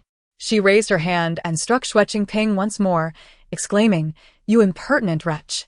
You cannot write the character Xue in two different ways. Your elder brother excels, and you too could bask in his glory. Why must you be so petty and slander him behind his back? Have I not already told you that whenever your brother is available, you may seek his guidance? With his mentorship, if you work hard, you too could achieve recognition in the provincial examination in 3 years. What is your rush? Yes, I disdain the Cui family daughter as well, but this engagement was arranged by your grandfather and the elder of the Cui family. Even if she is not worthy of you, we cannot simply disregard the marriage. Are you suggesting that this engagement was arranged for your elder brother, simply to avoid marrying her? How could you be so despicable?" 2 slaps had rendered Xue Cheng'an's cheeks crimson, even swelling slightly. Yet, the fiery pain on his face paled in comparison to the suffocating frustration within. He had begrudgingly accepted the engagement with the Cui family, but due to Cui Ying's few words, Mrs. Xue had unjustly placed such a heavy burden upon him. Xue Cheng'an's reputation was of utmost importance. But was his reputation not worthy as well? He aspired to take the imperial examination and serve in the court. With such accusations of undermining his elder brother, how could he possibly maintain his standing in the officialdom? Yet he dared not rebel. If he did, if he tarnished Xue Cheng'an's reputation, he feared he would have no future at all. Mrs. Xue could easily ruin him. However, Mrs. Xue was indeed foolish. Her folly might just lead to his unexpected fortune. Xue Cheng'an lowered his gaze to conceal his satisfaction and then knelt before Mrs. Xue, pleading, "Mother, I did not slander my elder brother. If you do not believe me, you may have someone investigate. Furthermore, my refusal to fulfill the engagement with the Cui family is not due to my own desire, but rather because the Cui family has set their sights on my elder brother, having seen him top the provincial examination. They look down upon me and wish to pin their hopes on my elder brother. Please see this clearly, Mother." Mrs. Xue found Xue Cheng'an to be quite clever. He grasped her hint immediately. Very well, she would investigate whether he had indeed slandered Ngor later. For now, her priority was to protect Ngor's reputation. Dismiss the Cui family, and send Mrs. Lu and Mrs. Chen away. Feigning surprise, Mrs. Xue exclaimed, "Is there truly such a thing? Cui Shu. I never imagined you to be such a person. Do you take advantage of the fact that our elderly master has passed, and the master is stationed in Jiangnan, believing you can bully us, a widow and her orphan son, at will? My Ngor is indeed exceptional. Had the engagement been arranged between him and your daughter, we would never have shunned your family. But alas, it is my Ngor who is engaged to your daughter, and you dare to look down upon him?" Allowing Mrs. Xue to continue her performance, Cui Ying broke into laughter once more. She genuinely found it amusing. The situation had escalated to this point, with Xue Cheng'an absent and Xue Cheng'an harboring ulterior motives that Mrs. Xue could not perceive. Instead, she remained fixated on how exceptional her son was, oblivious to her own ridiculousness and embarrassment. This matter must be escalated. The larger the uproar, the better. Only when the situation became truly scandalous, only when the Xue family faced complete humiliation, would Mrs. Xue refrain from retaliating against the Cui family, as countless eyes would be upon her, scrutinizing the Xue family. Unless she was unafraid of the repercussions on Xue Laoye's official position and Xue Cheng'an's future, the more public this incident became, the safer the Cui family would be. Cui Ying burst into laughter, her mirth growing louder, as if she had just heard an extraordinarily amusing joke. She laughed until tears streamed down her face, necessitating the use of a handkerchief to wipe them away. Throughout her life, Mrs. Xue harbored both hatred and fear towards Cui Ying, for Cui Ying was unreasonable and unruly. Even as her future mother-in-law, she would strike if she pleased. Thus, as Cui Ying left, Mrs. Xue felt a chill run down her spine. Although she was furious, she tightly grasped the hand of Mama Li beside her, her voice trembling as she demanded, What are you laughing at? Xue Ying replied, It's simply amusing. So amusing that I cannot help but laugh. Mrs. Xue retorted, What is so amusing? Kneeling, Xue Cheng'an turned his head to glance at Xue Ying from the side. The onlooking Mrs. Lu and Mrs. Chen exchanged puzzled glances. Finally, the hurried arrivals of Xue Cheng'an and the elder Mrs. Xue at the entrance drew everyone's attention to the still laughing Xue Ying. Xue Ying surveyed their faces one by one before saying, Mrs. Xue, I recall telling you last time that while Xue Cheng'an may be a treasure in your eyes, to me, he is worth less than a blade of grass.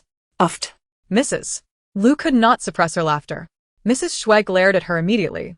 Mrs. Lu had initially attempted to cover her mouth, but upon seeing the fury in Mrs. Xue's eyes, she boldly let her laughter ring out. Yes, she acknowledged that Xue Cheng'an was indeed exceptional, but with Mrs. Xue parading him around so ostentatiously, she genuinely found her nephew Xue Cheng'an quite distasteful. Now there is someone who shares her disdain, and naturally, she is quite pleased.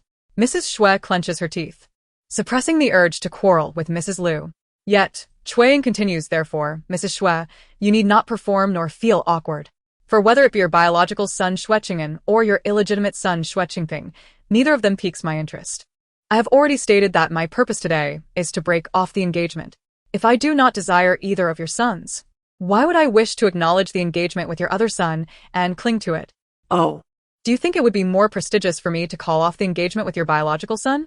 If that is how you perceive it, then even the esteemed scholar I find unworthy might indeed carry some prestige. But I assure you, that is not my intention. They are all men I find unimpressive. I would not cling to anyone merely for the sake of pride. We can refer to the engagement letter. It is clearly stated in black and white. And no one can forge it, can they? The laughter that ensued was not just from Mrs. Lu but also from Mrs. Chen, who could no longer contain herself.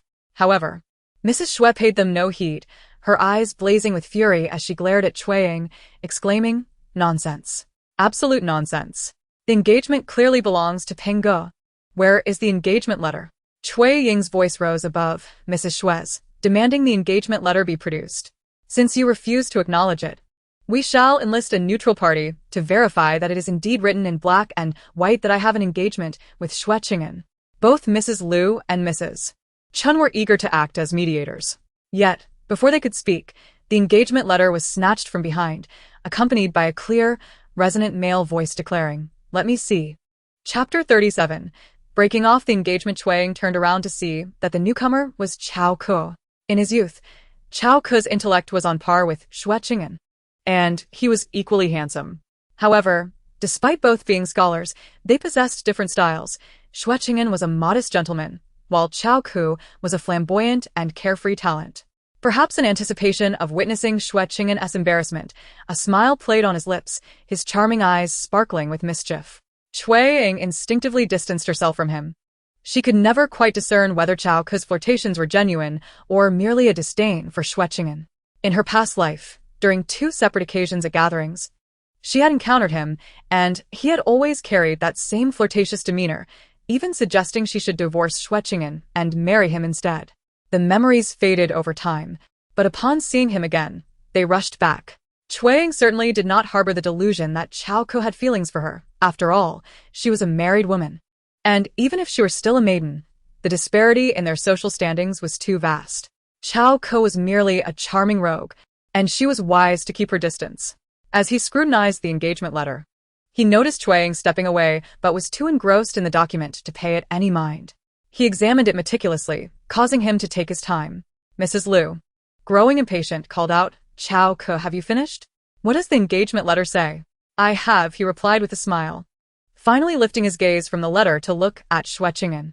At that moment, Xue Cheng'an, still youthful and lacking the composure he would later possess, paled when Cao Ke turned his attention to him. He quickly interjected, the one with an engagement to the Xue family is indeed me.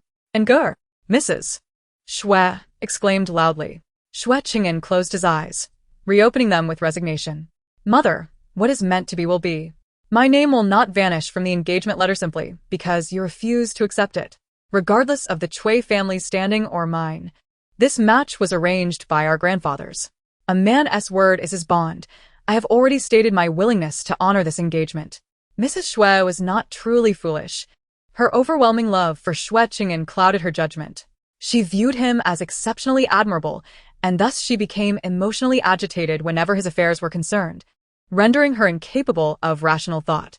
However, with Mrs. Lu and Mrs. Chen present, as well as a crowd of curious neighbors and passers-by, the reality of the situation began to dawn on her. The engagement letter Xue Ying produced was genuine, clearly stating who her engagement was with, and despite Mrs. Xue's reluctance to acknowledge it, as Nguer pointed out, his name would not inexplicably disappear from the document. Thus, she was compelled to stifle her blazing anger. At this juncture, she realized she had allowed her fury to prevent her from seizing the opportunity to confront the Xue family privately. With so many witnesses present, even the Xue family's power could not alter the truth. Consequently, she had no choice but to accept the engagement with the Xue family. Not only did she have to accept it, but she also had to bear the blame entirely on her own. Mrs. Xue did not fault Xue Cheng'an for shifting the blame onto her. She willingly accepted full responsibility. Hence, she began to perform. Nguer, why are you so foolish? You are the top scholar of this autumn's provincial examination. There are countless noble young ladies waiting for your selection. Why would you choose her? She is a rude country girl, brazen and sharp-tongued. She is not worthy of even a toenail of yours. Why should you honor the engagement with such a person? In fear of Xue Ying marrying Xue Cheng'an, Mrs. Xue's heart felt as though it were bleeding, her eyes reddened with anger and indignation. Xue Cheng'an sighed, Mother. Please do not say any more. A man's word is his bond. Let this matter be settled as it is. Nguer. Mrs. Xue's voice turned mournful, as if the prospect of Xue Cheng'an marrying Xue Ying were a profound insult to her dignity. Xue Ying observed the drama unfolding between the mother and son with a cold gaze. Were it not for her rebirth, knowing their true natures, she would have surely been deceived by Xue Cheng'an's facade. If not for her desire to protect her family and lead a peaceful life, witnessing Mrs. Xue's humiliation might have tempted her to become her daughter-in-law and retaliate. Yet, there was no need to squander her life entangled with such wretched people. Xue Ying coldly declared, Does anyone in the Xue family possess hearing? I have stated my intention to break off the engagement. Whether it be your legitimate eldest son or your illegitimate second son, I find neither of them agreeable, and I refuse to marry either of them. Are your ears deaf to my words? Xue Qingping was stunned, Xue Cheng'an was incredulous, and Mrs. Xue was frozen in shock. Cui Ying continued. It is merely a matter of breaking an engagement. Why is it so difficult? Xue Cheng'an, I have already made my feelings clear. I do not admire you. You are incapable of lifting a burden, and your complexion is too pale, presenting an effeminate appearance. Your lips are too thin, suggesting a fickle heart. Laughter erupted from the crowd. Xue Ying paid them no mind and pressed on. Did you cheat to become scholar? Otherwise, how could you forget what I said just 5 days ago? And as for your mother, it seems as though my marrying you would be an insult to her. Yet I believe it is you who would insult me by wanting to wed. What nonsense! If you wish to marry someone else, then so be it. I spit on this engagement. Tear up the engagement letter and return the tokens of our engagement to me. From this day forth, the Xue family shall have no further ties with the Xue family, and I, Xue Ying, and you, Xue Cheng'an, shall each pursue our own paths, never to intersect again. Although in her past life she spent 7 years as a highborn lady, Xue Ying had actually lived for 18 years as a country girl. Even though she was raised with decorum, the countryside was rife with formidable women, even if fiery girls were few. Xue Ying had no intention of remarrying in this life, which necessitated a formidable reputation. Hence, she adopted a similarly fierce demeanor. It must be said that the confrontation was quite satisfying, as it left Xue Cheng'an and Madame Xue's faces resembling that of liver. Xue Ying exhaled deeply, holding her head high, despite being in a lower position. She gazed up at the Xue family with an unyielding spirit. Chao Ke's gaze fell upon her countenance, filled with astonishment and evident admiration. Indeed, while her language may have been coarse, the sight of Xue Cheng'an's face turning crimson was a source of great satisfaction for him. He was not alone in this sentiment. Madame Lu and Madame Chen shared the same feelings. Having been bullied by Madame Xue for far too long, they felt immense joy witnessing Madame Xue rendered speechless with rage. Had it not been for the potential impact on their image, they would have burst into laughter. Nevertheless, even without laughter now, they would surely find amusement at home later. At this moment, Madame Lu feigned innocence, saying, "Oh dear, this young lady certainly has a way with words. Cousin Nguer, is everything she said true? Oh dear." If she wishes not to marry, then you ought not to trouble her. Simply withdraw the engagement. Madame Chun chimed in, indeed. Ngur is not unattractive and possesses the title of a scholar. He need not worry about finding a bride. Unable to contain herself, Madame Lu chuckled. Indeed. If he truly cannot find a suitable match, I could assist in making introductions. Be silent. Madame Xue roared at Madame Lu with a countenance twisted with rage, pointing at Xue Ying, her breath coming in harsh gasps. It was Xue Cheng'an who regained his composure first, his voice cold as ice. Cui Shirshu. Are you withdrawing the engagement? Very well. I consent. He turned and commanded Zhang Lai, go, fetch the engagement documents and tokens from the Xue family. Ngur. Madame Xue called out, but her legs weakened and she fell backward, only to be caught by the servants nearby. Witnessing his grandmother in such distress ignited a deep-seated resentment within Xue Cheng'an towards Xue Ying. What enmity could lead to such ruin for him and his family? His gaze pierced through Xue Ying like a sword as he could no longer restrain himself. Xue Ying, you will regret this. The tide had turned completely. Not only was the engagement about to be successfully annulled, but the true nature of the Xue family would now be revealed to all. Cui Shu and Lin Shi felt elated, proclaiming in unison, rest assured, our family will never regret this decision. Chapter 38. The cursed Zhang Lai soon returned with the engagement documents and tokens. Young master, he stood beside Xue Cheng'an, holding the items. Xue Cheng'an glanced at the documents and tokens in Zhang Lai's hands before coldly addressing Xue Ying. Deliver this to Miss Xue. Yes, Zhang Lai replied, walking towards Xue Ying with the engagement documents and tokens.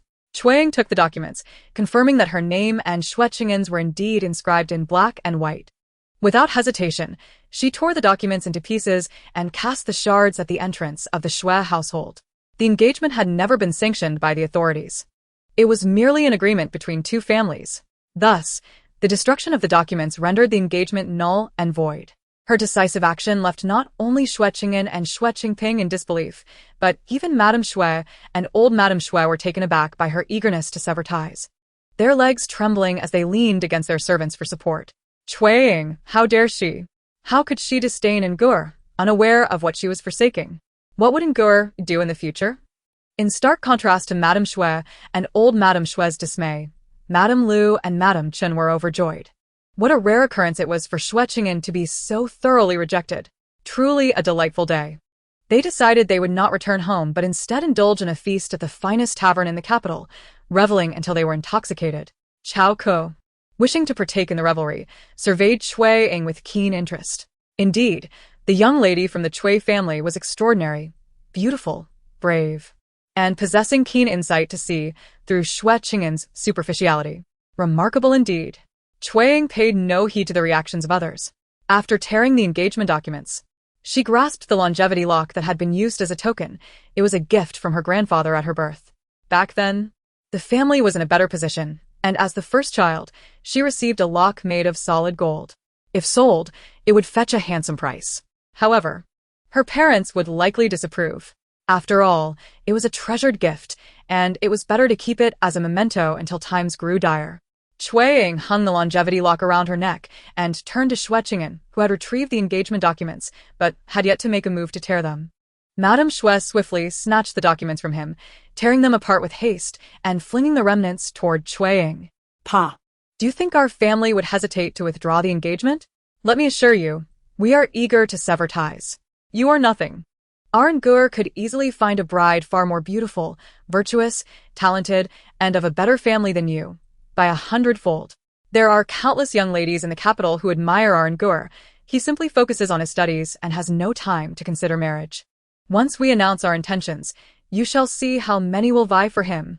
Xue Ying shook her head in disdain, too weary to engage further. She turned to Cui Shu and Lin Shi, declaring, Father, Mother, the engagement has been annulled. Let us depart. Cui Shu and Lin Shi had no desire to engage in further dialogue with Madame Xue. Whether she praised her son or claimed numerous maidens would vie for him was inconsequential to the Xue family. They were resolute in their departure. Madame Xue, witnessing their dismissal, felt her fury surging, akin to striking a punch into a cotton ball, her anger escalating as she received no response. Thus, as the Xue family turned to leave, she spat out a curse with a twisted expression, but your Xue family's daughter is different. Having broken the engagement with our Nguer, she will never find a husband in this lifetime. Not only was Madame Xue driven to the brink of madness, but old Madame Xue echoed her sentiments. Indeed, a girl so brazen and vindictive will find no good family willing to take her. Madame Xue added, exactly. Unless she marries a fool or a lifelong bachelor. Or perhaps a mountain bandit, we shall see. No one will want her. Xue Ying had no intention of marrying again in this life, so while she found their curses distasteful, they did not provoke her anger. However, the situation with Cui Xiu and Lin Shi was entirely different. Xue Ying was their cherished daughter, truly the apple of their eye.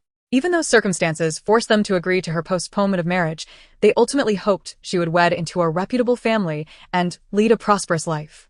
Thus, they were incensed by the curses of Mrs. Xue and old Madame Xue. As an educated man, Cui Xiu refrained from engaging in a disgraceful quarrel with a woman and instead directed his ire at Xue Cheng'an, exclaiming, Xue Cheng'an, do you condone your mother's words? Your family, after all, is of scholarly lineage. Is this how your women behave? Lin Shi, typically gentle and soft-spoken, found herself cursing Mrs. Xue in a fit of rage. You shameless wretch! Your words are venomous. You are utterly despicable. May you meet a terrible fate. Xue Cheng'an, though recognizing the inappropriateness of his mother and grandmother's conduct, was equally furious at the Cui family and, given the embarrassment of the day, chose to remain silent. Observing the fury on Cui Xiu and Lin Shi's faces, Mrs. Xue felt a sense of vindication, her anger dissipating as she reveled in their discomfort. Oh, you claim our Xue women are uncouth? I dare say your Cui women are even more so. She sneered. The mothers of your household openly hurl insults, while the daughters are brazen and unreasonable. I speak nothing but the truth. With such a family ethos, I doubt your daughter will ever find a suitor. What is this? Are you unable to hear the truth? Very well, if you cannot bear it, I shall remain silent. Lin Shi, unaccustomed to harsh words, found herself at a loss against Mrs. Xue's shamelessness. Cui Ying, Witnessing the exchange, turned red with indignation and declared loudly, Nonsense. My elder sister will undoubtedly marry well. If you don't believe me, just live long enough to witness it. Chapter 39. My marriage. Mrs. Xue laughed uproariously, as if hearing the greatest joke. Undoubtedly marry well? Such naive words from a child. Speaking without sense will only provoke laughter. Old Madame Xue joined in the mockery. Fear not.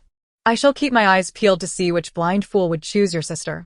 Mrs. Xue added, rest assured, besides those few prospects I mentioned, there's always the option of being a concubine. No sensible family would take in such a daughter-in-law. Cui Hao, a mere boy focused on his studies, found himself unable to retort against Mrs. Xue, his frustration boiling over as he could only mutter, just wait and see. My sister will surely marry well. You'll witness it if you live. Mrs. Xue questioned, what does marry well mean?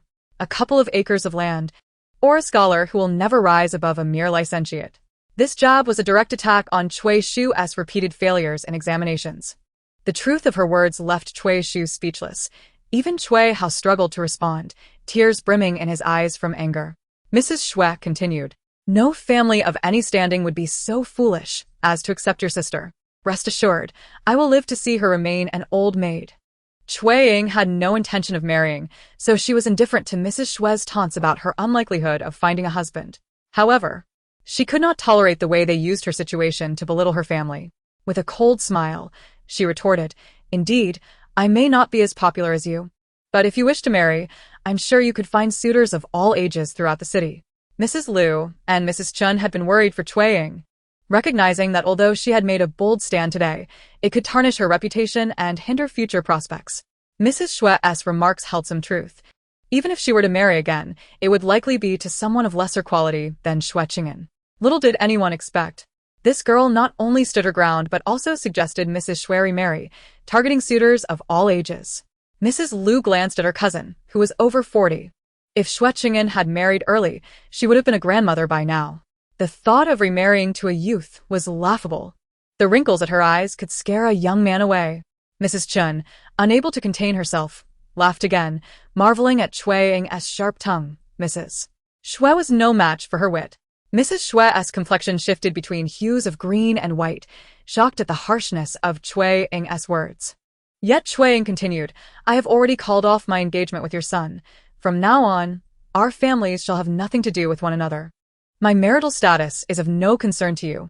If you wish to marry, by all means, go ahead. I have no desire to. Mrs. Xue trembled with rage, stammering. You, what do you mean you don't want to marry? You can't possibly find a husband. Old Madame Xue pointed an accusing finger at Xue Ying. Sharp-tongued little vixen. You claim not to want to marry, but I see no one is interested in you. For Xue Ying, who had no plans to marry again, such insults were harmless. Were it not for her concern for her parents' feelings, she might have outright admitted, yes, I cannot marry, so what? I have not consumed your rice, so why are you so agitated? She refrained from speaking too freely and merely exclaimed, are you insane? At your age. If you wish to marry, you certainly could. However, Cui Shu interrupted no more. Xue Ying recalled the late Master Xue, his fondness for her in earlier years. And with her father's reprimand, she halted her retorts against old Madame Xue. Unbeknownst to both sides, the commotion had drawn an increasing number of onlookers, including several wealthy young gentlemen who had come to see the spectacle. As servants cleared a path, they soon squeezed to the front, overhearing snippets of the quarrel. Upon hearing Xue Ying speak, one of the onlookers, who had initially come to mock Xue Cheng'an, suddenly changed his demeanor and pushed forward without calling for the servants. This individual was none other than Lu Mingyu, who had been summoned by a group of raucous young men displeased with Xue Cheng'an. He had come to see the commotion but was taken aback upon hearing Xue Ying's voice. He then heard someone calling A Ying. Lu Mingyu squeezed to the front, catching sight of an irate Xue Ying and the equally vexed Xue family members. Without hesitation, he shouted back at Mrs. Xue and old Madame Xue. Who says Miss Xue cannot marry? Who says no one wishes to marry her? If Miss Xue desires it, I, Lu Mingyu, would gladly take her as my wife. Lu Mingyu? All eyes turned to him. Xue Ying was astonished, while the rest of the Xue family, after initial surprise, regarded him as a beacon of hope. Regardless of the truth of his claim, his words provided much-needed support for Xue Ying and the Xue family. Xue Hao exclaimed, did you hear that? Someone wishes to marry my sister. Young Master Lu is willing. Though Lu Mingyu was somewhat of a dandy. He was the eldest son of the illustrious Weiyuan Marquis family. Although he had not inherited the title and was not formally recognized as a noble, his family's military achievements were well known, and as the legitimate son of the first wife, he held the strongest claim to the hereditary title unless unforeseen circumstances arose. Such conditions truly cannot be deemed inferior to those of Xue Cheng'an. Both Madame Xue and old Madame Xue donned grim expressions. Old Madame Xue proclaimed, in matters of marriage, one must heed the commands of parents and the words of matchmakers. It cannot simply be a matter of personal desire. Madame Xue cast a glance at Lu Mingyu, adding, indeed, this is not solely your decision. Your father and grandmother will certainly not acquiesce. Lin's ire transformed into a mocking smile as she retorted, oh, no matter what. You all have something to say, don't you? Did you not claim that no one would wish to marry my Ying? Now that someone is willing, and the conditions are even superior to those of your esteemed Xue family, that suffices. Lu Mingyu affirmed, exactly. I wish to marry Miss Xue. Moreover, I am entirely confident that my father and grandmother will approve of my union with Miss Xue. Is that sufficient? Old Madame Xue's eyes narrowed as she pointed a finger at Xue Ying and scolded. I wondered why you were so eager to break off the engagement with our Ngur. It turns out you were entangled with the son of the Duke of Weiyuan. No wonder your family is so confident you could marry. I suspect there has been some secret arrangement already, prompting such urgency. Upon hearing old Madame Xue's words, Madame Xue reacted in realization, so that is the case. No wonder. Such an indiscreet girl is not one we would dare bring into our family. Young Master Lu, if you wish to marry her, go ahead. The Xue family, from top to bottom, was indeed filled with malicious intent. Xue Ying found it increasingly difficult to contain her temper. She gazed at Madame Xue's face and felt an overwhelming urge to slap it. But someone was quicker. As Lu Mingyu, like an arrow released from its bow, dashed to the steps of the Xue residence and struck Xue Cheng'an across the face with a resounding smack. Chapter 40. The competition for marriage. Xue Cheng'an was momentarily stunned. He absorbed the words of his mother and grandmother, pondering whether Xue Ying truly sought to break their engagement due to her connection with Lu Mingyu. Lost in thought, he was suddenly jolted back to reality by the sting of a slap. The fiery pain brought him to his senses, and he glared at Lu Mingyu, who stood before him with a cold demeanor, exclaiming, Lu Mingyu, what is the meaning of this? Lu Mingyu retorted angrily, Xue Cheng'an. You would do well to rein in your mother's tongue. If she continues to speak ill of me and Miss Cui, I shall strike you again. For every word she utters, I shall deliver a blow. Feel free to test me. So that was the reason for the blow. Xue Cheng'an was unafraid of Lu Mingyu. Indeed, he had previously doubted the claims of his mother and grandmother. Yet now, he suspected that Cui Ying and Lu Mingyu indeed shared an inappropriate relationship, prompting Lu Mingyu to defend her. A treacherous affair. Xue Cheng'an yearned to retaliate, not just to return the slap, but to do so doubly, even tenfold. However, he realized that he could not. Lu Mingyu hailed from a martial lineage, and though he had not pursued the examination for martial scholars or fought on the battlefield, he had trained in martial arts from a young age. As a scholar, Xue Cheng'an knew he was no match for him. Thus, the slap was one he was destined never to reclaim. With a bitter retreat, Xue Cheng'an declared, "What? Are you afraid to acknowledge your actions? If there is no connection between you and her, why would you suddenly declare your intent to marry her? If there is no connection, how could the Cui family know your surname is Lu, and that your lineage surpasses mine?" As he spoke, Xue Cheng'an felt an inexplicable pain in his chest. He disregarded Lu Mingyu's reaction, his gaze shifting past him to Cui Ying, whose face was flushed with anger, merging with the vision of Cui Ying from his dreams. Shy and blushing as she looked at him, she should have cared for him, loved him. Why was it not so? She no longer smiled at him, no longer pouted or showed tenderness, offering him everything. Now, she regarded him as an adversary. If looks could kill, he would have perished several times over. Finally, Xue Cheng'an averted his gaze, his eyes filled with hurt as he addressed Lu Mingyu. If I have misjudged you, how do you explain all this? Provide a reasonable explanation, and I shall believe you.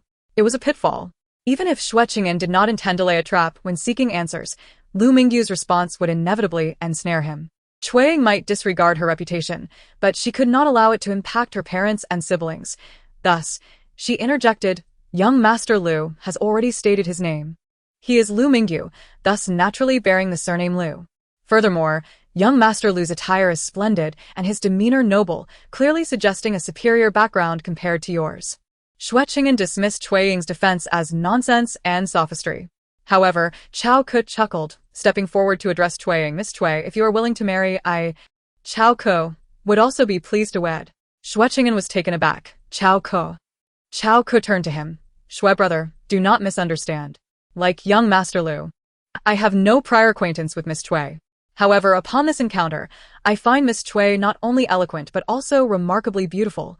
Thus I have developed a fondness similar to young Master Lu's. Since you and Miss Cui have already broken your engagement, I see no fault in harboring such thoughts. Moreover, you are the esteemed top scholar. As your mother mentioned, many young ladies in the capital would wish to marry you. Since you do not desire Miss Cui, do not hinder my and young Master Lu's pursuit." Without waiting for Xue Cheng'an's response, he turned with a charming smile towards Cui Ying, saying, "Miss Cui, while others may overlook your merits, I recognize them. Therefore, I urge you to consider whether you wish to marry me." He did not wait for Cui Ying's reply but turned again, respectfully bowing to Cui Shu and Lin. "Cui uncle, Cui aunt, please forgive my abruptness today. It was truly provoked by Madame Xue's words about Miss Cui, and I could not restrain my heartfelt sentiments. But rest assured, if the Cui family is amenable, I will certainly honorably marry Miss Cui. If not, then it is merely fate that we are not meant to be, and I shall not speak ill of her." Despicable and shameless. Xue Cheng'an cursed inwardly. A cunning scoundrel. Lu Mingyu muttered a curse under his breath, then promptly strode to Cui Shu and Lin. Pushing aside Cao Ke to perform the customary bow, "Cui uncle, Cui aunt, I too have acted impulsively today regarding Miss Cui, but I harbor no intention of belittling her. Should the Cui family consent, I will also honorably marry Miss Cui." Lu Mingyu suddenly fell silent, unwilling to contemplate the possibility of the Cui family declining. Cui Shu and Lin were left stunned. Indeed, their eyeing was remarkable, but had she reached such heights? Lu Mingyu was the son of the Duke of Weiyuan, and surely Cao Ke was no less. Both were distinguished gentlemen, vying for their Ying's hand. Cui Ying was equally astonished. She recognized that Cao Ke was aiding her. But had he gone too far? Regardless, he certainly did not genuinely wish to marry her. Yet Lu Mingyu's intentions were unmistakably sincere, though she had no desire for marriage. Cui Ying quickly tugged at Cui Shu, whispering, "Father, You said I just broke off my engagement. The family should keep me for 2 more years. No rush to marry me off. Cui Shu had yet to contemplate whether Chao Ke and Lu Mingyu were sincere. He merely instinctively listened to his daughter, hastily responding, "Thank you, gentlemen, for your kind intentions. However, my daughter has just ended her engagement, and we wish to keep her for 2 more years. So there is no hurry to marry her off." Chao Ke replied, "Oh, is that so? What a pity." Lu Mingyu glanced at Xue Ying and remarked, "Xue uncle, there is no need to rush into marriage. A betrothal can be arranged first." Cui Shu then began to sense that Lu Mingyu might genuinely be sincere. Lin hurriedly urged him, "Indeed, a betrothal can be arranged." Lin's thoughts were quite simplistic. Previously, Lu Mingyu had harbored affections for Xue Ying, and his family initially assumed he sought to take her as a concubine, which they naturally opposed. However, if he were willing to make her his legitimate wife with great fanfare, it would indeed be an excellent match. What if he did not inherit a title? His status as the eldest son of the Marquis was sufficient for Xue Ying to enjoy a life of luxury and comfort. The Xue family had mocked them for Xue Ying being left without suitors, yet now not only was there a suitor, but it was also the eldest son of the Marquis, far superior to their own Xue family's standing. Furthermore, Lu Mingyu was undeniably more handsome than Xue Cheng'an. Cui Shu, feeling the tug from Lin, recognized that Lu Mingyu had bolstered the Xue family standing, and he was reluctant to openly contradict him. Thus he replied, "Let me contemplate this for a while." He neither agreed nor refused. Lu Mingyu found this answer somewhat satisfactory, smiling as he glanced at Xue Ying before turning disdainfully toward the Xue family. "Xue uncle, Xue aunt, since you have made the journey to the city, why linger in this unfortunate place? Allow me to treat you to tea at the tea house." Chao Ke chimed in, "Indeed. Though fate did not bless us with a familial bond, I hold both admiration and respect for Miss Xue. Therefore, Xue uncle and Xue aunt, I too wish to invite you for tea." Lu Mingyu's attentiveness was genuine, while Chao Ke subtly filled in the gaps left by Lu Mingyu's hospitality.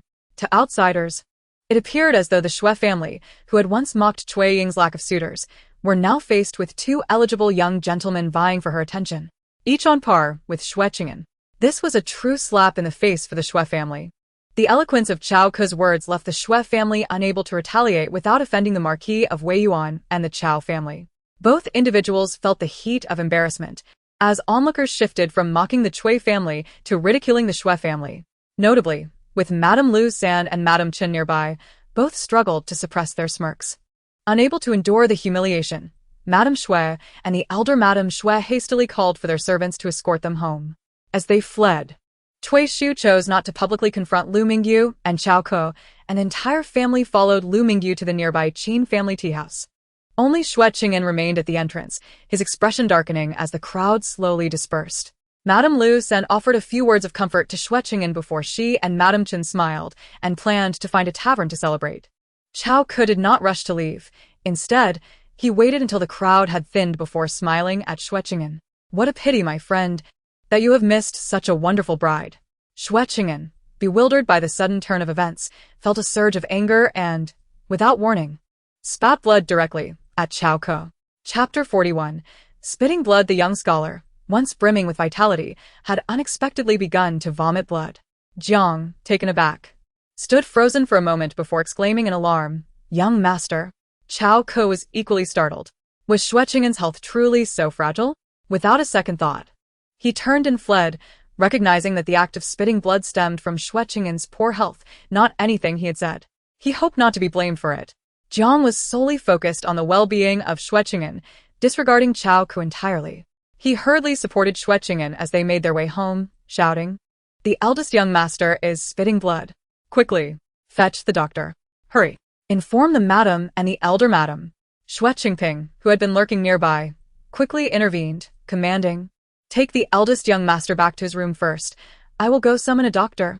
Xue Cheng'an felt dizzy, with sharp pain in his chest, as though he were gravely ill, devoid of any strength. What was happening to him? At such a young age, with previously good health, how could he suddenly be in such a state? People often said that anger could cause one to vomit blood. Could it be that he was indeed enraged? Uncertain, he leaned against Jiang, silently hoping for the doctor's swift arrival to diagnose his condition. Madame Xue and the elder Madame Xue arrived even before the doctor did. Just as Xue Cheng'an lay down in his room, the two burst in, wailing in unison. Ngur, my dear Ngur, how are you? Where does it hurt? You have always been healthy. How could you suddenly vomit blood? After Madame Xue's lament, the elder Madame Xue continued, Ngur, my precious grandchild, you must not come to harm. Where is the doctor? Why hasn't he arrived yet? Madame Xue demanded. Shirqin, Shirshu, how have you been attending to him? The elder Madame Xue scolded. The cacophony of cries and commotion only added to Xue Cheng'an's headache. Today had been filled with too many incidents, all too humiliating. By tomorrow, he feared the entirety of the capital would be abuzz with tales of his disgrace. The source of it all lay with his mother and grandmother. Though they acted out of concern for him, in reality, they had brought him harm. Frustrated, Xue Cheng'an finally exclaimed, Enough. Your noise is only worsening my headache. Immediately, both women fell silent. They exchanged glances, then began to wipe their tears, sobbing softly. However, Madame Xue was not one to remain calm for long. She quickly spoke up. Ngur, you must have been angered to the point of spitting blood. It's all the Cui family's fault, all because of Xue Ying. They have harmed you. The elder Madame Xue's face twisted with resentment. They better pray you are unharmed. Otherwise, I will ensure their entire family suffers. Madame Xue, lacking patience, interjected, Mother, what are we waiting for? I will find someone right now, and tonight we will set their house ablaze. Mother, Xue Cheng'an's anger flared, and he sat up abruptly, his head pounding. He had to stop his mother from doing something foolish. If you wish to kill me, you need not go through such trouble. Just take a knife, and end it now. Ngur Madame Xue was at a loss for words, unable to comprehend his outburst. Xue Cheng'an coldly retorted, burning down the Cui family, is that the plan? To kill them all? They merely withdrew their proposal today, and we must demand their lives? How powerful do you believe our family is? Even the princes are punished for crimes alongside commoners. Do you think we can take the lives of an entire family without consequence? Who will pay the price, you or I? Or shall we let father or grandmother take the blame? Typically dutiful, Xue Cheng'an now faced Madame Xue with icy indifference, sparing no feelings in his words. Mother, do use your brain for once. Because you look down on Xue Ying, the entire capital is now laughing at me. I have already spat blood. And you still won't cease your antics. Do you wish for my death to find satisfaction? The maternal instinct to protect her son, whom she cherished dearly, left Madame Xue speechless and tearless, frozen in shock at the bedside. After Xue Cheng'an finished berating her, he lay back down, closing his eyes.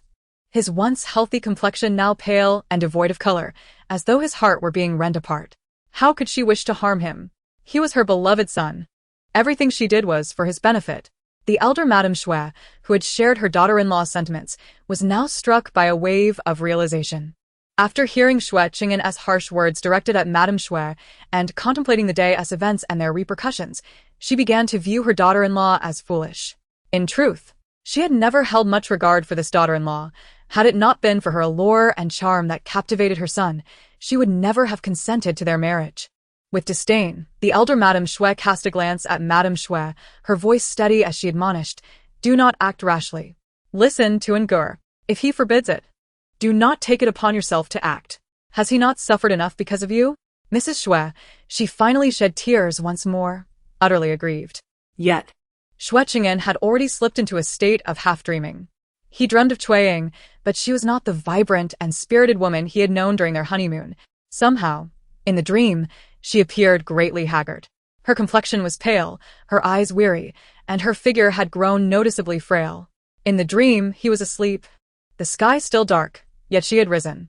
Although he lay in bed, the night had deepened, and he was aware it was evening. Yet she did not return until the hour was late. He expressed his concern. You must take care of yourself now that you are with child. She smiled wearily at him, responding, Yes, I will. Once the New Year's gifts and banquets are over, I will rest more. He suggested, if you find it overwhelming, let mother help you. She would surely be willing. Do not hold her occasional harsh words against her. She is kind-hearted beneath her sharp tongue. Moreover, now that you are with child, she will be even more inclined to assist you. She seemed reluctant to engage in conversation, managing only a faint smile. He refrained from saying more, realizing it would be futile as she was not inclined to listen. Subsequently, she suffered a miscarriage. She appeared even thinner and more frail, dressed in white garments, leaning against the bed, appearing pitifully small. Even though he was aware of her harshness in reality, he could not help but feel a pang of compassion in the dream. Yet before he could utter words of comfort, his mother and grandmother arrived unexpectedly. His mother immediately inquired, "Xue, is the child lost?"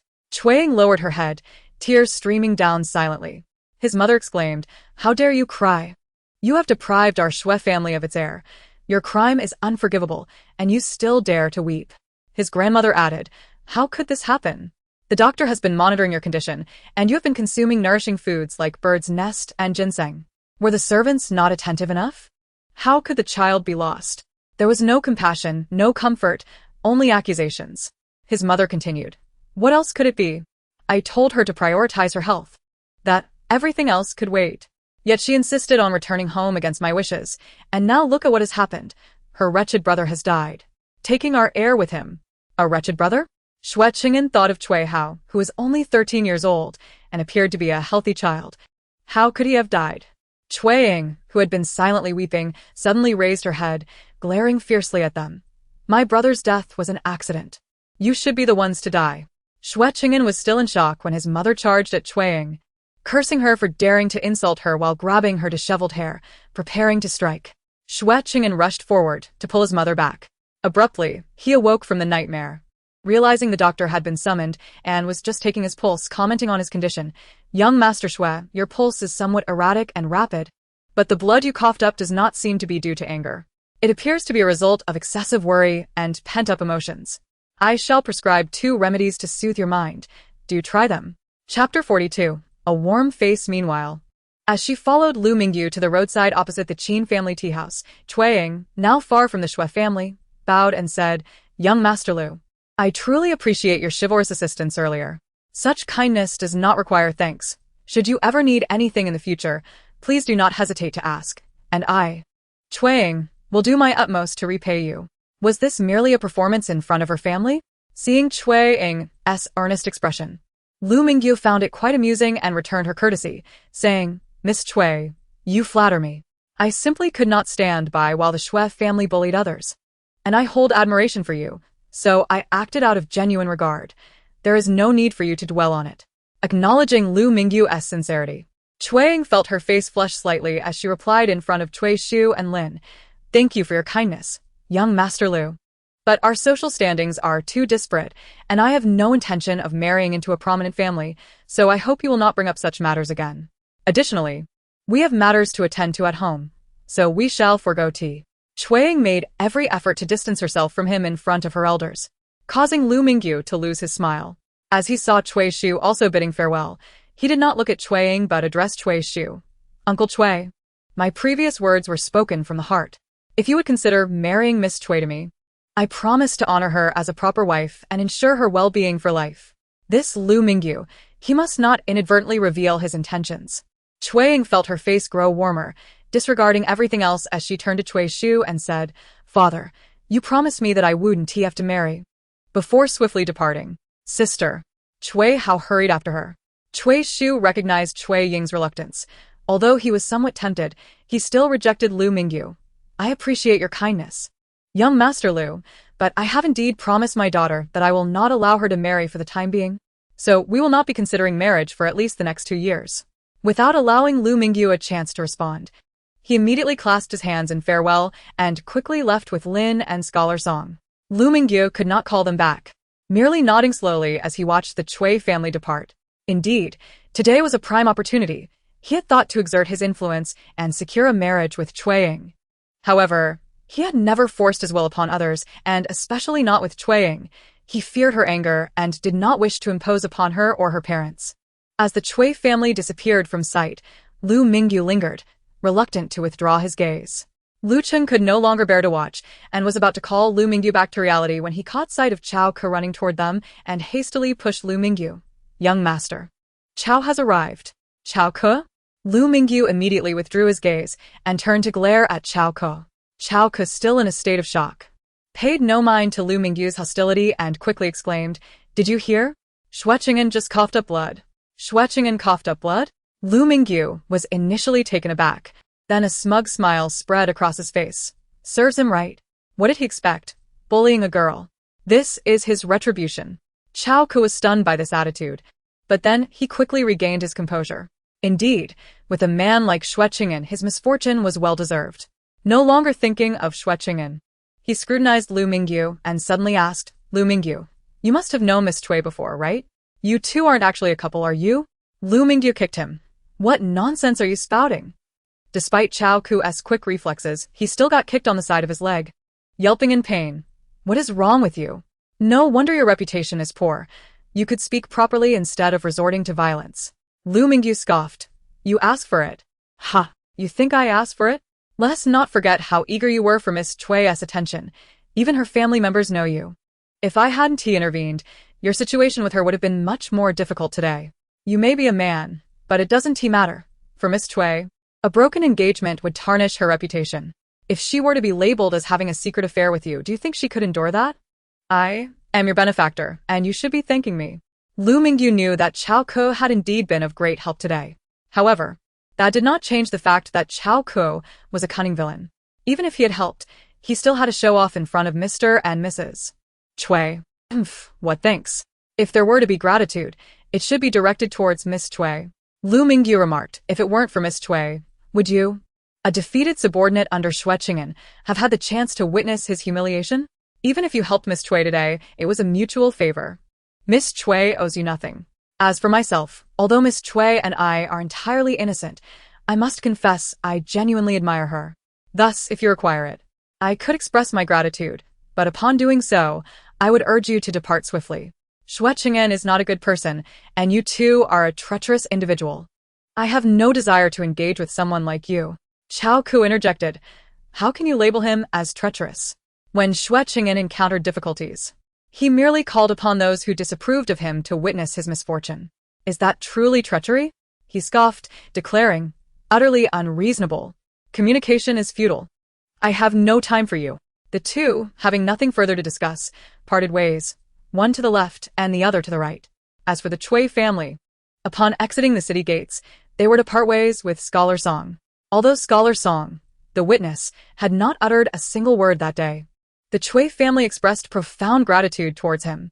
Cui Shu solemnly stated, Brother Song, I am eternally grateful for your kindness today. Should you require anything in the future, I, Cui Shu, shall not hesitate to oblige. Scholar Song promptly waved his hand. Brother Cui, what you say is unnecessary. Even if I had assisted you today, it would have been my duty. Were it not for Cui Shu lending him money during his difficult times, he might have perished long ago. Their long-standing friendship rendered further words superfluous.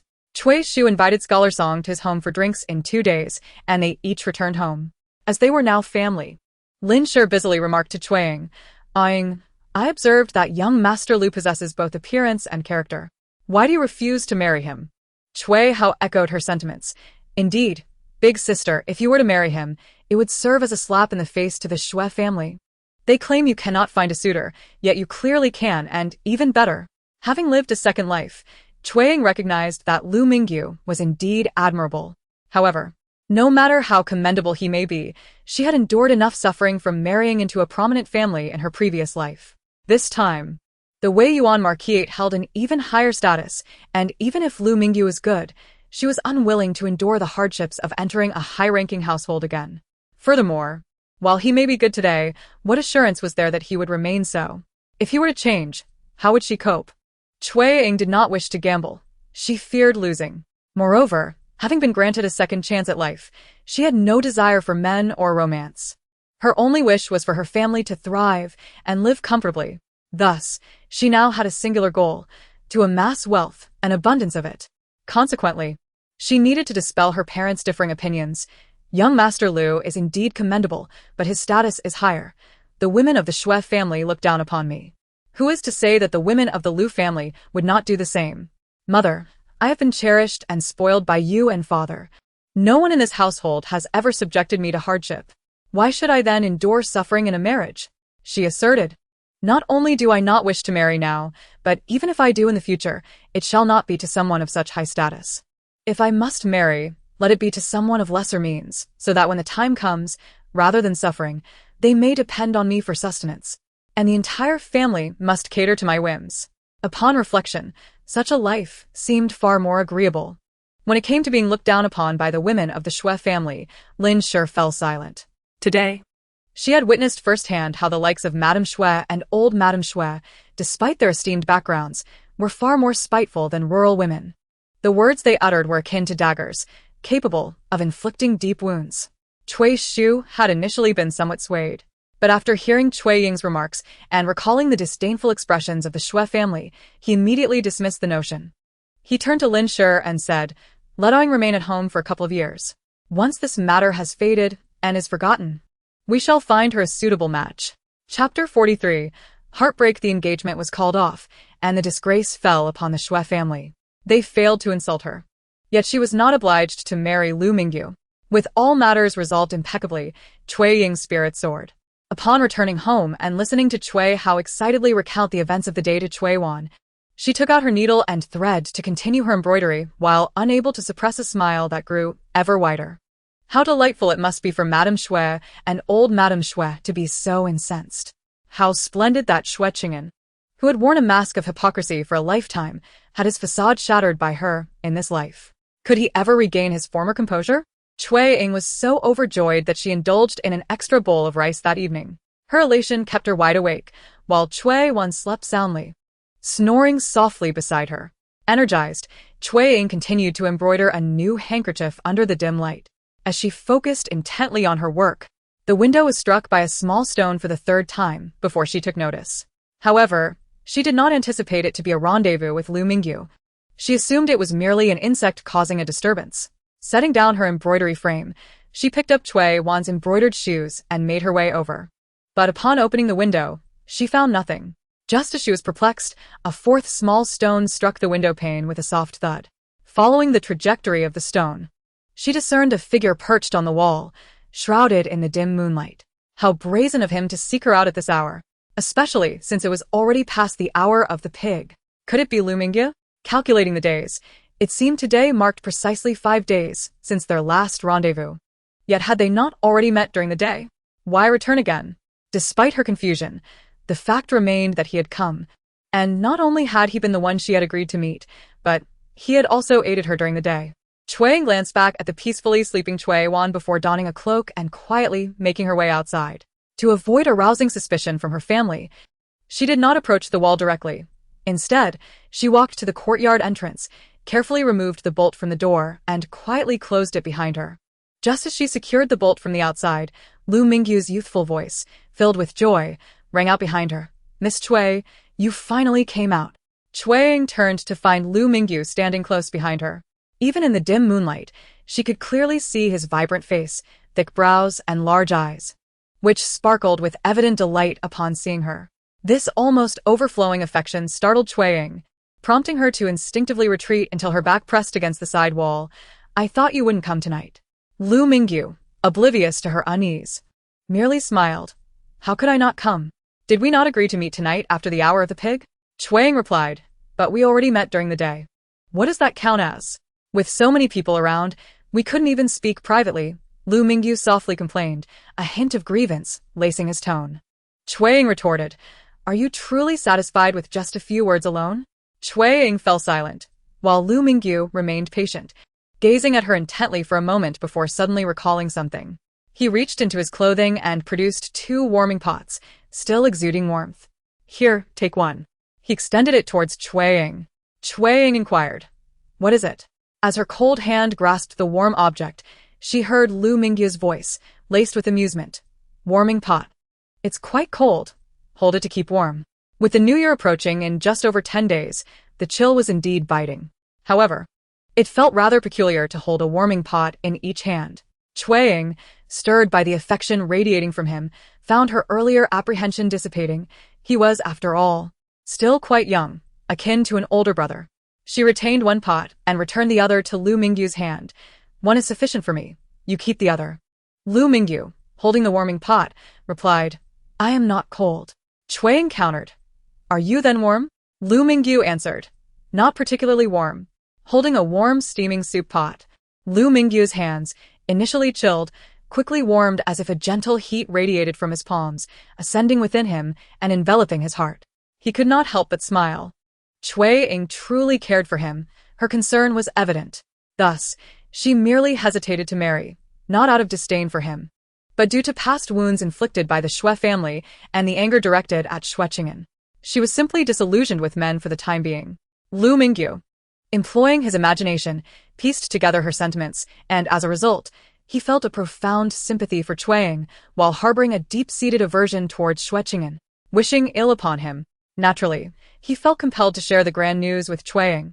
Did you know? After we left today, Xue Cheng'an was so furious he spat blood. Cui Ying, taken aback, responded, spitting blood from anger? Is his heart as small as a sesame seed? Lu Mingyu replied, indeed. He is quite petty. Therefore, Miss Cui, do not let him trouble you any longer. He is unworthy of your thoughts. Cui Ying smiled and nodded like a child reassured. Very well, I shall no longer dwell on him. We have severed our engagement, and from this moment forth, we are each on our own paths. Lu Mingyu was pleased with her response and smiled in return. Yet, after a moment, his expression turned cautious. Then, Miss Cui, would you consider marrying me? I was not merely speaking out of desperation at the Xue family's door today. I am serious. I truly wish to marry you. I assure you, I will convince my family beforehand and will never allow them to mistreat you or your parents. Miss Cui, if you are willing to marry me, I vow never to take a concubine, never to keep a mistress, and never to engage with any woman other than you. Should I break this oath, may I suffer the direst consequences. Do not worry about your parents' disapproval. I observed that your mother seemed quite fond of me today, and your father does not dislike me either. With your agreement, they will surely be amenable. Lu Mingyu's affection was as earnest as his character, genuine, fervent, and transparent. Had Xue Ying not been reborn, had she encountered such a Lu Mingyu in her past life, she might have genuinely developed feelings for him. After all, who could remain unmoved by such sincere affection? Yet, regrettably, she was a person reborn and wished to distance herself from romantic entanglements. Xue Ying remained silent, gazing intently at Lu Mingyu until his smile faded, his expression dimmed, and his shoulders slumped. Only then did she speak. Lu Mingyu, I have told you before, I shall not marry anyone. With little confidence, Lu Mingyu asked, is there no chance to change your mind? Xue Ying replied resolutely, no. We have already agreed. I will not marry. However, if you wish to see me, you may come at night when no one is around, and I will meet you. If you prefer not to come, I can find a way to visit you. Lu Mingyu, I will only continue this way with you if you are willing. If not, we shall part ways. Do not speak of marrying me again, for if you do, you may only marry my corpse. With that, Xue Ying thrust the warm soup pot into his hands and turned to enter her room without a moment's hesitation, extinguishing the light. She knew Lu Mingyu would be hurt by her rejection of such sincere affection, yet she lingered in darkness for a long time, contemplating her decision. Unbeknownst to her, Lu Mingyu stood at her door for an even longer duration, enduring the snowfall that began in the late hours of the night, stubbornly refusing to leave until he was nearly frozen and was forcibly taken away by Lu Cheng. Cui Ying was unaware of the depth of Lu Mingyu's feelings, so she felt little remorse that night. However, it would not be long before she comprehended the weight of his affection and found herself unable to harden her heart against him any longer. Chapter 44. Low prices. The following morning, Cui Ying's guilt had mostly dissipated. With her memories of her past life, she recalled that after becoming engaged to Xue Cheng'an, Lu Mingyu had promptly given up on her. This was entirely reasonable. They had scarcely interacted in their previous lives, and Lu Mingyu's affection for her was likely superficial, merely an infatuation with her appearance. After all, there were countless beautiful women in the world, and a person of his esteemed background would surely have no shortage of admirers. Thus, it was likely a fleeting youthful fancy, easily forgotten. In this lifetime, not wishing to engage in romantic matters, Cui Ying had not considered that Lu Mingyu remained unmarried in his previous life, nor had she noticed his demeanor when he saved her before her rebirth, as she had been too preoccupied to pay attention. She only knew that last night, Lu Mingyu had approached her with joy, while she had responded coldly and even hurt him with her words, ultimately casting him aside. Such actions were indeed quite inconsiderate and disrespectful. Would a proud and noble young man like Lu Mingyu be so offended that he would never seek her out again? If that were the case, it would be for the best. Their social standings were vastly different, and as someone who had endured the trials of love and marriage in her past life, she felt unworthy of his earnest, open-hearted affection. Thus, if he chose to abandon her now, it would be for the best. Embracing this thought, As days turned into 5 without Lu Mingyu's return, Xue Ying felt a sense of joy. She believed he must have been angered by her. Hence his reluctance to seek her out. Since this was a positive outcome, any fleeting sense of regret was quickly suppressed as she began to envision the brighter side. With the annulment of her engagement to Xue Cheng'an and the apparent end of her entanglement with Lu Mingyu, she could now easily devote herself to her family, with ample time and energy to consider how to lead them toward a better life. During these days, she remained industrious, having completed 8 handkerchiefs, 3 pouches, and 4 fan surfaces. Although the fabric and thread could not fetch the prices they once did, selling them for a third of their previous value would still yield at least 3,000 coins. With this money, she could set aside 1,000 coins to purchase quality fabric and thread, save another 1,000, and use the final 1,000 to buy New Year's gifts for her parents and siblings. As for hiring a servant, she could wait until after the new year. Once she had sold her crafted items and earned a profit, using her earnings rather than the family's funds. Xue Ying envisioned that on the evening of the 24th day of the 12th month, she would sit at the dinner table and say to Cui Shu and Lin Shi, "Father, Mother, the new year is approaching, and I would like to visit the city tomorrow to sell the embroidered items before the festivities. It will also provide an opportunity to see what we might need for the household." In the days following her broken engagement, while the Xue family refrained from speaking ill in public, they still explained the situation to the curious villagers. Nonetheless, unflattering rumors began to circulate. Some said Xue Ying had a fiery temperament, while others speculated that there must be something wrong with her for the Xue family to withdraw. There were even claims that she would undoubtedly struggle to find a husband in the future. In short, despite knowing she was not at fault, the societal judgment against her as a woman persisted. Xue Ying, however, remained indifferent, her singular focus on her embroidery and earning money, leading her to spend her days and nights embroiled in her work. Although she found joy in her craft, to the eyes of her family, it seemed she must be suffering greatly. Feeling sorrowful yet hesitant to express her emotions for fear of worrying her family, she resorted to incessantly engaging in needlework as a means of escape. Concerned that her distress might deepen, her family dared not offer consolation. Consequently, when she proactively suggested a trip to the city, both Cui Shu and Lin Shi, without inquiring about her intentions, eagerly agreed.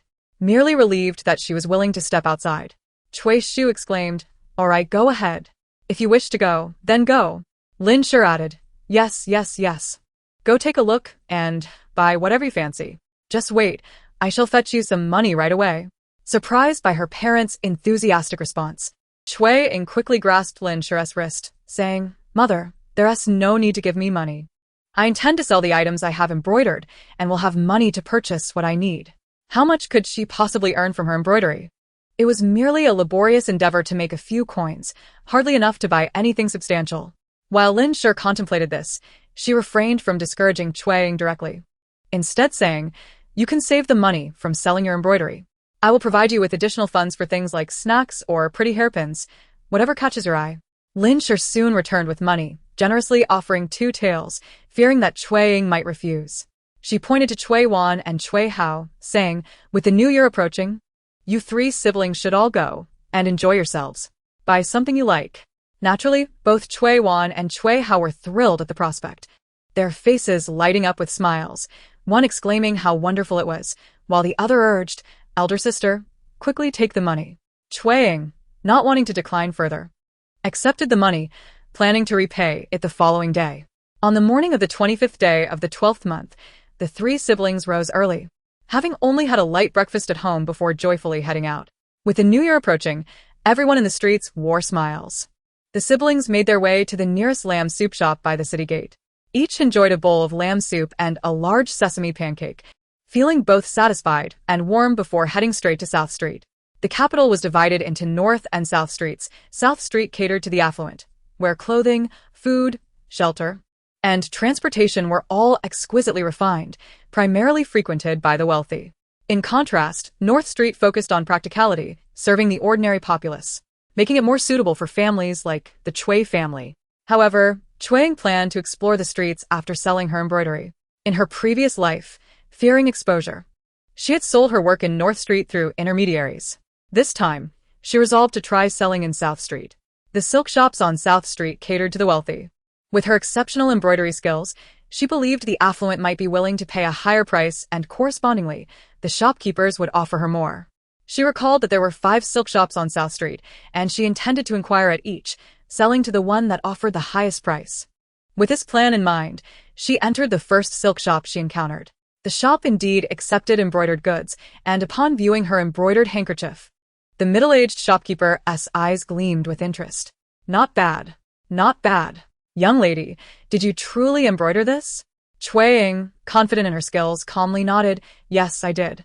What price can you offer here? The shopkeeper remarked, I never expected such exquisite craftsmanship from someone so young. However, it is unfortunate that the fabric and thread you used are of poor quality. The wealthy might not take notice.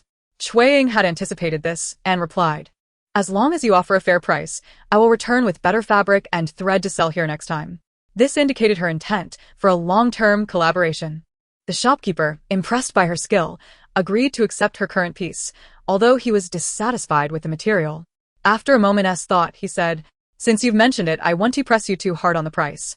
How about this? How many handkerchiefs did you embroider? I will buy them all at 10 coins each. Xue Ying doubted her hearing, exclaiming what? Believing her shock stemmed from the generosity of his offer, the shopkeeper smiled. Your craftsmanship is commendable, so I'm offering you a price equivalent to that of a mid-level embroiderer. Once you use better materials, I will increase the price to at least 25 coins per piece. Chapter 45. The crooked merchant. She had encountered a deceitful merchant, one of considerable cunning, who, while attempting to exploit her, maintained an air of benevolence. Xue Ying harbored a cold laugh within, though she maintained a composed facade.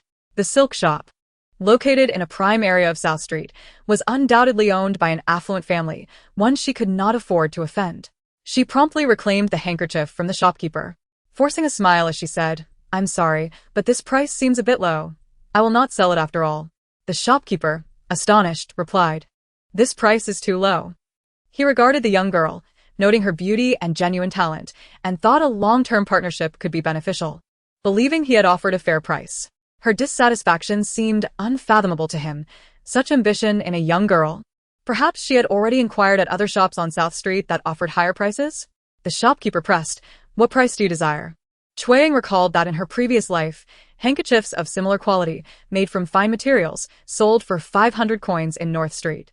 Although the current fabric and thread were inferior, she reasoned that a fair price should be about 150 coins, at least 1/3 of her previous price. This shopkeeper had effectively attempted to cheat her out of 140 coins. If she voiced this price, he would likely react with indignation. To avoid unnecessary conflict, Xue Ying refrained from disclosing her desired price, stating instead, I wish to explore a few more shops. The shopkeeper's tone turned icy. Well, then, be on your way. He was incensed. He had offered what he believed to be a fair deal, yet this girl was ungrateful enough to seek other options. He doubted anyone else would provide a better offer. As Xue Ying and her siblings reached the threshold, he coldly added, once you step out of my shop, do not expect this price upon your return. 10 coins for a handkerchief was already a considerable sum for Xue Yuan and Xue Hao, who quickly pulled on Xue Ying's arms, urging her not to seek other offers and to accept this one. However, before they could voice their concerns, Xue Ying declared loudly, let us go. Once they had distanced themselves from the silk shop, Xue Yuan anxiously said, Sister, 10 coins for a handkerchief is a significant amount. Truly. Xue Hao agreed, yes, Aunt Wu, who does all the work at our home, only earns 350 coins a month. You can make that much in less than half a day with your embroidery, which is certainly more than she earns. Cui Ying, indeed. Moreover, I heard Mother say that others who bring handkerchiefs to sell in the city can only sell them for 2 to 3 coins each. Xue Ying, drawing from her memories of her past life and analyzing the current situation, quickly concluded that is because they, like us today, encountered unscrupulous merchants who undercut their prices. Do not fret, there are 5 silk shops on South Street. We shall inquire at each one. If they are all deceitful, we can always head to North Street, where I know a fabric store that offers reasonable prices. What else could Xue Yuan and Xue Hao do but follow their sister's lead? Xue Ying found the first shopkeeper to be exceedingly unscrupulous, but to her astonishment, after inquiring at 4 more shops, she found the subsequent offers to be progressively lower. With the 5th shopkeeper, a shifty-eyed man in his 30s, offering her a mere 5 coins for her handkerchief, despite clearly admiring her work. Xue Ying was truly infuriated this time. Seizing her handkerchief, she turned away without uttering a single word. Xue Yuan and Xue Hao, equally incensed, followed suit. The male shopkeeper hurriedly pursued them, blocking their path. Oh. Young lady, what do you mean by this? If you're dissatisfied with the price, we can negotiate slowly. Why leave without a word? Xue Ying coldly retorted. There's nothing to negotiate. Your offer is far too low. The shopkeeper replied, this isn't your first time selling embroidery here. Naturally, I must haggle. You could ask for a higher price too. Moreover, our silk shop caters to the nobility. While your embroidery skills are commendable, the materials are subpar. Nobles will not take notice, and I cannot afford to pay a high price. If you promise to use better fabric and thread for your handkerchiefs, then I will offer you an honest price of 8 won for each. In the future, I'll pay you 16 won. Xue Ying realized now what a swindler he was. She had misunderstood the first shopkeeper, who had offered 10 won for a handkerchief, and even 25 won for those made with good materials. That shopkeeper was clearly a conscientious merchant. Too low, Xue Ying exclaimed. I've already inquired at 4 other silk shops along the way, and the highest offer was 25 won per handkerchief. I didn't sell because I found it too low, and yet you dare to offer just 8 won. I refuse to sell. I'm going to the highest bidder. The shopkeeper scoffed. Impossible. With your handkerchief, who would pay you such a high price? If you're not selling, just say so, and don't deceive me. Xue Ying insisted. It's Lu Ji from the first shop on South Street. If you don't believe me, come with me and see for yourself. The shopkeeper, no longer skeptical, gritted his teeth, muttering about how foolish Lu Ji was to offer such a high price. Ignoring him, Xue Ying took her brother and sister by the hand, and the 3 siblings hurriedly exited the silk shop, walking briskly towards the street corner. Once they were a distance away, Xue Wan exhaled in relief. That was frightening. I thought he would stop us from leaving. Xue Hao scoffed, in broad daylight. He wouldn't dare. Xue Ying felt little fear. After all, it was daylight and within the shop. Even the boldest shopkeeper would not overstep his bounds. Yet, she was puzzled. Why was it so? In her previous life, her embroidery had fetched 30 won per handkerchief even when she initially used ordinary materials and possessed only average skills. Now, with her skills having improved significantly, why was she receiving less? Initially, she thought she had encountered a swindler, but it seemed not, as it was improbable that all 5 shops were dishonest. So, what was the reason? The Fengji fabric store on North Street could not be a case of foolish people with too much money. Why then, did they offer her such a high price? Curious for answers, Xue Ying said to her siblings, let us go check out North Street. Xue Wan responded, North Street? Their prices might be even lower. Xue Hao added, yes, sister. Why not sell to the second shop? Didn't they offer 12 won per handkerchief? Xue Wan argued. I believe we should sell to the first shop. That shopkeeper seems genuine. We can tell him that others offered 12 won. But we chose to come to him because we think he is trustworthy. He will surely be willing to increase his offer.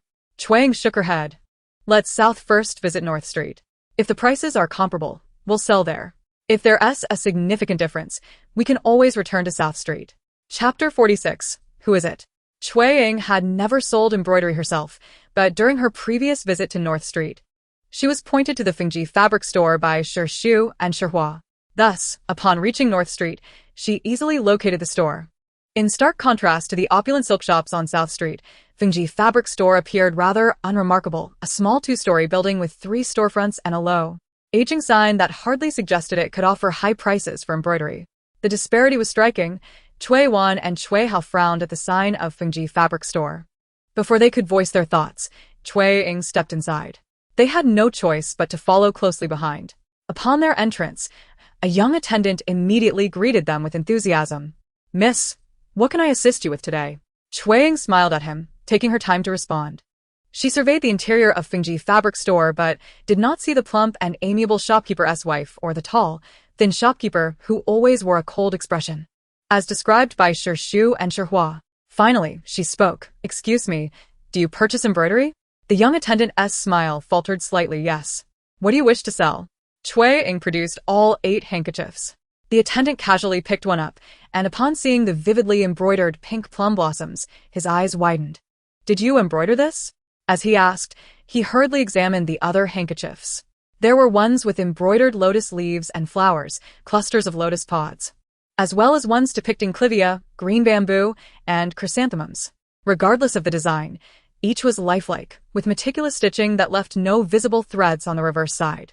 Impressed by such exquisite craftsmanship, the young attendant beamed at Xue Ying. "Please wait a moment. I will fetch our shopkeeper." After carefully placing the handkerchief down, he quickly dashed to the back. Both the shopkeeper and his wife were summoned. As described, the shopkeeper was tall and thin with a cold demeanor, while his wife was plump and smiling.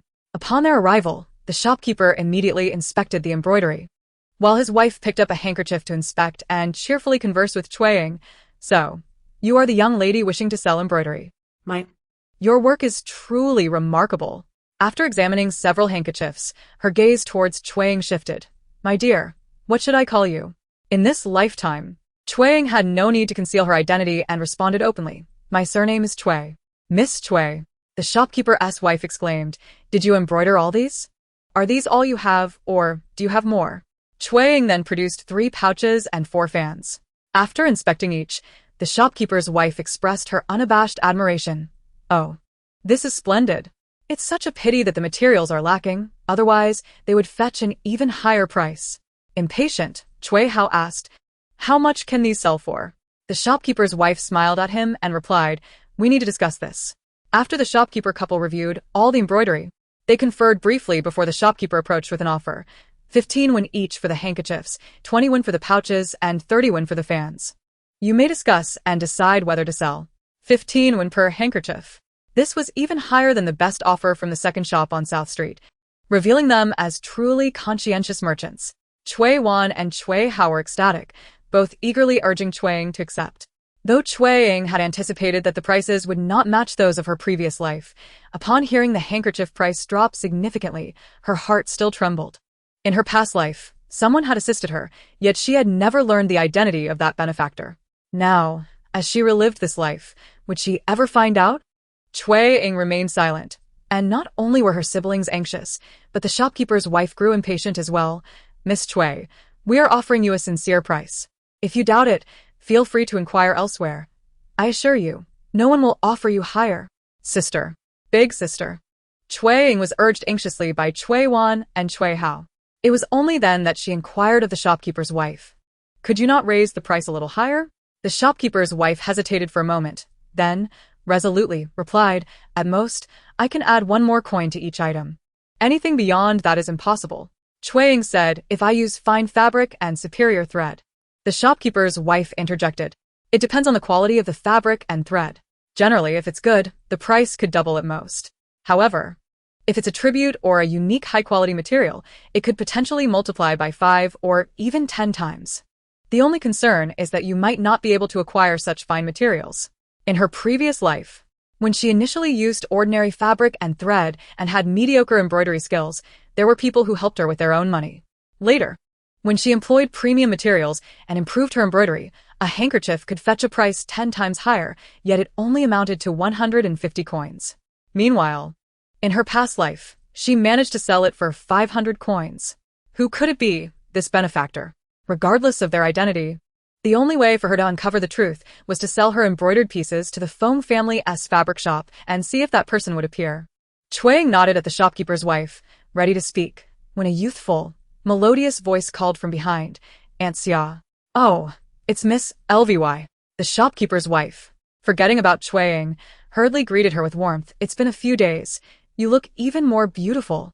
The girl named Lvy was adorned in a green dress and maid's attire, having been the mistress of the Xue family for 7 years in her previous life. Xue Ying may have seen her at some banquet, as both her attire and visage seemed familiar. Lvy smiled as she approached, her demeanor more graceful than the shopkeeper's wife, and casually replied to the compliment, "Aunt, you flatter me." As she reached the counter, her eyes were immediately drawn to an open handkerchief embroidered with a blooming orchid. She picked it up, exclaiming, "Isn't the new year approaching? Miss, please allow me to see what fine materials you have. We, the maids, would love to have new garments to wear for the festivities." The shopkeeper's wife responded, "Certainly. Recently, we received 2 bolts of fresh fabric suitable for young ladies. Shall I show you?" Lvy replied, "No hurry. I find this handkerchief quite exquisite." The shopkeeper's wife gestured toward Xue Ying, saying, "This young lady embroidered it and brought it for sale. We are still negotiating the price." LVY cast a sidelong glance at Xue Ying, perhaps not even catching a clear view of her face before she turned her attention back to examining other items. She remarked, "Then do discuss the price thoroughly. I'm sure it's worth purchasing a few pieces for the young lady to enjoy." The shopkeeper's wife, seemingly hesitant to contradict her, turned back to Xue Ying with a troubled expression. Xue Ying smiled and said, "Let's proceed with the price you just mentioned." The shopkeeper's wife asked, "1 coin added to each?" She was somewhat surprised, having thought that LVY's interruption might inspire Xue Ying to demand more. Xue Ying nodded affirmatively. The shopkeeper's wife's gaze towards Xue Ying instantly softened, and she instructed the attendant, quickly, "Please invite Miss Xue upstairs for some tea. I will join her shortly to discuss the details." Xue Ying glanced at LVY once more before ascending the stairs with Xue Wan and Xue Hao. Chapter 47. It is he. Xue Ying waited approximately 15 minutes before the shopkeeper's wife arrived. Before entering, she wore a hint of annoyance. But upon meeting Xue Ying's gaze, her irritation dissipated, replaced by a touch of guilt. "Miss Xue, I sincerely apologize for making you wait so long." Xue Ying rose to greet her. "No worries. I've been out for quite some time, and I'm rather tired. It's a good opportunity to rest." This girl, not only possessing a kind disposition but also strikingly beautiful and articulate. The shopkeeper's wife found herself increasingly fond of Xue Ying, and as she took a seat, she affectionately patted Xue Ying's hand and directly stated, "Your embroidery skills are impressive. I will purchase everything you've made. The handkerchiefs will be valued at 16 coins each, the pouches at 21 coins each, and the fans at 31 coins each. However, these are merely the prices for this occasion. Next time, if you bring me finer fabric and thread, I promise to at least double the price." Xue Ying smiled. "Very well, let us proceed as you suggested." Although someone had assisted her financially in her past life, she could discern that the shopkeeper and her husband were genuinely good people. They were sincere, and she did not wish to quibble over a few coins, especially since they had also helped her in a way in her previous life. After agreeing, the shopkeeper's wife took out an abacus and quickly calculated that Xue Ying's total earnings from all her embroidered pieces amounted to 315 coins. This was significantly less than the 3,000 coins she had envisioned, yet it far exceeded the 3 to 5 coins that Xue Wan and Xue Hao had anticipated for a single handkerchief. 315 coins was nearly equivalent to what old woman Wu earned in a month, and Xue Ying had accomplished this in merely 10 days. In just 10 days, she had earned an amount comparable to old woman Wu's monthly wage. If she continued for a month, could she not make 3 months' worth of wages? This was still with inferior fabric and thread. If she were to use superior materials, her profits could easily double, reaching an astonishing sum that could amount to nearly 2,000 coins. While Xue Hao remained calm, Xue Wan was utterly exhilarated. She was determined to learn embroidery from her sister and create pieces to sell, even if she couldn't embroider as well as her sister and sell at such high prices. With diligent study, she couldn't possibly earn merely 3 to 5 coins for a handkerchief. As Xue Wan excitedly contemplated this, Xue Ying accepted 115 coins, then pushed back the remaining 200 coins toward the shopkeeper's wife, saying, "Madam, I would like to purchase some fine fabric and superior thread from you. Next time, I will bring new embroidered pieces for sale." The shopkeeper's wife, appreciating Xue Ying's sincerity and pleasant demeanor, had no desire to profit excessively from her, and cheerfully returned 100 coins, saying, "Just call me Aunt Xia. The fabrics and threads I have are of medium quality. 100 coins will suffice. If you seek superior goods, you must visit the silk shop on South Street. However, although your embroidery is excellent, my business caters to ordinary folk, making it challenging for me to sell high-quality embroidered pieces. You might inquire at the silk shop on South Street, as they might pay more for pieces intended for wealthier clients." Such honest words. Xue Ying accepted the coins, replying, "Then I shall first purchase some medium-quality materials from you. With the new year approaching, I won't ponder too long on distant plans. However, even when I use superior materials for my embroidery, I will certainly return to sell to you first. If you do not accept, then I will consider South Street." "Oh, dear. You dear child." The shopkeeper's wife chuckled, her smile widening as she personally fetched a substantial pile of medium-quality fabric from the next room. The materials required for embroidery are generally small pieces, so the shopkeeper's wife brought remnants from clothing making, which, while insufficient for larger projects, were more than adequate for handkerchiefs, pouches, fans, and the like. She had little use for them herself and found them difficult to sell. Feeling a connection to Xue Ying, She gladly provided nearly 200 coins worth of fabric for just 100 coins. Xue Ying accepted the fabric, contemplating how she might show her gratitude to the shopkeeper's wife when she returned to sell her embroidered pieces in the future. However, now that the business was concluded, she finally asked the question that had been on her mind. "Aunt Xia, that girl named Lvy seemed quite familiar to me. Is she a maid from the Weiyuan Ho residence?" Xue Ying was well acquainted with the families in the capital, yet when pressed to recall, she could only think of the Chao family, the Qin family, the Yongning Marquis' Lu family, and the Weiyuan Ho's Lu family, instinctively mentioning the Weiyuan Ho residence. The shopkeeper's wife, not recognizing her inquiry as a test, exclaimed in surprise, "Oh, you know Lvy? She is indeed a maid from the Weiyuan Ho residence." Was Lvy truly a maid from the Weiyuan Ho residence? Xue Yingxin's heart raced with anticipation. So, is this Fengji a property of the Weiyuan Marquis' residence? The shopkeeper's wife assumed Xue Ying was simply curious and deemed the information harmless. With a smile, she shook her head. No, it originally belonged to the Feng family. Oh. The Feng family, Xue Ying recalled, vaguely remembering that the current Marquis' wife seemed to hail from the Feng lineage. So, it was part of the Marquis' wife's dowry. That explains why Miss Lu would send a maid to request fabric. But Fengji was indeed a part of the Marquis' wife's dowry. Could it be that Lu Mingyu was the one assisting her? Their relationship with the Feng family must not have been particularly cordial, otherwise. How could he have poisoned and confined the matriarch? The shopkeeper's wife displayed a hint of annoyance and clarified. This shop is not the current Marquis' wife's dowry, but that of the previous Marquis' wife. Our young master gets along well enough with the current Marquis' wife and doesn't concern himself with the mundane details of business.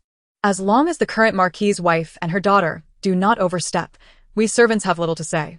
Seeing Xue Ying's astonishment, the shopkeeper's wife realized she had revealed too much and quickly added, "Oh dear, why am I sharing all this with you?" Xue Ying was genuinely taken aback. It was indeed Lu Mingyu who had been assisting her. The dowry of the previous Marquis' wife was from Lu Mingyu's biological mother, and as her only son, it was natural for him to manage this fabric shop. Hence, it was entirely plausible that he had seen her servants selling embroidery and had provided financial support. In her previous life, she hadn't acquired the shop through her own efforts over 2 years. It was Lu Mingyu who, aware of her desire to earn, had continually subsidized her. He had given her the shop, the courage to stand on her own, and the strength to pursue her independence. But had he not given up on her long ago? It had been over 3 years since then. How could he still be concerned for her, still care for her? As Xue Ying pondered Lu Mingyu, the once vague memories of her past life suddenly crystallized. In her aimless wanderings through the streets after losing Zhigo, she had seen him countless times, not by chance, but because he was worried about her and had deliberately sought her out. Until the very end of her previous life, he had not remarried, not due to a lack of suitable partners, but because he could not let go of her, which explained why he remained unmarried until the age of 28. Before she lost consciousness during the chase, he had appeared angry, anxious, and concerned. It was not a misinterpretation on her part. He truly cared for her. Did he genuinely hold such deep affection for her? Chapter 48. Illness having traversed an entire lifetime, Xue Ying finally comprehended Lu Mingyu's feelings. It would be disingenuous to claim she was unmoved, to be cherished in such a manner. Especially after her rebirth, when she discovered how remarkable he truly was. How could she remain indifferent? Yet, she pondered, what merit did she possess? In their past lives, they had scarcely interacted. On the rare occasions Lu Mingyu approached her in Taohua village, she had worn a cold demeanor, even displaying disdain. Given such behavior, what could justify his profound affection for her? Yet, he did love her, passionately, openly, and with unwavering sincerity. A pang of bittersweet emotion filled Xue Ying's heart. She had not lived well in her past life, and neither had Lu Mingyu. His mother had passed away early, and although his stepmother was his aunt, their relationship must have been strained. Otherwise, how could the rumors of him poisoning and confining her, as well as crippling his half-brother, arise? A poor stepmother often implied a poor biological father. Yes, he was the legitimate son of the first wife, yet at 20, he had not been formally recognized as the heir. This was evidence enough. The Weiyuan Marquis must have remarried, favoring his new wife. The Marquis' title was not intended for the rightful Lu Mingyu, but rather for the younger son of the new mistress, Lu Mingxiao. However, Lu Mingxiao was neither the eldest nor distinguished in any significant way, thus failing to be recognized as the heir until now. Alone? Lu Mingyu was left to contend with this family. Suddenly, Xue Ying felt a surge of regret. If only she had understood Lu Mingyu's feelings sooner. If only she could have been by his side, even just to offer him comfort during his hardships. But the past was unchangeable. Regret would not alter what had transpired. In this life, should Lu Mingyu require her, she would willingly stand by him and offer solace. Leaving Fengji fabric shop, Xue Ying mused that since Lu Mingyu had not contacted her since their last encounter, perhaps he was preoccupied with some matter that prevented him from seeking her out. If he did not come to her, should she not seek him out? In this life, their bond was already deeper than in their previous existence. He had not been able to let go of her then. Surely, he would find it even more difficult to do so now. Thus, she resolved to let their fates intertwine. Though she harbored a fear of marriage, and though she did not dislike Lu Mingyu, it was only right for her to repay the kindness he had shown her across 2 lifetimes. While she could not offer him much, her companionship and comfort would suffice. Having made her decision, she took her siblings, Cui Wan and Cui Hao, out under the pretext of buying New Year gifts. They strolled from North Street to South Street. Passing by Lu Mingyu's private residence, she feigned thirst and knocked on the door, encountering the mute woman who guarded the entrance. The mute woman recognized her, and her eyes brightened upon seeing Xue Ying. Adopting a demeanor as though it were their first encounter, Xue Ying said, "Auntie, I am terribly thirsty. Might I trouble you for a bowl of water?" The mute woman nodded eagerly, gesturing for Xue Ying to enter after making sounds that indicated her throat was unable to speak. Cui Wan and Cui Hao had just enjoyed tea at Fengji, so they were not thirsty. Xue Ying instructed them to wait at the door while she stepped inside. The mute woman soon returned with warm tea. Xue Ying took a few sips and, noticing that her siblings were engrossed in conversation at the entrance, leaned in to whisper, "Annie, please tell young Master Lu that I came looking for him." The mute woman smiled and nodded, seemingly in good spirits, and made a couple of sounds in response. After expressing her gratitude and returning the tea bowl, Xue Ying exited to rejoin her brother and sister. Today, Xue Ying earned a total of 315 won. After spending 100 won on mid-range fabric and thread, she had 215 won remaining. She gave Cui Wan and Cui Hao each 51, allowing them to purchase whatever they desired. With 115 won left, she spent 15 won on snacks for the new year, and, realizing that 100 won would not buy a suitable gift for her parents, she decided to go to Shuji to buy 2 plump roasted ducks. Cui Hao adored roasted duck, and on their way home, he expressed his joy mixed with concern, saying, "Sister, you worked so hard with your needlework, and today you made over 300 won, but now it's all spent." He had a tendency to squander money, and even with the 50 won Xue Ying had given him, he had quickly spent it on food and toys. Cui Wan was more prudent. She handed back the remaining 20 won to Xue Ying, saying, "Sister, I still have 20 won left to return to you." Xue Ying refused. Keep it. "You can save it for next time if you want to buy something." Xue Wan replied, "But you've worked hard for over 10 days, and now you're left with nothing." Xue Ying pointed to the bundle of fine fabric and thread in Cui Hao's hands. "Who says I have nothing left? Look at all this beautiful fabric and thread. Give me another 10 days, and next time I could earn 600 won or even more." Seeing that Xue Ying would not accept the money, Xue Wan reluctantly took it back and, with a hint of uncertainty, asked, "Sister, do you think I could learn to make embroidery from you in the future? I want to make things to sell too. When I earn money, I'll share it with you and Brother Hao." Xue Ying smiled warmly. "Of course. If you want to learn, I will teach you." Although in her previous life, she earned more because of Lu Mingyu's financial support, in reality, if no one were to back her up, she could still manage to earn a decent amount through hard work, at least more than what old Wu earned from her arduous labor. Xue Wan decided to learn the skill. Regardless of how much she earned, it was ultimately a means of making a living, providing women with the confidence to survive in the world. Overjoyed, Xue Wan exclaimed, "That's wonderful. I want to learn, I want to learn." Even Cui Hao felt a tinge of desire to learn, though lamentably, he lacked the aptitude. Thus, he turned to his 2 sisters and declared, "Then I shall strive to excel in my studies, aiming to become a scholar and ultimately a successful candidate in the imperial examinations.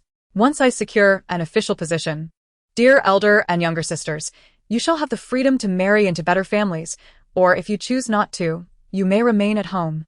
And I shall support you. But you are not even a scholar yet. How many years will that take?"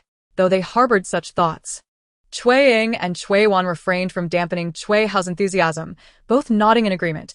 then you must work hard. Xue Hao puffed out his chest confidently. Fear not. I shall. He was determined to exert himself, to surpass Xue Cheng'an, ensuring the Xue family would no longer hold any power over him or dare to bully his elder sister again. In truth, Lu Mingyu was not hindered by any particular circumstance that prevented him from seeking out Xue Ying. He was unwell. That night, standing in the snow outside the Xue residence for too long, he had caught a fever when Lu Qing pulled him away. Subsequently, the prolonged exposure to the cold coupled with his emotional distress led him to languish in bed for days, reluctant to rise. As Xue Ying had surmised, with a stepmother came a stepfather. In his dire state, within the vast Weiyuan Marquate, only Lu Qing genuinely worried for him, while the others likely remained oblivious to his plight. Thus, he spent 6 consecutive days quietly resting in his tranquil garden. With the new year approaching, not only was there a family feast, but as the eldest son of the Marquate, Lu Mingyu was also entitled to attend the imperial banquet. If his illness persisted, how could he possibly attend? And if he did not, how could he present himself to the royal family and explain why, at the age of 20, he had not yet been granted the title of heir? Anxious, Lu Qing advised his master, young master, perhaps I should inform the Marquis and his wife to summon a physician to examine you? It has been 6 days. Although your fever has subsided, you still lack the strength to rise. This cannot continue. Lu Mingyu, reclining in bed, lazily gazed through the window at the remnants of winter in the courtyard. His voice lacking vigor. No need, I am fine. I shall rest a couple more days, and be well. Chapter 49. To comfort, what good can come from lying here? A healthy person could fall ill from such inactivity. Lu Qing was utterly distressed, yet he understood that although his master was typically gentle and amiable, he could be quite obstinate when he made up his mind about something, rendering any persuasion futile. Unless, of course, the one urging him was Miss Xue. Indeed. While he could not fathom why his master held such affection for her, it was evident that Miss Xue was special in his master's eyes. Even this illness seemed to stem from her. Regrettably, he had been too far away that day to discern the specifics of their disagreement. He only knew that Miss Xue had left angrily after quarreling with his master, but the details of their dispute remained a mystery. He speculated it might be related to her refusal to marry his master. To untie the knot, one must find the one who tied it. This matter would likely require Miss Xue's involvement. Lu Qing then crouched beside the bed, looking up at Lu Mingyu, who remained expressionless as he stared out the window. He cautiously inquired, Young master, what transpired that day in Tahua village that upset you and Miss Xue? Lu Mingyu's impassive face finally revealed a flicker of emotion as he shifted his gaze to Lu Qing, snapping, Do not inquire about matters that do not concern you. Although Lu Mingyu said nothing further, Lu Qing, who had served him since childhood, could discern that his master was indeed hurt by Miss Xue. Choosing to refrain from pressing the issue, Lu Qing nonetheless offered a piece of advice. Regardless of what transpired between you and Miss Xue, one must understand that girls require comfort. If you have upset her, it is only fitting that you make amends to cheer her up. Once she is happy, she will no longer hold a grudge against you. Lu Mingyu could not help but retort, Comfort her? She should be the one comforting me. It was she who upset me and abandoned me. With these thoughts swirling in his mind, Lu Mingyu rolled over in bed, turning his back to Lu Qing in silence. Unfazed, Lu Qing continued, If that is the case, then allow me to visit Tahua village and persuade Miss Xue to find an opportunity to visit you at your residence. Regardless of who offended whom, if you are unwilling to comfort her, let her come to comfort you instead. She is merely a humble scholar's daughter. You, on the other hand, are the esteemed eldest son of a Marquate. It is a blessing for her to have caught your eye. How could she dare? Before Lu Qing could finish his thought, Lu Mingyu, incensed, sat up abruptly, the pillow beneath his head flying out and landing squarely on Lu Cheng's shoulder. Ouch. That certainly hurt, though it was merely a hard pillow. As a robust man, Lu Qing could endure it, yet he jumped back as if struck by a blade, exclaiming, Young master, what are you doing? Lu Mingyu shot back. What I should be asking is, what gives you the right to speak of Miss Xue in such a manner? Are you seeking trouble?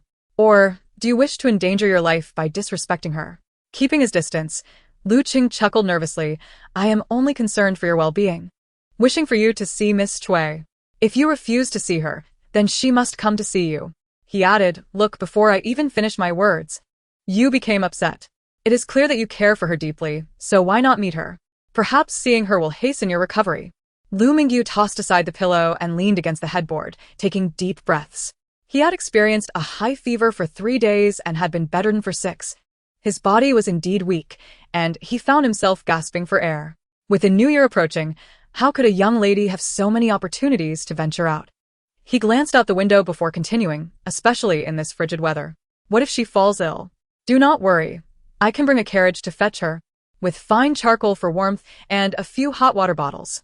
I can also bring your old cloak to ensure she stays warm, Lu Cheng insisted. Lu Mingyu replied curtly. No. Lu Cheng grew increasingly agitated, but I cannot bear to see you like this, languishing in illness. If you do not see Miss Cui, how will you ever recover? Lu Mingyu shot him a fierce glare. What nonsense are you spouting? My illness is due to my own frail constitution. It has nothing to do with Miss Cui. Your frail constitution? You have practiced martial arts since childhood. How weak could you possibly be? After being wounded, you recover within days. If this is frailty, then who in the world is not frail? While Lu Cheng vehemently disagreed with Lu Mingyu's reasoning, as a servant, he dared not act against his master's wishes, thus relinquishing any plans to secretly visit Xue Ying. Yet he could not help but hope fervently that if his master would not seek out Miss Cui, perhaps she might come looking for him instead. After all, having already heard his master's feelings, she should indeed offer him some comfort. Surely, even if she did not wish to marry, she must harbor some affection for him. They had already agreed to meet in private. Moreover, that day at the Xue residence, his master had gallantly saved her. Some people, however, the more you care for them, the less they seem to cherish your feelings. Lu Cheng sighed, convinced that Xue Ying would not come seeking Lu Mingyu. Yet he decided to adopt a desperate horse becomes a live horse approach and find a moment to inquire at the private residence. After all, he truly could not endure watching his master suffer any longer. In truth, it is not only Lu Mingyu who is unwell. Xue Cheng'an, who had coughed up blood on the day of the broken engagement, has also been ill these days. However, his ailment is one of the heart.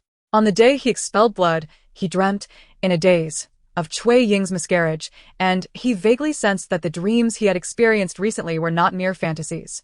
He harbored the feeling that everything in his dreams might have genuinely existed. If he had not broken off the engagement, if he had truly wed Xue Ying, then his mother and grandmother would have disapproved of her. Thus, everything in the dream could indeed happen. After a brief period of happiness with Xue Ying, they might face the same fate as in his dream, losing a child and having their marital relationship severely tested. Such a life would not be beneficial for him. He is a man of scholarly talent, with aspirations and ambitions. He should devote more energy to his political career rather than being confined to the inner chambers. If marrying Xue Ying would lead to such a life, then he has made the right decision in not marrying her. Even though there are rumors circulating that tarnish both his and the Xue family's reputations, people have short memories. With the passage of time, those discussions will gradually fade. Moreover, as long as he remains indoors, he will not hear them. If he can endure this period and achieve commendable results in the upcoming spring examinations, he can once again hold his head high and earn the envy of others. However, despite these thoughts, he finds it impossible to concentrate on his books. It seems that he is perpetually thinking of Xue Ying during meals, while washing up, while reading, and even in his dreams. He feels as though his residence is filled with the shadows of Xue Ying. Like a spellbound person, he can see the shy and timid Xue Ying from their early days of marriage. He can see her silently shedding tears when she was troubled by his mother and grandmother, refusing to complain to him. He can envision her, filled with determination, seeking solutions when disrespected by the servants. He can also picture her in despair, nearly beaten by his mother after losing their child, gazing at him with a mixture of hopelessness and disappointment. So many visions of Xue Ying torment him, leaving him unable to eat or sleep. He visibly withers away, becoming gaunt and pale. Both Madame Xue and the elder Mrs. Xue believe he is ashamed of the broken engagement, and their hearts ache for him. They cannot help but berate Xue Ying while arranging for him to marry another, more suitable wife. Although his reputation may have suffered, Xue Cheng'an's outstanding scholarly achievements remain genuine. And thus, after the Xue family disseminated news of his availability, many families expressed interest in marriage. That afternoon, Madame Xue, brimming with joy and armed with information about prospective brides, hurried to find Xue Cheng'an, eager for him to select one. At that moment, Xue Cheng'an was lost in thought, his mind wandering far from the pages of his book. Madame Xue burst in, her excitement palpable. "Ngu, Come quickly, see what your mother has brought you. Xue Cheng'an reluctantly pulled his mind back to reality, turning to her with a hint of impatience. Madame Xue took a rolled-up portrait from a maid, and, as she unfurled it, approached him. And I have spread the word about your intention to marry. You cannot imagine how many families wish to marry their daughters to you. They are all young ladies of reputable families, and I have already filtered through them for you. They are all beautiful and of good character. Come, take a look at this one. Xue Cheng'an impatiently pushed aside the portrait without even glancing at it. Mother, I have already stated that I am not considering marriage at this time. Madame Xue replied, we could at least get engaged. Marriage may not be feasible right now, especially with the spring examinations approaching and your studies to focus on. You simply don't have the time to worry about marriage. Seeing that her reasonable entreaties fell on deaf ears, Xue Cheng'an's face darkened completely. I do not wish to get engaged either. With the exams imminent, I must concentrate on my studies. I have no time to be bothered with these matters. Please, do not trouble me with them. Where is the trouble? It won't take much time. Just a glance at their appearances will suffice, and I have already vetted their family backgrounds and personalities as your mother. As Xue Cheng'an insisted he had no time, Madame Xue, observing her son's rapid weight loss and pallor, felt a mix of anger and sorrow. Tears streaming down her face. And are you still troubled by the broken engagement? Do not dwell on it. Even if you broke off the engagement, the news of your intention to marry has attracted many families who wish to marry their daughters to you. You are such an exceptional young man. A temporary blemish on your reputation will not affect you significantly. Do not let it weigh on your heart. Moreover, do you truly believe that the Cui family's little vixen will find a better suitor after your broken engagement? Nonsense. The Chao family and the Weiyuan Marquate have not even approached her for marriage. On that day, Chao Ke and Lu Mingyu either merely spoke out of turn or she manipulated someone to support her claim. In any case, they did not genuinely wish to marry her. That little vixen Xue Ying is merely blessed with a pretty face. In reality, she hails from a humble background. Xue Cheng'an, who had been seated, suddenly sprang to his feet, irritated. I was just trying to read in peace. Could you refrain from coming here to disturb me with these discussions? Her dutiful and considerate son had lost his temper more than once since the broken engagement with the Cui family. Madame Xue, momentarily taken aback, quickly composed herself. I do not intend to bother you. It is simply that you are nearing 20, and it is time for you to marry. Furthermore, the candidates I present to you are all of good family background and character. Xue Cheng'an was unwilling to listen any further. He had no desire to marry, nor did he wish to hear his mother denigrate Xue Ying. He was uncertain of his own feelings. He merely knew he could not accept this reality and felt an overwhelming surge of anger, nearly impossible to suppress. In a fit of frustration, he hurled the book in his hand and stormed toward the door. Madame Xue stood frozen. Yet, Xue Cheng'an did not pause. Quickly reaching the courtyard entrance, Madame Xue, regaining her senses, shouted at the equally stunned Jiang Lai beside her. What are you standing there for? Hurry and chase after him. Oh. Jiang Lai quickly followed after him. The pair vanished through the courtyard entrance. Madame Xue quietly gazed at the empty doorway for a moment before bursting into tears. Mama Li, unable to bear the sight, gently advised, Madam, do not be disheartened. The young master is merely troubled in his heart. He is not truly angry with you. Through her tears, Madame Xue lamented. Do you think might still have feelings for that little vixen from the Cui family?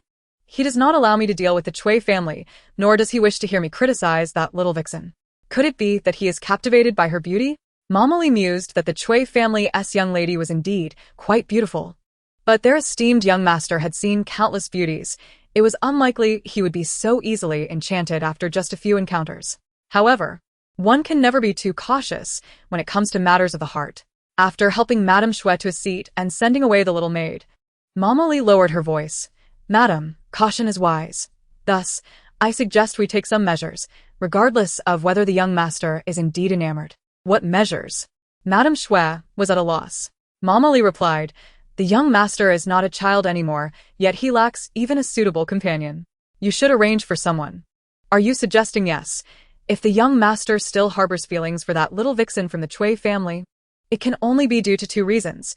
Either she is sufficiently beautiful, or he has reached an age where he desires a woman, but there are none around him.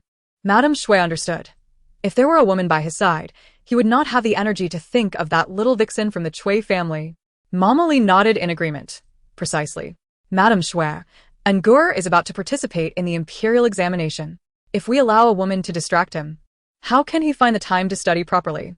Even if there were no other women, he is already perturbed by that wretched girl from the Xue family. He has grown so haggard. How can he possibly focus on his studies? Madame Xue promptly made a decision. Summon all the maids from Angur's courtyard, both the senior and junior ones. There are not many maids in Xue Cheng'an's courtyard, 2 senior maids and 2 junior maids, along with a couple of rough servants. Among these 6, only the senior maids, Xue Qin and Xue Shu, possess some beauty, yet they pale in comparison to Cui Ying.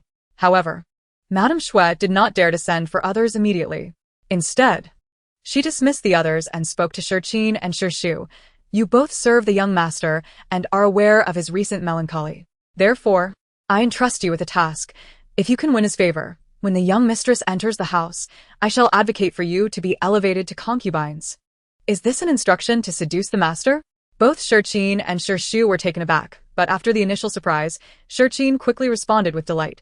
Madam, rest assured, I shall serve the young master diligently. Xue Shu understood that Xue Qin harbored ambitions of becoming a concubine, but she herself did not. Nonetheless, as a servant, one must comply with their master's wishes, so she hurriedly added, I will do the same. Madame Xue was pleased, but she reminded them, however, the young master must prepare for next year's examination, so do not become overly infatuated. Both Xue Qin and Xue Shu agreed in unison. Meanwhile, Xue Cheng'an lifted the curtain of the carriage and gazed at the familiar entrance of Peach Blossom Village, surprised as he asked Jiang Lai, Why have you brought me here? The driver, Jiang Lai, turned back with a hint of grievance. It was your instruction, my lord. Xue Cheng'an, I instructed this? He recalled that he had indeed ordered to leave the city, and had also dictated the route taken. It turned out he had commanded to come to Peach Blossom Village. But what was the purpose of his visit? He had already broken off the engagement with Cui Ying, and the situation had been quite embarrassing. Did he truly expect to meet Cui Ying here? Why would she see him? She likely despised him. But why would Cui Ying loathe him to such an extent? Xue Cheng'an did not boast. He genuinely possessed an impressive appearance, background, and intellect, qualities that should not inspire aversion in a normal girl. Especially since Cui Ying had once been betrothed to him and could have married him. Perhaps she had indeed dreamt of him? Dreamt of being mistreated by his mother and grandmother, of the hardships following their marriage, of a tragic loss, and of nearly enduring violence from his mother? Although it seemed absurd for both of them to share the same dream, Xue Cheng'an pondered that this was perhaps the only explanation for Cui Ying's intense disdain towards him. Had she truly experienced such dreams? Chapter 51. Reunion. Xue Cheng'an was eager to discover the answer. Although he knew Cui Ying would likely refuse to see him, or would chase him away with a scowl if she did, he still alighted from the carriage, instructing Jiang Lai to remain behind, and proceeded alone towards Peach Blossom Village. It was already winter, and the evening chill had driven the villagers indoors for warmth, leaving the streets mostly deserted. Instead of taking the main road directly into the village, Xue Cheng'an circled around, arriving at the edge of a small grove by the river near the Cui family's gate. The grove, though not tall, provided sufficient cover. From his vantage point, he could clearly see the entrance of the Cui residence, while remaining concealed from anyone who might emerge. He stood quietly, gazing across the river at the open gate of the Cui family. The biting wind blew, yet despite the gate being ajar, no one came forth. Least of all the person he wished to see, Cui Ying. He dared not approach the door, so he remained there, watching. What are you looking at? A displeased voice suddenly interrupted from behind. Xue Cheng'an turned in alarm to see a girl with striking almond-shaped eyes, whom he felt he had seen before. Though he did not recognize Cui Yuan, she recognized him. Is it you? Cui Yuan exclaimed in surprise, recalling the young gentleman who had rescued her at the Qin family tea house. Though he appeared thinner and more haggard, his features and demeanor remained unchanged. She had thought that after their brief encounter, she would never see him again. What brought him here? Cui Yuan's cheeks turned crimson. Having been gathering firewood after losing patience while learning needlework from Cui Ying, she now stood before this refined young man, her attire covered in dirt, feeling even more embarrassed. Therefore, she hastily stammered, What are you doing here? Xue Cheng'an still did not recognize Cui Yuan, but he understood her nervousness and quickly composed himself, responding calmly, I came to visit a friend, but I seem to have lost my way. Cui Yuan, ever eager to help, inquired, Who are you looking for? Someone from Peach Blossom Village? Xue Cheng'an fabricated a name on the spot. I am looking for Qin Zhong, the son of Qin. He is said to be from Peach Blossom Village. Xue Wan furrowed her brow and shook her head. You must be mistaken. There are no families with the surname Qin in Peach Blossom Village, let alone scholars. Her large, expressive eyes conveyed a myriad of emotions, shyness, curiosity, and warmth. Although he could not recall having met Xue Wan before, her gaze softened Xue Cheng'an's heart, reminiscent of the way Xue Ying looked at him during their early days of marriage. He chuckled softly. How do you know that Qin Gongzi is a scholar? Xue Wan replied, because you look like a scholar. Thus, your friend must be one as well, right? Xue Cheng'an was keen to engage further. Do I truly appear to be a scholar? What gives me away? Naturally, it is your demeanor and eloquence. Xue Wan felt shy to be so direct, blushing as she replied, it is just obvious. On such a cold day, do not stand out here foolishly. That Qin Gongzi is not from our village. Night is approaching. You should head home. She rushed through a series of words, not waiting for Xue Cheng'an to respond, and hurried off with her firewood. Xue Cheng'an stood rooted to the spot, watching as Xue Wan made her way to the Xue family gate. Glancing back at him once before entering. She is indeed a member of the Xue family. Xue Ying seems to have a half-sister? Yes, her stepmother bore 2 children. 1 son and 1 daughter. So she is Xue Ying's sister, perhaps named Xue Wan? Realizing he had been discovered, Xue Cheng'an dared not linger any longer. After casting one last glance at the empty Xue family entrance, he turned and made his way back to the village.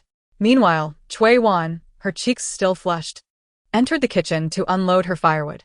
Xue Shu, tending the fire, and Lin Shi, cooking, both expressed concern for her. We have plenty of firewood at home. There was no need for you to go gather more. Xue Wan steadied her racing heart and smiled. It is just that old Madame Wu is on leave. Father needs to stoke the fire, my little brother must study, and my sister's hands are meant for delicate work, so she cannot do this. I was idle. So I went. Lin Shi replied. No matter how you justify it, you are still right. Xue Shu chuckled. Come here and warm yourself by the fire. You must be freezing. Xue Wan shook her head with a smile. No need, I will wash my face, have a cup of hot tea, and check if my sister is still embroidering. It is getting dark, and I do not want her straining her eyes. Lin Shi glanced outside at the dimming light and urged, then hurry, let her stop embroidering. It is not worth it if she injures her eyes. Xue Ying was indeed still embroidering a handkerchief, using fine fabric and quality thread, as a higher price could be fetched for her work. Consequently, she devoted more effort to her craft, so much so that she did not notice Xue Wan entering the room. It was Xue Wan who first tapped her on the shoulder, and when Xue Ying paused to set aside her embroidery frame, she smiled and relaxed her shoulders, remarking, Why is your face so flushed? Xue Wan, one hand holding the embroidery frame and the other touching her cheek, replied, Is it very red? It's just that it's so cold outside. I've been frozen. She would never admit that her blush stemmed from having seen the handsome young gentleman and conversing with him. Although they had encountered each other again, the gentleman appeared to belong to a world entirely different from hers. Thus, she resolved to harbor no unrealistic aspirations. Xue Ying, not pondering much further, stood and touched Xue Wan's face. Upon taking her hand and feeling its icy chill, she guided her to sit by the warming charcoal stove, saying, Stay here for a bit and warm yourself. Xue Wan obediently settled down, lifting the embroidery frame to glance at it, and sighed, Sister, I feel like your embroidery has improved significantly. You're truly remarkable. I hardly ever see you with a needle and thread, and now you've become so skilled. Being family, Xue Ying did not conceal much after her rebirth, and she calmly responded, If you learn diligently from me, you too can excel. Xue Wan affirmed, Yes, I will study hard, but since it's getting dark, you shouldn't embroider anymore. You'll strain your eyes, and then you won't be able to stitch at all. Xue Ying did not insist, recognizing there was no urgency. Having been reborn, she had an entire lifetime to ensure her family lived well. However, she wondered if the mute woman had informed Lu Mingyu of her visit. If she had, would Lu Mingyu come to find her tonight? Previously, she had not given it much thought, but now, considering the biting cold, she felt concerned that Lu Mingyu might fall ill from the chill if he came to see her so late. Yet, she could not invite him to her home. Not only would it be inconvenient as she shared a space with Wan, but even alone, with so many people in the household, it would be easy for them to be discovered. And if her father found out, Xue Ying quickly shook her head, dismissing the thought. Lu Mingyu pondered. No prize for guessing if I will seek Ying tonight. That night, Xue Ying waited until the hour of the rat. Yet she did not hear the sound of stones tapping against her window. Lu Mingyu did not arrive. Not only did he not come that night, but for 3 consecutive nights thereafter, he failed to appear. She was unsure whether the mute woman had failed to relay her message or if he was upset and chose not to come. The 27th day of the 12th month had arrived, with only 3 days remaining until the new year. Granny Wu had already taken leave on the 23rd, planning to rest until the 10th day of the new year. With many mouths to feed in the Cui household, she needed to assist in preparing for the festivities. With Lu Mingyu absent, she had no opportunity to go into the city, thus she decided to put the matter aside. Perhaps he was simply preoccupied with New Year preparations. She resolved to wait until after the holiday to revisit the subject. In truth, Lu Mingyu was still unaware that Xue Ying had come to find him. He languished in bed, recovering from his illness, while Lu Qing managed the household affairs, dealt with the elders from the Ofu, entertained invitations from friends, and handled the exchange of New Year gifts. It was not until the afternoon of the 27th, during Lu Mingyu's nap, that Lu Qing finally had a moment to rush to the private residence. Upon arriving, without waiting for Lu Qing to inquire, the mute woman hurriedly gestured to him, indicating that Xue Ying had visited. Lu Qing was taken aback. What did you say? Miss Xue has been here? When did she come? Did she leave any message? The mute woman could not speak, so she nodded, then gestured to and fro, and finally shook her head. Lu Qing asked, she came on the 24th? Did she leave any message? The mute woman nodded repeatedly. Was that her only visit? Did she come again afterward? The mute woman nodded first, then shook her head. Lu Qing turned and dashed out of the private residence. The thought that Miss Xue had sought out his young master, something he had deemed improbable, had indeed occurred. If only his master knew, how delighted he would be. Lu Qing raced into the Weiyuan Marquis' residence, then into the Jingyuan where Lu Mingyu resided. Despite the frigid winter, he emerged sweating as he rushed to his master's bedside. Lu Mingyu had already awakened from his nap, leaning against the headboard and gazing out the window. When Lu Qing burst in, panting heavily, Lu Mingyu finally turned his attention, disdainfully asking, "What have you been doing to look so exhausted?" Lu Qing, too breathless to speak, merely grinned at Lu Mingyu. Lu Mingyu, annoyed, turned his gaze back to the window. It was only then that Lu Qing managed to catch his breath and exclaimed, "Young master, do you know? Miss Xue came to the private residence to find you." At first, Lu Mingyu did not comprehend, staring at Lu Qing for a moment before abruptly sitting up. "What did you say?" Repeat that. Lu Qing reiterated. "I said, Miss Xue came to the private residence to see you." "Really?" Lu Qing chuckled. "How could I dare deceive you about such a matter?" Indeed, Lu Qing would not risk lying about this. Lu Mingyu was instantly invigorated, eagerly asking, "When did she come to see me? Not just now, right?" Before Lu Qing could respond, Lu Mingyu was already hastening to rise from his bed. Wait. Lu Qing exclaimed, "It's not now. She came on the 24th. That was 3 days prior, on the 27th of the 12th month." Lu Mingyu had already tossed aside his covers and was dressing while continuing to inquire. "Did she say anything when she came? Did she leave a message?" Lu Qing replied, "No, she only visited. No message left behind." Lu Mingyu hesitated momentarily in his actions. Observing this, Lu Qing quickly continued, "But regardless, she sought you out. Young master, this proves that Miss Xue cares for you. It's been so long since you visited her. And she grew anxious, worried about you. Did Xue Ying truly care for him?" Lu Mingyu dared not entertain such thoughts. If she genuinely cared, she would be delighted at the prospect of marrying him, not suggest that he could only wed her corpse. Yet Lu Qing was correct, regardless of her feelings. She had come to find him. Whether she cared or not, she, as a young lady, had taken the initiative to seek him out. What right did he, as a man, have to quibble? Even if she did not wish to marry him or did not care for him, she must certainly hold some affection for him. Yes, she must. And since he could not let her go, he should heed his heart and go to see her, for he truly yearned to see her. As Lu Mingyu finished putting on his shoes, he instructed Lu Qing, "Quick, prepare the carriage. We are going to Tahua village." "Right now?" Lu Mingyu, having donned his shoes, looked up with a smile. "Yes, right now. Miss Xue wishes to see me, and I have already kept her waiting for 3 days. We must hurry. But you are still unwell. What is a mere cold?" "I am perfectly fine." "Who was it that struggled to drink medicine this morning? Who complained of feeling weak at noon?" who claimed their illness was so severe that they would not attend the palace banquet this year. Who? It's utterly ridiculous to act as if Miss Chui's feelings are of no consequence. If I were a woman, I would want to break my own heart over my young master. While his thoughts were filled with complaints, Lu Cheng spoke gently. Are you certain you want to go now? With the new year approaching, the villagers will be free, and what if someone sees you? Moreover, it's broad daylight.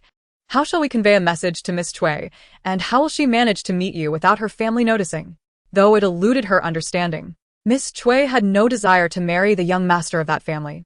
Not only did he harbor feelings solely for her, but he also humbly agreed not to seek her during the day, only to visit her by night, a fact he was fully aware of. Lu Mingyu fell into silence. It was entirely his fault for becoming overly excited upon receiving the news, forgetting that Xue Cheng'an had previously instructed him not to meet her during daylight hours. But could he endure waiting until nightfall? Lu Mingyu felt he could not bear the torment any longer. After a moment of silence, he suggested, let us first go and see if there is a suitable place in Peach Blossom Village to wait. If not, we may head to the estate. Lu Cheng felt a foreboding sensation. What if there was a place? Lu Mingyu smiled radiantly. Then we shall wait there. Lu Cheng glanced at the brightening sky outside. From now until nightfall, much like last time, after the hour of high?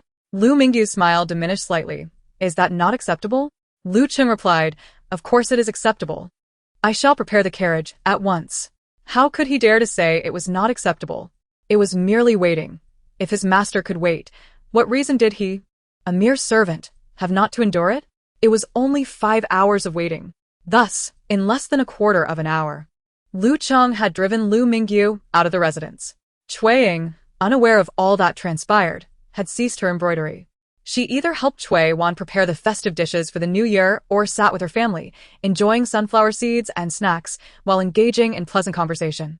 Being together as a family brought joy in any circumstance. On the night of the 27th day of the 12th lunar month, after washing up, she and Xue Wan snuggled into the warm bed, heated by the hot water bottles. The sisters exchanged whispers before quickly drifting into slumber. When the sound of pebbles striking the window awoke her, she was still in a daze, unsure of what was happening.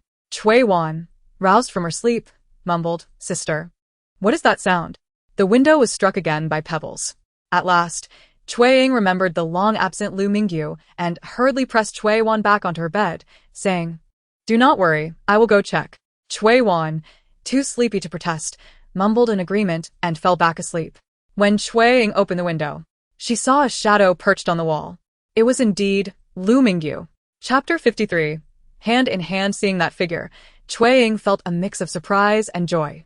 Lu Mingyu had not come when she awaited him, and she had thought he would not arrive, yet here he was, suddenly appearing in the dead of night.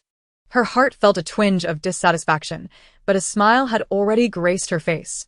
Not wanting him to wait too long, and seeing that Xue Wan was deeply asleep, she suppressed her smile, donned her cloak, and quietly stepped outside.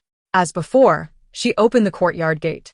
However, this time before she could turn around to fasten the latch, Lu Mingyu was already standing before her, his tone feigning pride. Today, Lu Cheng met the mute woman and heard that you came to seek me. What is the matter? The moonlight on this winter night seemed dim, yet due to their proximity, Xue Ying could clearly see that Lu Mingyu had lost considerable weight. She blurted out, Why have you grown so thin? What has happened to you? Her voice was laden with concern, which not only Lu Mingyu perceived, but even Lu Cheng, who stood nearby, Could discern. Lu Mingyu instinctively touched his face, dropping the pretense of pride. The warmth of concern in Xue Ying's voice made his heart flutter. Is it really noticeable? I suppose I have not had much of an appetite lately. Is that so? Xue Ying was skeptical, and just then, she heard Lu Cheng muttering nearby. He was seriously ill, unable to eat or sleep well, and thus, lost a significant amount of weight. Lu Mingyu felt as if he were being slapped in the face by the sudden revelation. He was about to scold Lu Cheng for being so talkative when Xue Ying suddenly stepped forward, grasping his arm through several layers of clothing. Her gaze directed at Lu Cheng. Your master has been ill? When did this happen? What sickness did he have? Is he recovering now? Not only was Lu Mingyu touched by her concern to the point of forgetting to scold, but Lu Cheng was also momentarily stunned, then felt tears welling in his eyes. Heaven and earth. His master's sincere feelings had not been in vain. Miss Cui genuinely cared for him. Wanting to elicit even more sympathy from Xue Ying, Lu Cheng blurted everything out. Yes, our master fell ill. The last time he came to see you, after you returned to your room. He stood at your door, in the snow, all night. When dawn broke, I had to drag him away, and he came down with a fever, which lasted 3 whole days. He is still not fully recovered. He is taking medicine and lies in bed, too weak to move. Upon hearing you were looking for him today, he insisted on, as Lu Cheng continued. Lu Mingyu finally caught on and reprimanded. Enough, Lu Cheng. Be silent.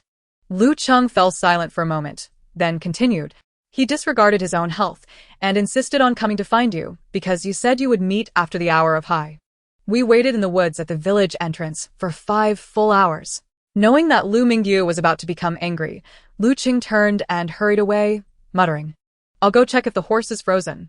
With Lu Cheng gone, Lu Mingyu, still weak from his illness, lacked the strength to chase after him and stamped his foot in frustration, then turned to Xue Ying, wishing to explain. Xue Ying was gazing up at him, her eyes sparkling with unshed tears. Lu Mingyu found himself at a loss for words. You stood at my door, all night? Xue Ying asked softly. That night. It had snowed heavily, and by morning, the ground was covered with a thick layer of snow. How could he not fall ill after being drenched in it all night? Lu Mingyu, feeling uncomfortable, glanced around and awkwardly replied, You've heard Lu Cheng's nonsense. I only stood for a short while. Not long at all. Xue Ying pressed. Then are you ill? This was something he could not conceal. Lu Mingyu reluctantly nodded. Xue Ying continued. You're still unwell. Yet you came to find me in such cold weather and waited in the woods for 5 hours? Do you not care for yourself? Were her voice not choked with emotion, it would have sounded like a reproach. Yet, the tremor in her tone revealed a vulnerability Lu Mingyu had never witnessed before. She could maintain her composure against the bullying from the Xue family, but the thought of him neglecting his own health brought her to tears. Realizing this, Lu Mingyu felt a mix of joy and urgency, quickly assuring her, No, I've recovered. Truly, I'm fine now. And I did not freeze. There was charcoal in the carriage and several hot water bottles. If you do not believe me, come and see. It is still warm inside. Xue Ying was not convinced, and speaking outside in the cold was unwise. Whether he was still ill or just recovering, it was not good for him to be out in the cold. Wait for me. She released her grip on Lu Mingyu's arm, turned to lock the door, then said, Come, I will go with you to see. Lu Mingyu hesitated. Really, you want to go see? 5 hours had passed. The hot water bottles would have long since cooled. The charcoal would have burned out. And now the carriage was no warmer than the outside. But Xue Ying was already moving forward. Lu Mingyu had no choice but to follow. Fearing being discovered, he and Lu Cheng had crept over in the dark, and now they needed to make their way back through the village as small woods under the cover of night. Xue Ying had just returned to life and had only walked this path a few times during the day. She was still unfamiliar with it at night. Thus, it was not long before she stumbled, her body swaying to the right. Lu Mingyu, closely following behind, instinctively reached out to catch her hand. His grip was too forceful, causing her to collide into his embrace. What was merely an accident caused Lu Mingyu to freeze momentarily. Xue Ying momentarily froze, and once she regained her composure, she pushed Lu Mingyu gently in the chest to sit up straight, her left hand sliding seamlessly into his right. Having just emerged from the warmth of her bed, her hand remained warm, while Lu Mingyu's had grown cold from extended exposure to the elements. When the sudden warmth enveloped his palm, he instinctively considered releasing her hand to prevent chilling her, only to find that her soft, warm fingers had grasped him firmly. A profound shock coursed through Lu Mingyu's heart, and he found himself unwilling to let go. As they walked from the Xue family gate to the grove at the village entrance, Lu Mingyu's emotion surged. His previously icy hand had warmed considerably, even beginning to perspire slightly, yet he held onto Xue Ying's hand with unwavering determination. From a distance, Lu Cheng spotted the two of them walking hand in hand and could scarcely believe his eyes. Lighting an oil lamp, he clearly saw that his young master was indeed holding Miss Chue's hand, while she was obediently being led towards a carriage. If it weren't for the sting of his own palm, Lu Cheng would have slapped himself to ascertain whether he was dreaming. It was not until they reached the carriage that Lu Mingyu finally regained his composure, pondering how to address Xue Ying given that the interior was already icy. However, Xue Ying preempted him, saying, Quickly, let us get in the carriage where we can escape the wind and talk. Once inside, they indeed felt sheltered from the wind, but the carriage was still cold. Lu Mingyu awkwardly attempted to explain. The charcoal must have just burned out. Xue Xue Ying replied faintly, pushing him gently to sit down before turning to retrieve the oil lamp from Lu Cheng. With the light illuminating the carriage, it became evident that Lu Mingyu had lost considerable weight. His complexion was noticeably pale, confirming he was indeed unwell. Xue Ying felt a pang of sympathy, but hesitated to voice her concern. After all, he had endured much in his previous life, so it seemed unnecessary for her to remind him of his suffering. Lu Mingyu, in turn, observed Xue Ying, whose eyes brimmed with concern as she gazed at him. He had never anticipated a day would come when he could see himself reflected in her eyes. Despite the biting cold of the winter wind, he felt a warmth blossoming within his heart. Xue Ying did not mind Lu Mingyu's gaze upon her. His eyes, though fervent, were innocent, much like his affections for her, passionate yet devoid of aggression or possessiveness. He simply found her beautiful and liked her for it. Hanging the oil lamp on the carriage wall, she settled beside him, allowing him to gaze freely while she in turn observed him. Ultimately, it was Lu Mingyu who grew bashful, his ears flushing as he turned away. Xue Ying could not suppress a laugh and then asked, "The city gates won't open until tomorrow morning. Now that you've come to see me so late, where will you go afterward?" Hearing her laughter, Lu Mingyu's ears reddened further as he replied, "My mother has a dowry estate 2 miles away. I can stay there for the night." 2 miles was not far, but she considered that if she stayed out too long, Awan would surely seek her out if she discovered her absence. After some contemplation, Xue Ying suggested, "Then you should head there now." Lu Mingyu could hardly bear the thought of leaving. Everything that had transpired that night felt like a dream, and he feared that if he departed, he would awaken to find it all vanished. Thus, he quickly turned back, asserting, "I just arrived." The implication was clear. He did not wish to leave. Xue Ying considered that she might have discovered the way to manage Lu Mingyu. His personality, combined with the fact that he was 5 years younger than she had been at the time of her rebirth, and that he harbored feelings for her, made him susceptible to her influence. She then inquired, "If you've been here for 5 hours, have you had dinner?" Naturally, he had not, and his stomach audibly protested. Xue Ying stifled a laugh, asking, "Aren't you hungry?" Unable to deny his hunger, Lu Mingyu replied, "I usually eat quite well. Missing one meal is no concern." While he might indeed have been well fed in the past, his recent illness had likely disrupted his appetite, as evidenced by his significant weight loss. Xue Ying replied, "But I would be concerned." What? Lu Mingyu could scarcely believe his ears, staring at her in astonishment. Under his shocked gaze, Xue Ying felt her cheeks warm slightly. Yet, perhaps due to his exaggerated reaction, she found his demeanor amusing and felt a playful urge to tease him further, wondering if he would be even more astonished. So she nodded and reiterated, "But I would be concerned." Lu Mingyu tilted his head, his smile unable to be contained, his heart racing uncontrollably. Xue Ying noticed his growing smile and couldn't help but smile in return, saying, "So you must listen to me. Go to your mother's estate now. Eat something nourishing. Soak your feet in warm water and get a good night's sleep. You can tell me you're well again, and I might believe you. But you look terribly thin and pale. You need to regain your strength. Otherwise, you will be quite unsightly." As Lu Mingyu reveled in the affection of the person he cherished, he suddenly heard the word unsightly. Unsightly? Him? Although he typically did not concern himself with appearances, he was aware that he was among the 4 most handsome men in the capital. He should be far from unsightly. If someone else had said such a thing, he would have scoffed, assuming they were simply envious of his looks. But when the one making the remark was Xue Ying, he suddenly feared she might genuinely find him unattractive. If she lacked fondness for him now, how could she ever come to like him? With little confidence, Lu Mingyu tentatively touched his face and asked, "Am I really unsightly?" Xue Ying, trying to stifle a laugh, nodded, "Yes, a little. You're just too thin." Lu Mingyu felt utterly disheartened and immediately declared, "Then I will." He trailed off, gazing at Xue Ying's smiling face under the dim oil lamp, reluctant to leave. He changed his mind and said, "I will eat more when I return, striving to regain my strength quickly." Still unwilling to depart, Xue Ying sighed and said, "You've just recovered from illness. If you don't eat, and you're out in this bitter cold, if you fall ill again or something worse happens, then don't come looking for me. I want to see you." Her words struck a serious note, prompting Lu Mingyu to quickly assure her, "It won't happen. My health is generally good. I won't suffer any lasting effects. Don't worry, I'll recuperate." "You never listen to me," Xue Ying interrupted sternly before he could finish. "If you can't heed me on something so trivial, then you can come or go as you please. I'm going back." Seeing her face take on a serious expression, Lu Mingyu dared not say more.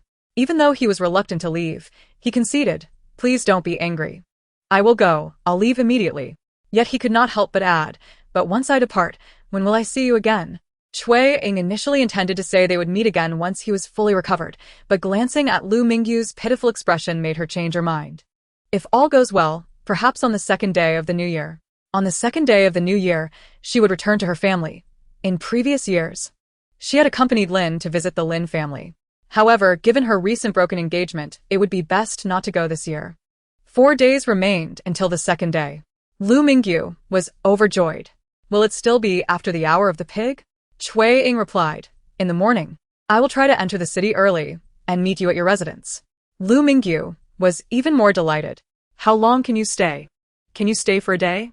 Xue Cheng'an shook her head. "No, I have to return after lunch." When she and her younger siblings were little, they would spend a few days at the Lin family home during the second day of the new year. However, as they grew older and the cousins of the Lin family married off, everyone returned home shortly after lunch. Thus, she could not linger in the city for too long that day. Although her time was limited, being able to stay until after lunch was still quite delightful. Lu Mingyu smiled and said, "Then it's settled. I'll come to the village entrance to pick you up that morning." "All right." Xue Cheng'an did not refuse. "It's getting late. You should hurry." As she spoke, she prepared to disembark from the carriage. Lu Mingyu stood up as well, saying, "I'll escort you back." Xue Cheng'an, not wishing to prolong the journey, replied, "It's just a few steps. I won't get lost." Yet Lu Mingyu insisted, "No, I can't let you go alone." Reluctantly conceding to his persistence, Xue Cheng'an nodded in agreement. On the way back, having traversed the path once already, Xue Cheng'an walked steadily. Lu Mingyu attempted to take her hand, but she was walking so securely that he had no opportunity to assist her. They soon arrived at the Xue family gate. Thinking to let him wait a moment while she fetched some snacks for the journey, she turned without a reminder, only to see him reaching out eagerly. Understanding his intentions, she quickly took the initiative, saying, "Wait a moment, I'll get you some snacks to tide you over." Lu Mingyu immediately grasped her hand, his eyes gleaming even in the darkness, responding with enthusiasm. "Great." Xue Cheng'an gently shook his hand, then withdrew, turning to enter her home. Chapter 55. The Marquate. Due to the New Year celebrations, the Xue family had an abundance of snacks, including many seeds purchased by Xue Cheng'an, along with homemade delicacies like osmanthus cake and mung bean cake prepared by Lin Shi. Xue Cheng'an wrapped a generous portion in a cloth and sent it out. Lu Mingyu received the treats with both hands, reluctant to part with Xue Cheng'an, "So, I'm leaving now."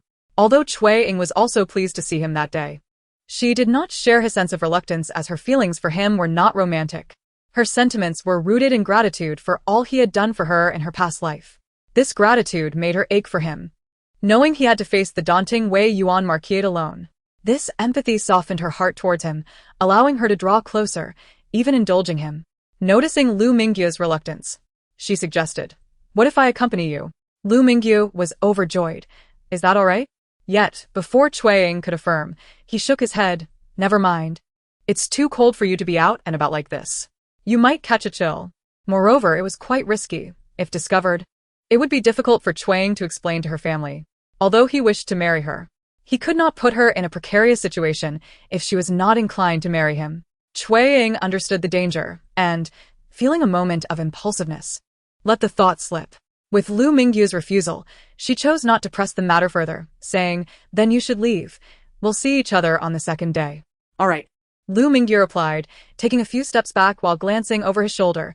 "You go inside first. I'll leave after you're safely in." Such lingering affection was something Xue Cheng'an had never experienced in 2 lifetimes. As she felt no reciprocal romantic feelings, she simply wished for him to depart quickly. Nodding in agreement, she entered, locking the door securely behind her and returning indoors. Watching the closed door of the Xue family, Lu Mingyu sighed softly. Yet he stayed for a moment longer, gazing at the door as if Xue Cheng'an had become part of it. Eventually, he found joy once more and smiled as he walked away. Unbeknownst to him, after he left, Xue Cheng'an opened the door again. Seeing that he had indeed departed as promised, she felt relieved and returned home, knowing that the snacks were not only for him but also intended for Lu Cheng. Lu Mingyu was typically generous with Lu Cheng. However, since these treats were given by Xue Cheng'an, he only gave Lu Cheng 2 pieces. Lu Cheng, unaware of the underlying sentiments, gratefully accepted the snacks, popping one into his mouth while guiding the horse and turning back to Lu Mingyu. Young master. Miss Xue is truly kind to bring us snacks. She's worried we might go hungry. Lu Mingyu, holding the snacks without consuming any, replied with a hum. Indeed. She is kind. But she brought these for me, fearing I might go hungry. I merely shared a couple of pieces with you out of goodwill. Lu Cheng responded, all right. Whatever you say. Lu Mingyu's mother's estate was nearby, and despite the challenging night roads, they soon arrived. Having stayed there previously, the servants were prepared, and the room was ready with simple meals served promptly. Although the day had been quite eventful, perhaps due to his good spirits, Lu Mingyu felt remarkably well. That evening, without needing any medicine, he enjoyed a hearty meal and requested hot water for a soothing foot soak. Once settled and in bed, he took out the snacks from Xue Ying, having protected them carefully during his journey. Recognizing some as market-bought and others as homemade, he couldn't help but wonder if any were crafted by Xue Ying herself. Regardless of their origin, they were all gifts from her. That night felt surreal, as if he were in a dream. Even though he was alone, he could not suppress his happiness. He no longer desired anything more. Simply being able to interact with Xue Ying was sufficient. As for marriage, should she ever change her mind and express a willingness to wed, he would gladly marry her. If she remained resolute in her decision against marriage, then he too would abstain from pursuing it. After all, he had no interest in marrying anyone else. Lacking affection for another would only serve to harm them. Lu Mingyu, overwhelmed with joy, found it difficult to fall asleep that night. And he did not wake until the sun was high the next day. Breakfast turned into a late brunch, and after a brief rest, he set out on his journey back to the city. Although he was already 20 years old, he had not been established as heir nor assigned any responsibilities. Spending his days leisurely with Lu Cheng, free from constraints, doing as he pleased. By the time lunch approached, he had yet to arrive home. However, with the new year approaching, the lords of the Marquate had taken leave, and the others had gathered in the old matriarch's Roman hall to prepare for the meal. The old matriarch, seated at the head of the table, raised her chopsticks and, upon noticing Lu Mingyu's absence, inquired, "Where's Uyghur?" Weiyuan Marquis Lu Zhenhai looked down the table and, upon realizing Lu Mingyu was missing, his expression darkened immediately. Noticing this, the young Madame Feng, seated opposite him, quickly interjected with a warm smile, "Uyghur has gone out. He isn't at home." With the new year approaching, why isn't he staying at home? Lu Zhenhai's tone was less than pleasant. Madame Feng appeared troubled. "I'm not certain. I only know he left yesterday at noon and has yet to return." Lu Zhenhai let out a heavy, disdainful huff. What an ungrateful child. He spends his days neglecting his studies, refusing to take on responsibilities, and only knows how to frolic about outside. How did I end up with such a son?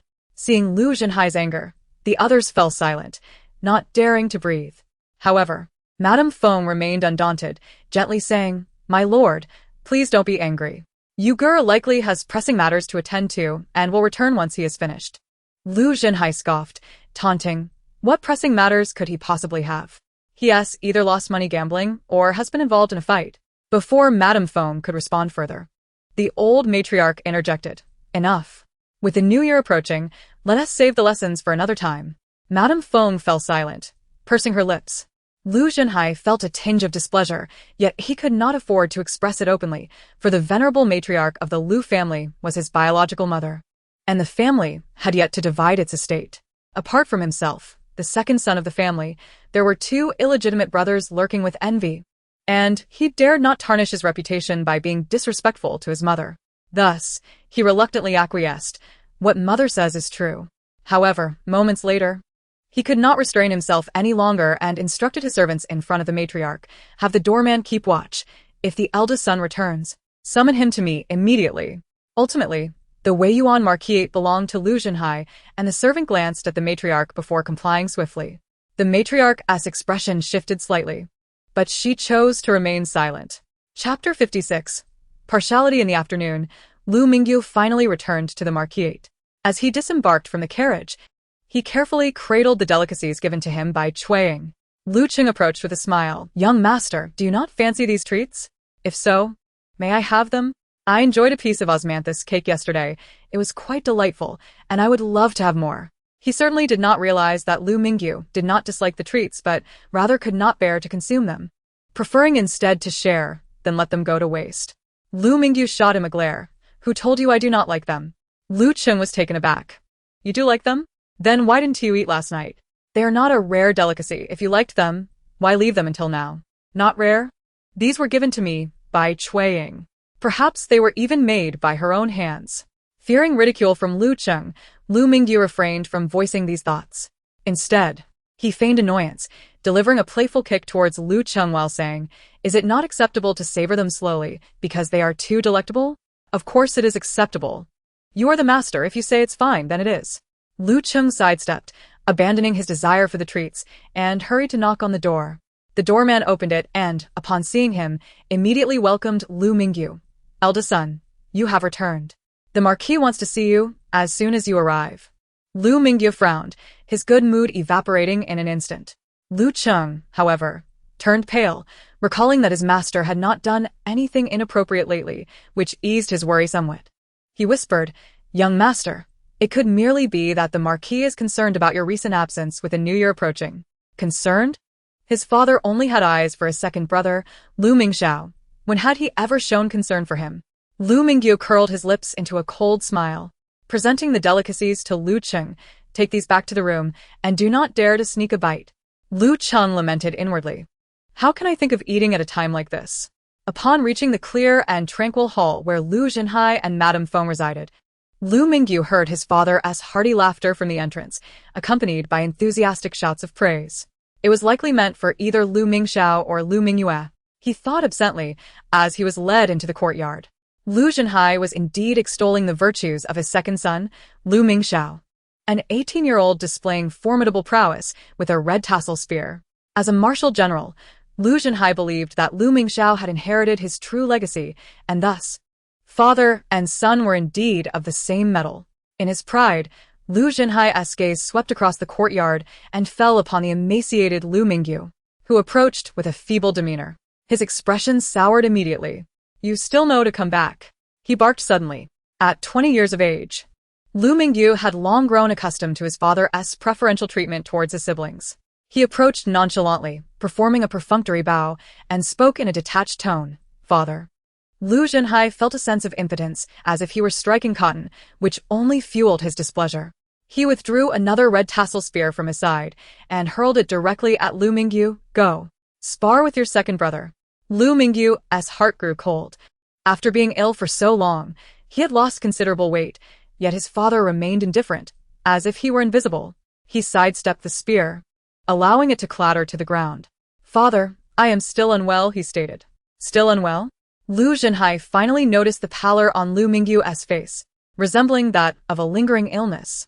Yet he still did not soften his tone. "Humph. I see you are merely indulging in a life of pleasure, draining your vitality with wine and revelry, which is why you appear so frail. Learn from Mingxiao. Rise early each day to practice for half an hour. Train with the spear for another half an hour. I do not expect you to become an expert, but at least strengthen your body. You are the eldest brother, born into a family of martial generals, yet you have reduced yourself to this sorry state. Just look at yourself." Lu Mingyu lowered his gaze. The words drifted in one ear and out the other, failing to penetrate his heart. Though he was the eldest brother, how could he dare to strive? In his youth, he had not comprehended. He had worked diligently in both academics and martial arts, believing that if he excelled, he would earn the praise and affection of his parents, just like Lu Mingxiao. But did he receive it? No. No matter how well he performed academically, his father seemed blind to his efforts, and when Lu Mingxiao faltered, he would not reprimand him, instead directing his ire towards Lu Mingyu. As for Madame Feng, she would feign smiles and praise him, only to reveal her disdain as soon as he turned away. On one occasion, he had overheard her confiding to her attendant, Jiang Mama, that had she not feared his father's wrath, she would have wished him dead to pave the way for Lu Mingxiao to inherit the title of heir. It was Jiang Mama who had advised Madame Feng not to take action, saying that he was still young and many things could happen as he grew. So it would be best not to act hastily. It was from that moment he learned that he was not the biological son of Madame Feng. She was merely his stepmother, while his true mother had passed away from illness when he was just 1 year old. Madame Feng was the illegitimate sister of his biological mother, making her his aunt. He had considered seeking help, but his father was not his grandmother's biological son, and he was not her true grandson. Although she had assisted him in the past, she was unwilling to confront his father and Madame Feng on his behalf. His maternal grandfather, while being his grandfather, was also Madame Feng's biological father, making him Lu Mingxiao's maternal grandfather. And his maternal grandmother was merely an old woman who believed whatever others told her. Madame Feng had bribed his cousins from the Feng family, and whenever he returned there, though he was the one being bullied, they would always report to his grandmother that he had mistreated them. His grandmother would believe them every time. Fortunately, he had grown up safely. He did not need the affection and love of these so-called relatives. He had managed quite well on his own. He had even contemplated relinquishing the title of heir to Lu Mingxiao, opting instead to live a simple life apart from the Marquate. But then he wondered, why should he? He was the legitimate heir and the eldest son. That position was rightfully his, and why should he cede it to Lu Mingxiao? Was it merely because Lu Mingxiao was perceived as superior? But Lu Mingxiao had failed to achieve the highest honors in academia, nor had he ever fought on the battlefield. Apart from their father and Madame Feng's praises, Lu Mingyu saw no evidence of superiority in him. If that were the case, why should he not contend for the title of heir? If they were unwilling to grant it to him, why had they even brought him into this world? If they were unwilling to give it to him, then they should not expect it to be easily given to Lu Mingxiao. After all, the elder must be prioritized over the younger. No matter how biased Lu Zhenhai was, he would not dare to disregard that principle. As long as the title of heir remained unbestowed, he would always hold greater eligibility than Lu Mingxiao. Unless one day Lu Zhenhai passed away, leaving behind a will. But that would depend on whether he would listen. Lu Zhenhai had been training for half a day, yet he observed no response from Lu Mingyu. Frustration and helplessness washed over him. After all, his eldest son was already 20 years old and had not contradicted him. As a father, he could not resort to violence at will. In a moment of exasperation, he pointed towards the courtyard gate and commanded, "Leave. Get out." At this rate, you shall not attend this year's palace banquet. Focus on restoring your health first." Finally, Lu Mingyu lifted his gaze. He had indeed not planned to participate in this year's palace banquet, but now that Lu Zhenhai had spoken so, he felt compelled to attend. Chapter 57. Schemes. As Lu Mingyu approached the entrance of Qingyi Hall, Xiao Fengshe hurriedly emerged from the main house, her anxious demeanor evident as she called out, "Brother Yu." She then turned to Lu Zhenhai. "My lord, how can you be so harsh on the child? Brother Yu's martial arts instructor has said he is not suited for this. You know that. Why scold him?" Faced with Xiao Fengshe, Lu Zhenhai's tone softened slightly. "I am not trying to scold him, but look at him. He is nearly 21. Yet he has no accomplishments in either literature or martial arts, and he appears as if he is a frail invalid, frequently complaining of illness. I merely wish for him to strengthen his body." Xiao Fengshe, quick to grasp the crux of the matter, exclaimed in alarm, "What? Brother Yu is ill? No. We must summon the physician at once." At this point, Lu Mingyu had already exited Qingyi Hall. He seemed oblivious, maintaining an expression of calm as he turned right and continued walking. Lu Cheng, however, was infuriated, his face flushed as he murmured through gritted teeth. "She is the lady of the house. In such a vast marquate, what could possibly escape her notice? We have summoned Dr. Zhou twice already. How could she not know? She is simply pretending." Lu Mingyu cast him a sidelong glance, replying coolly, "Why are you angry? You have always known her to be this way." Lu Cheng retorted, "I am merely indignant on your behalf. It is said that with a stepmother comes a stepfather. Her son is a prime example. The Marquis's wife is adept at feigning innocence, ensnaring the Marquis's attention solely for herself and her children, leaving her stepson in a position inferior to that of others. It is pitiful that he lost his biological mother at such a young age, and his maternal family is also the current lady's kin, leaving him without any support. With no one to assist him, self-rescue was his only option." Lu Cheng continued, "Young master, you must attend this year's palace banquet. The Marquis may not wish for you to go, but perhaps the Marquis's wife has persuaded him, hoping to take advantage of the emperor's good mood at the banquet to petition for the second son to be named heir. Such a possibility was not out of the question." Lu Mingyu nodded, assuring, "Rest assured, I shall attend." Within Qingyi Hall, Lu Zhenhai had, of course, intercepted Xiao Fengshe. His tone now tinged with affection. "You, despite his disrespect, still treat him kindly. Do you not feel wronged?" Xiao Fengshe smiled gently. "He is but a child. Though I am not his biological mother, I am still his aunt. How could I hold it against him? In my heart, He is no different from Xiao Guo and Yu Jie. Upon hearing Xiao Fengshe mention Lu Mingyu's late mother, Lu Zhenhai was reminded of the long-deceased Fengshe. Years had passed, and he had little emotional attachment to her, to the point that he scarcely remembered her appearance. Yet, he vividly recalled the bitterness that marred her face in her final moments, filled with resentment as she cursed him to a miserable fate and an eternity in hell, claiming he would have no descendants to honor him after death. Was it truly necessary? She was the one who fell ill. And when her family proposed that if she were to pass, Xiao Fengshe should marry him as a new wife, he had consented.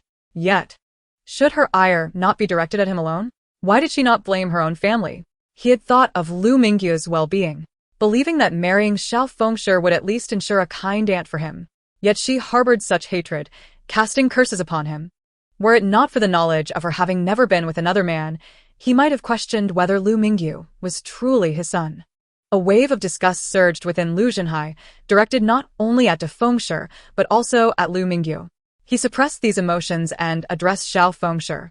For this year's palace banquet, I intend to seize the opportunity to request the emperor to bestow the title of heir upon Xiao Guo. Lu Mingxiao, who had long ceased his training, was elated. Father, is that true? However, Xiao Fengshe wore no smile. My lord, there are distinctions between the young and the old. Lu Zhenhai raised his hand to silence her. Brother Yu is unfit for such responsibilities. I must entrust this Marquate to Xiao Guo with confidence. Do not implore me further. Come New Year, Xiao Guo will be 19. It is time to find him a suitable bride. Only then can we rest assured in passing the Marquate to them. Seeing Lu Zhenhai's firm resolve, Xiao Fengshe nodded reluctantly but added, nonetheless, Brother Yu should receive some form of compensation. After all, he is your biological son. Even if you do not favor him, you cannot neglect him. Lu Zhenhai, though begrudgingly, acquiesced. You need not worry. I shall not let him suffer.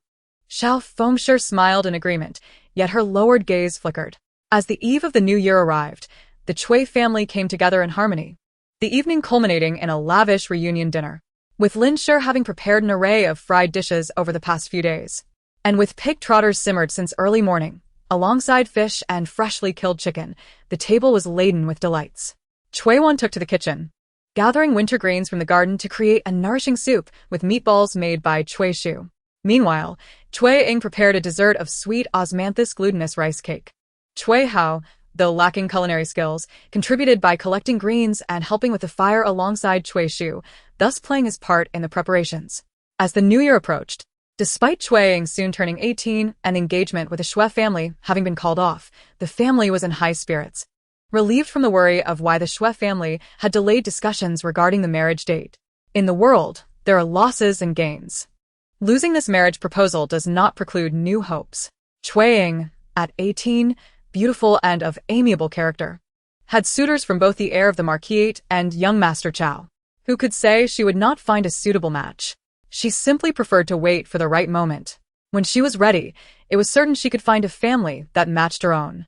The same applied to Cui Wan, who is now 16, and Cui Hao, who would turn 14 after the new year. Cui Shu pondered that perhaps he would not achieve great success, but Cui Hao might yet surprise him. Thus, after the new year, he resolved to focus on nurturing Cui Hao, hoping that he would excel in the imperial examinations and be sent to the academy for further studies. On the night of New Year's Eve, the family gathered to keep vigil, chatting and snacking on melon seeds as they reflected on their lives growing ever brighter. Cui Ying slowly drifted into her thoughts. She had lived well since her rebirth.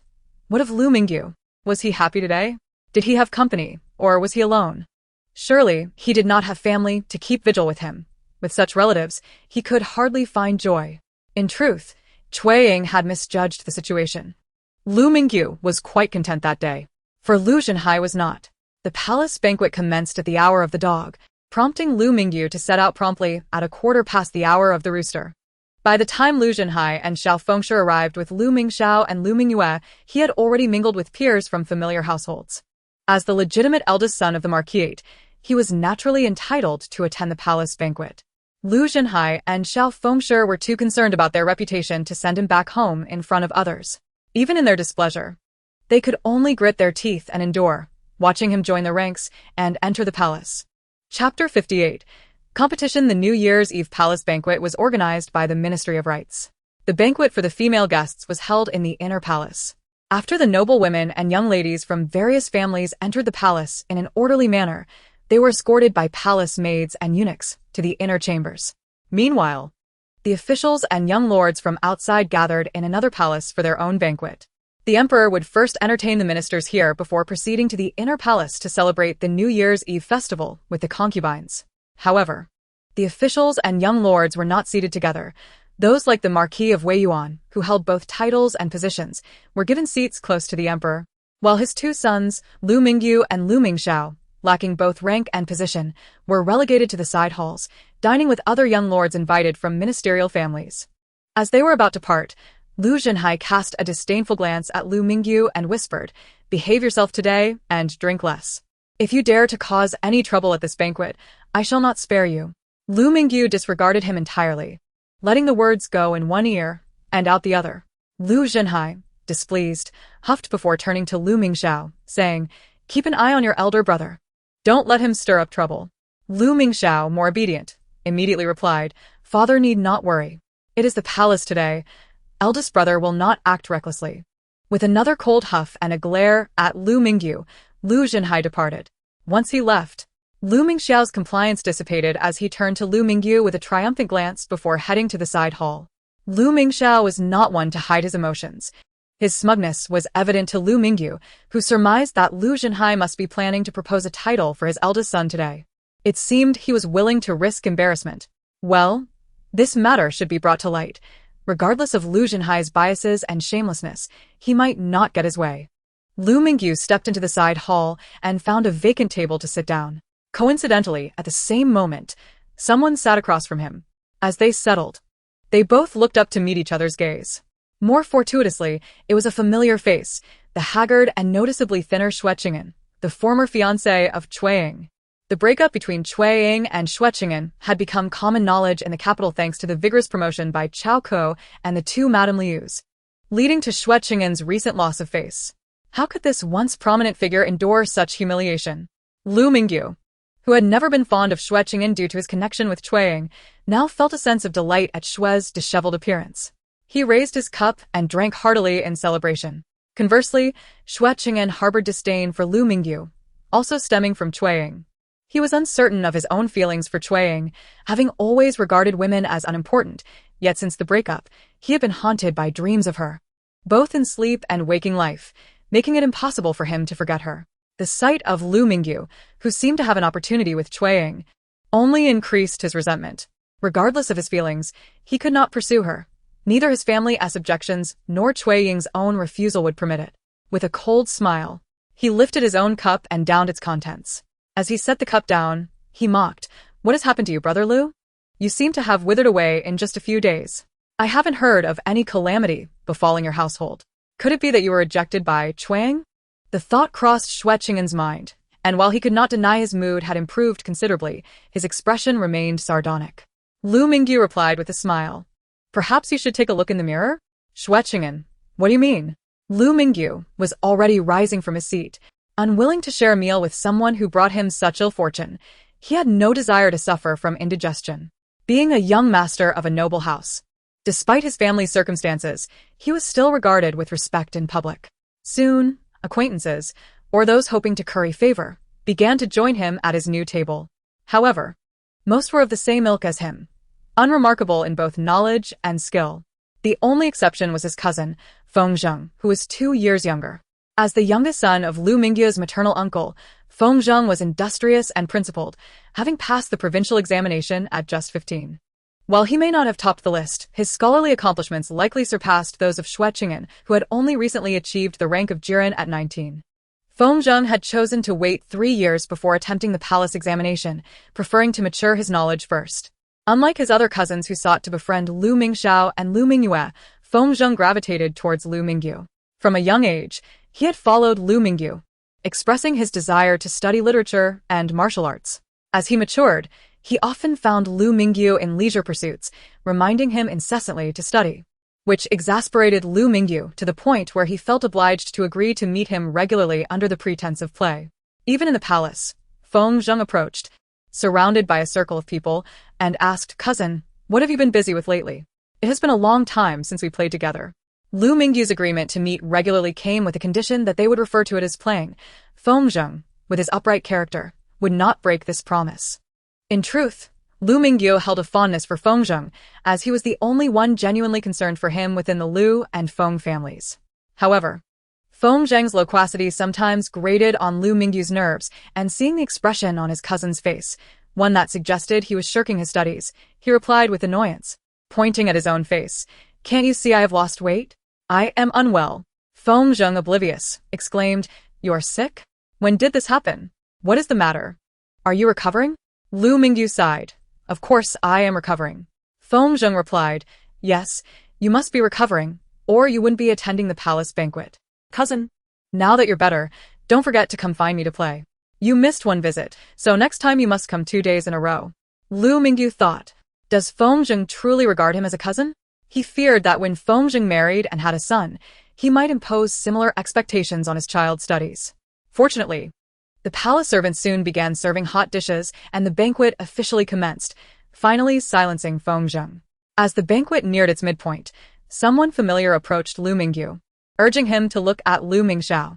He noticed a eunuch conversing with Lu Mingxiao, who soon raised his foot to leave. Seeing this, Lu Mingyu immediately stood up and followed. Chapter 59. Assistance. Lu Mingyu trailed behind, knowing that the eunuch was summoning Lu Mingxiao to meet the emperor, causing his younger brother to become particularly anxious. "What are you doing following me?" Lu Mingxiao exclaimed, drawing many curious gazes. Lu Mingyu shot him a surprised look.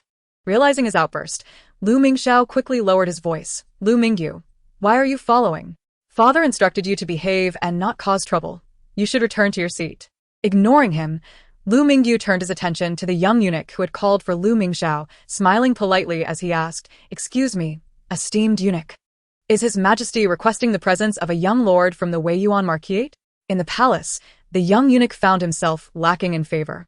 And although Lu Mingxiao had not treated him with particular courtesy, Lu Mingyu's demeanor was unexpectedly polite and amiable, since there was no secret that could not be spoken of. He chuckled, indeed. Lu Mingxiao interjected, "The emperor wishes to see me, and only me." Lu Mingyu regarded the young eunuch with continued politeness. "Eunuch, did the emperor truly state that he would only meet with the second young master Lu, and not the eldest?" "Most certainly. His father had already instructed him in advance that he would seek an audience with the emperor on his behalf. At that moment, he was expected to perform a sword dance, delighting the emperor, which would provide his father the perfect opportunity to propose that he be bestowed the title of heir apparent."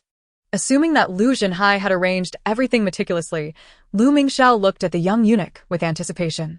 However, the eunuch remained silent. The Marquis of Weiyuan had indeed discreetly instructed him to summon only the second young master Lu, yet he had referred to him simply as my son, without specifying which son. Thus, the emperor's edict merely requested the presence of young master Lu, without clarifying that it was solely for the second young master. Though the Marquis had secretly offered him a favor, the young eunuch dared not misrepresent the emperor's decree. Consequently, he shook his head and stated honestly, "The emperor's edict requests young master Lu to attend." Lu Mingyu turned to Lu Mingxiao and smiled. "Second brother, our father has more than one son. We are both young masters Lu." Lu Mingxiao, growing anxious, exclaimed, "But father's intention is for me alone to meet the emperor." Lu Mingyu, "Do you intend to defy father's wishes?" Lu Mingyu's smile faded, and he replied sternly, "Lu Mingxiao, be cautious with your words.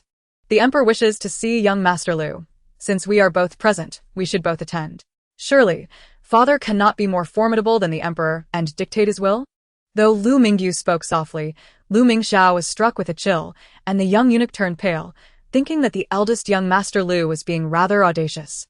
The young eunuch, feeling the weight of the situation, urged, "The emperor summons young master Lu. The both of you should not delay. Please, follow me quickly." "Thank you, eunuch." Lu Mingyu replied courteously, stepping forward to accompany the young eunuch. Lu Mingxiao, left with no choice, clenched his teeth in frustration and hastily followed suit. Upon their simultaneous entrance into the main hall, the Mingda emperor could not help but furrow his brow. The two sons of the Lu family, though both tall and handsome, presented a stark contrast. One appeared robust and healthy, while the other seemed gaunt and pale, as though he had suffered mistreatment. The current lady of Weiyuan was the second wife, and it was evident that the Marquis had yet to recognize his eldest son as the heir. revealing a blatant favoritism that intrigued the Mingda emperor. Lu Qingjia, he addressed, which of these children is your eldest, and which is your second? After so many years, I can no longer distinguish between them. Both possess commendable martial skills. Lu Zhenhai was fuming, casting a glare at the young eunuch, who entered and then averted his gaze, avoiding any eye contact.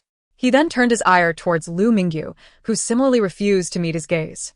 Finally, he directed his frustration at Lu Mingxiao, only to encounter a look of distress and a plea for help from him. Suppressing his anger, Lu Zhenhai refocused on the emperor's inquiry. To the left is my eldest son, Lu Mingyu, and to the right is my second son, Lu Mingxiao. He gestured toward Lu Mingyu and Lu Mingxiao, both kneeling before the Mingda emperor. Only the second son has martial skills, as the eldest was disinterested in learning during his youth. The martial instructor deemed him unsuitable for training, and thus he was not compelled to pursue it. The Mingda emperor observed Lu Mingxiao and then turned his gaze to Lu Mingyu, inquiring with curiosity, and what of his literary skills? Lu Zhenhai responded. He was restless as a child, learning little over the years, which is hardly worth mentioning. Without literary or martial accomplishments, is it any wonder that you have not come to request his title as heir? Had Lu Mingyu and Lu Mingxiao both appeared robust and vigorous, the Mingda emperor might have thought Lu Mingyu to be a hopeless case. Yet he did not. Lu Mingyu bore the distinct appearance of one who had been wronged, and Lu Zhenhai's dismissive remarks about his own flesh and blood in front of the emperor and court were utterly shameless, especially when he was already 20 years old. The Mingda emperor raised his hand, signaling for Lu Mingyu and Lu Mingxiao to rise. Noticing the smug expression on Lu Mingxiao's face, he contrasted it with Lu Mingyu's calm demeanor, as if Lu Zhenhai's denigration had not affected him at all. The Mingda emperor felt a strange familiarity with Lu Mingyu, but could not place its origin.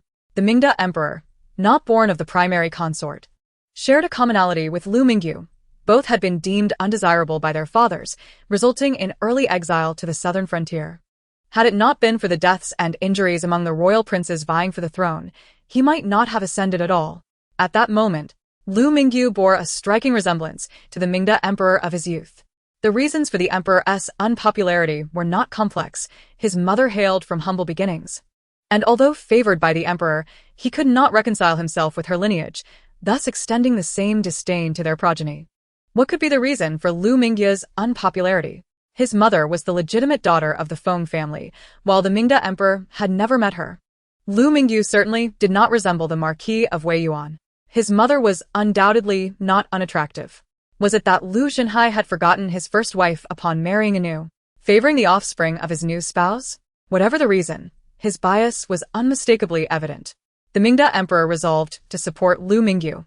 Yet Lu Zhenhai was a skilled military leader, having won several battles for the Zhao dynasty.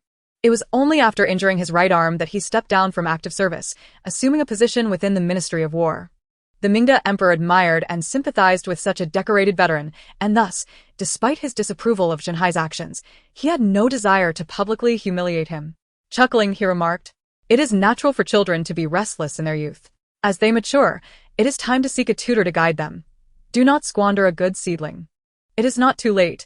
You are still young, and there is ample time for learning." The emperor's message was clear, and Lu Zhenhai, not wanting to defy him, masked his anger with a smile, stating, "Your Majesty speaks wisely. I shall ensure he receives proper instruction." The Mingda emperor nodded with a smile and waved to Lu Mingyu and Lu Mingxiao. "Very well, you may leave. Today is New Year's Eve. Go and enjoy yourselves." It seemed he had forgotten the intended display of Lu Mingxiao's sword dance. The latter, feeling the loss of the coveted title of heir apparent, seethed inwardly, yet dared not express his discontent outwardly. Once they exited the main hall and returned to the side palace, Lu Mingxiao glared fiercely at Lu Mingyu. "You will pay for this. If we were not in the palace, I would have beaten you to a pulp." Lu Mingyu, undaunted, cast him a disdainful glance and turned to leave. Yet, he too found it peculiar, despite having attended numerous palace banquets. He had not seen the Mingda emperor for many years. The emperor, clearly unacquainted with him, had nonetheless offered him support, seemingly disregarding his father's wishes. Why? Chapter 60. The reason the Mingda emperor's past was a mystery to the young Lu Mingyu, as both the Lu and Feng families had never favored their juniors. Thus, he not only lacked knowledge of the situation but had no means to inquire further. However, there were those who could uncover the truth. Lu Mingyu strode purposefully towards Fengzheng, intending to leave together after the palace banquet concluded. The palace banquet continued until the hour of the pig, and the esteemed families, as orderly as they had arrived, queued one by one through the south palace gate to exit. Lu Mingyu casually pulled Fengzheng along, positioning themselves at the end of the line. Glancing around to ensure no one was paying them heed, Fengzheng, maintaining a stern expression, quietly voiced his discontent. "Cousin, since you aren't going to your home, why not accompany me to mine? Today, both grandfather and grandmother are." Before he could finish, Lu Mingyu interjected. "I have something very important to inquire about, but there are too many people nearby to speak freely." Fengzheng fell silent, though his eyes clearly conveyed skepticism towards Lu Mingyu. This cousin of his had been advised countless times, yet he remained obstinate. At times, Fengzheng contemplated abandoning the effort entirely, letting Lu Mingyu do as he pleased.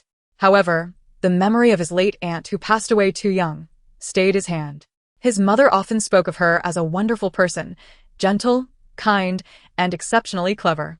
When his mother had just married into the Feng family, she faced challenges in her marriage and conflicts with her mother-in-law.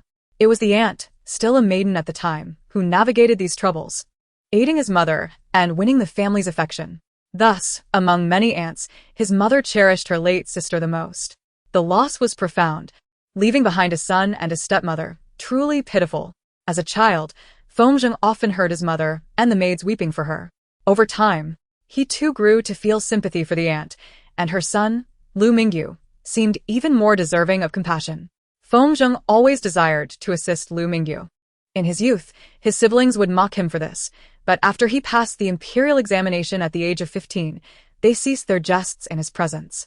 However, his father and elder brother disapproved of his association with Lu Mingyu, claiming he was unambitious and would lead Fengzheng astray. Yet, his mother believed he would not be negatively influenced and encouraged him to guide Lu Mingyu instead. Years passed, and Fengzheng's efforts were not in vain. Should Lu Mingyu choose to, he could easily attain the status of a scholar. Moreover, in terms of martial skills, the three masters he secretly enlisted to assist him could not rival Lu Mingyu's prowess. Yet in other matters, such as fostering a closer relationship with their grandparents, Lu Mingyu was resistant to his counsel. Once they boarded the carriage, Fengzheng could no longer hold back and earnestly urged, "Cousin, regardless of circumstances, grandfather and grandmother are your dear maternal grandparents. Although the Feng family pales in comparison to the Lu family should they advocate for you, the title of the Marquess of Weiyuan would rightfully belong to you, increasing your chances of acquiring it sooner. Therefore, if you have the opportunity, you ought to visit them more often so they may think of you favorably." Lu Mingyu mused that no amount of visiting or showing his face would make a difference. He was but a maternal grandson, just as Lu Mingxiao was. To their grandfather, it mattered little who inherited the title. There was no need for their grandfather to advocate for him, which might even offend Lu Mingxiao.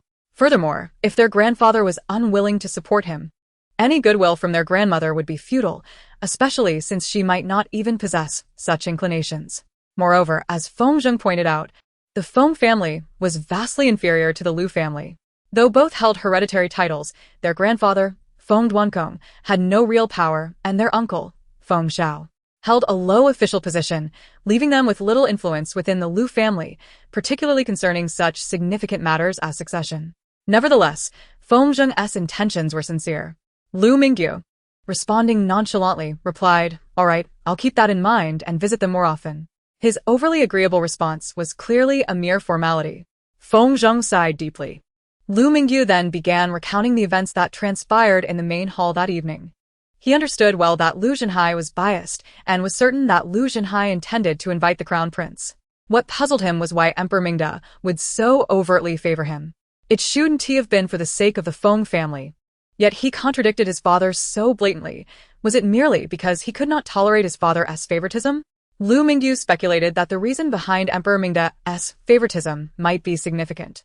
"Cousin, could you possibly inquire with grandfather or uncle about whether the emperor has ever experienced favoritism himself?"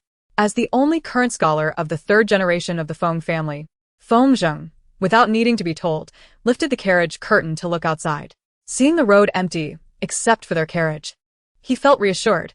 It's very likely that is the reason. The emperor indeed has faced favoritism in his early years. Upon learning of Emperor Mingda's past from Fengzheng, Lu Mingyu fell into contemplation. It was quite a coincidence. After a moment, he remarked, then I should find a way to secure a position that allows me to be closer to the emperor. This would enable Emperor Mingde to understand me better, as well as comprehend Lu Zhenhai's bias. Feng Zheng replied, but that will not be easy. Uncle will not arrange such matters for you. Given that he has already shown such favoritism in promoting the second son over the first, how could he possibly help you secure a favorable position that brings you closer to the emperor? Lu Mingyu was well aware, I do not intend to rely on him. I will find a way myself.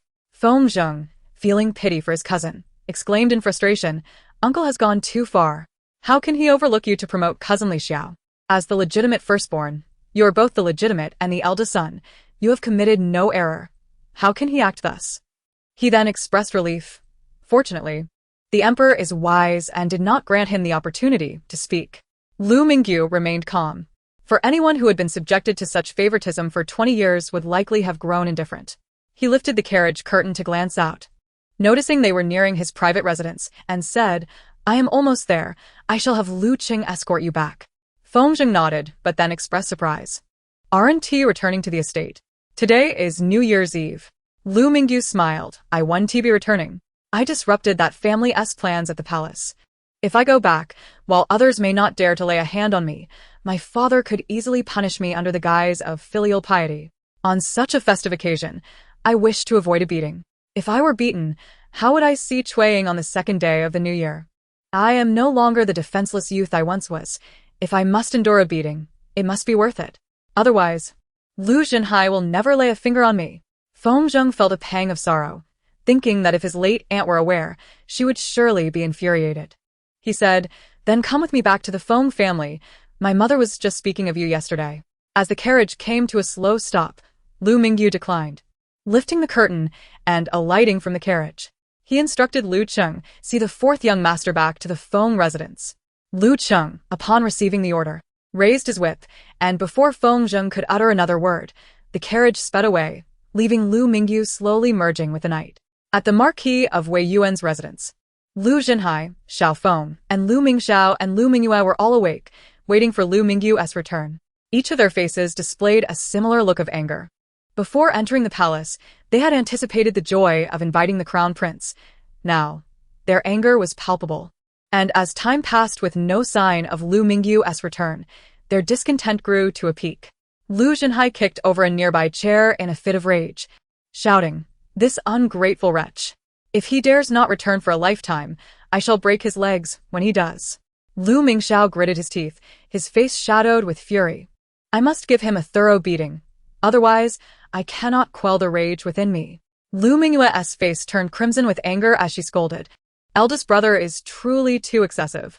Even Xiao Feng could no longer maintain her usual gentle demeanor to placate the others. She lowered her gaze, harboring a fierce resentment, wishing she could eliminate Lu Mingyu. Chapter 61. Blocking the door on New Year's Eve, Lu Mingyu found himself alone in his private residence. However, he felt neither sorrow nor loneliness, for he had a little snack, those delightful treats from Xue Ying. Although the weather was cold, he feared the confectionaries would spoil if he delayed any longer. Having had a disappointing meal at the palace banquet, he now savored these pastries with tea, feeling an unprecedented tranquility and warmth in his heart. The news that Emperor Mingde shared his plight was indeed a tremendous relief. Perhaps his mother in heaven was watching over him? Such an opportunity must not be squandered. Not solely for his own sake, but also for the better protection of Xue Ying and her family, the Xue clan. He found himself unexpectedly grateful that Xue Ying did not wish to marry him at present. This way, neither she nor her family would come forth, and his father, along with the others, would remain unaware of his vulnerabilities, thus refraining from using Xue Ying or her family against him. Tomorrow marked the first day of the new month, and by early the second day, he would be able to fetch Xue Ying. After finishing his snacks, Lu Mingyu rinsed his mouth and returned, lost in thoughts of Xue Ying, and fell asleep before Lu Qing arrived. He had been unwell recently and needed to regain his strength. In the blink of an eye, it was the second day of the Lunar New Year. Since Xue Ying refused to visit the Lin family this year, Xue Wan proactively declared, Mother, I shan't go either. I'll stay home with my sister and continue learning embroidery. Xue Ying disagreed. I do not require company. Awan, you should go. You are already 16, soon to be courted. And such opportunities to visit your maternal family are rare. That is true, Lin said. Awan, go ahead. Let Hao Gu'er stay with me. The cousins are looking forward to playing with him. Xue Ying interjected, it's merely half a day. I truly do not need anyone to accompany me. Lin intended to argue further, but Cui Shu spoke up. Let it be as Ying wishes. She can stay home alone while we all go to the Lin family. We shall return early after lunch. Xue Ying smiled. There is no need to rush. Mother rarely returns home. So it would be better for her to stay a while longer. I am grown now and can take care of myself. Do not worry. Thus, it was settled. After seeing her family off, Xue Ying changed into outdoor attire, waited a while, and gauged that most villagers heading to her maternal home had departed before making her way to the village entrance. Along the way, she encountered villagers. But upon entering the small woods at the village entrance, she found no one around. However, a familiar carriage and coachman were present, prompting Xue Ying to hasten forward and climb aboard without greeting Lu Cheng. Inside the carriage, Lu Mingyu had just heard Lu Cheng call out to Xue when he was about to inquire if Xue Ying had arrived. The carriage curtain was abruptly lifted, and Xue Ying, her face flushed and a gust of cold wind following her, entered. Lu Mingyu quickly offered her a warming pot while anxiously asking, "What's wrong?" Xue Ying sat beside him, her heart racing from the fear of being seen by the villagers. She instinctively replied, "What do you mean?" Lu Mingyu observed, "You seem quite anxious. Your face is all red."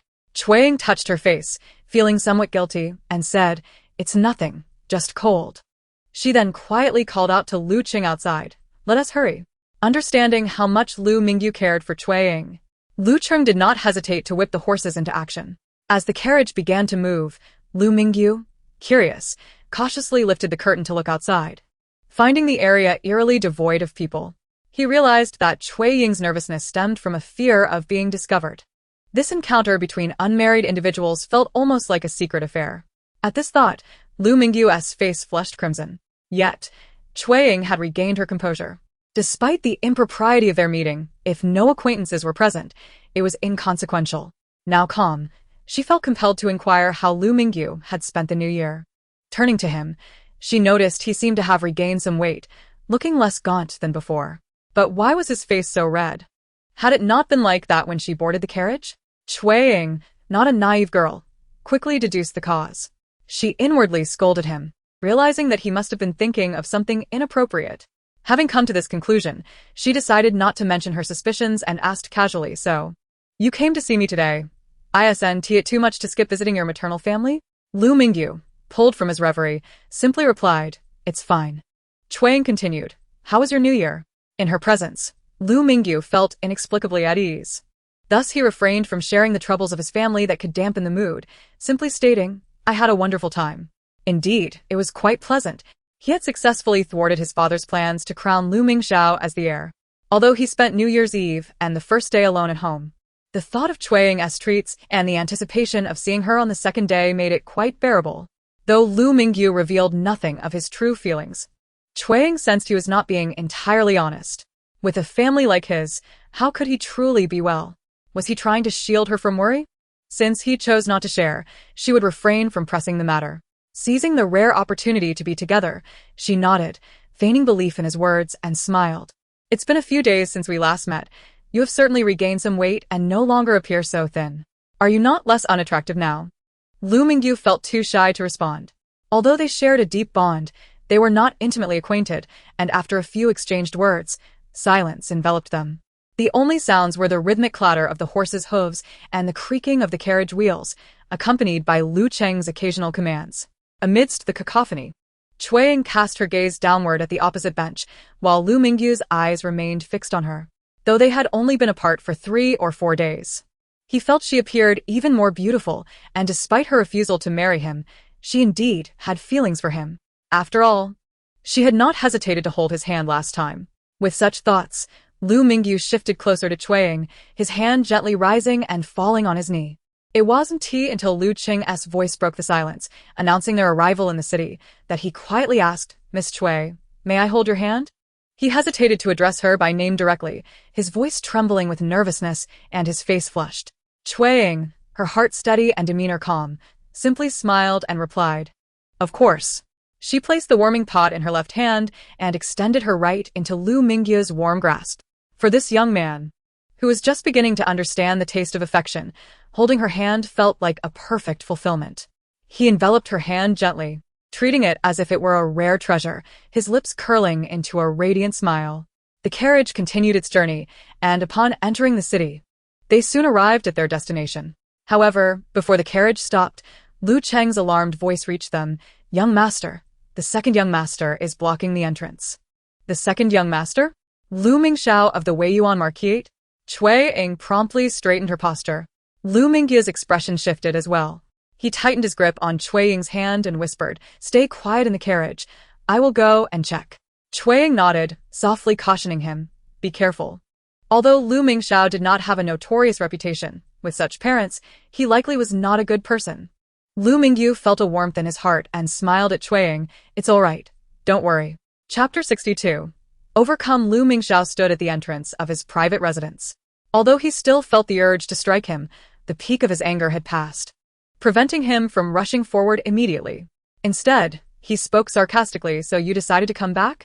Lu Mingyu stood by the carriage, asking from a distance, "Do you need something?"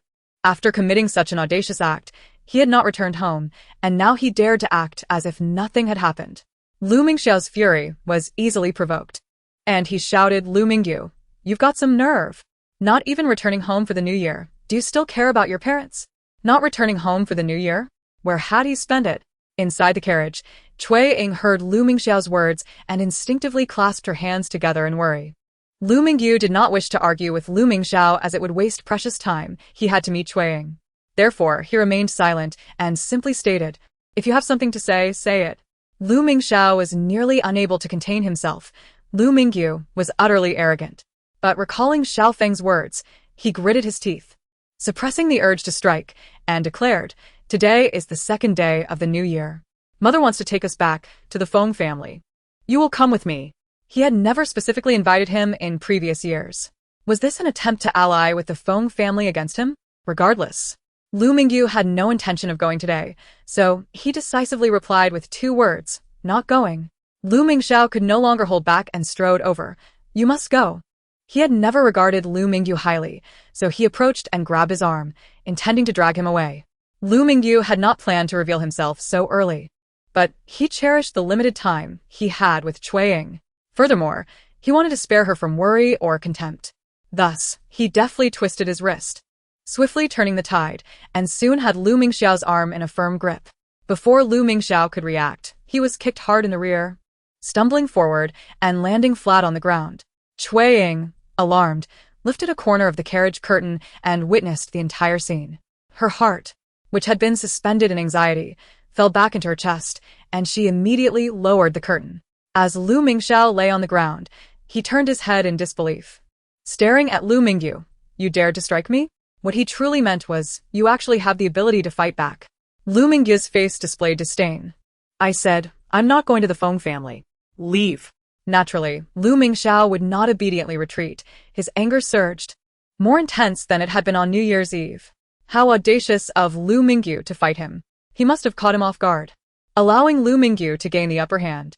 Ignoring his mother's admonitions, he resolved to teach Lu Mingyu a lesson today, dragging him back like a half-dead dog. Shoving aside a concerned servant who attempted to help him, Lu Mingyu charged forward again. Lu Mingyu's eyes sharpened as he clenched his fists in preparation. Though Lu Mingyu had been spoiled by Xiao Feng, he had trained diligently under Lu Zhenhai's high expectations. He was not only skilled in martial arts but also possessed significant destructive power. Despite being injured in his right arm, Lu Zhenhai had a keen eye, ensuring Lu Mingyu was no mere show-off. However, Lu Mingyu was even more diligent and talented, and considering Xue Ying's presence, he subdued Lu Mingyu in less than 10 moves. As Lu Mingyu lay on the ground, struggling to rise, he was struck with fear at the realization that the Lu Mingyu he had always dismissed was actually formidable. "I'll say it again, I'm not going to the Feng family. Leave," Lu Mingyu stated coldly. Lu Mingyu gritted his teeth, glaring at Lu Mingyu, but finally fell silent.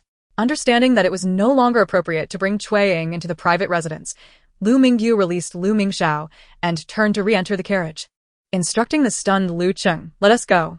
Lu Cheng did not know their destination, but obediently raised the whip. Inside the carriage, Xue Ying scrutinized Lu Mingyu, noticing that although he had defeated Lu Mingyu, He himself bore injuries.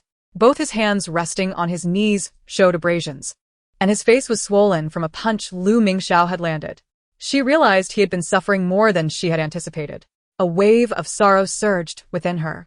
She said nothing but moved closer to sit beside Lu Mingyu, taking out a handkerchief to gently wipe the dirt from his wounds.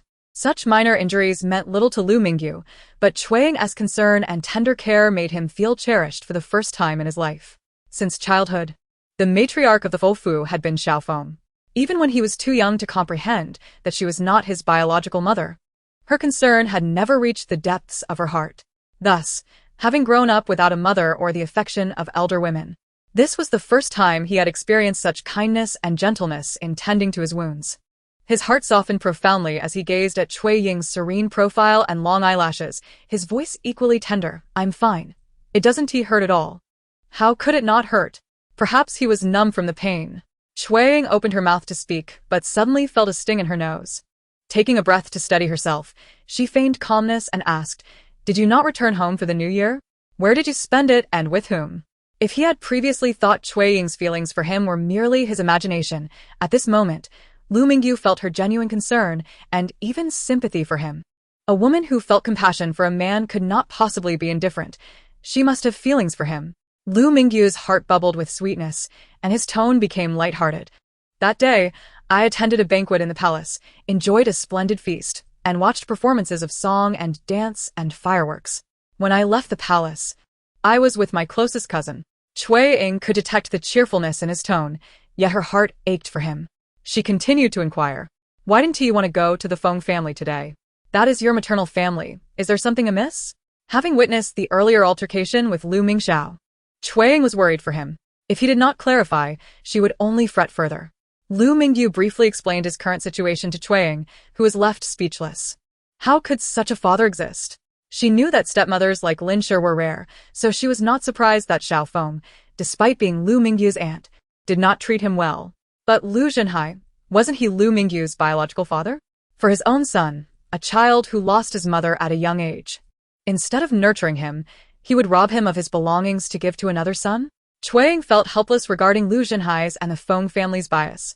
But when Lu Mingyu mentioned Emperor Mingda's favoritism and his intention to seek a position closer to the emperor, Cui Ying realized there was indeed such a path. She asked Lu Mingyu, "Are you skilled in martial arts?" Though unaware of Cui Ying's intentions, Lu Mingyu answered honestly, "I suppose I'm fairly good. I can certainly hold my own against two of Lu Mingxiao." Cui Ying did not know Lu Mingxiao's level, but given Lu Mingyu's current circumstances, he certainly needed a way to get closer to Emperor Mingda. She suggested, "Why don't you inquire if the Imperial Guard is in need of recruits? If your martial skills are adequate, perhaps you could discreetly explore the connections related to that. Since you mentioned that the Emperor favors you if you possess such abilities, he may indeed hold you in higher regard." Chapter 63 Interaction. The Imperial Guards, particularly those closest to the Emperor, are undeniably the ones who are nearest to him. However, the selection of the Imperial Guards not only adheres to a stringent system but also follows strict time regulations. It is not an opportunity that can be seized merely through connections. Nevertheless, Cui Ying is concerned for him, and to alleviate her worries, Lu Mingyu nodded, saying, "That is indeed a splendid idea. I shall discreetly inquire about it." Cui Ying brought up the Imperial Guards because, in her past life after marrying Xue Cheng'an, he once mentioned during their honeymoon that shortly after the New Year that year, there was turmoil within the Imperial Guards, leading to the Mingda Emperor punishing several individuals. Consequently, vacancies arose within the Imperial Guards, prompting an urgent selection of new recruits. This presented a marvelous opportunity for Lu Mingyu. Fearing that Lu Mingyu might merely speak without action, Cui Ying added, "Remember, regardless of other avenues, you should pursue this one first." Her earnestness brought a smile to Lu Mingyu's face as he replied seriously, "Very well. After I escort you home today, I shall immediately investigate." Cui Ying felt reassured. Good. Lu Mingyu's hand injury was indeed not severe. However, seeing it troubled Cui Ying, she asked, "Where shall we go now?" "Let us visit the rejuvenation hall to obtain some medicine from Dr. Zhou to treat your hand." Lu Mingyu relished the concern Cui Ying showed, yet not wishing to trouble her further with an unnecessary trip, he suggested, "I shall have Lu Cheng make the trip later." With that, he lifted the curtain of the carriage and instructed Lu Cheng to continue towards North Street. Upon their arrival, As Xue Cheng'an stood at the back door of the Feng fabric shop, she was unaware of her surroundings until Lu Mingyu knocked on the door. The tall and slender manager Xia, bearing a serious expression, opened it, and only then did Xue Cheng'an realize something was amiss. Seeing Lu Mingyu, manager Xia immediately bowed respectfully, addressing him as young master. Lu Mingyu gestured for Xue Cheng'an to enter, then instructed manager Xia, "Please bring some tea and snacks. I have business to discuss with my guests today." Manager Xia complied and then glanced at Xue Cheng'an, momentarily taken aback. Xue Cheng'an had taken a couple of steps forward. Noticing the plump and amiable Mrs. Xia hurrying out, accompanied by 2 children, a boy and a girl, who bore a resemblance to her and manager Xia. Upon seeing Xue Cheng'an, Mrs. Xia was momentarily stunned but quickly concealed her surprise, leading her children to respectfully greet, "Young master has arrived." Lu Mingyu nodded slightly. Having encountered each other, it was evident that Lu Mingyu's associates were trustworthy. As they passed by Mrs. Xia, Xue Cheng'an lightly nodded in acknowledgement. Lu Mingyu led Xue Cheng'an directly to the second-floor room, sending Lu Qing to the rejuvenation hall to fetch medicine from Dr. Zhou. Once Mrs.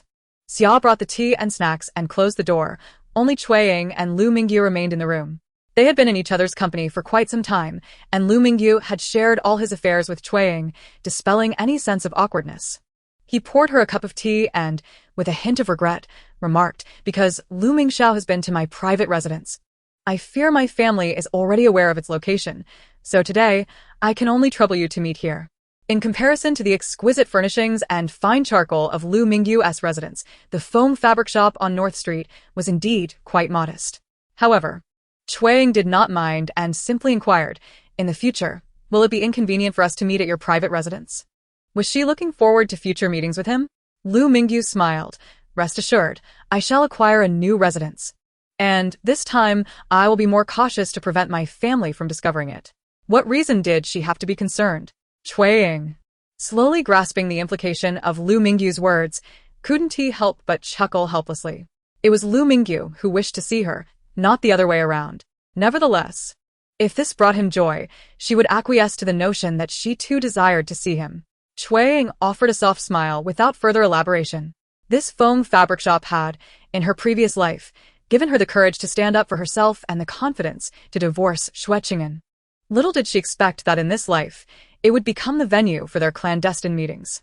It seemed that fate had intertwined her with the foam fabric shop. Xue Cheng'an lifted her cup to sip some tea, then rose to the window, gently pushing it open.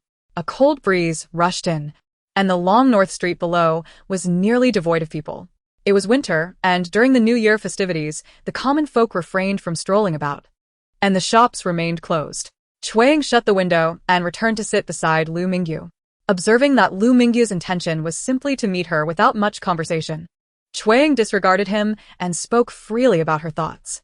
"Lu Mingyu, I heard this fabric shop was part of your mother's dowry?" "Indeed."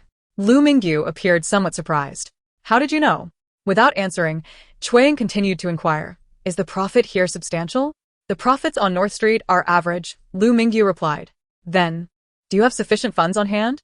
Assuming Xue Cheng'an was in need of money, Lu Mingyu immediately retrieved his purse, opening it as he asked, "Do you need money?" "I only have 2 100-tael silver notes and some loose change." "Wait a moment. I shall summon manager Xia to withdraw some funds for me." He was about to leave when Xue Cheng'an hurriedly stopped him. "No, I do not need money.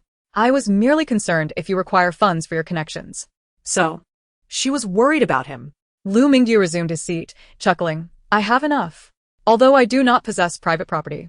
My mother's dowry has been directly registered in my name since her passing, due to my grandmother's prior arrangements. She was the legitimate daughter of the Marquis of Anping and had an impressive dowry when she married. In the capital, there are 10 shops associated with her dowry, and in Tianjin and Jinling, there are an additional 8. Furthermore, outside the city, there are 3 estates totaling 500 acres, and in Tongzhou, there are 800 acres. Thus, I have ample funds at my disposal. That is quite extravagant." Xue Cheng'an initially intended to suggest collaborating with manager Xia and his wife to elevate the Feng fabric shop status and generate some income for him, but unexpectedly, while his situation may not be ideal, he certainly had no shortage of money. Lu Mingyu continued, "So if you require funds, feel free to let me know. I can provide any amount you need." While she did indeed need money, she was not in a rush. Moreover, she possessed a skillful hand and could earn for herself. so there was no need to seek his assistance. Xue Ying shook her head. No need. I merely wanted to ask if you needed money. If so, I could help you earn some. How considerate of her.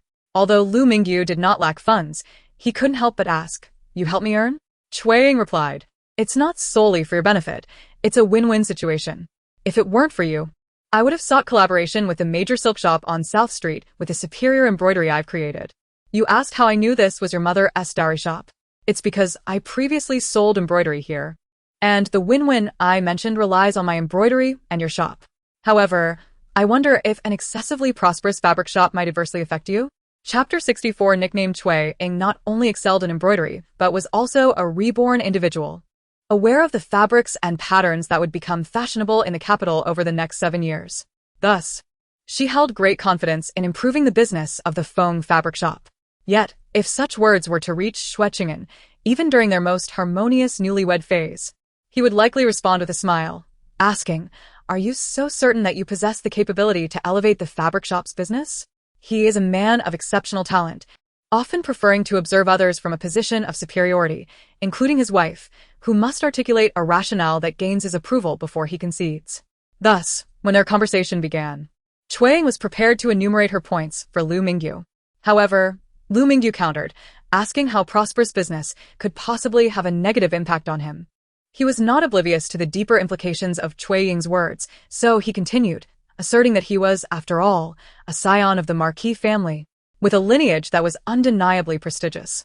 In the capital, few dared to challenge him lightly over business matters. Moreover, if she could assist him in earning money that would incite envy, he could easily collaborate with well-connected shops, and even if one were to take a 20% cut, they would still retain 60%, which was not an insignificant profit. Since they were in this venture together, it would be unwise for anyone to deliberately cause trouble. For Lu Mingyu was no fool. Xue Ying was taken aback. She had prepared a multitude of responses, but Lu Mingyu's attitude rendered her speechless. Do you truly have such faith in me? She asked, astonished. If I did not possess confidence in you, why would I deceive you for no reason? He replied. Indeed. Xue Ying would never boast without merit. Lu Mingyu continued with a smile. I know you well enough to trust your integrity. You would not speak unless you were certain.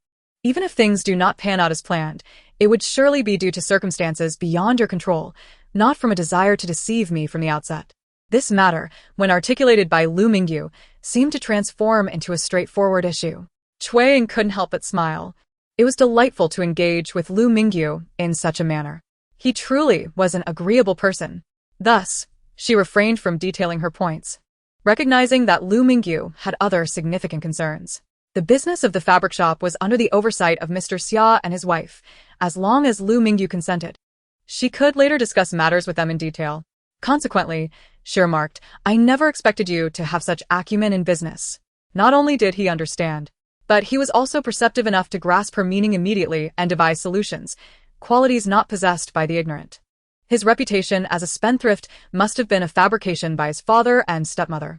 Given her memories from a previous life, she was not surprised that Lu Mingyu claimed to be skilled in martial arts, yet upon reflection, it was evident that with such martial prowess and keen intellect, he was far from being inept.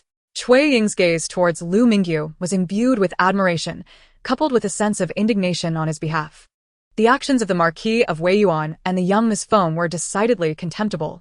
Lu Mingyu, however, noticed the unmistakable admiration in Xue Ying's eyes, leaving him somewhat bashful.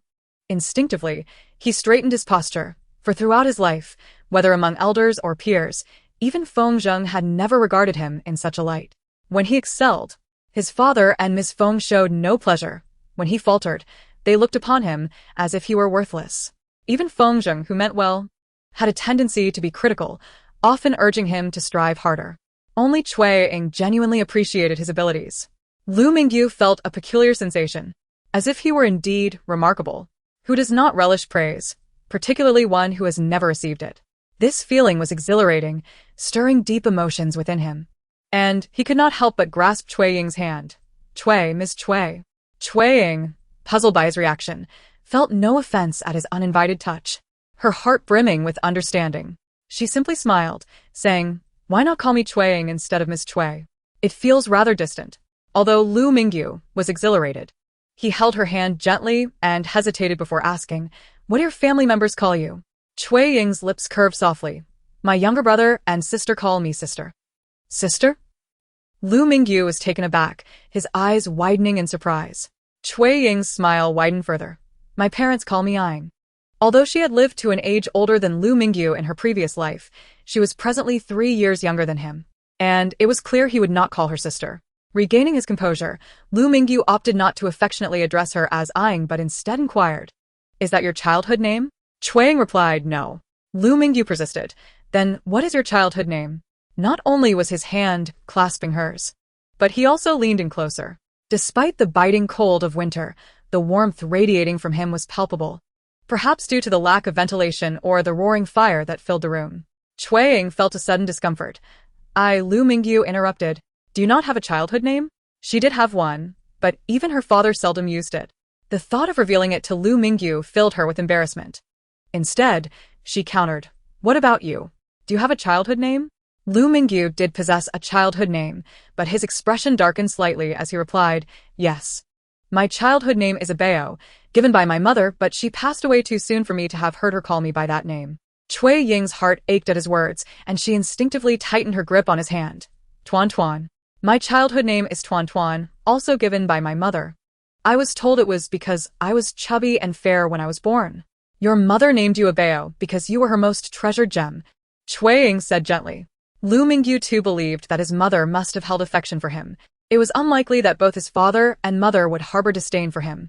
He was not a person of unspeakable evil. It was merely that he had shallow familial ties, leading to the early loss of the one who cherished him most. Yet, 2 decades later, there was still someone who cared for him. Surely, that was the case. Lu Mingyu smiled, calling her name softly, Tuan Tuan. His voice was light when he spoke her name, yet his smile was radiant. Xue Ying felt as if she was enveloped in warmth under the intensity of his bright gaze, which made her feel flushed. Instinctively, she wanted to withdraw her hand but found it impossible to do so. Her face began to resemble that of a person who had consumed wine, and she softly stammered, Why you let go of me?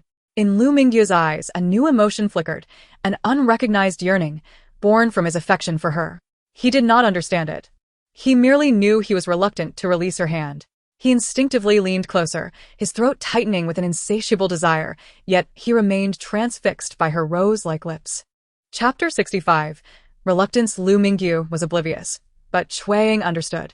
Though she had envisioned surrendering herself to him in her heart, his consistent courtesy and respect ignited a sense of reluctance within her. It was not born of arrogance or disdain. Rather, she felt that such an action would be too casual. If she were to act so freely, would he not regard her with less esteem? Though Xue Ying had experienced a rebirth, her previous life had only known Xue Cheng'an, and their relationship had been anything but conventional. Thus, she was unaware that her compassion for Lu Mingyu had slowly blossomed into affection. Only when one harbors feelings does one fear being looked down upon. She did not comprehend her own sentiments. She only knew that while she was comfortable with Lu Mingyu holding her hand, she was unwilling to take it further. Fortunately, at that moment, a sudden knock echoed at the door. Xue Ying promptly pushed Lu Mingyu, managing to withdraw her hand amidst his flustered state, and called out, Come in. It was Lu Cheng, who had returned with ointment purchased from the Xue Cheng'an. Just as he was about to respond, he felt 2 intense gazes upon him, one from Miss Xue, seemingly filled with gratitude, and the other from his own young master, radiating an anger that felt as if he might be skinned alive. Lu Cheng was bewildered. He had done nothing wrong. Recognizing the importance of being tactful, he quickly approached Xue Ying, saying, Miss Xue, this is the ointment I bought from Xue Cheng'an. My hands are rather coarse. Could you please assist the young master with the application?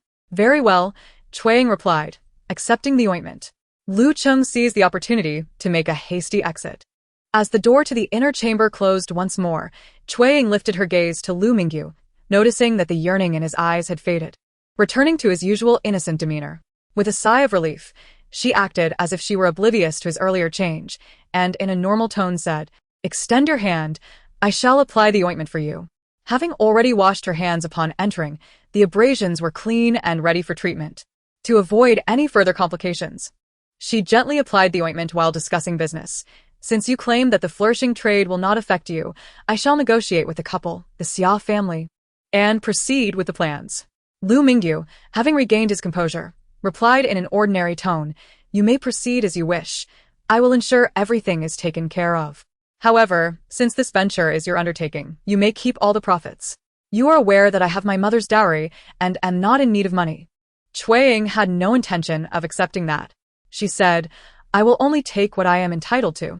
Firstly, you will be preoccupied with matters concerning the Imperial Guard and will lack the energy to manage the shop. Secondly, as I will need to engage with the Xia couple, I would prefer to take only what is due to me, ensuring our discussions today remain professional. Xue Ying felt somewhat uneasy, aware that her words might appear as a feeble attempt to conceal her true feelings. Yet, she found herself reluctant to have too many people surrounding Lu Mingyu. While Lu Cheng was unavoidable, she preferred to limit the number of others who might speculate. Moreover, she currently had no financial needs. Should that change? She recalled his promise to assist her. In that case, you should keep the earnings. I will request your help when the need arises. Understanding that Xue Ying was concerned about her reputation, Lu Mingyu refrained from further persuasion, saying, Very well. After a moment's hesitation, Xue Ying decided against mentioning Lu Mingyu's request for fabric from the maid. After all, the Xia couple had shown her kindness in her past life. It would be best not to speak of matters that could be construed as complaints. Nevertheless, she would discreetly inform Aunt Xia, knowing they would not dare deny Lu Mingyu the fabric. However, should Lu Mingyu intervene, the situation would change. For now, there was no rush, as she could utilize Lu Mingyu for some publicity. These details could wait until after her conversation with the Xia couple. Having applied the ointment to Lu Mingyu's hand, Xue Ying continued their discussion. Please summon the Xia couple and have them bring the finest fabrics from the shop for my inspection. If we aim to make significant profits, we must not limit ourselves to small embroidered items. We should venture into clothing and screens. The better the material, the more splendid our offerings. What of North Street, who decreed that the fabric stores there could only cater to ordinary households? With exceptional quality, even the business of noble families could be pursued. With Lu Mingyu's instructions, Aunt Xia, busy preparing lunch in the kitchen, sent Mr. Xia himself to carry in rolls of fine fabric. Although the North Street fabric shop primarily served common folk, they possessed a few prized rolls of exquisite material. Xue Ying directed Mr. Xia to cut a piece of shimmering brocade and a piece of cloud-patterned silk. Such superior fabrics, merely draped over Xue Ying's arm, accentuated her delicate beauty, making her appear even more radiant. Lu Mingyu, upon seeing this, was tempted to request another piece, envisioning a garment made from such splendid material for himself. However, recalling Xue Ying's desire to keep their dealings from the Xia couple's knowledge, he restrained his impulse. Once the two pieces were cut, time had flown. Aunt Xia came to inquire about lunch arrangements. Lu Mingyu instructed her to serve the meal in the inner chamber.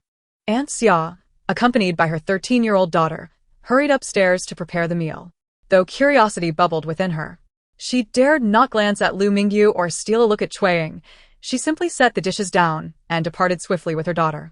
After lunch, Xue Ying prepared to leave. Despite Lu Mingyu's reluctance, he accompanied her downstairs. It was only upon reaching the ground floor that Xue Ying spoke to Aunt Xia. Aunt Xia, I have yet to finish the fabric I took home last time, and now I've acquired these two fine pieces. It may be at least half a month before I can return. Given the presence of Lu Mingyu's entourage, the Xia couple dared not voice any objections. Aunt Xia quickly replied, No rush, young lady. Please take your time as you see fit. Lu Mingyu then addressed them. Miss Xue and I have agreed that the shop will be managed according to her vision. Should she prove capable of increasing its profits, I assure you that both she and you will be rewarded. If you are unwilling, speak now. Otherwise, I shall assume your consent. Should I learn of any disobedience towards Miss Xue, do not blame me for being unkind. The Xia couple hastily affirmed their commitment to follow Xue Ying's lead. With that, Lu Mingyu turned to Xue Ying, politely gesturing, Miss Xue, after you. It was not until they exited and boarded the carriage, gradually disappearing from view, that Aunt Xia, perplexed, remarked, What on earth is going on between the young master and this Miss Xue? No matter how one looks at it, he is a noble son, while she appears to be the daughter of an ordinary family. If he has feelings for her, there is no need for such courtesy and respect. Yet, if it is indeed for business purposes, why would he concern himself with a small fabric shop on North Street? Aunt Xia's confusion was palpable, but Mr. Xia replied, As servants, we must adhere to our master's wishes and not speculate on matters beyond our understanding.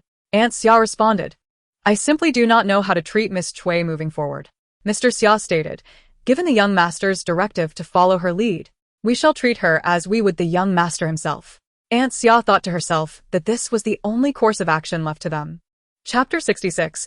Jealousy. Once the carriage passed through the city gates, it made its way toward Taohua village.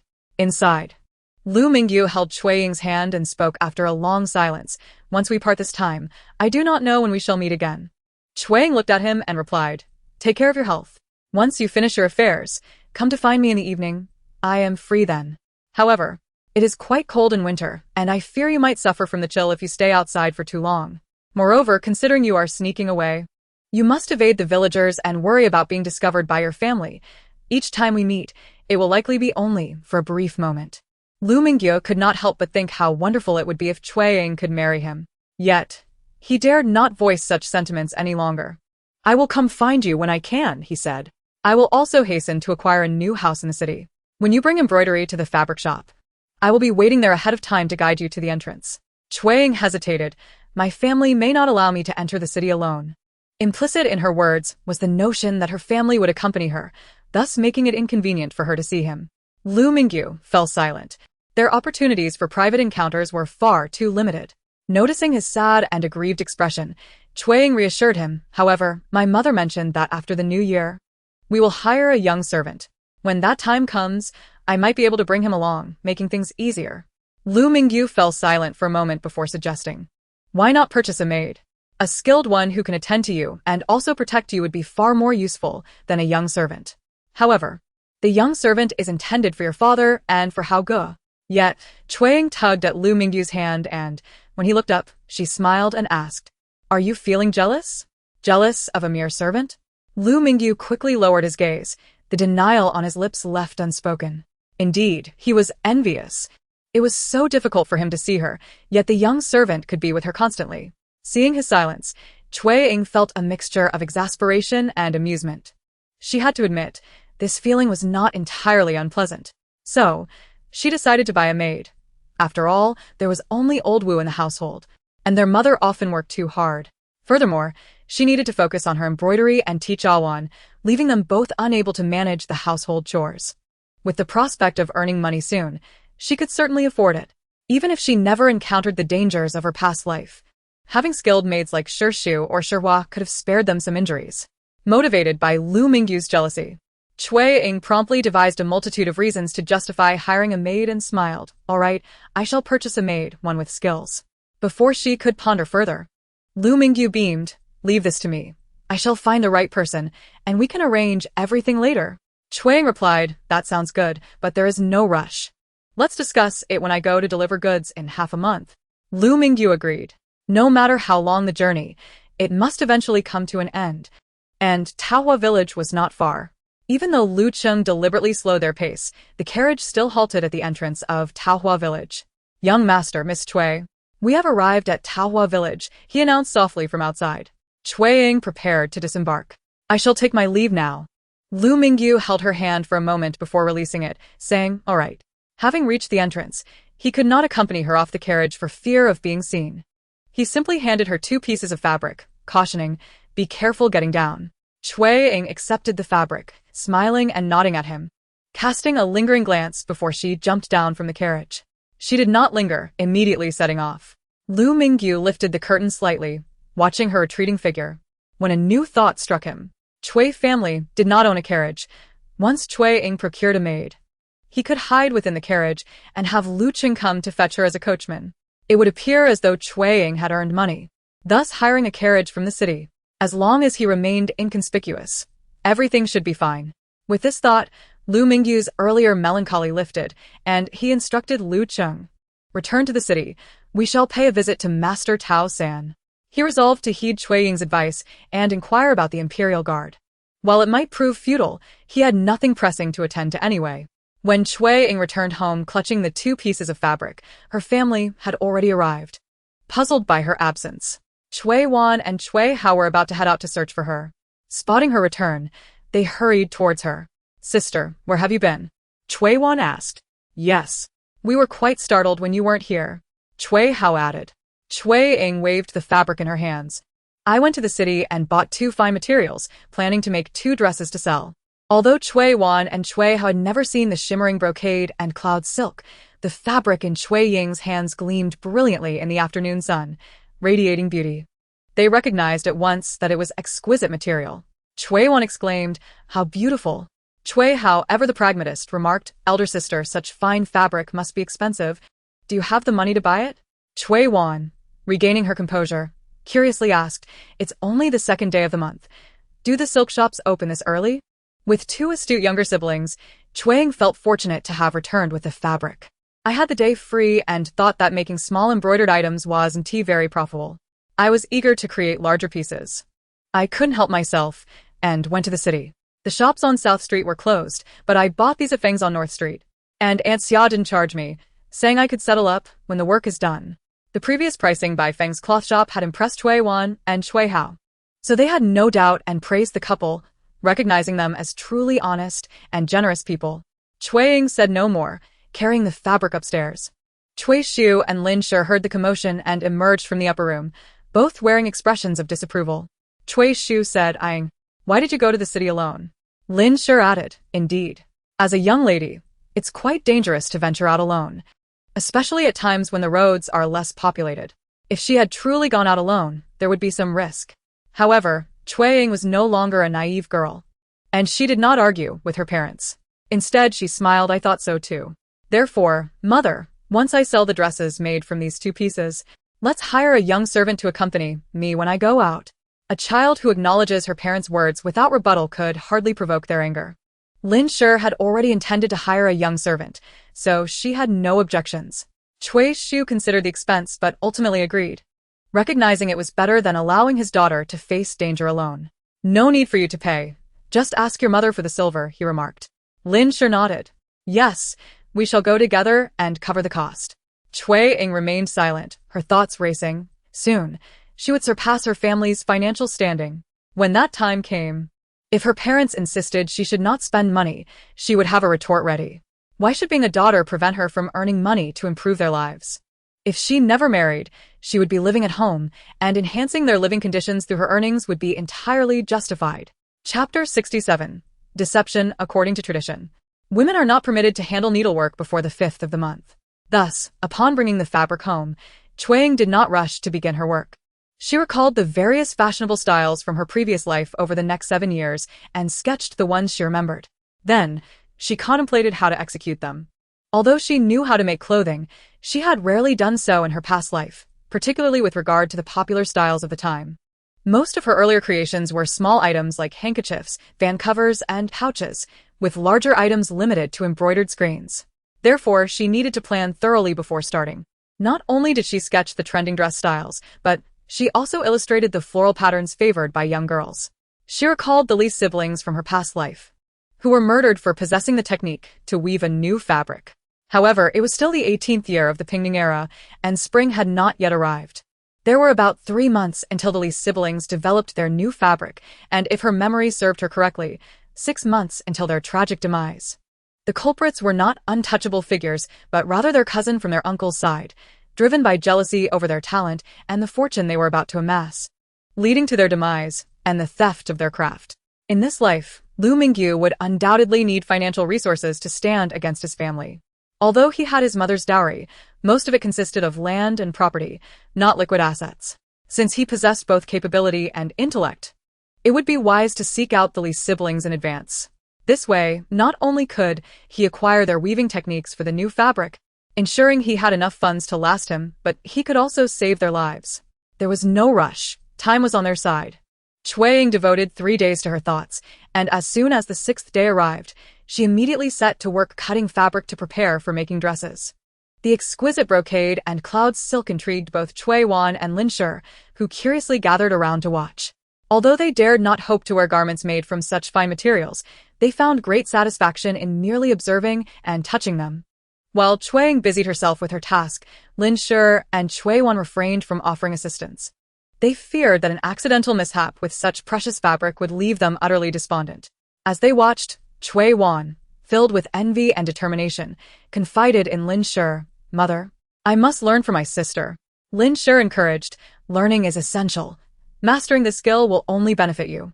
Thus, in the days that followed, while Xue Ying diligently sewed.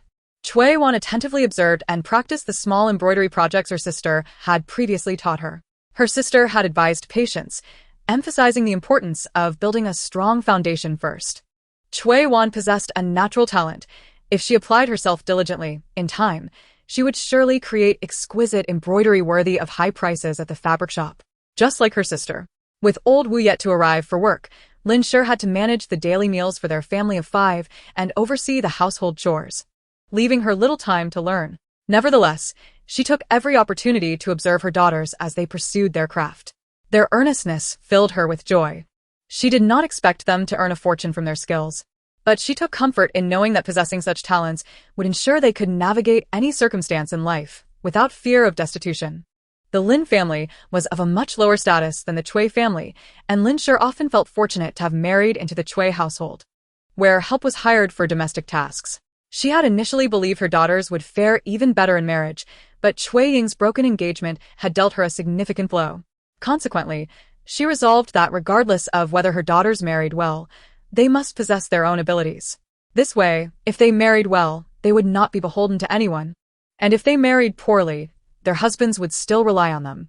Xue Shu supported Lin Shi's perspective, but felt a deep sense of guilt within. His daughter's circumstances were a reflection of his own inadequacies as a father. Had he been capable of holding an official position, even a minor one, his daughters would have been regarded as ladies of the court, married into families with land and servants, sparing them the necessity of earning a living. Alas, he lacked the talent, failing even to pass the examination for a scholar. Perhaps in this lifetime, his hopes were dim, and he could only place his aspirations upon his son. If his son excelled in the imperial examinations, his daughters would have a brother of stature, ensuring that no future in-laws would dare mistreat them. With that thought, Xue Shu set aside his studies and devoted more time and energy to teaching Xue Hao, eager for him to take the county examination next time. Xue Hao, naturally, studied with diligence. Meanwhile, Xue Ying remained unaware of the happenings in the city. Lu Mingyu had not sought her out again, presumably occupied with his own affairs. She could not ascertain how his inquiries regarding the Imperial Guards had fared or whether he had any chance of being selected. Anxious, Xue Ying immersed herself in the creation of her new garments, striving to work swiftly while maintaining quality, so that she could deliver the finished products to Feng's establishment within the fortnight and glean news from his side. Xue Wan was earnest in her studies, but as a young girl of merely 16, her focus and resolve were not as steadfast as Xue Ying's. Furthermore, with old Wu yet to arrive and her sister preoccupied, Xue Wan, harboring a sense of longing that she ought not to, often found herself gathering firewood in the small grove south of her home. In truth, it was a fanciful hope. She had not genuinely believed she would encounter that person again. Yet, on this day, after returning with firewood, she spotted a familiar figure.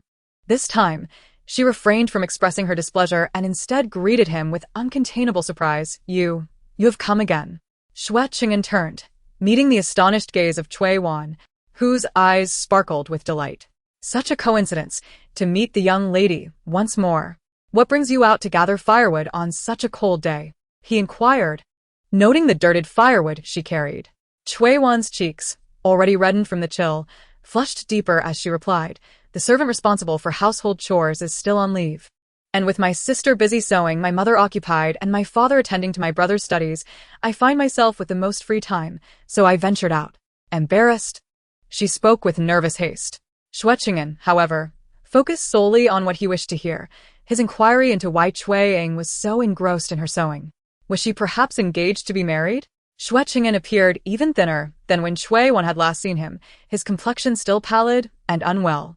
When Xue Wan noticed his momentary silence, she stepped forward and asked, "Good sir, what brings you back to our village today? The Qin gentleman you mentioned, there is truly no one by that name here." Xue Cheng'an, hesitant to inquire about Xue Ying, quickly fabricated an excuse. "I understand. But not knowing her whereabouts led me here inadvertently." A look of pain crossed his face. Xue Wan sensed something amiss and curiously asked, "Do you not know the gentleman Qin well? Why does it seem you are troubled by his absence?" Confusion clouded her mind. If they were only recently acquainted, why did he display such distress? His demeanor clearly indicated a deep concern. Chapter 68. Great anger though late at night, Xue Wan tossed and turned, unable to find sleep. Xue Ying continued her sewing until the early hours, fearing that prolonged work would strain her eyes and cause discomfort in her shoulders and back. She rose to stretch, preparing for rest, but upon turning, she noticed Xue Wan, who usually slept soundly at this hour, wide awake and staring blankly at the ceiling. Wan. Xue Ying approached the bedside. Why are you still awake? Xue Wan, lost in thought about Xue Cheng'an, felt a pang of guilt. No, I am not tired yet. You would usually be fast asleep by now. Xue Ying stretched her body, climbed into bed, and as Xue Wan adjusted the blanket for her, she asked, Are you troubled by something? Xue Wan hesitated for a moment before shaking her head. No. Her sister seemed unwilling to share. If she did not wish to speak, further inquiry would be futile. After all, she was 16. Could it be that she was experiencing the stirrings of young love? Xue Ying contemplated mentioning this to Lin Shi, who had less time to notice such things but could observe more keenly. It was crucial to ensure no ill-intentioned individuals deceived her sister. Extinguishing the oil lamp, darkness enveloped them as Xue Ying yawned and then reassured, Wan, I am your sister. If there is something you do not wish to discuss with mother, you may confide in me. I will help you analyze it and keep your secret. Xue Wan nestled closer, wrapping her arms around Xue Ying's. All right, she agreed. Exhausted from the day, Xue Ying quickly fell asleep. Yet Xue Wan remained awake in the darkness, reflecting on the pain she had seen on the gentleman's face earlier and recalling his words about the Qin gentleman, who was not truly a gentleman but a lady. His betrothed, due to a misunderstanding, had vanished without a trace. Xue Wan could see that he cared deeply for his fiancée, and the search for her had left him heartbroken, helpless, and lost. Unable to suppress a sigh, Xue Wan lamented the fate of such a graceful and devoted man. Why could his fiancée not simply listen to him and dispel the misunderstanding? She departed without a trace, leaving those who cherished her heartbroken. Xue Wan could not help but harbor resentment towards Miss Qin, yet thoughts of Xue Cheng'an filled her with both sympathy and sorrow. If it were she would never allow him to suffer. A man whose heart is wholly devoted to her is a rare treasure. Unfortunately, they inhabit different worlds, and his affections lie elsewhere. She truly ought not to entertain feelings for him. Thus, this must remain a secret within her heart, a secret that cannot be shared.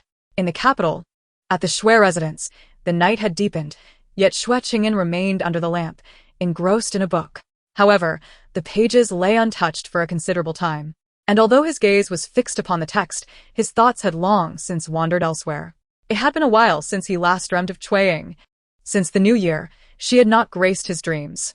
Yet, she occupied his thoughts more than ever. The less he dreamed of her, the more he pondered. The more he understood that they could never be, the greater his sense of regret and dissatisfaction grew. Even though his rational mind acknowledged that a woman like Xue Ying was not a suitable match, he could not help but repeatedly envision her in his dreams, marrying him, sharing the sweetness of their newlywed days.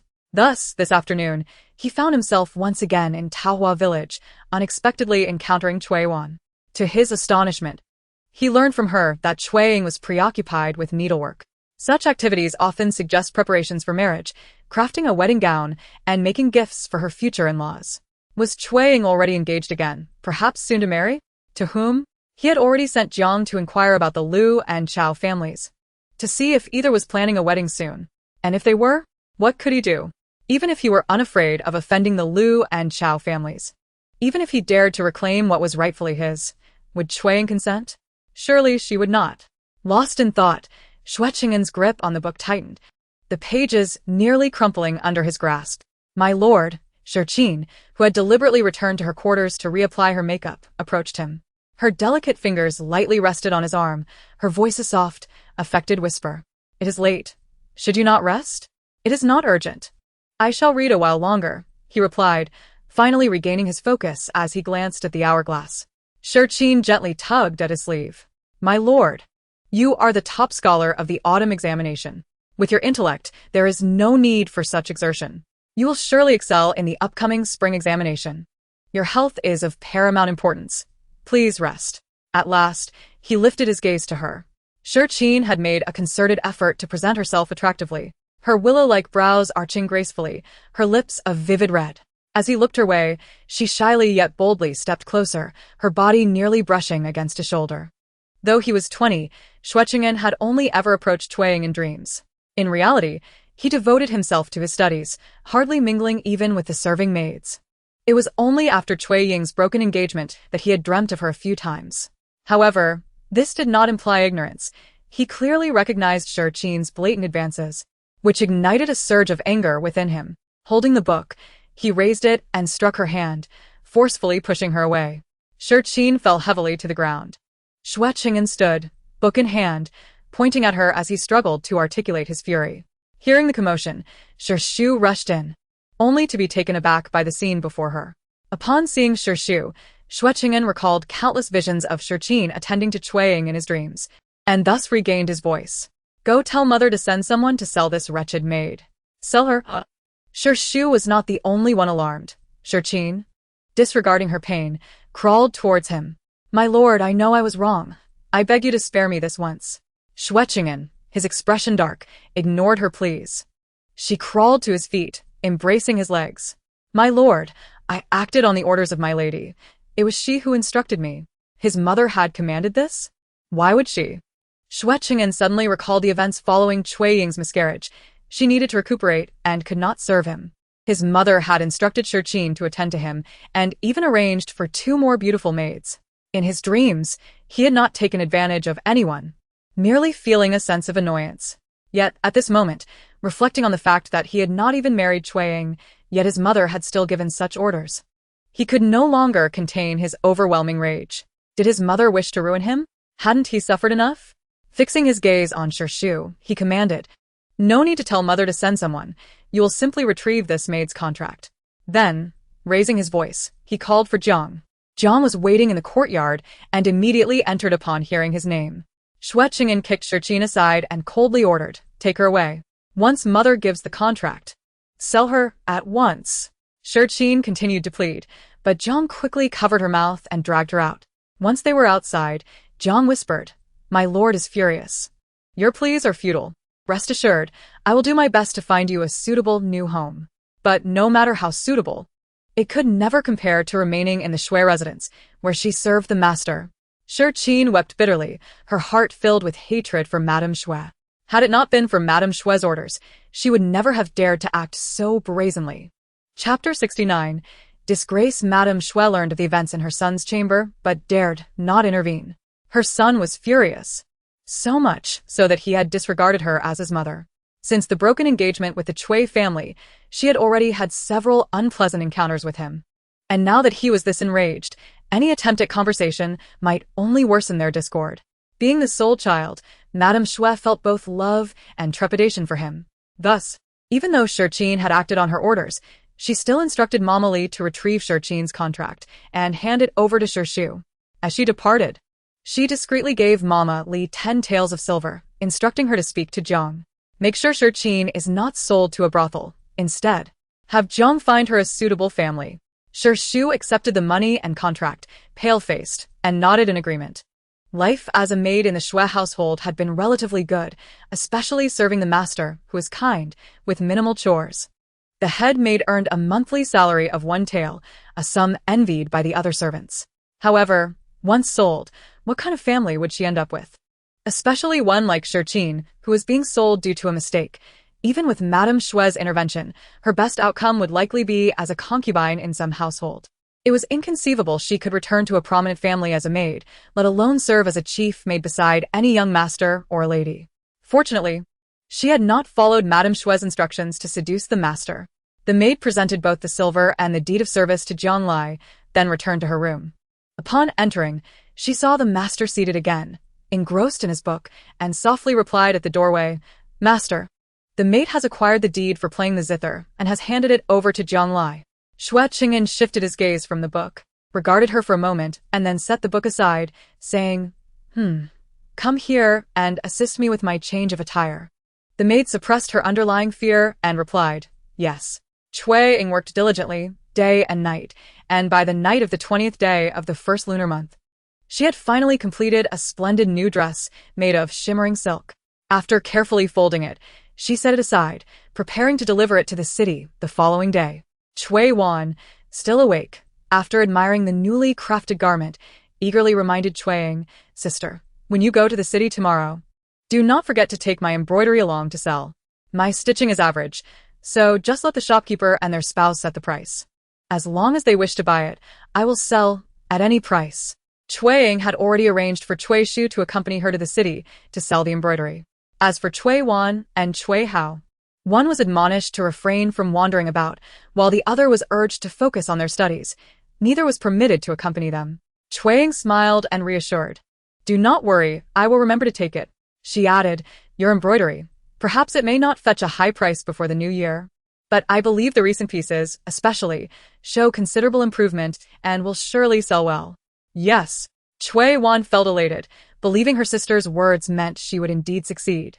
The next morning, after a simple breakfast, Xue Ying departed with Cui Shu. Once they left, Cui Hao continued his studies, and Aunt Wu had arrived to take care of the household chores. Lin Shi sat with Xue Wan, both working on smaller embroidery pieces. After about half an hour, while Lin Shi remained composed, Xue Wan grew restless, stretching and gazing out the door, saying, Mother, I will step outside to gather some firewood. Lin Shi replied, Aunt Wu gathered some yesterday, and since she is here now, you need not concern yourself with that. Just focus on learning needlework from your sister. Do not roughen your hands. Xue Wan paused but then said, All right, then I will just take a walk. After this half day of sewing, my eyes are beginning to ache. I need to look at something far away. Lin Shi did not object and simply advised, do not wander too far. Although the Cui family was considered one of the more affluent families in Tahua village, they were still country folk, allowing Xue Ying and Xue Wan the freedom to venture out like the village girls. However, since they were not burdened with washing the family's clothes or working in the fields, their outings were relatively infrequent. Xue Wan complied, not straying far, only reaching the bank of the small river in front of their home. On the 21st day of the 12th lunar month, the weather remained chilly, and despite the sun shining brightly, a thin layer of ice still lingered on the river. As she walked along the riverbank, she became lost in thought, gazing at the ice. Miss? It was not until a familiar voice called out that she stopped and turned to look. Young master? In the past half-month, she had encountered this young master for the 4th time today. She had not anticipated seeing him again, but unexpectedly, he had returned. Xue Cheng'an noted the surprise shining in Xue Wan's almond-shaped eyes before glancing at the open yet empty doorway of the Cui residence, smilingly inquired, Are you out gathering firewood again? Xue Wan's face flushed instantly. She awkwardly lowered her head, responding, No. I was simply tired from sewing and came out for a stroll to rest my eyes. Xue Cheng'an's mood was elevated today, as Jiang Lai had thoroughly investigated, and it was confirmed that neither the Lu family nor the Chao family would be hosting any weddings in the near future. Thus, Xue Ying would not be marrying anytime soon, which piqued his curiosity, compelling him to return to Tahua village. At that moment, with Xue Wan speaking, he casually asked, Why are you and your sister so eager to embroider at the same time? Xue Wan immediately sensed Xue Cheng'an's misunderstanding and hurriedly explained, No. My sister and I are embroidering to sell in the city. She could not finish her sentence, for standing before the elegantly dressed and dignified Xue Cheng'an, she felt a sense of inferiority, aware that he already had someone in his heart and that she needed to rely on selling embroidery to earn a living. Xue Cheng'an's spirits brightened further. Observing the blushing and bashful Xue Wan, he smiled gently, You and your sister must possess exceptional embroidery skills, which is why you can venture to sell your creations. His tone was filled with genuine praise. Did he not look down upon her? Xue Wan cautiously lifted her gaze, noticing Xue Cheng'an staring at her home. A fleeting sense of strangeness crossed her mind, but she dismissed it, saying, It is my sister who excels in embroidery. I have only learned a few techniques from her. I am uncertain if they will sell. They will surely sell, Xue Cheng'an asserted confidently. Xue Wan felt her self-doubt dissipate, her face burning as she quickly shifted the topic. Young master, what brings you back to our village? Were it not for Xue Cheng'an's mention of an unforgettable fiancé, Xue Wan might have mistakenly thought he was fond of her, which is why he kept returning to Tahua village. However, he had stated that his heart belonged solely to his fiancée, the woman who had left him heartbroken due to a misunderstanding. Xue Cheng'an continued to gaze at the Cui residence, but wore no smile now. He confessed, I feel troubled within, unsure of whom to confide my thoughts. Xue Wan opened her mouth, words on the tip of her tongue, yet she swallowed them back. Xue Cheng'an turned to her, forcing a bitter smile. Miss, we have shared some acquaintance, yet you do not know my name, and I do not know how to address you. How about we refrain from asking, and simply let it be? However, Xue Cheng'an found it difficult to continue, as this was indeed unbecoming of a gentleman, something he himself found distasteful. Cui Ying, disregarding all else, interjected, "All right, let us not inquire about each other's names. We shall remain strangers. You mentioned feeling troubled, and I happened to overhear. Let us not dwell on it." Xue Cheng'an bowed solemnly to Cui Ying, saying, "Thank you, miss." Cui Ying felt a tinge of sadness, but managed to smile. "There is no need for such formality, young master." Xue Cheng'an replied, "Then please return first, for if others were to see us conversing like this, it might tarnish your reputation." Indeed it would. Cui Ying felt her heart swell. Despite his own burdens, he still considered her feelings. Tears welled in her eyes, and she chose not to speak further, hastily performing a curtsy before turning and hurrying away. Xue Cheng'an watched her retreating figure, his gaze gradually becoming unfocused. How wonderful it would be if it were her, instead of another. Chapter 70. Attire at the second watch of the day. Cui Ying and Cui Shu joined the line, entering the city. The city gate was quite close to North Street, so once inside, Cui Ying tentatively asked Cui Shu, "Father, will you accompany me to Feng's fabric shop, or shall I go to the bookstore first and find you later?" It had been nearly 20 days since they last met. While Cui Ying felt indifferent, she knew Lu Mingyu would be eager to see her, so if she could lead her father away. Cui Shu replied, "I will go with you." Concerned for his exceptionally beautiful 18-year-old daughter, he feared she might be deceived or taken advantage of by ruffians. Thus he dared not let her go alone. Cui Ying had no choice but to agree. The father and daughter soon arrived at Feng's fabric shop on North Street, where Aunt Xia had been eagerly awaiting Cui Ying's arrival. Upon seeing her at the door, she greeted her with a smile. "Miss Cui, you have finally come. Have you completed the garments from the materials you took last time?" Due to Lu Mingyu's influence, Aunt Xia's demeanor had drastically changed, treating Cui Ying with the same level of respect as she would show to Lu Mingyu himself. Cui Ying responded as usual, "Aunt Xia, yes, I have completed one piece, made of shimmering silk. Shall I show it to you now?" Aunt Xia nodded. Then her gaze shifted to Cui Shu, and who might this be? Cui Ying introduced him. "This is my father. He was concerned about my safety in the city, so he accompanied me." She then turned to Cui Shu and said, "Father, this is Aunt Xia, the inner manager of Fengji." Cui Shu hurriedly approached Aunt Xia to pay his respects. Aunt Xia momentarily panicked, realizing it was Miss Cui's father. Should she treat him as she would a young master? Would that mean she must accord him the same respect as a lord? She quickly returned the greeting. "Ah, it is Lord Cui. Please come in." She then called for a waiter. "Quickly, brew a pot of fine tea for Lord Cui." Cui Shu was utterly astonished. Wasn't his daughter here to sell embroidery? Even if she had no particular request of the shopkeeper, she certainly did not deserve such deference. As he was warmly invited into the shop, he glanced at Cui Ying, silently inquiring about the situation. Cui Ying returned a reassuring look. Turning to Aunt Xia, she smiled. "Aunt Xia, there's no need for such formality. Let us first take a look at the garments I made." Aunt Xia nodded. "Very well, let's discuss it upstairs." Was Lu Mingyu in the upstairs room? Cui Ying shot a guilty glance at Cui Shu, but before she could speak, Cui Shu insisted, "Do not mind me. You go about your business. I shall wait for you here." Aunt Xia, her round face beaming with smiles, though slightly overly respectful, nonetheless revealed no ill intent towards Cui Ying. Perhaps she was simply impressed by her embroidery skills? Cui Shu thought with pride, and did not dwell further. Cui Ying felt reassured and followed Aunt Xia upstairs. To her surprise, Lu Mingyu was not in the room. How could he not be here? Had he forgotten she was coming today, or was he delayed by some matter? Cui Ying's mind raced, but her expression remained composed as she approached the table and opened the two bundles she had brought. Inside one was a garment made of shimmering silk, and the other contained her smaller embroidered pieces. Due to the time spent on the garments, her smaller items were few, only 3 handkerchiefs and 2 fan covers she had made earlier in the year. However, Cui Wan and Lin had produced quite a few recently, and she had selected a few handkerchiefs that showcased notable improvement. Aunt Xia, not yet focused on the smaller embroidered pieces, first examined the garment made of shimmering silk. With gentle hands, she lifted it and hung it on a nearby rack. Even with her extensive experience, she gasped for breath for a moment. "How beautiful!" She couldn't help but exclaim. Cui Ying shared her sentiment. The material was exquisite, her craftsmanship superb, and the design delightful. Aunt Xia remarked, "With such skill, you could certainly satisfy the ladies of noble houses." If we could have even 2 or 3 embroiders of your caliber, we would have an endless stream of orders from the noble families. Noble households indeed had their own embroiderers, whose skills were no less impressive. However, with the constant demand for garments, they might not be able to keep up, nor would they necessarily be aware of the latest trends. Thus, the ladies often sought out shops like theirs for their clothing. Providing garments for them not only commanded higher prices, but also served as advertisement, attracting more business due to the elegant appearances of these high-born ladies.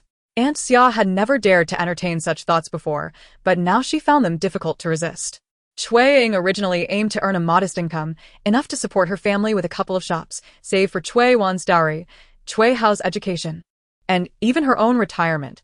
However, now that she was collaborating with Lu Mingyu, she realized she could not limit her ambitions. Earning too little would squander this excellent opportunity and fail to assist Lu Mingyu. Thus, she smiled, while my skills are indeed commendable, I fear that every silk shop on South Street likely possesses embroiderers of my caliber.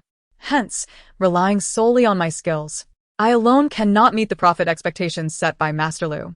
What kind of profit does Master Lu expect? Is it substantial?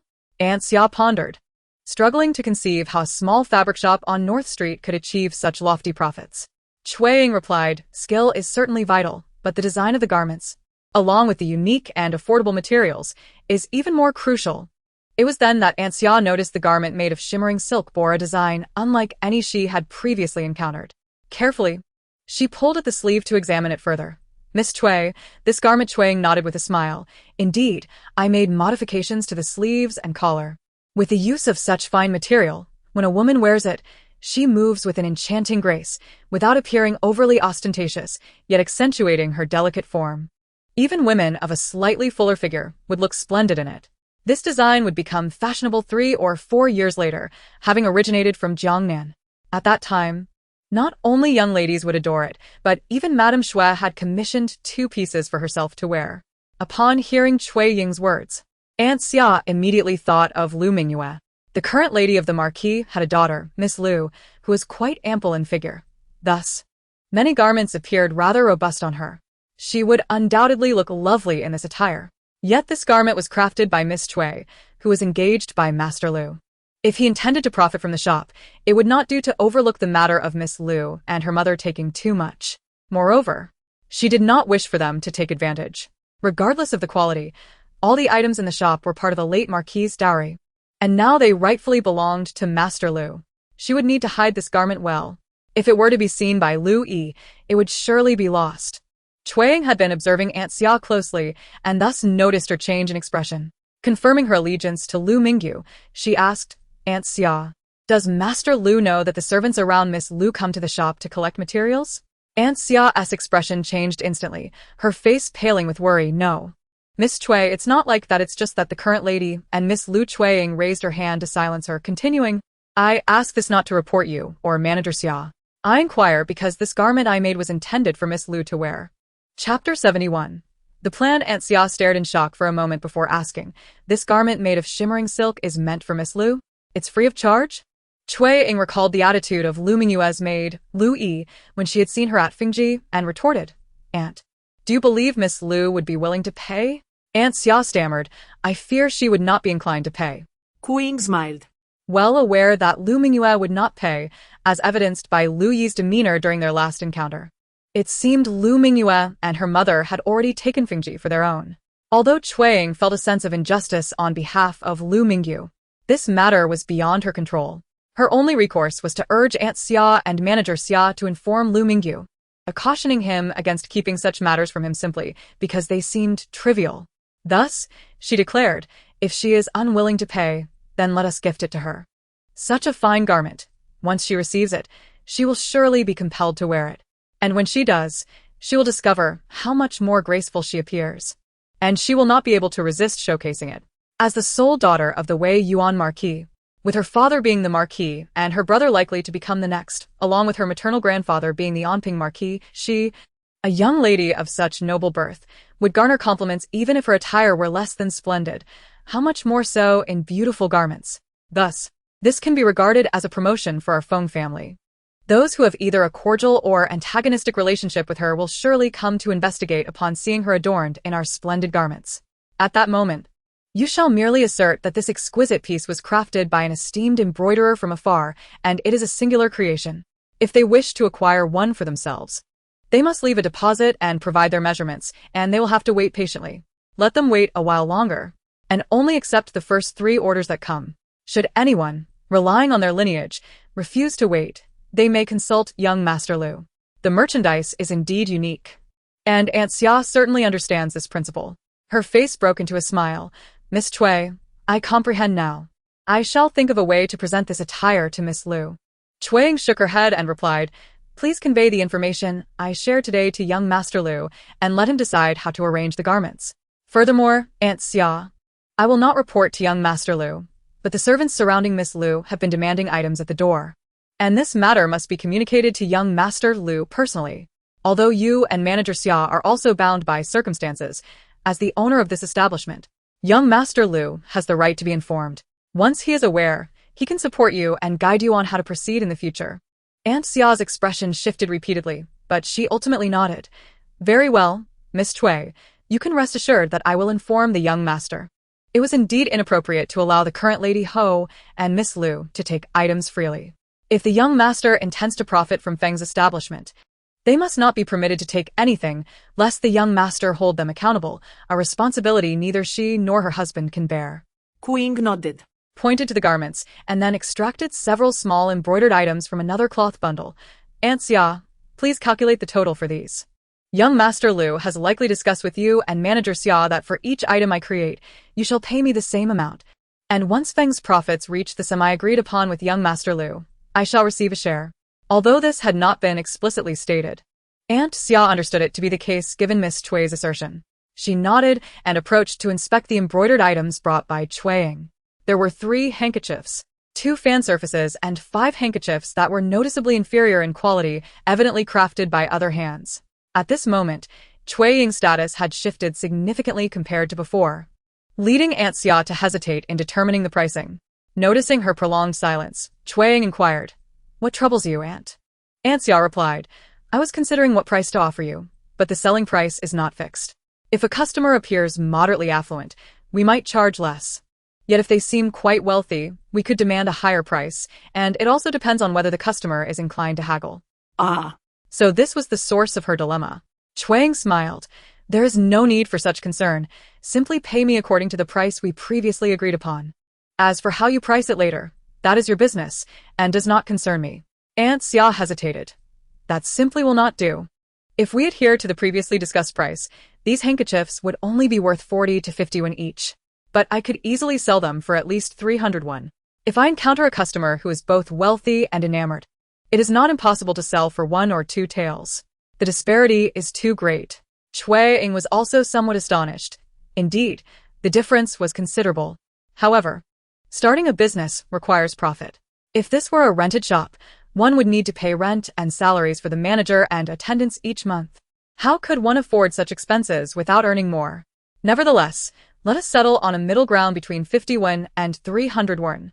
For one, she truly needed the money, and secondly, she had accrued considerable debts with Lu Mingyu that she could not possibly repay, hence there was no need to be overly meticulous. Contemplating this, she made her decision. Then let us agree on half of your lowest selling price. Aunt Xia still hesitated. But that would mean. Xue Ying smiled. Have you forgotten? If I can ensure the shop achieves its profit targets, there will be dividends to consider. So this is merely a small amount for now. Do not dwell on it excessively. Just trust my judgment. Seeing the sincerity in Xue Ying's words, Aunt Xia finally acquiesced. The handkerchiefs were valued at 150 won each, while the fans were slightly more expensive, priced at 300 won each.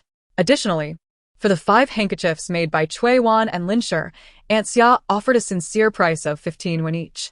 Thus, the total for the small embroidered items amounted to 1,275 won. Next, for the garment made from floating light brocade. Since the fabric was from the shop, only Xue Ying's labor costs needed to be calculated. Aunt Xia estimated that this ensemble would sell for at least 50 taels, and after deducting the cost of the fabric, she should compensate Xue Ying at least 15 taels for her work. 15 taels was roughly the annual expenditure for an ordinary family of 3 or 4. Although Xue Ying was short on funds, this attire was ultimately meant as a gift for Lu Mingyu, so she decided to accept only 5 taels of silver. Once the accounts were settled and the money in hand, Xue Ying intended to depart. Earlier that day, Lin Shi had given her money to select a servant to assist her in the future. With time still before lunch, she wished to hurry to the pawn shop. Just as she was about to leave, Aunt Xia remarked, "Young Master Lu's attendant, Lu Cheng, has left word that if you arrived, you should notify him immediately. Our boy has not yet returned with the message, so please wait a moment." It appeared that Lu Mingyu wished to see her. Xue Ying did not decline. It wasn't long before Lu Cheng arrived, panting slightly. After dismissing Aunt Xia and taking a couple of sips of tea to regain his composure, he said, "Miss Xue, the young master has already found a capable maid for you, and she is at the nearest pawn shop. Would you like me to escort you to meet her? So soon? But wouldn't that mean going to the pawn shop instead of meeting Lu Mingyu?" With only Lu Cheng present, Xue Ying directly asked, "Where is young Master Lu? Is he too busy to see me today?" Chapter 72. Acquiring a servant. Xue Ying felt she ought to have a word with Lu Mingyu. This was not due to her desire to see him, but rather to solicit Lu Mingyu's assistance. Relaying the message through Aunt Xia would surely lack the impact of a personal appeal. Firstly, by speaking directly, she could observe Lu Mingyu's demeanor and ascertain whether he harbored any reluctance. If he appeared resistant, even if this were the best course of action, she would reconsider her approach. Secondly, she had been granted a second chance at life. Although she had no prior connection with Lu Mingyu, she was aware that she was a prominent figure in the capital, and as a fellow woman, she had gleaned some knowledge about those who were on good terms with her, as well as those with whom she had disputes. Additionally, given that it was the 20th day of the first month, she would soon attend the birthday banquet of Princess Ian, who, while not the biological sister of Emperor Mingda, had provided him with considerable support before his ascension, resulting in her elevated status thereafter. The birthday banquet of Princess Ian was a highly coveted event in the capital, drawing countless guests. This presented an excellent opportunity for Lu Mingyu to showcase the garments. Having this information in advance would enable Lu Mingyu to arrange things more strategically, yielding better results. After all, she could not orchestrate such matters herself, as her current status would not even grant her entry to the princess's residence. Thus, after inquiring, Xue Ying silently awaited Lu Cheng's response. However, a look of difficulty crossed Lu Cheng's face as he said, "Young Master Lu is currently occupied with matters and cannot be disturbed." Xue Ying was skeptical. Really? Yet, Lu Cheng quickly masked his troubled expression with a smile, asserting, "Indeed, the young master is truly tied up with affairs. Miss Xue, if you are finished here, I could accompany you to the pawn shop."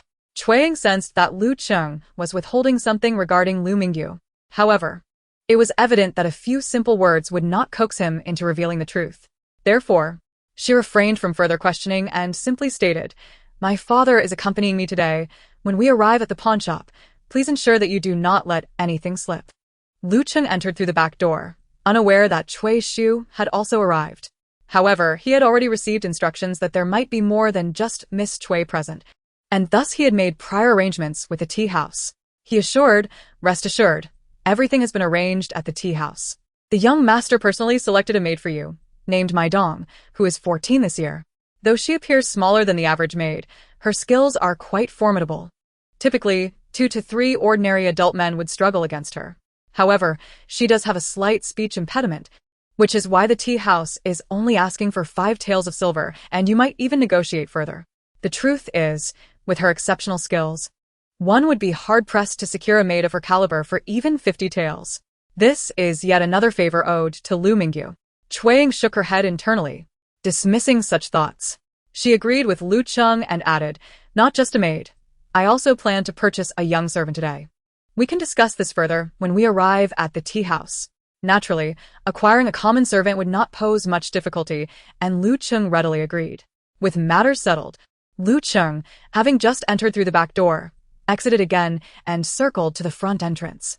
As Xue Ying and Aunt Xia descended the stairs, he coincidentally arrived at the front door and, upon entering, inquired of the manager, Master Xia, who was at the counter, "Master, has Miss Xue, who sought to purchase a servant last time, come by today?" Before Master Xia could respond, Aunt Xia exclaimed, "Ah Cheng is here. Miss Xue has arrived today. Just finishing up and about to leave." Xue Ying cooperatively quickened her pace down the stairs. Xue Xiu, having heard the commotion, curiously approached. As Xue Cheng'an reached the bottom of the stairs, she saw Lu Qing standing respectfully before her and smiled. "Ah Cheng, have you found a maid skilled in martial arts as I requested?" Lu Qing replied, "Indeed, Miss Xue. By chance, a maid proficient in martial arts has recently arrived, perfectly meeting your requirements. Shall we go and take a look?" "Excellent." Xue Cheng'an agreed, then hastily walked over to Cui Ying and briefly explained the current situation. Upon learning that Xue Cheng'an had prearranged things with the tea house staff, Cui Ying harbored no doubts. He merely glanced at Lu Qing and remarked, "This fellow from the tea house seems somewhat familiar." Indeed, Lu Qing had been closely associated with Lu Mingyu. He had not only visited Peach Blossom Village, but had also accompanied Lu Mingyu to the Xue family gate on the day she and Xue Cheng'an broke off their engagement. Xue Cheng'an thought to herself, "What a blunder. How did I not foresee this?" But at that moment, she glanced at Lu Qing and could only feign ignorance, saying, "Ah Cheng is a worker from the tea house, frequently traveling. It is quite normal for you to have seen him, father." Lu Qing nodded eagerly and added, "I believe I have seen Master Xue before as well. Perhaps we encountered each other during a prior outing." Cui Ying, having paid little attention to Lu Mingyu's servants before, found Lu Qing somewhat familiar, but could not place where he had seen him. Thus, he was easily persuaded by Xue Cheng'an and Lu Qing. The father and daughter followed Lu Qing to the tea house. Upon arrival, Lu Qing instructed them to wait momentarily while he entered to find the person in charge, requesting not only my dong but also a few additional boys aged 12 or 13. The responsible party was more than happy to comply.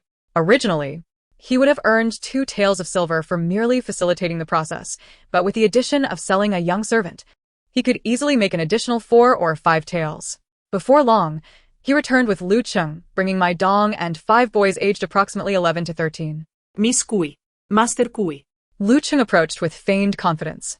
The maid was singular as she was the only one skilled in martial arts, but there were 5 boys available. He suggested they converse with them first to see which one they preferred. The tea house manager chimed in, Indeed. Speak with them, see if any catch your fancy. There is only one maid skilled in martial arts, but I have plenty of boys here. If you are unsatisfied, I can provide replacements." Cui Ying glanced at the Cui Shu. "Father, the young servant is to be chosen for you, and how go in the future. You should pick. However, the cost of acquiring both a maid and a young servant would be considerable." Lin Shi had only provided him with 10 taels, which was insufficient. Cui Ying lowered his voice. "Should we just purchase the maid? His daughter would likely be frequenting the city, and having a maid would be more convenient than a young servant, especially since the maid was skilled in martial arts, making her much more suitable." Xue Cheng'an gently patted her purse and whispered, "Father, do not worry. I sold the embroidery for over 6 taels. We can negotiate the price later.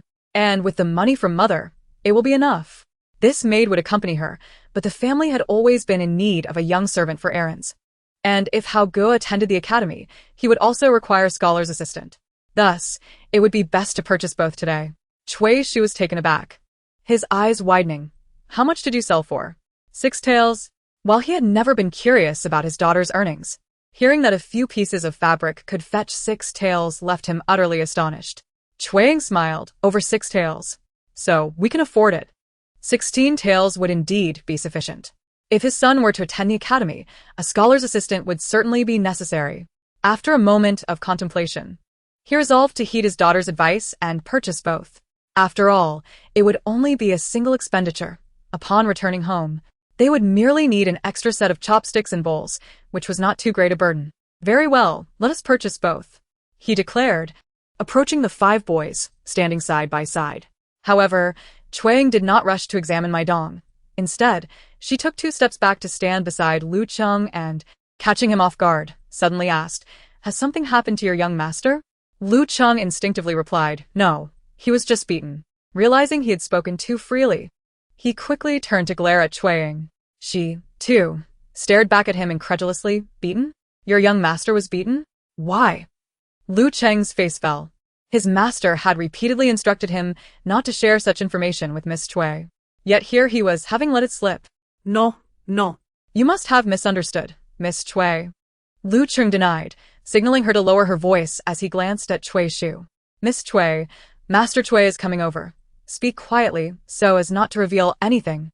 Xue Cheng'an turned and met her father's puzzled gaze. Perhaps she had been too excited earlier, unintentionally raising her voice. She quickly smiled at Cui Ying. shaking her head to indicate that all was well. Seeing her appear untroubled, Cui Shu withdrew his gaze, still perplexed. Xue Cheng'an swiftly pulled Lu Cheng back a couple of steps and, lowering her voice, asked, Lu Cheng, tell me honestly, why did the Marquess of Weiyuan strike your young master? Her frustration was palpable. The Marquis, while already biased, had taken it a step further by resorting to violence. Lu Mingyu was certainly not the debauched figure of rumor. He could not have committed any egregious acts. Moreover, he was already 21. How could the Marquis strike him, without regard for his dignity? Noticing Cui Ying's anger, Lu Cheng couldn't help but share in her indignation, responding vehemently. There was no particular reason. It was simply that the young master had not returned home since the New Year's Eve. When he returned on the 16th, he happened to run into the Marquis, who first berated him and then struck him directly.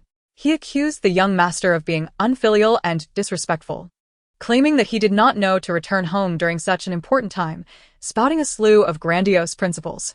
In truth, he was merely resentful that the young master had previously blocked his attempt to appoint second young master Foam as heir during a palace banquet. It seems he had been simmering with anger for quite some time and finally seized the opportunity to act decisively. Lu Cheng spoke, his eyes reddening involuntarily.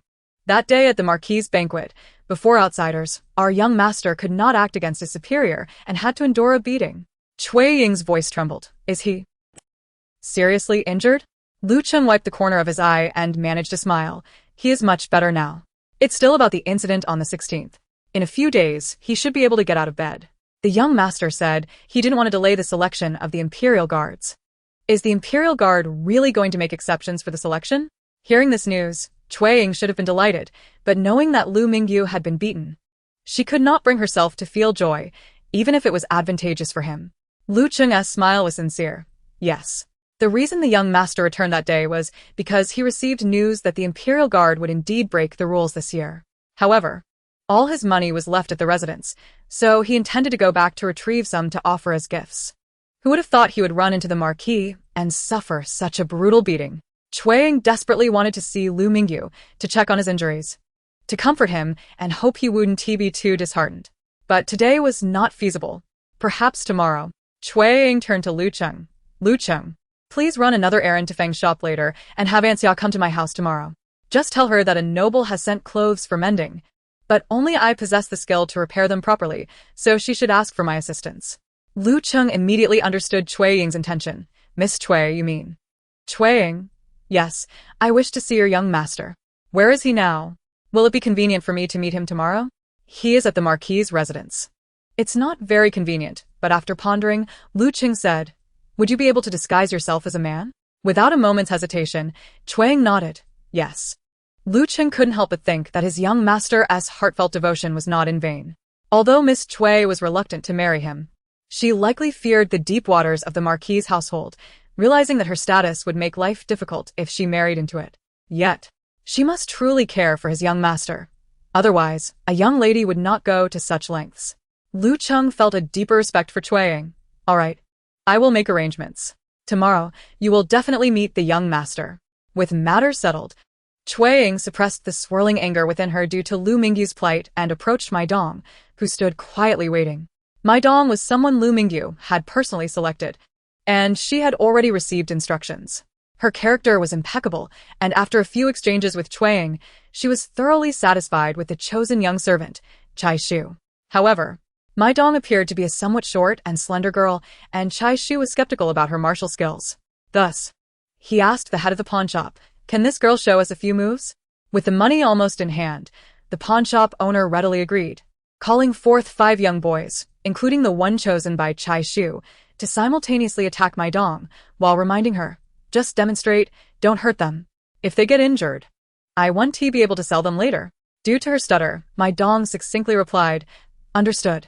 The crowd parted, and Mai Dong stood in the center as the 5 boys charged at her from all sides. Chai Shu clenched his fists, and Xue Ying anxiously held her breath. Yet, the petite and slender Mai Dong remained unfazed, first taking on 2 attackers, knocking one down with a punch and the other with a kick. Then, she dodged 1 punch, sweeping down 2 more with a low kick, and finally leaped to deliver a punch that felled another. Impressive, Cui Ying exclaimed, thinking, if only I had a maid like Mai Dong in my past life, that thief Zhou Yurong would never have approached me. After the initial shock, Chai Shu immediately told the pawnshop owner, "I want both this girl and that boy." The pawnshop owner smiled with delight. "This girl costs 5 taels of silver, and that boy 8 taels. In total, 13 taels, sir." 13 taels? That was much cheaper than Chai Shu had anticipated. However, he wasn't satisfied and pointed at my dong. "She only costs 5 taels." Then pointed at the chosen boy. "Why does he require 8 taels?" His expression implied, "If that is the case, I'll not take the boy." The pawnshop owner explained, "He has a toothache. This is just a formality.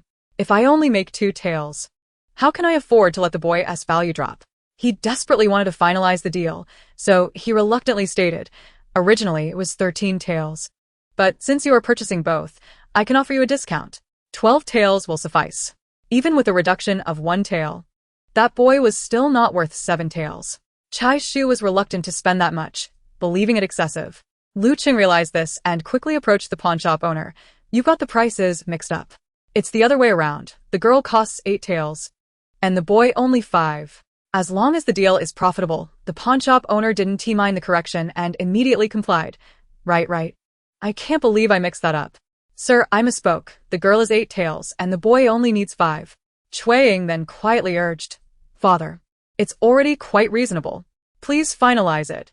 This girl, my dong, can subdue 5 boys with ease for just 8 taels. It's truly a bargain." Thus, he overlooked the pawnshop owner's earlier mistake and nodded. "All right, please proceed with the paperwork." Chapter 74, Mai Dong.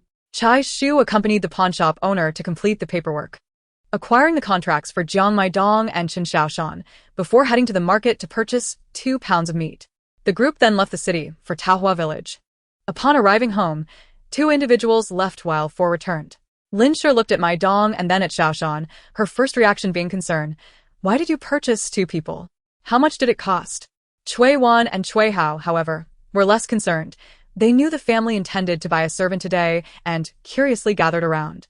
They hadn't anticipated not just a boy, but also a girl. Had the family acquired a maid as well? Aunt Wu also approached, feeling anxious. The Cui family had wealth, but it was not excessive. Did this mean she would be dismissed in favor of the maid? With a monthly wage of 350 yuan, she certainly didn't want to lose her position. Chai Shu observed his family's reactions and smiled. "This boy is named Chen Xiaoshan for now. He will handle some errands. When Haoge goes to school in the city, he will serve as a study companion." Then pointing at Mai Dong, "This girl is named Mai Dong. Don't be fooled by her slender frame. She possesses martial skills and can easily overpower 5 boys like Xiaoshan and Haoge. So, She will handle some chores at home, and when Aang goes to the city, she will accompany her for protection." Aunt Wu sighed in relief. "Thank goodness. I still have my job."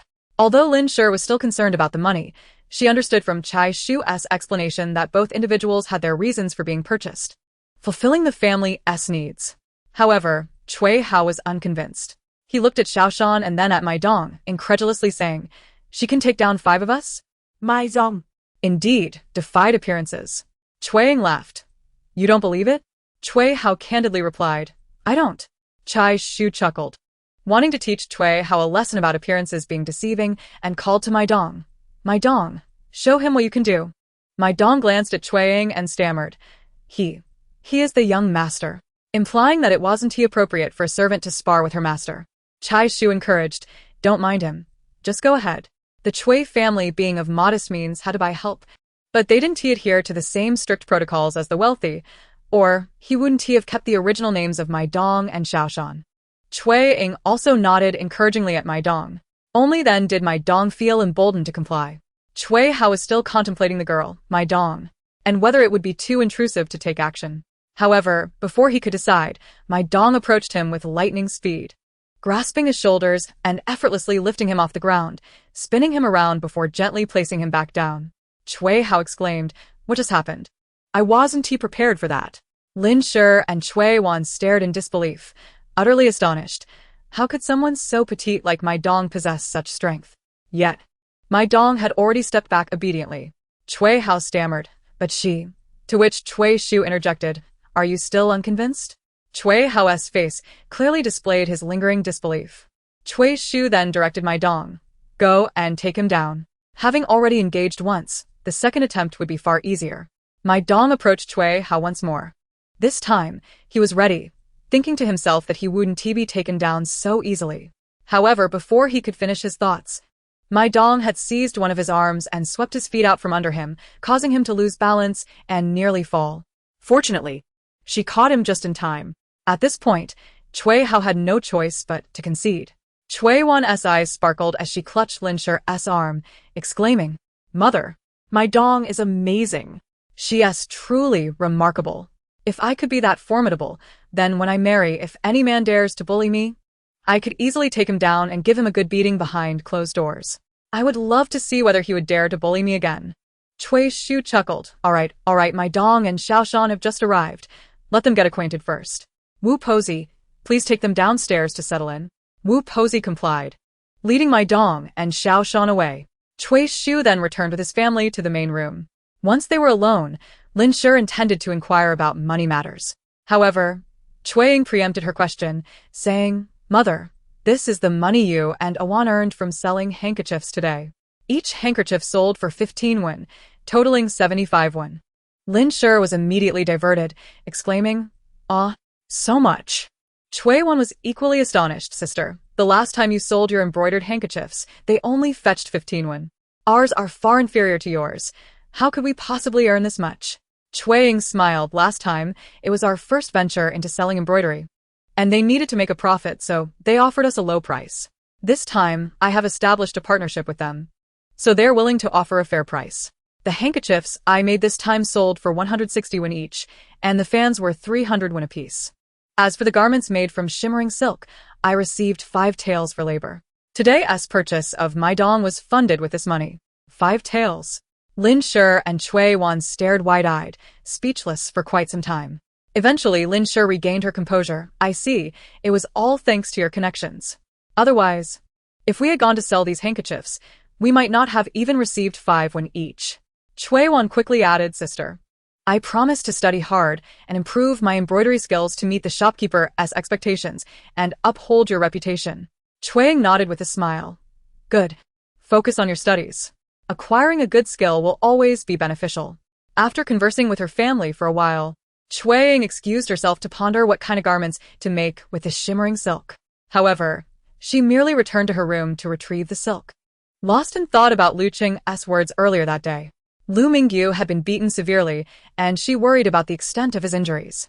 Lu Cheng had promised to arrange for her to see Lu Mingyu the next day, but she wondered if he would be able to fulfill that promise. If he could, that would be wonderful. She could see for herself how badly Lu Mingyu was hurt. But if he couldn't, Xue Ying couldn't help but frown, and her heart felt knotted. Xue Wan and Cui Hao had been ordered not to disturb her. Mai Dong had finished her tasks and gently knocked on the door. Xue Ying snapped back to reality and said with a smile, "Come in." Mai Dong approached silently. Mississippi Xue Ying nodded and asked, "Mai Dong, is that your real name?" Mai Dong replied, "Yes." Xue Ying continued, "Are you truly the daughter of a wounded bodyguard?" Mai Dong shook her head, "No. My father was injured. He is an old soldier. The Marquis residence has compassion for us, allowing my family and me to live in the estate." So that was the case. Whether it was the current Marquis Weiyuan or the late one, both were great generals who had fought on the battlefield.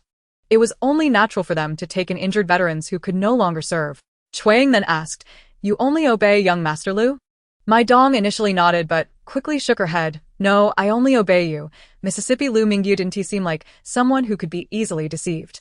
Mai Dong appeared trustworthy, so Xue Ying didn't press further, simply saying, "All right, I have no further matters here, you may go.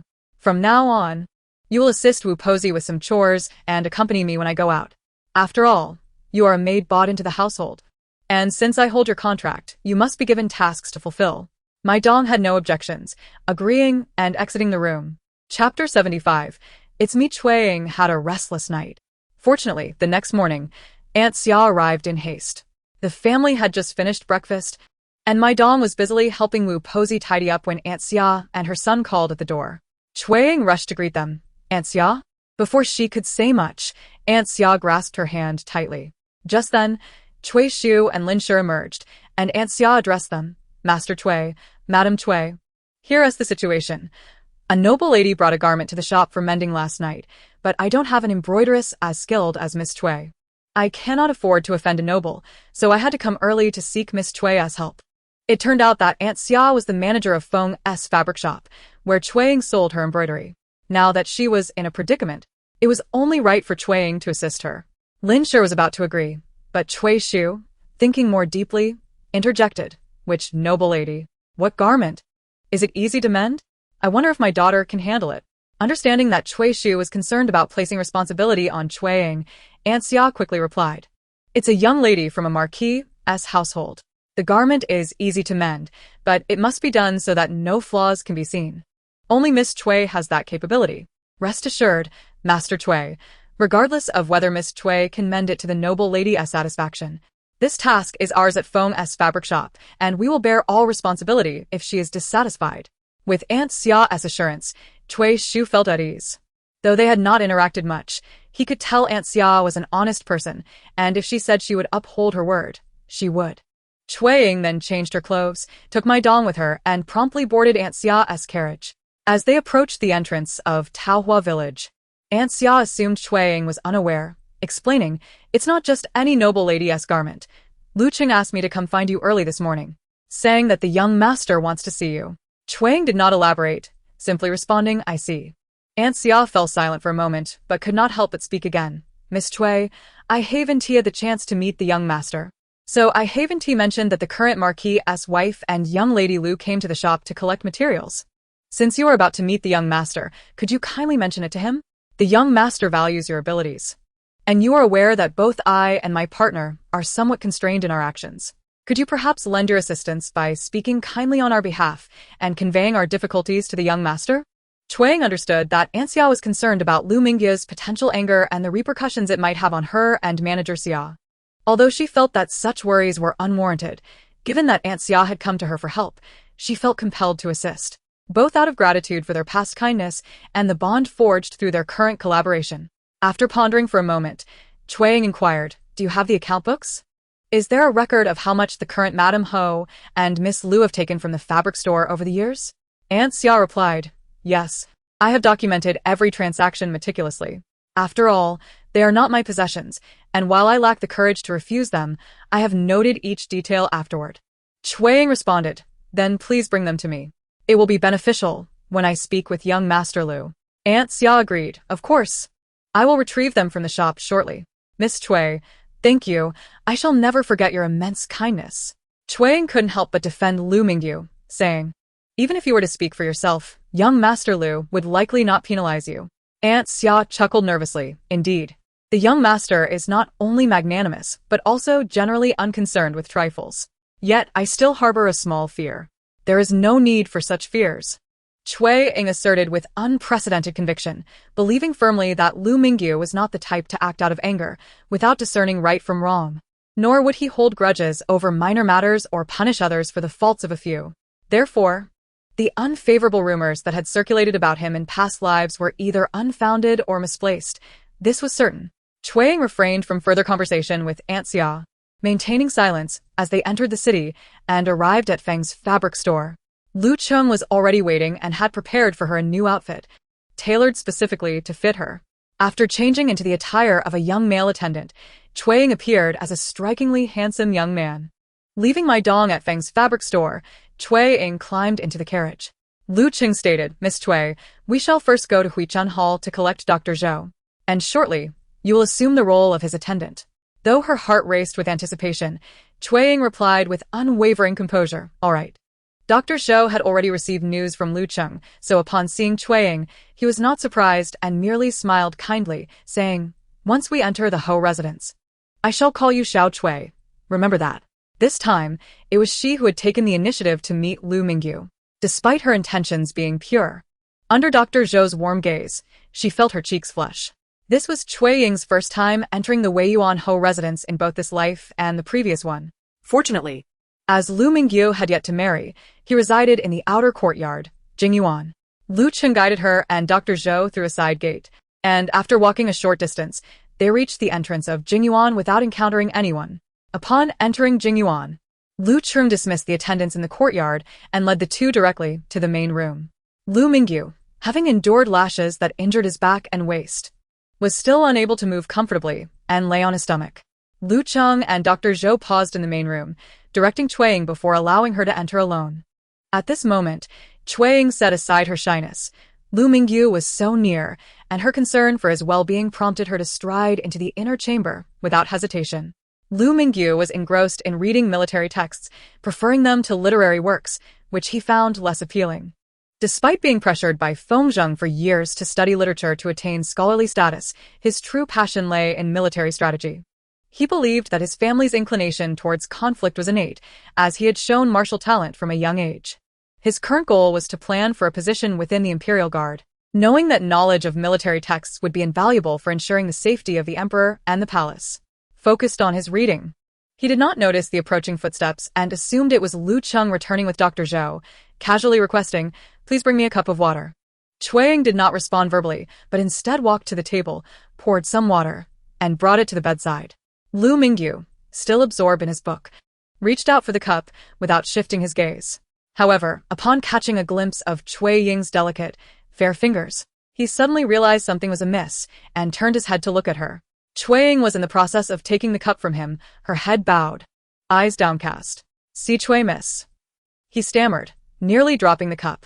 To prevent the remaining water from spilling onto the bed, Cui Ying quickly bent down, firmly grasping his hand. "Yes, it is I." Chapter 76. Cui Ying's voice remained steady, but her calmness did not alleviate Lu Mingyu's tension. He lay frozen, acutely aware of his current appearance, his face flushing with embarrassment and perspiration forming despite the winter chill. Observing his reaction, Cui Ying felt a pang of sympathy, yet found his adorably flustered demeanor too endearing to resist a laugh. Taking the cup from his hand, she squatted beside the bed and gently asked, "Are you all right? Not thirsty anymore?" Lu Mingyu was unable to think clearly at that moment. All he knew was that he felt even more embarrassed in front of Cui Ying and wished he could dig a hole to hide himself. Instead of admitting he was not thirsty, he found himself inexplicably saying, "I still want a drink." "Then lift your head and turn towards me," Cui Ying said, her voice laced with amusement. "Lift my head? Turn?" Lu Mingyu, with his face buried in the pillow, chose to ignore her request. Cui Ying, sensing his reluctance, said firmly, "Lu Mingyu, lift your head." If he continued to disregard her, would she become displeased? Not wanting to see her unhappy, Lu Mingyu reluctantly raised his head. Cui Ying, Still squatting by the bed, brought the half-full cup of water to his lips, her voice softening. "Drink." Feeding him? Lu Mingyu finally turned his head, staring blankly at Cui Ying as the cup rested against his lips, and he sipped a few more times. Cui Ying smiled and asked, "Would you like more?" Lu Mingyu shook his head, still dazed. Cui Ying retrieved the cup and placed it on the nearby table. Turning back, she noticed Lu Mingyu's eyes were still wide with surprise, and she glanced down at her new attendant's robe, feeling a bit bashful. "I thought it might be inappropriate to come see you in women's clothing. Do I look strange like this?" Lu Mingyu blurted out, "Not at all. You look wonderful. You look great like this." Before Cui Ying could respond, he buried his face back into the pillow, feeling a mix of embarrassment and overwhelming joy. Seeing his emotional turmoil, Cui Ying opted not to disturb him, pulling up a stool to sit quietly beside the bed, waiting patiently. After a while, Lu Mingyu finally calmed down. But as he raised his head, not only was his face flushed, but even his ears and neck showed a deep hue of red. Yet his tone had stabilized. "How did you come here?" Cui Ying gazed at him. "Yesterday, I went to Feng's, but you were not there. I found it odd and pried the information out of Lu Cheng, which is how I learned you had been injured. I was worried about you. So, I insisted Lu Cheng bring me to see you." "Lu Mingyu, it was all my idea, so do not blame Lu Cheng. You must not hold it against him." Knowing Lu Cheng had led to her embarrassment in front of Cui Ying, Lu Mingyu's character would naturally compel him to reprimand Lu Cheng, ensuring he would think twice before repeating such an oversight or, at least inform him in advance, should similar circumstances arise. However, since Cui Ying had said so, and it appeared she did not mock or look down upon him, he ultimately nodded in agreement. Upon seeing his response, Cui Ying's expression changed. Her voice tinged with a hint of bitterness. "Is your injury on your back? How severe is it? May I take a look?" Lu Mingyu felt delighted by Cui Ying's concern, but when he heard her request to see, he felt too embarrassed and instinctively sidestepped, pressing himself against the wall in fear. His back bore the marks of a severe beating from Lu Zhenhai, and although only 4 or 5 days had passed, he had merely formed shallow, tender scars. This sudden movement caused some of the delicate scars to reopen, while others scraped against the wall, instantly sending pain coursing through him, twisting his face in discomfort. Xue Ying was taken aback, quickly rising to grasp his hand. What are you doing? Your back is still healing. You can't move around recklessly. Yet, understanding his reluctance, she refrained from lifting the covers to inspect his injury. In her anxiety, as she pulled Lu Mingyu, one of her legs had already half knelt on the bed. With all her strength, she inadvertently yanked him back, causing them both to tumble onto the bed. When her hand rested on Xue Ying's waist, Lu Mingyu froze. Gazing into the flushed face of Lu Mingyu, Xue Ying was also momentarily taken aback. They were so close that they could nearly feel each other's breath. And being on the bed made the situation all the more rare.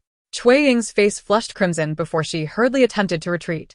Although Lu Mingyu was not in pain, he instinctively let out a muffled groan, feigning extreme discomfort while trying to endure it.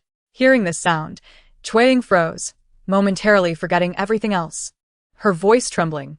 Are you in a lot of pain? If you won't show me, then wait here. I will summon Dr. Zhou. There's no need to call Dr. Zhou. Lu Mingyu's hand still lingered on Xue Ying's waist, though he merely rested his fist there lightly. His forehead was slick with anxious sweat. Yet he did not dare to move closer, finally whispering her nickname, Tuan Tuan. Xue Ying felt her cheeks grow hot, her heart racing. She knew this closeness was inappropriate. Yet she did not wish to push Lu Mingyu away. She softly responded, suppressing her embarrassment to express concern. Are you all right? Should I call Dr. Zhou? Lu Mingyu withdrew his arm and gently took hold of Xue Ying's hand. Tuan Tuan, thank you for coming to see me. It truly brings me joy. How foolish. To be so elated just for a visit. Xue Ying allowed him to hold her hand, no longer in a hurry, and urged, You must recover quickly, and take care of yourself. Do not let yourself be beaten again. Lu Mingyu chuckled, saying, This time, there were guests at home, and I couldn't avoid it. However, the beating was not in vain. The Emperor will surely hear of this incident. He has been partial to me, and even if he doesn't speak of it, he will certainly remember it, which will benefit me. Looking at it this way, it indeed seemed like a blessing in disguise, albeit at the cost of a severe beating. Xue Ying turned her hand in Lu Mingyu's grasp, interlocking their fingers, and said, I would prefer if you thought of other solutions. I do not want you to be hurt. Lu Mingyu gazed intently at Xue Ying, feeling as though his heart was ignited by the fireworks he had witnessed on New Year's Eve in the palace. Only such a dazzling spectacle could encapsulate his current emotions, and he obediently nodded. All right, I will heed your advice. This position was quite uncomfortable, and they were truly too close, so Xue Ying gently shook his hand, saying, May I rise now? This is rather uncomfortable. Lu Mingyu hastily released her hand. Yes, please get up. Xue Ying finally regained her freedom, climbing off the bed. Listening to her, Lu Mingyu continued, I am not in a hurry to return today. You must have hurt your back. I will first call Dr. Zhou to examine your injury and apply some medicine. Once the medicine is done, I will return to keep you company. Xue Ying spoke with an authoritative tone, and since she was not in a hurry to leave, it was best to address his injury first so that they could converse without burdens. Thus, Lu Mingyu nodded in agreement. Chapter 77. Discussion. Lu Mingyu's whip wounds were severe, and after the recent commotion, when Dr. Zhou came to apply the medicine, he couldn't help but scold him, driven by a healer's parental instincts. Usually, Lu Mingyu would not mind and might even retort, but today he exhibited no reaction at all. He was completely absorbed in his thoughts, hardly hearing Dr. Zhou. With no choice, after treating his wounds, Dr. Zhou could only carefully remind Lu Cheng of the precautions and convey a few words to Xue Ying. To protect Xue Ying's reputation, he decided to linger a bit longer and went to the adjacent room to sip tea. Xue Ying remembered his words and returned to the inner chamber to see Lu Mingyu. Though his eyes sparkled with joy and he wore a bright smile, she still felt compelled to scold him. Lu Mingyu listened intently, not only absorbing her words but also responding obediently. Seeing him behave this way, Xue Ying found herself at a loss for words. She remained seated on the small stool beside the bed, while Lu Mingyu lay obediently on the bed. After a while, he had grown less shy and dared to look at Xue Ying, unable to resist stealing glances at her. Previously, Xue Ying had not paid much attention to his gaze. But today, for some unknown reason, she felt her heart race under his scrutiny, rendering her restless. Thus, she hurriedly sought a more serious topic to discuss.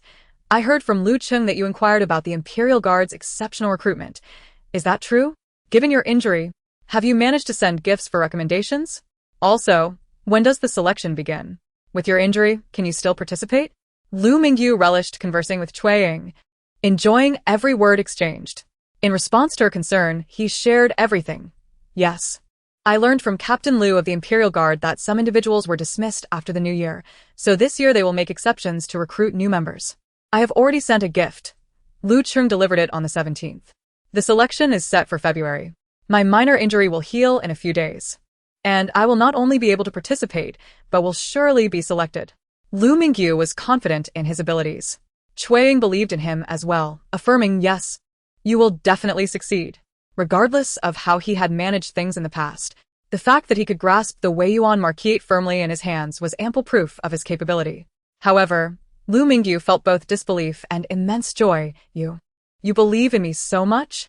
He was famously known as a debauched nobleman in the capital. Xue Ying must surely be aware of this reputation. While others looked down upon him and deemed him incapable, she believed in him wholeheartedly. Seeing the astonishment and delight on Lu Mingyu's face, Xue Ying nodded earnestly. I believe in you because you possess that capability. You are not at all like those outside, who claim you are idle and only know how to play with cats and walk dogs. Those negative impressions were undoubtedly spread by your father and stepmother to prevent you from inheriting the title. Xue Ying spoke the truth. Yet, as Lu Mingyu listened, he could not help but feel his eyes welling with tears. To have someone wholeheartedly believe in him and see him as such a wonderful person, surely, there was no one else in the world besides Xue Ying. Suddenly, a surge of ambition filled him.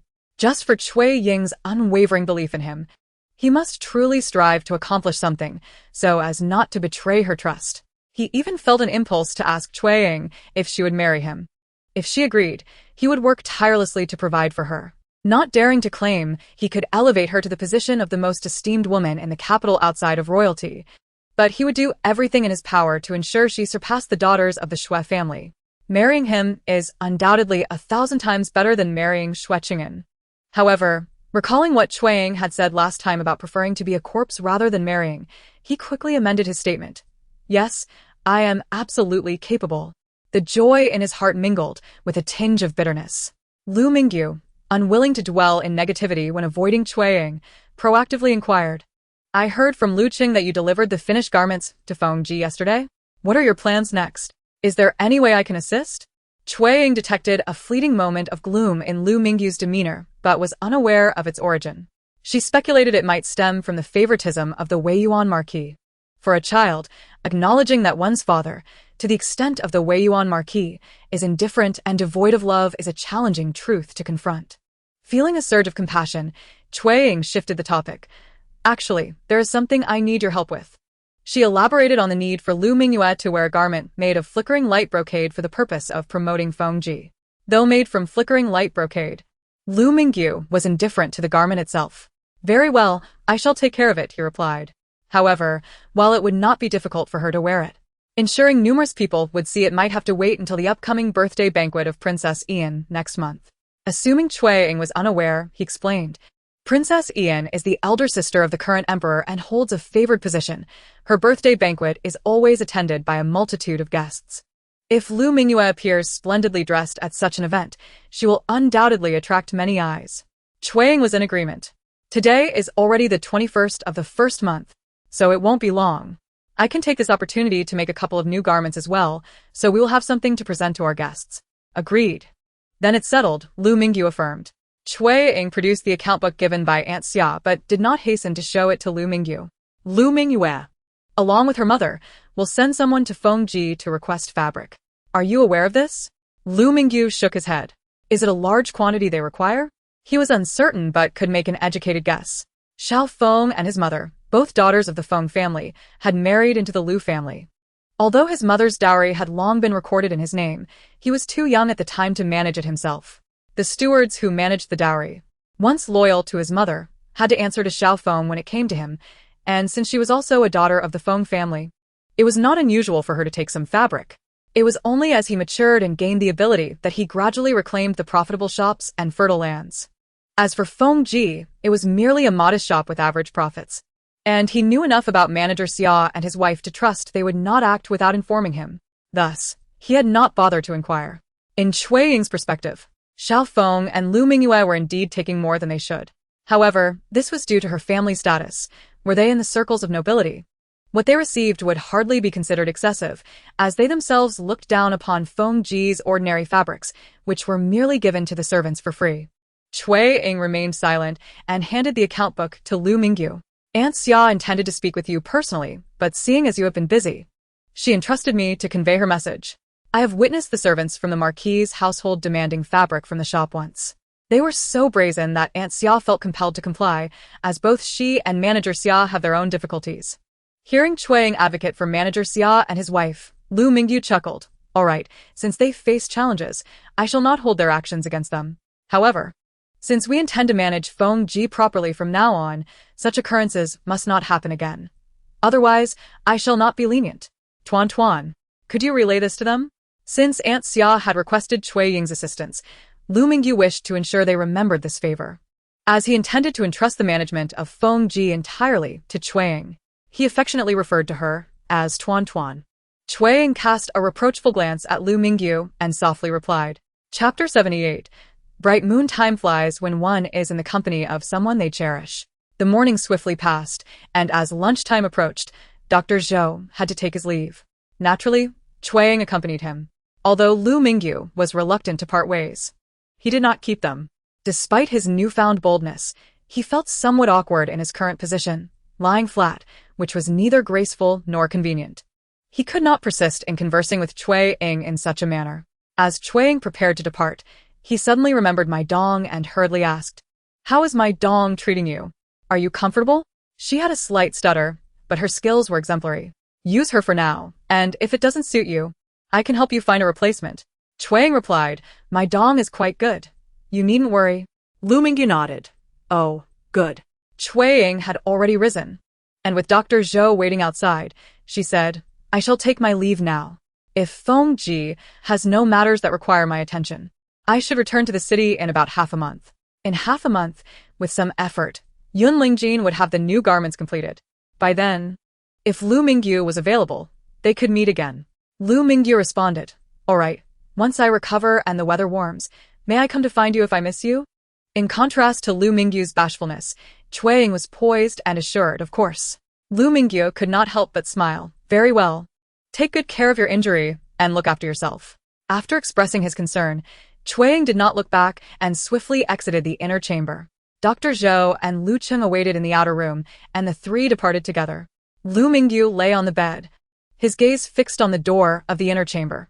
Although Xue Cheng'an had just been there alone, her departure made the room feel suddenly empty, shifting from lively to desolate, evoking a sense of solitude. If only he could always be with Xue Cheng'an. Even just sharing words with her brought him immense joy. Alas, would there be opportunities in the future?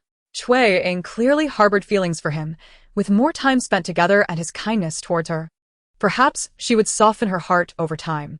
When that day arrived, he would surely be able to be with her for a long time. Lu Mingyu could no longer concentrate on his military texts. As he pondered these thoughts and found himself unable to roll over due to his back injury, he expressed his delight through clapping and kicking his legs. Dr. Zhou had spent the entire morning at the purification garden, a fact that could not escape the notice of Xiao Feng, the head matron of the Weiyuan Marquis' household. Upon hearing the news while preparing to have lunch with her two children, she coldly remarked, still putting on an act.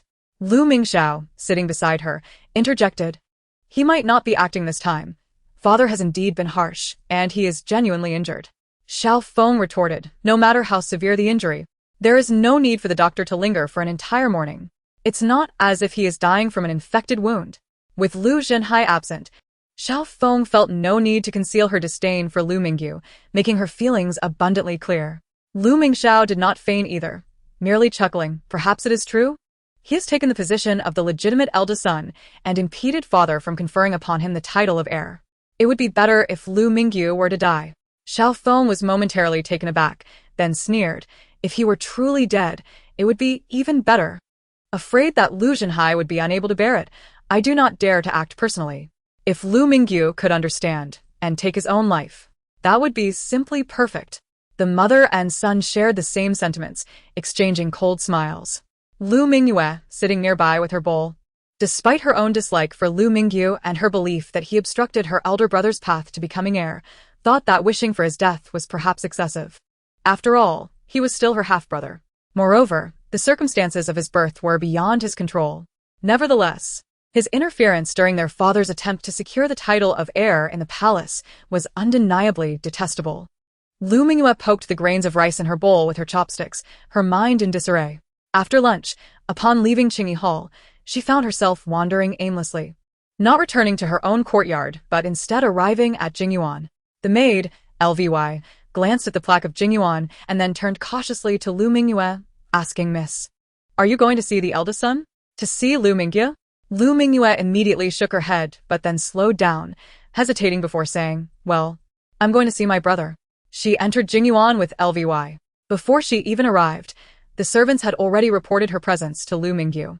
The staff at Jingyuan were previously half affiliated with the Xiaofeng family, while the remainder was divided into two factions, one belonging to the matriarch of the Ho residence, and the other to the matriarch of the Anping Ho residence. As for Lu Mingyu's personnel, there was only a single attendant named Lu Cheng, who had been granted a surname by him at a young age. However, over the years, as he grew older, he had dismissed nearly half of the old staff, replacing them with those who would heed his commands. Thus, Lu Mingyu's arrival was promptly communicated to him. Lu Mingyu held no particular fondness or disdain for his sister, as there was no conflict of interest between them and they had little interaction throughout their upbringing. So, what was her purpose in coming here?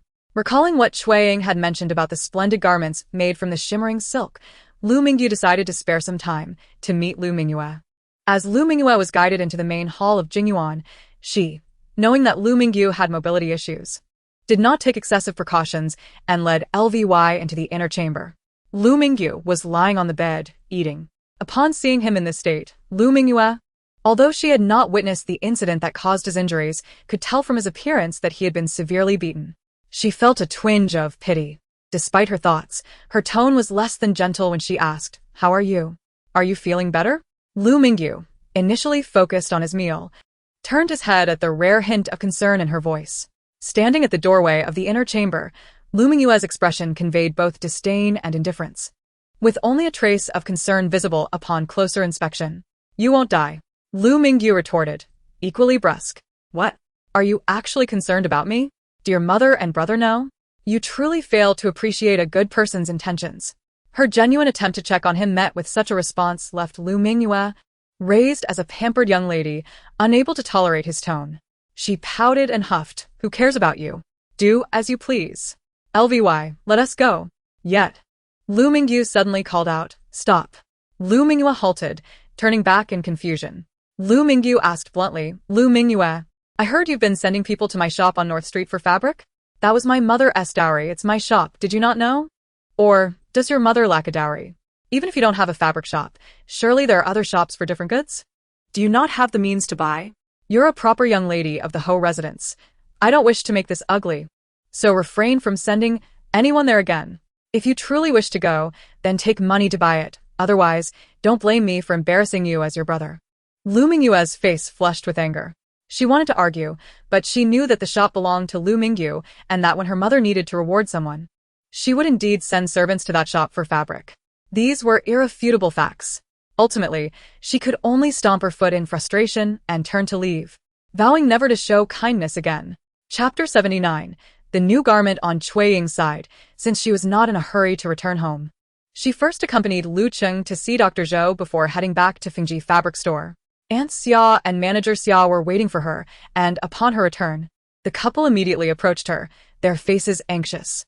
"It's all right, don't be nervous," Xue Ying reassured them, then addressed Aunt Xia. "Please bring the new garment made from shimmering silk for Lu Cheng to take to young Master Lu." Earlier, while leaving the fabric store, she had been preoccupied with thoughts of Lu Mingyu and had forgotten to send it along. Aunt Xia, feeling relieved, smiled and went upstairs to fetch the garment. Lu Cheng, who had followed her in, looked somewhat apprehensive, saying, "Miss Cui, please just call me Lu Cheng. Calling me young master is too much for me. What if his lordship finds out? Wouldn't that lead to a quarrel?" Observing the concern on Lu Cheng's face, Xue Ying had no choice but to agree to his request. Once Lu Cheng retrieved the garment, Xue Ying informed the couple about Lu Mingyu's stance. "Young Master Lu understands that you were previously compelled and does not intend to hold it against you again. But such incidents must not occur in the future. Otherwise, he warned he will not be lenient." However, she reassured them, "Do not be afraid. Young Master Lu will speak to the current Lady Ho and Miss Lu, instructing them to refuse any requests for goods in the future. He will support and protect you. Initially, Manager Xia and his wife turned pale, but as they heard that young Master Lu would back them, their faces gradually regained color and they felt less fearful. Indeed, they were once part of the previous matriarch's dowry, and now they served the young master. Even the current Lady Ho could not act against him. Having settled the matter, and with lunchtime approaching, Aunt Xia had prepared a sumptuous meal, insisting that Xue Cheng'an stay for lunch before leaving. Xue Cheng'an did not decline. At the dining table, she suddenly remembered that she had forgotten to tell Lu Mingyu about the new fabric from the Li siblings. Despite having spent the entire morning talking with him, she had neglected this important detail. Fortunately, there was still time, as the new fabric's weaving method would not be ready for another 2.5 months. She decided to postpone the conversation until then. Xue Cheng'an did not ask Manager Xia and his wife to relay the message, instead inquiring whether the new high-quality fabric could arrive by the beginning of next month. The Yunling silk would transform into a new garment in half a month, by which time the birthday banquet for Princess Yan would have concluded. Although most noble ladies provided their own fabric for garments, having more options would allow for additional business opportunities. Aunt Xia, dining with her daughter and Xue Cheng'an, replied, "Do not worry, miss. It will arrive by the end of the month." However, the young master has not been attentive to Fengji, so our connections and supply channels are limited, meaning we can only obtain common high-quality fabrics, while the rarer ones are difficult to acquire. Xue Cheng'an nodded. "That is fine. We can start with the common fabrics. Once Lu Mingyu wears the garments I designed and gains recognition, and when the new fabric from the Li siblings becomes available and sells well, other silk shops will naturally seek collaboration. At that point, we will have Lu Mingyu select the main family to partner with, ensuring access to rare, high-quality fabrics." After lunch, Xue Cheng'an took her leave with Maid Dong, who arranged for a carriage to take them home. On the way, she made sure to instruct Maid Dong to tell anyone asking at home that she had spent the morning mending garments at Fengji. At the Weiyuan Ho residence, Lu Cheng returned home and promptly presented the new garment crafted from shimmering silk to Lu Mingyu, asking how it should be delivered to Lu Mingyu. Lu Mingyu instructed him to unfold the garment for inspection. Upon seeing it, Lu Mingyu felt reluctant to give it to Lu Mingyu. It wasn't that he was stingy. Rather, he believed that if Xue Cheng'an were to wear such a beautiful garment, it would undoubtedly look 100 or even 1,000 times better. Unfortunately, Xue Cheng'an had yet to wear it, and it was destined to be given to Lu Mingyu. He felt a twinge of dissatisfaction, and his tone turned rather brusque as he said, "Just send it directly." With such a beautiful garment, she would surely be eager to accept it. "Indeed," Lu Cheng replied, taking the clothes and departing. Lu Mingyu contemplated that in the future, he would gather even finer fabrics for Xue Cheng'an, ensuring she could create even more exquisite garments for herself to wear. Not only clothing, but he also intended to present her with more splendid and luxurious jewelry. If she were willing to marry him, she could wear them openly. If not, she could still adorn herself in secret. She was so wonderful. She deserved nothing but the best. With such thoughts, Lu Mingyu's mood brightened considerably. Meanwhile, Lu Mingyu, as anticipated by Lu Mingyu, was initially irked and reluctant to see Lu Cheng, dismissing any gratitude for the beautiful garments he brought. How good can they be? She thought, hardly believing that Lu Mingyu could procure anything she would find appealing. She had instructed Lu Yue to send Lu Cheng away, but her curiosity got the better of her, and she eventually changed her mind, asking Lu Yue to retrieve the garments from Lu Cheng.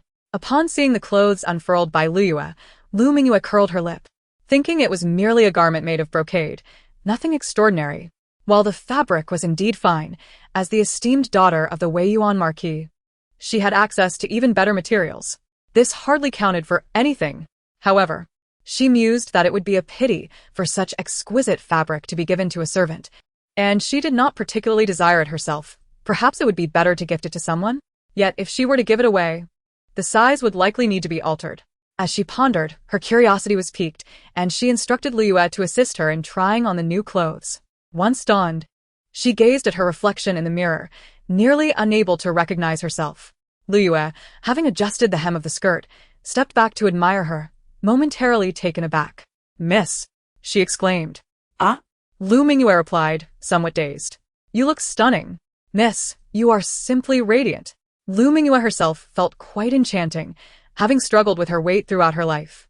She had never looked so lovely. The uniquely designed jacket not only accentuated her fair skin but also elongated her neck. The special tailoring at the shoulders meant that she appeared neither broad-shouldered when viewed head-on nor from the side. Additionally, the garment seemed crafted specifically for her, making her waist appear remarkably slender. Without a moment's hesitation, Lu Mingyu commanded, "Quickly, go see if Lu Cheng has left. If he hasn't, summon him to come in." Lu Cheng entered shortly thereafter. Lu Mingyu wasted no time and immediately inquired, "Lu Cheng, where did this garment come from? Which embroiderer crafted it? Where can I find her?" Lu Cheng, taken aback, noted how anxious the young lady seemed. However, upon a quick glance, he realized she truly looked beautiful in the attire. "Miss Cui seems exceptionally skilled," he thought, and replied as instructed by Xue Cheng'an and Lu Mingyu. "Miss, this garment was made by a highly regarded embroiderer from the south, commissioned at a considerable price. Our young master said it was to express his gratitude for your visit today, so they decided to present it to you first before selling it publicly." Lu Mingyu, eager, interrupted him. "The embroiderer from the south? Where is she? Hurry, bring her to me. I want her to create several more new garments." Lu Cheng hesitated. "I'm afraid that's not possible. The embroiderer is not in the capital, and our young master personally sought her out, so I have no means of contacting her. However, she will continue to create new garments for Fengji, and if you admire her craftsmanship, you can send your measurements to Fengji, and she will tailor them to your specifications." Fengji. After being mocked by her older brother, she felt reluctant to return there to request any new garments unless she paid for them. Chapter 80. Deception money was, of course, something Lu Mingyu lacked not. Yet, having just endured ridicule from Lu Mingyu, she was too prideful to approach Fengji again for new garments, thus deciding to refrain from further inquiries about the embroiderer. Upon exiting, Lu Cheng hurried back to Jingyuan, relaying Lu Mingyu's excited inquiries about the embroiderer to Lu Mingyu. Lu Mingyu was not surprised. His sister was so confident that she surely possessed genuine talent, and it was only natural for her to capture Lu Mingyu's attention. "You did well," should she inquire again. Continue to respond as you did. With thoughts of Cui Ying's prowess, Lu Mingyu felt a swell of pride, hoping it would prompt her to spend money at Fengji for custom garments. After all, she and her mother had taken so much from me. They should certainly repay it. Lu Cheng understood that this meant Lu Mingyu was to be taken advantage of. "Well done. She deserves it," he replied enthusiastically. Meanwhile, Xue Ying returned home with my dong, and her family was keen to know how well the noblewoman's garments had been repaired. Upon learning that they were satisfactory and the noblewoman had rewarded her with 2 taels of silver, the family accepted it without further inquiry. Xue Ying was relieved to avoid more explanations and immersed herself in the creation of the new Yunling brocade garments, dedicating herself entirely to her work, only stepping outside occasionally to ease her aching shoulders from sewing, neglecting all else. However, she could not ignore the significant events in Taohua village, which could not escape her family's notice. At the dinner table that evening, Lin Shi mentioned that an old house in the southern part of the village had been purchased by outsiders and was undergoing renovations. She recounted the news to Cui Shu. "I heard it is a well-off scholar who, appreciating our Taohua village's environment, has bought a house specifically for studying." Lin Shi's tone reflected her bewilderment at the wealthy man's actions. In her view, one could study anywhere as long as there was a quiet space without distractions. Unless one is disinterested in their studies or simply has too much money to spend, such peculiarities are hard to understand. Cui Shu disagreed, having studied for many years. Though he had not achieved great success, he retained a certain scholarly pride. If it weren't for the Xue family's previous bullying, he would not have restrained Xue Ying from retorting. Thus, he replied, "Our Taohua village is indeed splendid, with its picturesque scenery and virtuous people. That house is isolated, allowing for an undisturbed study environment." Xue Ying shared Lin Shi's sentiments, and as their eyes met, they quickly averted their gazes, refraining from the hurtful remark, "In a place filled with virtuous people, why have you not passed the imperial examination after so many years of study?" Such words would have been too painful to utter, and neither mother nor daughter held any resentment towards Cui Shu for it, so they both chose silence. Cui Hao, hearing the conversation, continued to eat his meal, seemingly oblivious. Cui Wan, with her head bowed and face towards her bowl, halted her eating, gripping her chopsticks with enough force to reveal the veins on her hands. Xue Ying noticed this and found it curious. "On, what troubles you?" Cui Wan quickly looked up. "Ah, "No, nothing's wrong." Yet she clearly appeared troubled. Xue Cheng'an did not press further, but after dinner, she visited Lin Shi's room and quietly asked, "Mother, the last time I mentioned keeping an eye on Awan, to see if she was troubled, are you certain she is truly fine?" As a mother, Lin Shi naturally cared deeply, replying, "I have observed her closely for several days, and there is indeed nothing amiss." Xue Cheng'an remarked, "It's strange. The last time I saw her, she seemed preoccupied, but when I asked, she refused to speak. This evening was the same. While we were chatting, she appeared distracted, and when I called her, it seemed to startle her." That evening, Lin Shi beheld the visage of Cui Ying and reminisced. What were we discussing back then? The matter of an outsider purchasing a residence in our village for the purpose of study? Yet this has nothing to do with Wan. Cui Ying queried. Could it be that one knows this outsider? This seemed implausible. In her previous life, although one was preparing for marriage, there had been no occurrence of outsiders buying houses in the village. Hence, it was unlikely for one to have any acquaintance with such a scholar. However, due to her broken engagement this lifetime, many things had changed. Could it be that one indeed knows some outsider scholar in secret? Given her unfavorable impression of scholars due to Xue Cheng'an, Xue Ying promptly suggested to Lin Shi, "Mother, let us discreetly inquire about this outsider. And you should pay closer attention to Wan to see if she truly knows him." Lin Shi nodded but remarked, "I believe one does not know him." She spent her days idly wandering the village, lacking the opportunity to meet outsiders, especially those who come to purchase property here. "Nonetheless, you are right. I shall keep an eye out and investigate further." With a smile, Lin Shi affectionately tousled Xue Ying's hair, saying, "You are already busy and weary enough. You need not concern yourself with this matter. I shall handle it." It was not a difficult task, especially with Xiao Shan and Mai Dong available to assist in surveillance. Aware of Lin Shi's capabilities, Xue Ying nodded in agreement, stating, "I will also find an opportunity to speak with Wan and gauge her thoughts. Additionally, Mother, have you given any thought to Wan's marriage prospects? Society tends to harshly judge women, and although everyone recognized the Xue family's disgrace in Xue Ying's broken engagement, it still affected her and influenced how others viewed Xue Wan." To alleviate Xue Ying's potential self-reproach, Lin Shi refrained from displaying any sorrow, instead smiling and saying, "One has just turned 16. I am reluctant to rush her. I wish to take my time in selecting, fearing that someone may seem splendid on the outside, yet be flawed within. It would be of no concern for me to be fooled. But to compromise one's future would be a regret I could not bear." Having suffered greatly, Xue Ying promptly nodded, affirming, "You are correct. Marriage is akin to a second birth and must be approached with caution." She also resolved to work harder to earn money, while Hao Gur must also strive in his studies. Only when their family is affluent and influential can they provide one with the support she needs and the opportunity for choices and second chances. Although Lin Shi had taken on this matter, Xue Ying still noticed one daydreaming while sewing in the evening. Thus, she concluded her tasks early, approaching one to take the embroidery frame from her hands. One returned to her senses, feeling somewhat embarrassed, and said, "Sister." Xue Ying smiled gently and asked, "What are you thinking about?" One shook her head, "Nothing." This time, Xue Ying did not let the matter pass easily, stating, "You seemed off during dinner, and now you are lost in thought." "Wan, I am your sister. Although we do not share the same mother, our mother has treated me like her own daughter, and I regard you and Hao Gur as my dear siblings. If there is anything troubling you, you can surely confide in me." Wan nodded but remained silent, insisting, "Sister, truly there is nothing. Do not worry. If I ever have something troubling me, I will certainly tell you." Wan was not truthful. Yet, she could not bring herself to speak, and apart from secretly observing her, Xue Ying had no other recourse, simply responding, "All right." In truth, one did not wish to deceive her sister, but she felt at a loss for words, as it was too embarrassing, too humiliating. That young gentleman had made his feelings clear. He had explicitly stated his heart belonged elsewhere. Despite knowing he could not let go of his fiancée, she found herself falling for him. This affection was something she could not admit, not even to herself. How could she harbor feelings for someone who did not reciprocate them? She ought to behave differently. As a young woman, she should be reserved, regardless of his merits. If he did not like her, he should not be worthy of her affection. Yet, she found herself unable to control her thoughts whenever they interacted. Seeing him troubled and furrowing his brow made her wish to soothe him. Observing him grow gaunt from longing, she felt an urge to chastise the woman responsible for his distress. But what right did she have?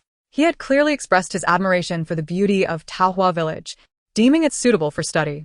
Yet, She interpreted it as him expressing a desire to be closer to her. Such a vain and unrealistic fantasy was something she could hardly admit, let alone share with others. She could not confide in her sister or mother. Chapter 81. Despicable. Although Xue Wan remained tight-lipped, with Xiao Shan and Mai Dong assisting and Lin Shi personally inquiring, Xue Ying soon learned of the outsider's identity, and that one indeed knew them. Lin Shi summoned Xue Ying to her room to speak quietly. The outsider who purchased the residence is a brother and sister pair, surnamed Chen. I do not know the brother's name, but the sister is called Chenhua. Cui Ying inquired, Chenhua? Lin Shi affirmed, yes, I met that young girl today. She appears to be around 13 or 14, fair and lovely, exuding a gentle demeanor. Over the past few days, I have had Xiao Shan and Mai Dong keep an eye on Wan and the Chen siblings, and they have yet to interact. I have also been observant of Wan, and she has not ventured towards that direction or met anyone else. Could it be that she was overthinking?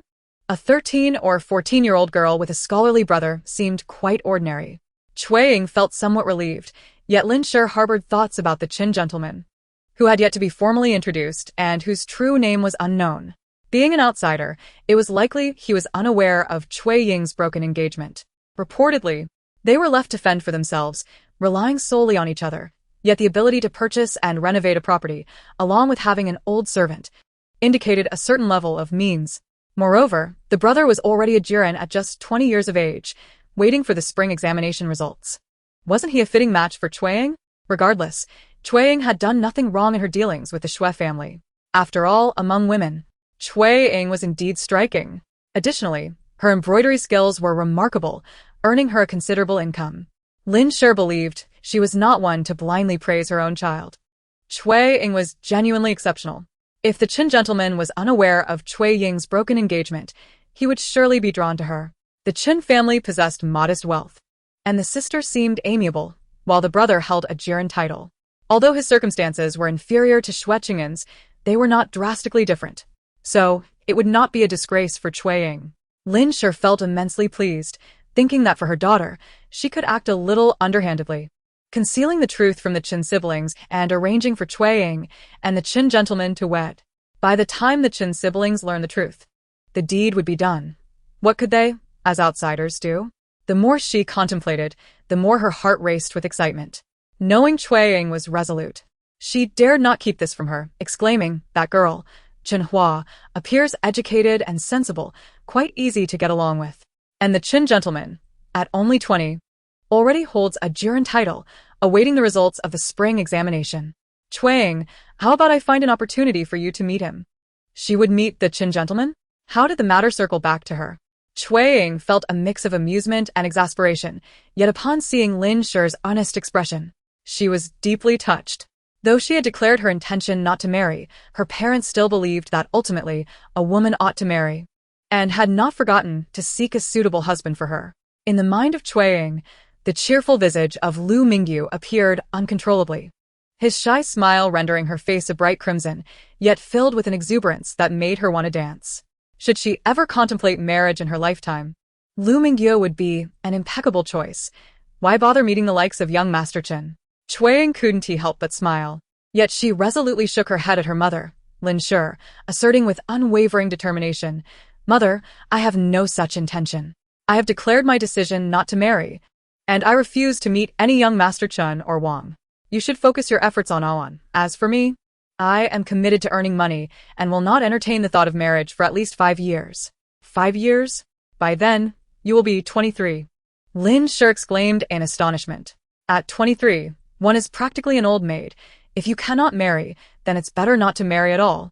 Xue Ying replied solemnly. Indeed, I will not consider marriage for 5 years. So please, mother, do not concern yourself with me. No matter what, I will not meet any suitor or discuss marriage. Upon uttering these words, fearing further persuasion from Lin Shi, Xue Ying promptly stood up and departed, leaving her mother to sigh in resignation.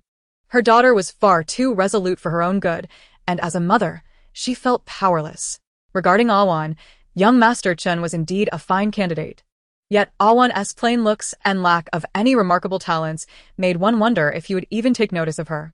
As the imperial examination approached, Xue Cheng'an, despite his longing to approach Xue Ying, forced himself to dedicate time each day to study. After years of diligent study, and achieving top marks in the autumn examinations.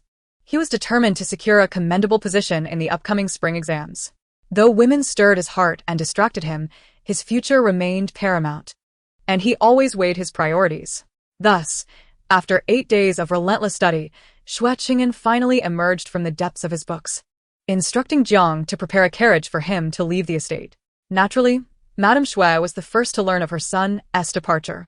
However, she did not intervene. After a period of melancholy following the new year, he had finally settled down to study. Their relationship had yet to fully mend. And if he merely sought to step out for fresh air, what could she say? Let him go. After all, he had not neglected his studies. Madame Xue was unaware that Xue Cheng'an's every outing led him to Peach Blossom Village. Nor did she know that he had acquired a residence there and arranged for someone to oversee it. Though she had inquired with Jiang, he followed Xue Cheng'an's wishes, and the entire household effectively operated under his command. As the sole legitimate son of the Xue family and an exceptional scholar, everyone understood that the future of the family lay in his hands. Xue Cheng'an departed in the evening, arriving at Peach Blossom Village just as dusk fell. As expected, he spotted Cui Ying by the southern bank of the Cui family's pond. He had not made an appearance for 8 full days, yet had bought a house in the village and begun renovations. Just as he anticipated, Cui Ying was waiting for him.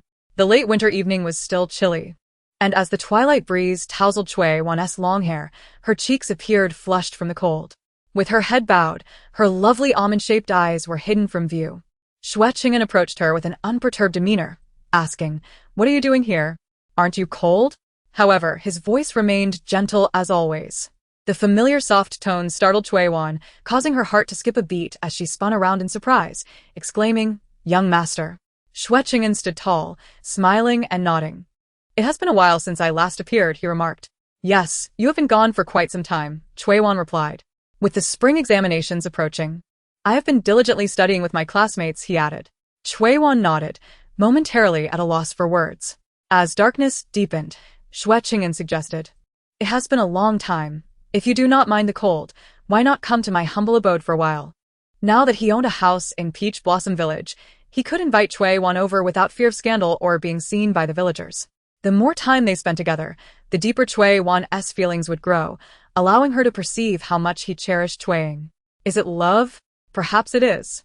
Xue Cheng'an himself was unsure. He only knew that after experiencing those dreams, he could not accept that Cui Ying was no longer his. Nor could he bear the thought of her marrying another. She was meant to be his in dreams and in reality.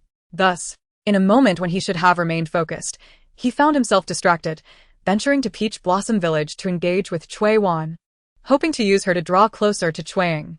He was confident he would succeed. Regardless of whether he captured her heart, possessing her would suffice. Chapter 82.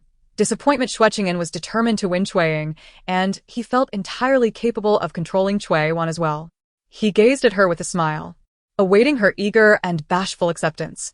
Yet, to his dismay, as the evening darkened, Cui Ying, despite her desire to linger a while longer with him, firmly stated, "I cannot. It is getting late, and I must return home." She smiled, expressing concern. "Young master, you have been away for many days and have exerted yourself with your studies. It is best to return home and rest." Xue Cheng'an struggled to maintain his smile, replying, "Very well." Cui Ying cast one last reluctant glance at him before turning to head home. He stood there motionless, watching her retreat until she vanished through the doors of the Cui residence, his expression darkening like the evening sky. He had not anticipated the rigorous upbringing the Cui family had instilled in their daughters. He was unprepared for Cui Ying's resistance and was equally taken aback by Cui Ying's unexpected demeanor. Nevertheless, it mattered not. He could afford to take his time. There was still ample opportunity ahead.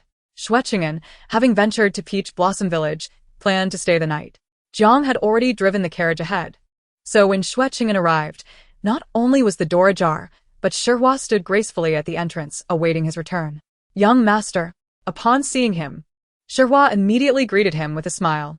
However, Xue Cheng'an, feeling discontent, maintained a somber expression, barely acknowledging her.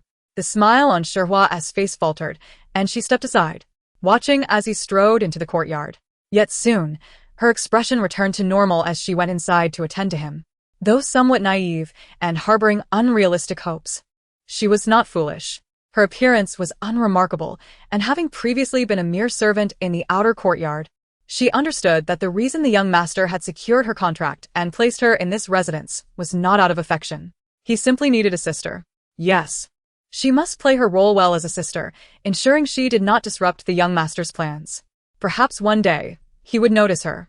After all, how much better could a village girl from Peach Blossom Village be than her? A faint smile returned to Sherhua's face as she entered. Seeing Jiang attending to Xue Cheng'an's needs, she promptly poured a cup of hot tea. Xue Cheng'an sat down, accepting the tea, but not drinking it. He inquired, "You have been here for several days. Have you made acquaintances in the village?" "Yes. I have spoken with several neighboring families and even struck up a conversation with Madame Cui," Sherhua responded. Xue Cheng'an frowned, displeased in Peach Blossom Village.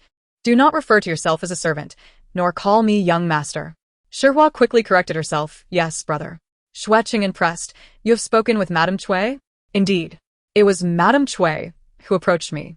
As per your instructions, I shared our background with her, and it seems she is quite interested in you and has been very kind to me." Xue Cheng'an's complexion had finally improved a bit. Due to the broken engagement, Cui Ying's reputation had suffered, and by extension, so had Cui Wan's.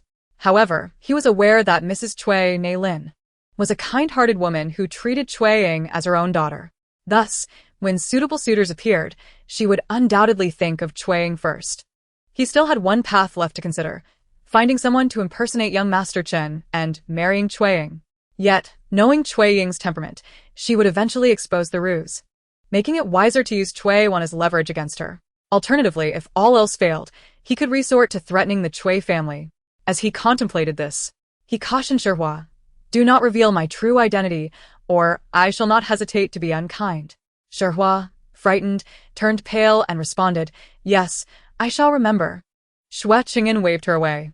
That night, despite the comfortable high bed and soft pillows in this rural setting, Xue Cheng'an found himself unable to sleep. He was in Taohua village and so was Cui Ying. They were so close, yet he could not see her. Closing his eyes, he was besieged by sweet dreams of them together. Opening his eyes, he found it impossible to focus on his reading. Unable to endure any longer, he rose and stepped outside. It was the evening of the 28th day of the first month, and it had been 7 days since Lu Mingyu last saw Cui Ying. In those 7 days, Lu Mingyu, being young and possessing martial skills, had recovered sufficiently and was eager to see Cui Ying. Thus he sought an opportunity to return to Taohua village. When stones tapped against the window, Cui Wan had just fallen asleep. Afraid of disturbing her, Cui Ying hurriedly pushed the window open. A familiar shadow could be seen on the wall, and although she was clearly nervous about waking Cui Wan, a smile involuntarily graced her face, unbeknownst to her. From the darkness, Lu Mingyu, with his keen martial artist's sight, noticed the smile illuminating her features. Her already beautiful face, which had been expressionless, blossomed into a radiant smile upon seeing him, akin to a flower unfurling in spring. Lu Mingyu leaped down from the wall. Leaning against the earthen wall typical of rural homes, his hands pressed against his chest, feeling as if his heart might leap out. Lu Cheng, puzzled, inquired, "Young master? What is the matter? Has something happened?"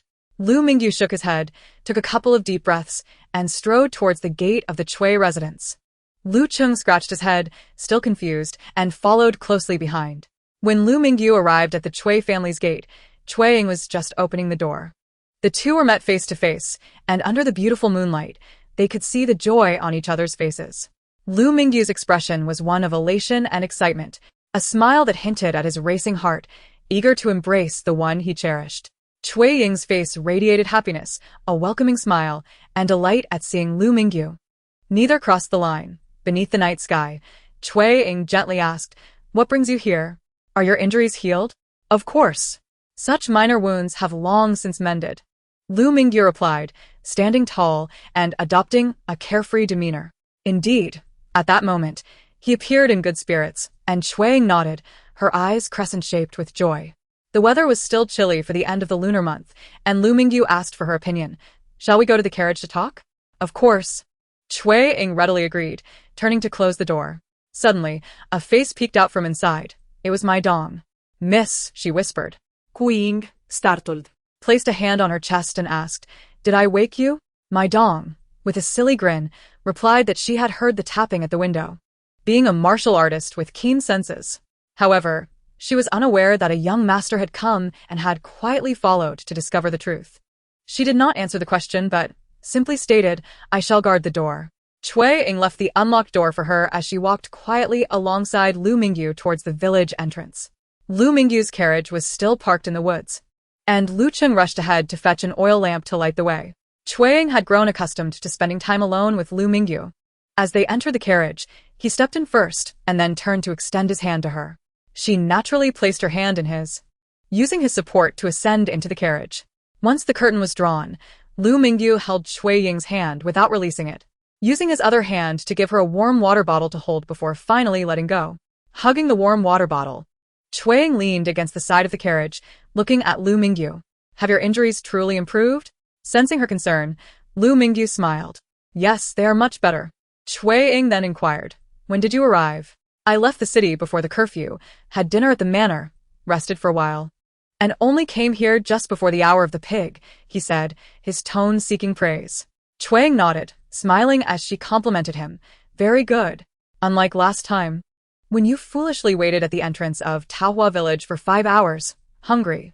After Xue Ying's question, it was Lu Mingyu's turn to ask, "How have you been these past few days? Have you been busy making clothes?" His grand question concealed an unasked one. Did she miss him?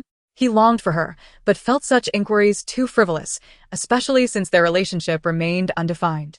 He knew he must respect her boundaries, thus that question remained unvoiced. Xue Ying, oblivious to his inner turmoil, answered earnestly, "I am quite well. With my dong helping me, I feel at ease every day. Yes, I have been making clothes." Do not overexert yourself in your haste. Prolonged needlework can harm your eyes, shoulders, and back. While her family had advised her similarly, the counsel from Lu Mingyu resonated differently in her ears. Xue Ying raised an eyebrow at him. The dim light of the oil lamp illuminated the small carriage, and as she sat beside him, she could clearly see his features and expressions. Throughout the winter, his complexion appeared to have become fairer, with his thick brows and bright eyes radiating vitality. Despite his family background and the burdens that came with it, he emanated such vigor. There was no hint of despair or resentment. Every time she saw him, whether injured or ill, he always seemed imbued with strength. Inspired by his vitality, Xue Ying straightened her back, feeling as though she too possessed boundless energy. Unable to restrain her laughter, she teased, "You, a grown man, actually pay attention to such things?" Lu Mingyu, feeling somewhat embarrassed as if his hidden thoughts had been exposed, diverted the conversation to his sister. "Lu Mingyu greatly admires the outfit you made." She changed into it immediately and even asked Lu Cheng who crafted it, clearly wanting more. Lu Cheng had naturally kept that information from her, knowing that the birthday banquet for Princess Ian was imminent, and she would undoubtedly wear that outfit, eager to be admired. If she received compliments, she would likely rush to Feng's to commission more. I have already warned her. If she has any sense of propriety, she will not dare to take advantage of you again. I visited Feng's today and instructed manager Xia and his wife to ensure she pays handsomely next time she comes. Everything unfolded as Xue Ying had anticipated. However, upon hearing Lu Mingyu's account, she could not suppress her delight. At the very least, she had managed to reclaim some of Lu Mingyu's losses. Nonetheless, high-quality fabric was not a rare commodity for the aristocracy, and if they were determined, the skilled embroiderers could replicate the clothing styles with just a glance. Therefore, the key to truly aiding Lu Mingyu in generating profit did not lie solely in the designs of the garments. The designs merely served as a preliminary step to set the stage. The paramount importance rested on the new fabric being researched by the Li siblings and the recruitment of truly exceptional embroiderers. As for her own embroidery skills, while commendable, they paled in comparison to those of the top artisans. In her previous life, she knew that the finest embroiderers resided in Jiangnan, and none were known to her in the capital. Xue Ying finally seized the opportunity to relay her thoughts regarding the Li siblings to Lu Mingyu. If you have anyone available, send them to Linzhou to await the Li siblings. If they are genuinely working on a new weaving technique and are willing, have them return. Additionally, send someone to Jiangnan to inquire about skilled embroiderers. If possible, bring a few back. Having served as a steward in the Cui family, she understood how to utilize personnel effectively, despite the constraints imposed by Madame Xue. Experience in a large family had imparted her with knowledge on assigning suitable individuals to appropriate tasks, often yielding exceptional results. Lu Mingyu, though not inheriting the Marquate, possessed his mother's dowry, which he managed quite well. Currently, he had already gained control over 70% of the assets from his mother's dowry, and the people involved largely answered to him. Thus, without a moment's hesitation, he agreed to Xue Ying's request, adding, "Finding embroiderers is not an overnight task. I believe it would be best for Xia's son to accompany the deputy manager of another shop of mine. As for the Li's siblings concerning the new fabric, it must be someone knowledgeable who attends to them. Otherwise, let manager Xia handle it. I can also transfer 2 of my waiters from Feng's establishment, one to assist Aunt Xia with the business, and the other as a precaution against any unreasonable trouble from the Xiao family or Lu Mingyu." Xue Ying nodded in agreement, finding this arrangement quite suitable. However, thinking of Mai Dong, she inquired, "Do you have any young girls like Mai Dong, or perhaps young wives willing to work at Feng's? They need not be skilled but should be able to attend to female customers and assist Aunt Xia with measurements. If Lu Mingyu gains notoriety at Princess Ian's birthday banquet, Feng's may welcome a surge of female patrons, making it inconvenient for the waiters." Lu Mingyu responded, "Yes, I will send someone tomorrow." After discussing the matters at hand, Lu Mingyu finally found the moment to present a small black lacquered box adorned with mother-of-pearl to Xue Ying. Curious, she accepted it and asked, "What is this?" Lu Mingyu averted his gaze to the carriage wall. "Open it and see for yourself." Upon opening the box, Xue Ying discovered a jade bracelet of exquisite quality. A gold hairpin shaped like a flower inlaid with rubies, and a pair of pearl earrings the size of lotus seeds. Based on her past experiences, she recognized that these 3 items were far from ordinary. The jade bracelet, in particular, was likely worth a fortune. Knowing Lu Mingyu's affections, it was only natural for him to gift her something, but such lavish presents were unexpected.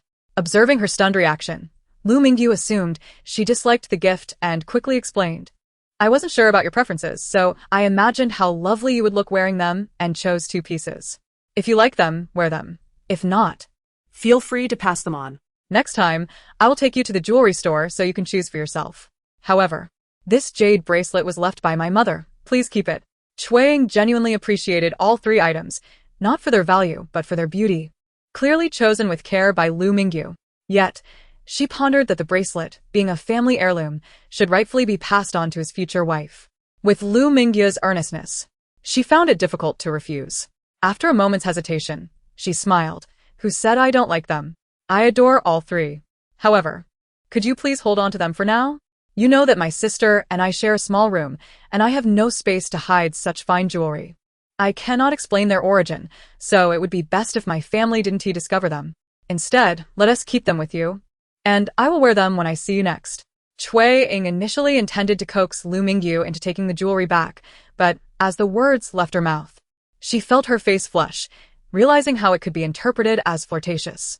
Lu Mingyu, oblivious to any impropriety, felt a sudden dryness in his throat as he gazed at Xue Ying, who had turned slightly red, her eyes lowered and lips pursed. The soft glow of the lantern highlighted her beauty, and he found himself overwhelmed by a strange longing, unfamiliar yet undeniable. Caught off guard, he simply stared at her. His voice low and hoarse, "Yes, okay."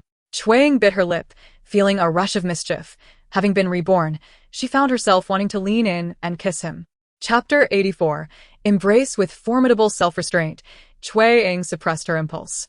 However, the carriage was cramped, and to prevent either of them from acting on their desires, she composed herself and suggested, "It's getting late, and I'm feeling a bit tired. How about I return in a few days when I bring the garments into the city?" Though they had only just reunited, Lu Mingyu felt reluctant to part ways. He leaned closer and grasped her wrist, exclaiming, "Tuan Tuan, please don't leave just yet." Despite her intention to depart, she hadn't moved when Lu Mingyu suddenly pulled her closer. Caught off guard, she stumbled and bumped into his chest. With only a silver hairpin on her left side and the right side bare, the collision was not painful.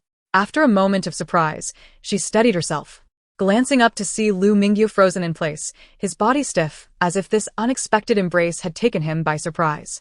Cui Ying chuckled softly, realizing that she should have left immediately, but the urge to tease him overtook her. She leaned against Lu Mingyu's chest again, wrapping her arms around his slim waist, intertwining her fingers behind him. His body was rigid, as if he were a statue, and it seemed he had stopped breathing. Suppressing a laugh, Xue Ying hugged him tighter and gently coaxed, "Be good, I truly am tired. Let us meet again in a few days, all right?" Lu Mingyu was rendered speechless. But upon hearing her voice, he understood what she sought and nodded dazedly, okay. Only then did Xue Cheng'an release him, smiling at his bewildered expression as she rose to lift the carriage curtain and step down. She did not mention anything to Lu Cheng, simply making her way toward the village. Lu Cheng watched as she walked several steps away before realizing his master remained in the carriage. He hurried to the side of the carriage, lifting the curtain to call out, "Young master, aren't you going to see Miss Xue off?" In the carriage, Lu Mingyu, who was momentarily dazed, was called back to reality, only to discover that Xue Cheng'an had already vanished.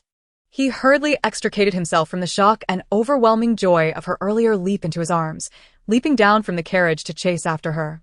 The night was dark, and Xue Cheng'an was not walking fast, allowing him to catch up quickly.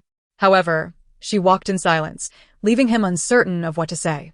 His heart raced uncontrollably, and he feared stuttering if he spoke.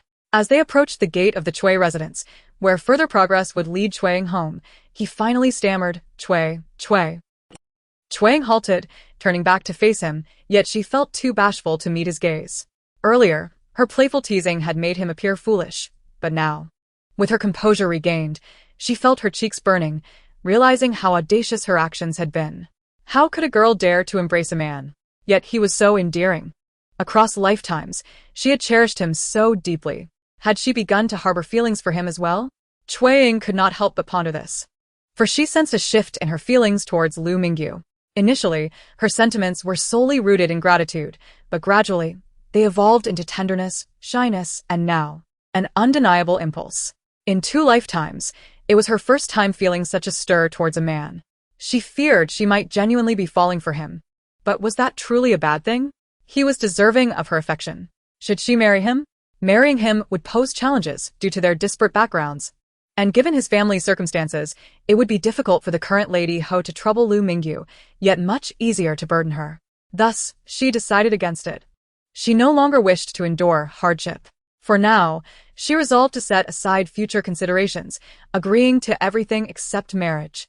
Having come to this conclusion, Xue Cheng'an lifted her gaze to Lu Mingyu, who was also watching her. In the dim light of night, his flushed face was obscured, but his awkwardness and stuttering were evident as he stumbled over his words. Tuan, did you just embrace me? Xue Cheng'an nodded, affirming, yes. Yes. Tuan says yes. She had indeed embraced him, and she openly acknowledged it. Lu Mingyu was so elated he nearly leaped from the ground, yet he cherished the sensation of her previous embrace, managing to contain his excitement as he continued to stammer. Then, could you embrace me again? Xue Cheng'an preemptively agreed, taking a step forward and wrapping her arms around Lu Mingyu once more. Lu Mingyu froze, but having been forewarned this time, he quickly responded by enveloping her in his arms. Even with her in his embrace, he remained incredulous, holding her delicately as if she were a rare treasure, afraid that any sudden movement would cause her to vanish. Xue Cheng'an sensed his reverence, and her heart ached. Did he care for her so deeply? Was it the same in their past life? But in their previous existence, they had never been afforded such a possibility. Gently shaking her head while nestled within Lu Mingyu's embrace, Xue Cheng'an admonished herself not to dwell on the past, for it was filled with heartache. Now that she had been reborn, they were granted a new beginning. In this life, she vowed never to let him face solitude again. Under the night sky, the two embraced, one filled with excitement, the other with tenderness. One held gently, a gesture of cherishment, while the other embraced with a firm yet reassuring promise. Their eyes locked, oblivious to the lurking presence in the shadows, a figure filled with rage and jealousy, glaring at them with crimson eyes. At the entrance of the Xue residence, Maid Maidong, having heard the commotion, opened the door, but feeling awkward at the sight of the two in each other's arms, she averted her gaze. As she did, she sensed something was amiss in the distance. However, the night was cloaked in darkness, and with no sounds to confirm her suspicions, she questioned whether her instincts had betrayed her. She had not been mistaken, for concealed in the shadows was Xue Cheng'an, who waited until Xue Cheng'an and Lu Mingyu separated and the gate of the Xue residence closed, before he stepped forth from the darkness. His eyes glowed red, his complexion ashen, his teeth clenched in fury. Heaven knew how impulsively he had wished to rush out, to tear the two apart, to beat Lu Mingyu to a pulp, and to take Xue Cheng'an home. How could she disregard him for the inept Lu Mingyu? Xue Cheng'an, you have truly discerning eyes. Xue Cheng'an could not accept this outcome, Cui Ying belonged to him. In dreams and in reality, she was exclusively his. And he would not allow anyone else to encroach upon that. He could no longer afford to be leisurely about it. If he hesitated, even if Xue Cheng'an did not engage in a betrothal with Lu Mingyu, their ambiguous interactions would surely lead to complications. His woman must belong to him, body and soul. And he would not permit any such occurrences to transpire. Chapter 85. Collision. With less than 10 days until the spring examination, Xue Cheng'an, wishing to avoid disrupting his focus, resolved to swiftly address the matter concerning Cui Ying. Thus, on this day, he remained indoors throughout the morning. Even though he suspected Xue Cheng'an would seek him out, and despite having dispatched maid Hua, he indeed observed her hovering near his door 3 times that morning. He waited until lunchtime, first drinking to the point of mild inebriation, and after setting out 3 empty wine jars on the table, he opened a new jar to fill his cup, before sending maid Hua to find Xue Cheng'an. The Cui family had already dined, and Xue Cheng'an, troubled by Xue Cheng'an's absence, was stepping out for the 4th time. Maid Hua spotted her from a distance, waving while quickly approaching. Cui Van recognized maid Hua. Aware that her name was Chun Hua, and that the young master was her brother, Chun Gongzi. After a brief moment of hesitation, she hastened toward her. Cui Miss. Maid Hua grasped Xue Cheng'an's hand, her face reflecting genuine urgency. My elder brother met a friend this morning, and after that, he became utterly despondent. At lunch, he refused to eat, only drinking incessantly. This is already his 4th jar. Ah! Xue Cheng'an gasped, unsure of how to react. Maid Hua continued, Cui Miss. Although we are not well acquainted, I know of you. My elder brother has mentioned you before, expressing his gratitude for how you have helped him endure his sorrow, for how you have inspired him to continue studying. He even said that our move to Peach Blossom Village was thanks to you. Cui Miss. I truly am at a loss regarding what to do, which is why I sought you out.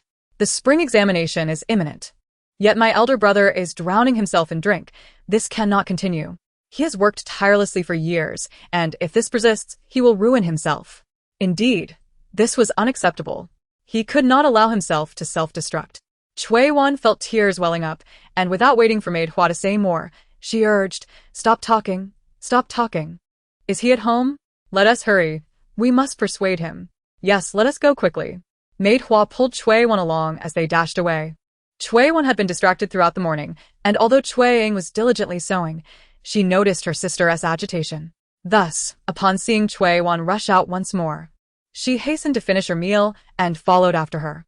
At the entrance, she caught sight of Xue Cheng'an and maid Hua sprinting away, even from behind. Cui Ying recognized maid Hua instantly. But why was maid Hua there? Shouldn't she still be tending to her duties at the Xue residence? How had she come to Peach Blossom Village and become acquainted with Avon? This situation defies logic. Even if Hua were a good person in her previous life, her status as a servant of the Xue family still made Cui Ying anxious. She hurried home to summon maid Dong, and together they pursued. However, Xue Cheng'an had already been brought before Xue Cheng'an. At this moment, he was somewhat inebriated, his alabaster face flushed. Holding a jug in one hand and a cup in the other, he turned to see Xue Cheng'an, who had rushed in breathlessly, his eyes red and seemingly on the verge of tears. Xue Cheng'an was taken aback, and after a moment of surprise, she opened her mouth, her heart heavy with sorrow. Young master, what has happened to you? Xue Cheng'an forced a smile that was more grotesque than a cry. I am fine. Why have you come? Yet it was evident that he was anything but fine. Xue Cheng'an's eyes glistened with tears, her heart aching almost to the point of weeping. She stepped forward, snatching the cup and jug from his hands. Young master, excessive drinking is harmful to your health. Moreover, the spring examination is approaching. Suddenly, Xue Cheng'an laughed. A laugh so sorrowful it was almost painful. Excessive drinking is harmful, but without her, what use is this good health? As for the spring examination, she is gone. What reason do I have to strive? Achieving success means nothing if she cannot share in my joy. Just yesterday, everything was fine. What could have happened in a single night? Moreover, that woman no longer wants you. Why must you torment yourself for someone who is not worth it? As Xue Cheng'an was about to offer her counsel, a voice rang out from the courtyard. Hua, get out of my way. Sister? What brings you here? Xue Cheng'an instantly panicked, realizing her sister might catch her in a clandestine meeting with a man. If her sister found out, she would surely scold her. With little time to comfort Xue Cheng'an, Xue Cheng'an frantically looked for a place to hide. Xue Cheng'an turned his gaze from the entrance, and the drunkenness on his face faded somewhat. He quickly stood up and grasped Cui Ying's hand. She was momentarily stunned, staring at him blankly. She is with another man, he stated. I have decided to let her go and forget her. Will you be willing to? His words were interrupted by Cui Ying, who stormed in. Xue Cheng'an? A1, come here quickly. What? Who is Xue Cheng'an? Cui Ying was now thoroughly confused, but still remembered to obediently follow her sister's command and immediately released Xue Cheng'an's hand, rushing to Cui Ying's side. Cui Ying pulled her behind her protectively. Looking up at Xue Cheng'an, she felt he was even more despicable than in her previous life, loathsome and disgusting. Under the disdainful gaze of Cui Ying, who looked at him as if he were filth, Xue Cheng'an could hardly bear it. He averted his eyes, feigning astonishment. Cui Ying? How could you be here? Cui Ying stepped forward and slapped him fiercely across the face. Young master! Sherhua exclaimed in shock, rushing forward. Cui Ying gasped but remained rooted in place. Even she, who was usually slow to comprehend, realized who Xue Cheng'an truly was. The gentleman she thought was Chen Gongzi was actually Xue Cheng'an. Did he mean the Miss Qin he mentioned was her sister? And did Xue Cheng'an know who she was? Did he approach her with ulterior motives? Cui Ying felt her thoughts spiral into chaos. Cui Ying's slap had been so forceful that it drew blood from the corner of Xue Cheng'an's mouth. He raised a hand to lightly touch the blood, and a fleeting memory of Cui Ying striking him flashed through his mind, as if from a dream. There was no time to ponder this. He quickly dismissed the thought and coldly stared at Cui Ying, saying, What is the meaning of this, Miss Cui? To come here and strike me, do you think I would not retaliate against a woman? Cui Ying shot back, do you dare? Enraged, Xue Cheng'an pointed at Cui Ying, his face darkening. Do you truly believe I would not? Cui Ying and Maid Dong rushed forward simultaneously. Cui Ying blocked Cui Van. Her voice sharp. Try it if you dare. The son of a fourth-rank official, the top scholar of the autumn examination, and yet after our engagement was broken, you shamelessly come to deceive my sister, intending to ruin her reputation. Are you even human? Xue Cheng'an naturally denied it. What nonsense are you spouting? Deceiving your sister? I have never done such a thing. I do not even know who your sister is. How could I deceive her? Cui Ying retorted, You are pretending. I caught you red-handed, and you still act innocent. Xue Cheng'an, how could I have been so blind to your shamelessness before? Cui Ying could no longer hold back her tears, which flowed freely as she tugged at Cui Ying's sleeve. Sister, let's go home. Xue Cheng'an feigned shock at their revelation. You are actually... Cui Ying glanced at his astonished face, recalling his unfinished words. And her tears flowed even more. Sister, I want to go home. All right, we will return immediately. Cui Ying comforted her with a gentle pat on the hand, then coldly glared at Xue Cheng'an. Xue Cheng'an, if you have any dignity left, get out of Tahua village immediately. How shameless you are to forget your lineage and betray your own family name just to harm the Cui family. Xue Cheng'an, you had better leave at once, or I will ensure you regret it. Chapter 86. Sisters. As Cui Ying pulled Cui Ying away, she glanced back at the worried and pained Sherhua surrounding Xue Cheng'an. Her heart twisted momentarily, but she forced herself to turn away. The despicable Xue Cheng'an had not only deceived A1 but also Sherhua. How could he be so shameless? Where was the noble character of a scholar?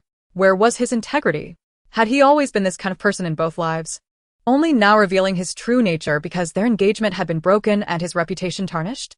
Cui Ying believed that Xue Cheng'an's actions were motivated by revenge. Yet, upon reflection, she firmly believed she had done no wrong in the engagement matter. Although it appeared that the Cui family had taken advantage of the Xue family, it was the Cui family that had saved Xue Cheng'an's grandfather from an early death. The Cui family had shown kindness to the Xue family and her father. Once a promising young scholar, had been the reason the Xue family had sought the engagement. With time, while the Xue family flourished, the Cui family had gradually declined. If the Xue family had been willing to break the engagement, Cui Ying was certain her father would have readily agreed, without hesitation. Yet the Xue family, in their pursuit of reputation, would not take the initiative. If they would not act, then she would. But now that the engagement was broken, Xue Cheng'an sought to take revenge on her. To want everything, they truly had a lot of nerve. In her rebirth, Cui Ying sought to break the engagement, protect her family, and ensure they could live well. Later, she desired to accompany Lu Mingyu and see him thrive as well. Throughout it all, Even when faced with the Xue family's shamelessness, she had never contemplated revenge. However, the Xue family, unable to bear losing everything, had resorted to underhanded tactics. As a scholar, Xue Ying could not help but think on her way home with Cui Ying that the most important asset for a scholar was their hands. If she were to cripple Xue Cheng'an's hands, he could forget about holding an official position for the rest of his life. But compared to the Xue family, the Xue family was formidable. Even if she harbored such thoughts, she needed to devise a plan that would not jeopardize her family's well-being. Moreover, if she were to take action, she only had Maid Dong to rely on. Did Maid Dong possess the capability? Would she dare? Xue Cheng'an dared to lay his hands on Cui Ying, and in that moment, Xue Ying resolved to take action. If she lacked the opportunity and means, it was one matter. However, if she possessed them, she would not hesitate to become a ruthless woman, willing to ruin Xue Cheng'an's hand. In truth, compared to her intentions, she was already rather merciful. Xue Cheng'an's proximity to Awan posed a grave threat, and had she not discovered it in time, Awan's life could have been irrevocably marred. All she wished was to damage Xue Cheng'an's hand. Indeed, that was a display of remarkable kindness. As they approached the Xue residence, the tearful Xue Wan finally halted. Tugging at Xue Ying's arm, and after a brief moment of sobbing, she spoke. Sister, do you believe Xue Cheng'an acted with malice? Yes, it was undoubtedly intentional. Xue Ying replied, fully aware of the emotional turmoil Xue Wan was enduring. Yet, she refused to soften the truth regarding Xue Cheng'an. He had deliberately deceived her. It was imperative that Xue Wan recognize this fact to prevent future manipulation. Xue Wan's tears fell anew. Sister, why would he do this? I once cared for him deeply. Empathizing with his pain, feeling sorrow for his abandonment. Xue Ying responded, because he is despicable and shameless, wishing to tarnish my reputation and that of the Xue family without suffering the consequences himself. He seeks to exact revenge on me and our family. Awan, do not let him deceive you. Had he truly deceived her? Until today, he had lied about his true identity, yet he had not misled her into wrongdoing or theft. And he had openly confessed his affections for another. However, just moments ago, it appeared he began to weave a web of deceit. He claimed to have forgotten and moved on, even asking if she would consider being with him. Though he had not completed his declaration, Xue Wan sensed he was inquiring whether she wished to be in a relationship with him. If he were not Xue Cheng'an but rather young Master Chen, she would have consented, even knowing he might not swiftly relinquish his former affections, even suspecting he might simply desire her as a substitute. Yet, he was Xue Cheng'an. Their mother had warned them against sisters vying for a single man. Besides, Xue Cheng'an was hardly worthy. His grandmother was unprincipled, his mother lacking virtue. And he himself was no better. If he were of good character, he would have managed his family well, protecting the engagement between him and her sister instead of withdrawing and then regretting it. Xue Wan believed he had ulterior motives in approaching her. But she also trusted her instincts. She could see that Xue Cheng'an regretted his actions and genuinely cared for Miss Qin, her sister. Indeed, he was not sincerely asking if she would be with him. He may have sought to manipulate her sister or threaten her. Xue Wan wiped her tears fiercely and then asked Xue Ying's sister, do you have someone you care for? Are you with him? The sudden shift of focus to herself, particularly of such an explosive nature, caused Xue Ying's heart to leap. She hastily stammered, "What? What are you saying?" I don't understand. Xue Wan, without reservation, disclosed. Xue Cheng'an mentioned it, saying you were with another man. Xue Ying's demeanor instantly shifted to calm. How could Xue Cheng'an possibly know about her relationship with Lu Mingyu? Had he seen them last night? This revelation confirmed Xue Wan's suspicions that Xue Cheng'an's words held truth, prompting her to set aside her tears as worry and urgency flooded her. Sister, who is he? Are you truly together? When did this happen? How come I and our family were unaware? Realizing the effort to conceal the truth was futile, Xue Ying reluctantly offered a half-truth. There is nothing to it. I am not involved with anyone. I am merely collaborating with someone in business, whom you know, young Master Lu Mingyu from the Weiyuan Marquate, the financier behind Feng Ji cloth shop. He finally had time last night, so I met with him to discuss the attire for next month's birthday banquet for Princess Ian. Xue Cheng'an must have seen us together. Xue Ying spoke with a composed demeanor, presenting her case with reason and seriousness. Xue Wan found no discrepancies in her sister's account, and she was aware that Lu Mingyu had previously visited their village. She recalled how, after the engagement with the Xue family had been called off, Lu Mingyu and another young Master Chao had offered to marry her sister. demonstrating genuine intentions. Therefore, it seemed Xue Cheng'an had indeed overthought the matter. The meeting with Lu Mingyu was strictly business, devoid of romantic implications. Cui Ying felt a pang of regret. Sister, young Master Lu has feelings for you. Have you truly considered marrying him? Xue Ying regarded her sister earnestly, observing that her tears had nearly dried. She awaited an answer, seemingly unaffected by Xue Cheng'an's actions. For now, I am not considering marriage, she replied. Then, taking Cui Ying's hand, she added, let us return home and inform our parents about Xue Cheng'an's behavior. In the meantime, until he leaves our village, you must not go out. Chapter 87. Interception. Upon returning home, Xue Ying shared the events with her family. Not only were the Cui family members enraged, but even the well-informed Wu Pozi was incensed, her face flushed with indignation. Cui Shu was beside himself with rage. The destruction of one daughter was intolerable, but now it seemed Xue's family sought to ruin another. He could not endure such affronts and resolved to confront Xue Cheng'an. Yet, Xue Ying intervened, summoning him and Lin Shi to speak privately. Cui Shu, still seething, exclaimed, Ying, what do you wish to convey? If it isn't urgent, let us discuss it upon my return.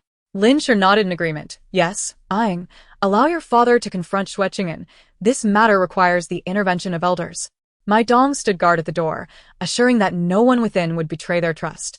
Thus, Xue Ying spoke candidly. The Xue family is excessively overbearing, and Xue Cheng'an, a supposed scholar, has acted disgracefully. Had I not intervened today, Awan's life could have been irrevocably ruined. Cui Shu gritted his teeth in anger, while Lin Shi's eyes brimmed with tears, nearly losing her beloved Awan. Xue Ying pressed on. This matter cannot be easily dismissed. The Xue family has shown no compassion. Thus, we shall not be unjust. Father, mother, I intend to destroy Xue Cheng'an's hand. If my dong could assist, all the better. If not, she would seek help from Lu Mingyu. In any case, Xue Cheng'an should not expect to evade the consequences of his vile actions. A man of such low character, regardless of his talents, would not make a good official nor benefit the people. Therefore, it would be better for him to remain a lowly scholar than to tarnish the name of an official. Cui Shu and Lin Shi were taken aback. One too furious to continue his outrage, the other two distraught to cry further, both shaking their heads in unison. No. Cui Shu stepped forward, grasping Cui Ying's wrist. Tuan, you must not entertain such thoughts, nor act upon them. Yet, Cui Ying had already made up her mind. Having already endured so much, her family was her utmost priority. Xue Cheng'an had no right to deceive her sister, Awan. Father, when I arrived today, Xue Cheng'an was holding Awan's hand, masquerading as young Master Chen, and deceiving her. Cui Ying's voice hardened. He has already ruined me, and now he seeks to destroy Awan. Should he succeed, it would mean a lifetime of suffering for her. Is Awan's entire life not worth more than a mere hand? Father, mother, he must pay for his actions. Rest assured, I shall undoubtedly devise a comprehensive plan that ensures he pays the price, while I guarantee it will not impact our family in any way. No. Cui Shu coldly interrupted Xue Ying, his tone resolute. Ying, we must not resort to such cruelty. He may harbor ill intentions, but, thankfully, Awan has been saved by your intervention. Thus, we must not go too far. Ying, your father is also angry. Rest assured, I will seek him out to settle this matter. I will not easily let him off the hook. However, Ying, you must not take any action. Do you hear me? This matter is under my purview. It is my duty as your father to protect you and Awan. And you need not worry about it, understood? Cui Shu's demeanor was unwavering, and as he spoke, not only did his body tremble, but his eyes slowly reddened with unshed tears. Under his gaze, Xue Ying could only lower her head in acquiescence. Scholars are well aware of the significance of losing one's right hand, and with such thoughts, she understood that her father, being a learned man, would naturally deem such actions excessively cruel. Yet, Xue Ying truly believed that Xue Cheng'an deserved such treatment. Cui Shu then exchanged a glance with Lin Shi and hurriedly exited the room. Once he departed, Lin Shi pulled Xue Ying to sit by the bed, expressing her apprehension. Ying, your mother understands that you are also concerned for Awan, but with your father and me here, you need not fret. We will handle this. Your father's words earlier were rather severe, but he is indeed afraid. For a family like ours, confronting the Xue family is akin to striking a stone with an egg. He fears that if we were to take action, the Xue family would not spare us. As for Xue Cheng'an, I share your anger regarding his treatment of Awan, and I too wish to deal with him harshly. However, our families are vastly unequal. If we were to truly harm Xue Cheng'an, we would lack the means to escape unscathed. Fortunately, Awan has, after all, not been harmed, and we still have you, as well as Hao Gur, and even Xiao Shan and Mai Dong. We cannot recklessly seek revenge. Ying, please do not concern yourself with this matter, alright? Cui Ying simply inquired, Mother. If I were to say I have a foolproof plan that could both take revenge on Xue Cheng'an and prevent any repercussions for our family, would you still maintain your current stance? Lin Shi fell silent, hesitating for a moment, wrestling with her thoughts before shaking her head. Ying, we must have principles when it comes to being human. We cannot go too far. As her husband was a scholar, Lin Shi understood the gravity of a scholar's right hand being destroyed, just as Cui Shu did. They both felt that Cui Ying had not truly suffered harm, and such actions would indeed be excessively cruel. Cui Ying chose not to speak further, yet in her heart, she believed her parents were far too kind. While their kindness was admirable at other times, it might not serve them well when dealing with Xue Cheng'an and the Xue family. It seemed she would have to act covertly in the future, accomplishing her goals without their knowledge. Alright, I understand. I shall not concern myself with this matter any longer. She initially acquiesced, saying, Mother, do not worry about me. You should have a good talk with Awan. Having wasted half a day, I will return to my sewing. Thinking that Cui Ying had been persuaded, Lin Shi sighed in relief and personally escorted her out, before calling Cui Ying inside to converse. Cui Ying then summoned Mai Dong into her room. Although she had missed this opportunity, she still wished to ascertain whether Mai Dong was capable. She was uncertain if Xue Cheng'an or the Xue family would retaliate against her, but it was always prudent to be prepared. Furthermore, if there were to be a next time, no amount of persuasion would deter her. She would certainly first cripple Xue Cheng'an's hand. After hearing Cui Ying's inquiry, Mai Dong pondered for a moment before responding, In the village, it is manageable. As for the Xue family, they have many servants and I cannot guarantee anything. What a significant opportunity had been lost. Cui Ying set aside this matter for the time being and asked Mai Dong, Although I am older, could I perhaps learn a few techniques from you? I do not seek to be as formidable as you, but merely wish to be able to protect myself in times of danger. Cui Ying's request was modest, and Mai Dong immediately nodded, Certainly. If you wish to learn, I will teach you. Cui Ying replied, Then arrange a time. Should we begin today or tomorrow? Please teach me, and Awan as well. Also, how gehe? I will have him join us in learning. Regardless of the circumstances, acquiring such knowledge could only be beneficial, and scholars should also maintain good health. It would be advantageous for Hao Gur to learn and strengthen himself, as good health would enhance his studies. Mai Dong naturally agreed to everything. Cui Shu left with Cui Hao around midday, and it was not until nearly evening that they returned. As soon as they entered, Cui Hao exclaimed, Mother, elder sister, second sister, Xue Cheng'an has been driven out of Taohua village. Moreover, he has written a guarantee that he'll never set foot in Taohua village again. Cui Van, who had been consoled by Lin Shi throughout the afternoon, was unaware of the details of their conversation, but her eyes were red and swollen from crying. However, upon hearing the commotion, she and Lin Shi emerged together. When they learned that Xue Cheng'an had been expelled, they exchanged a moment of astonishment before breaking into smiles of delight. Clearly, despite having once harbored feelings for Xue Cheng'an, she was now more discerning, understanding the true nature of his character, and had moved on. Cui Ying sighed in relief. Although it felt somewhat lenient towards Xue Cheng'an, the fact that he had penned a guarantee never to return to Taohua village suggested he likely felt quite embarrassed and constrained by the circumstances.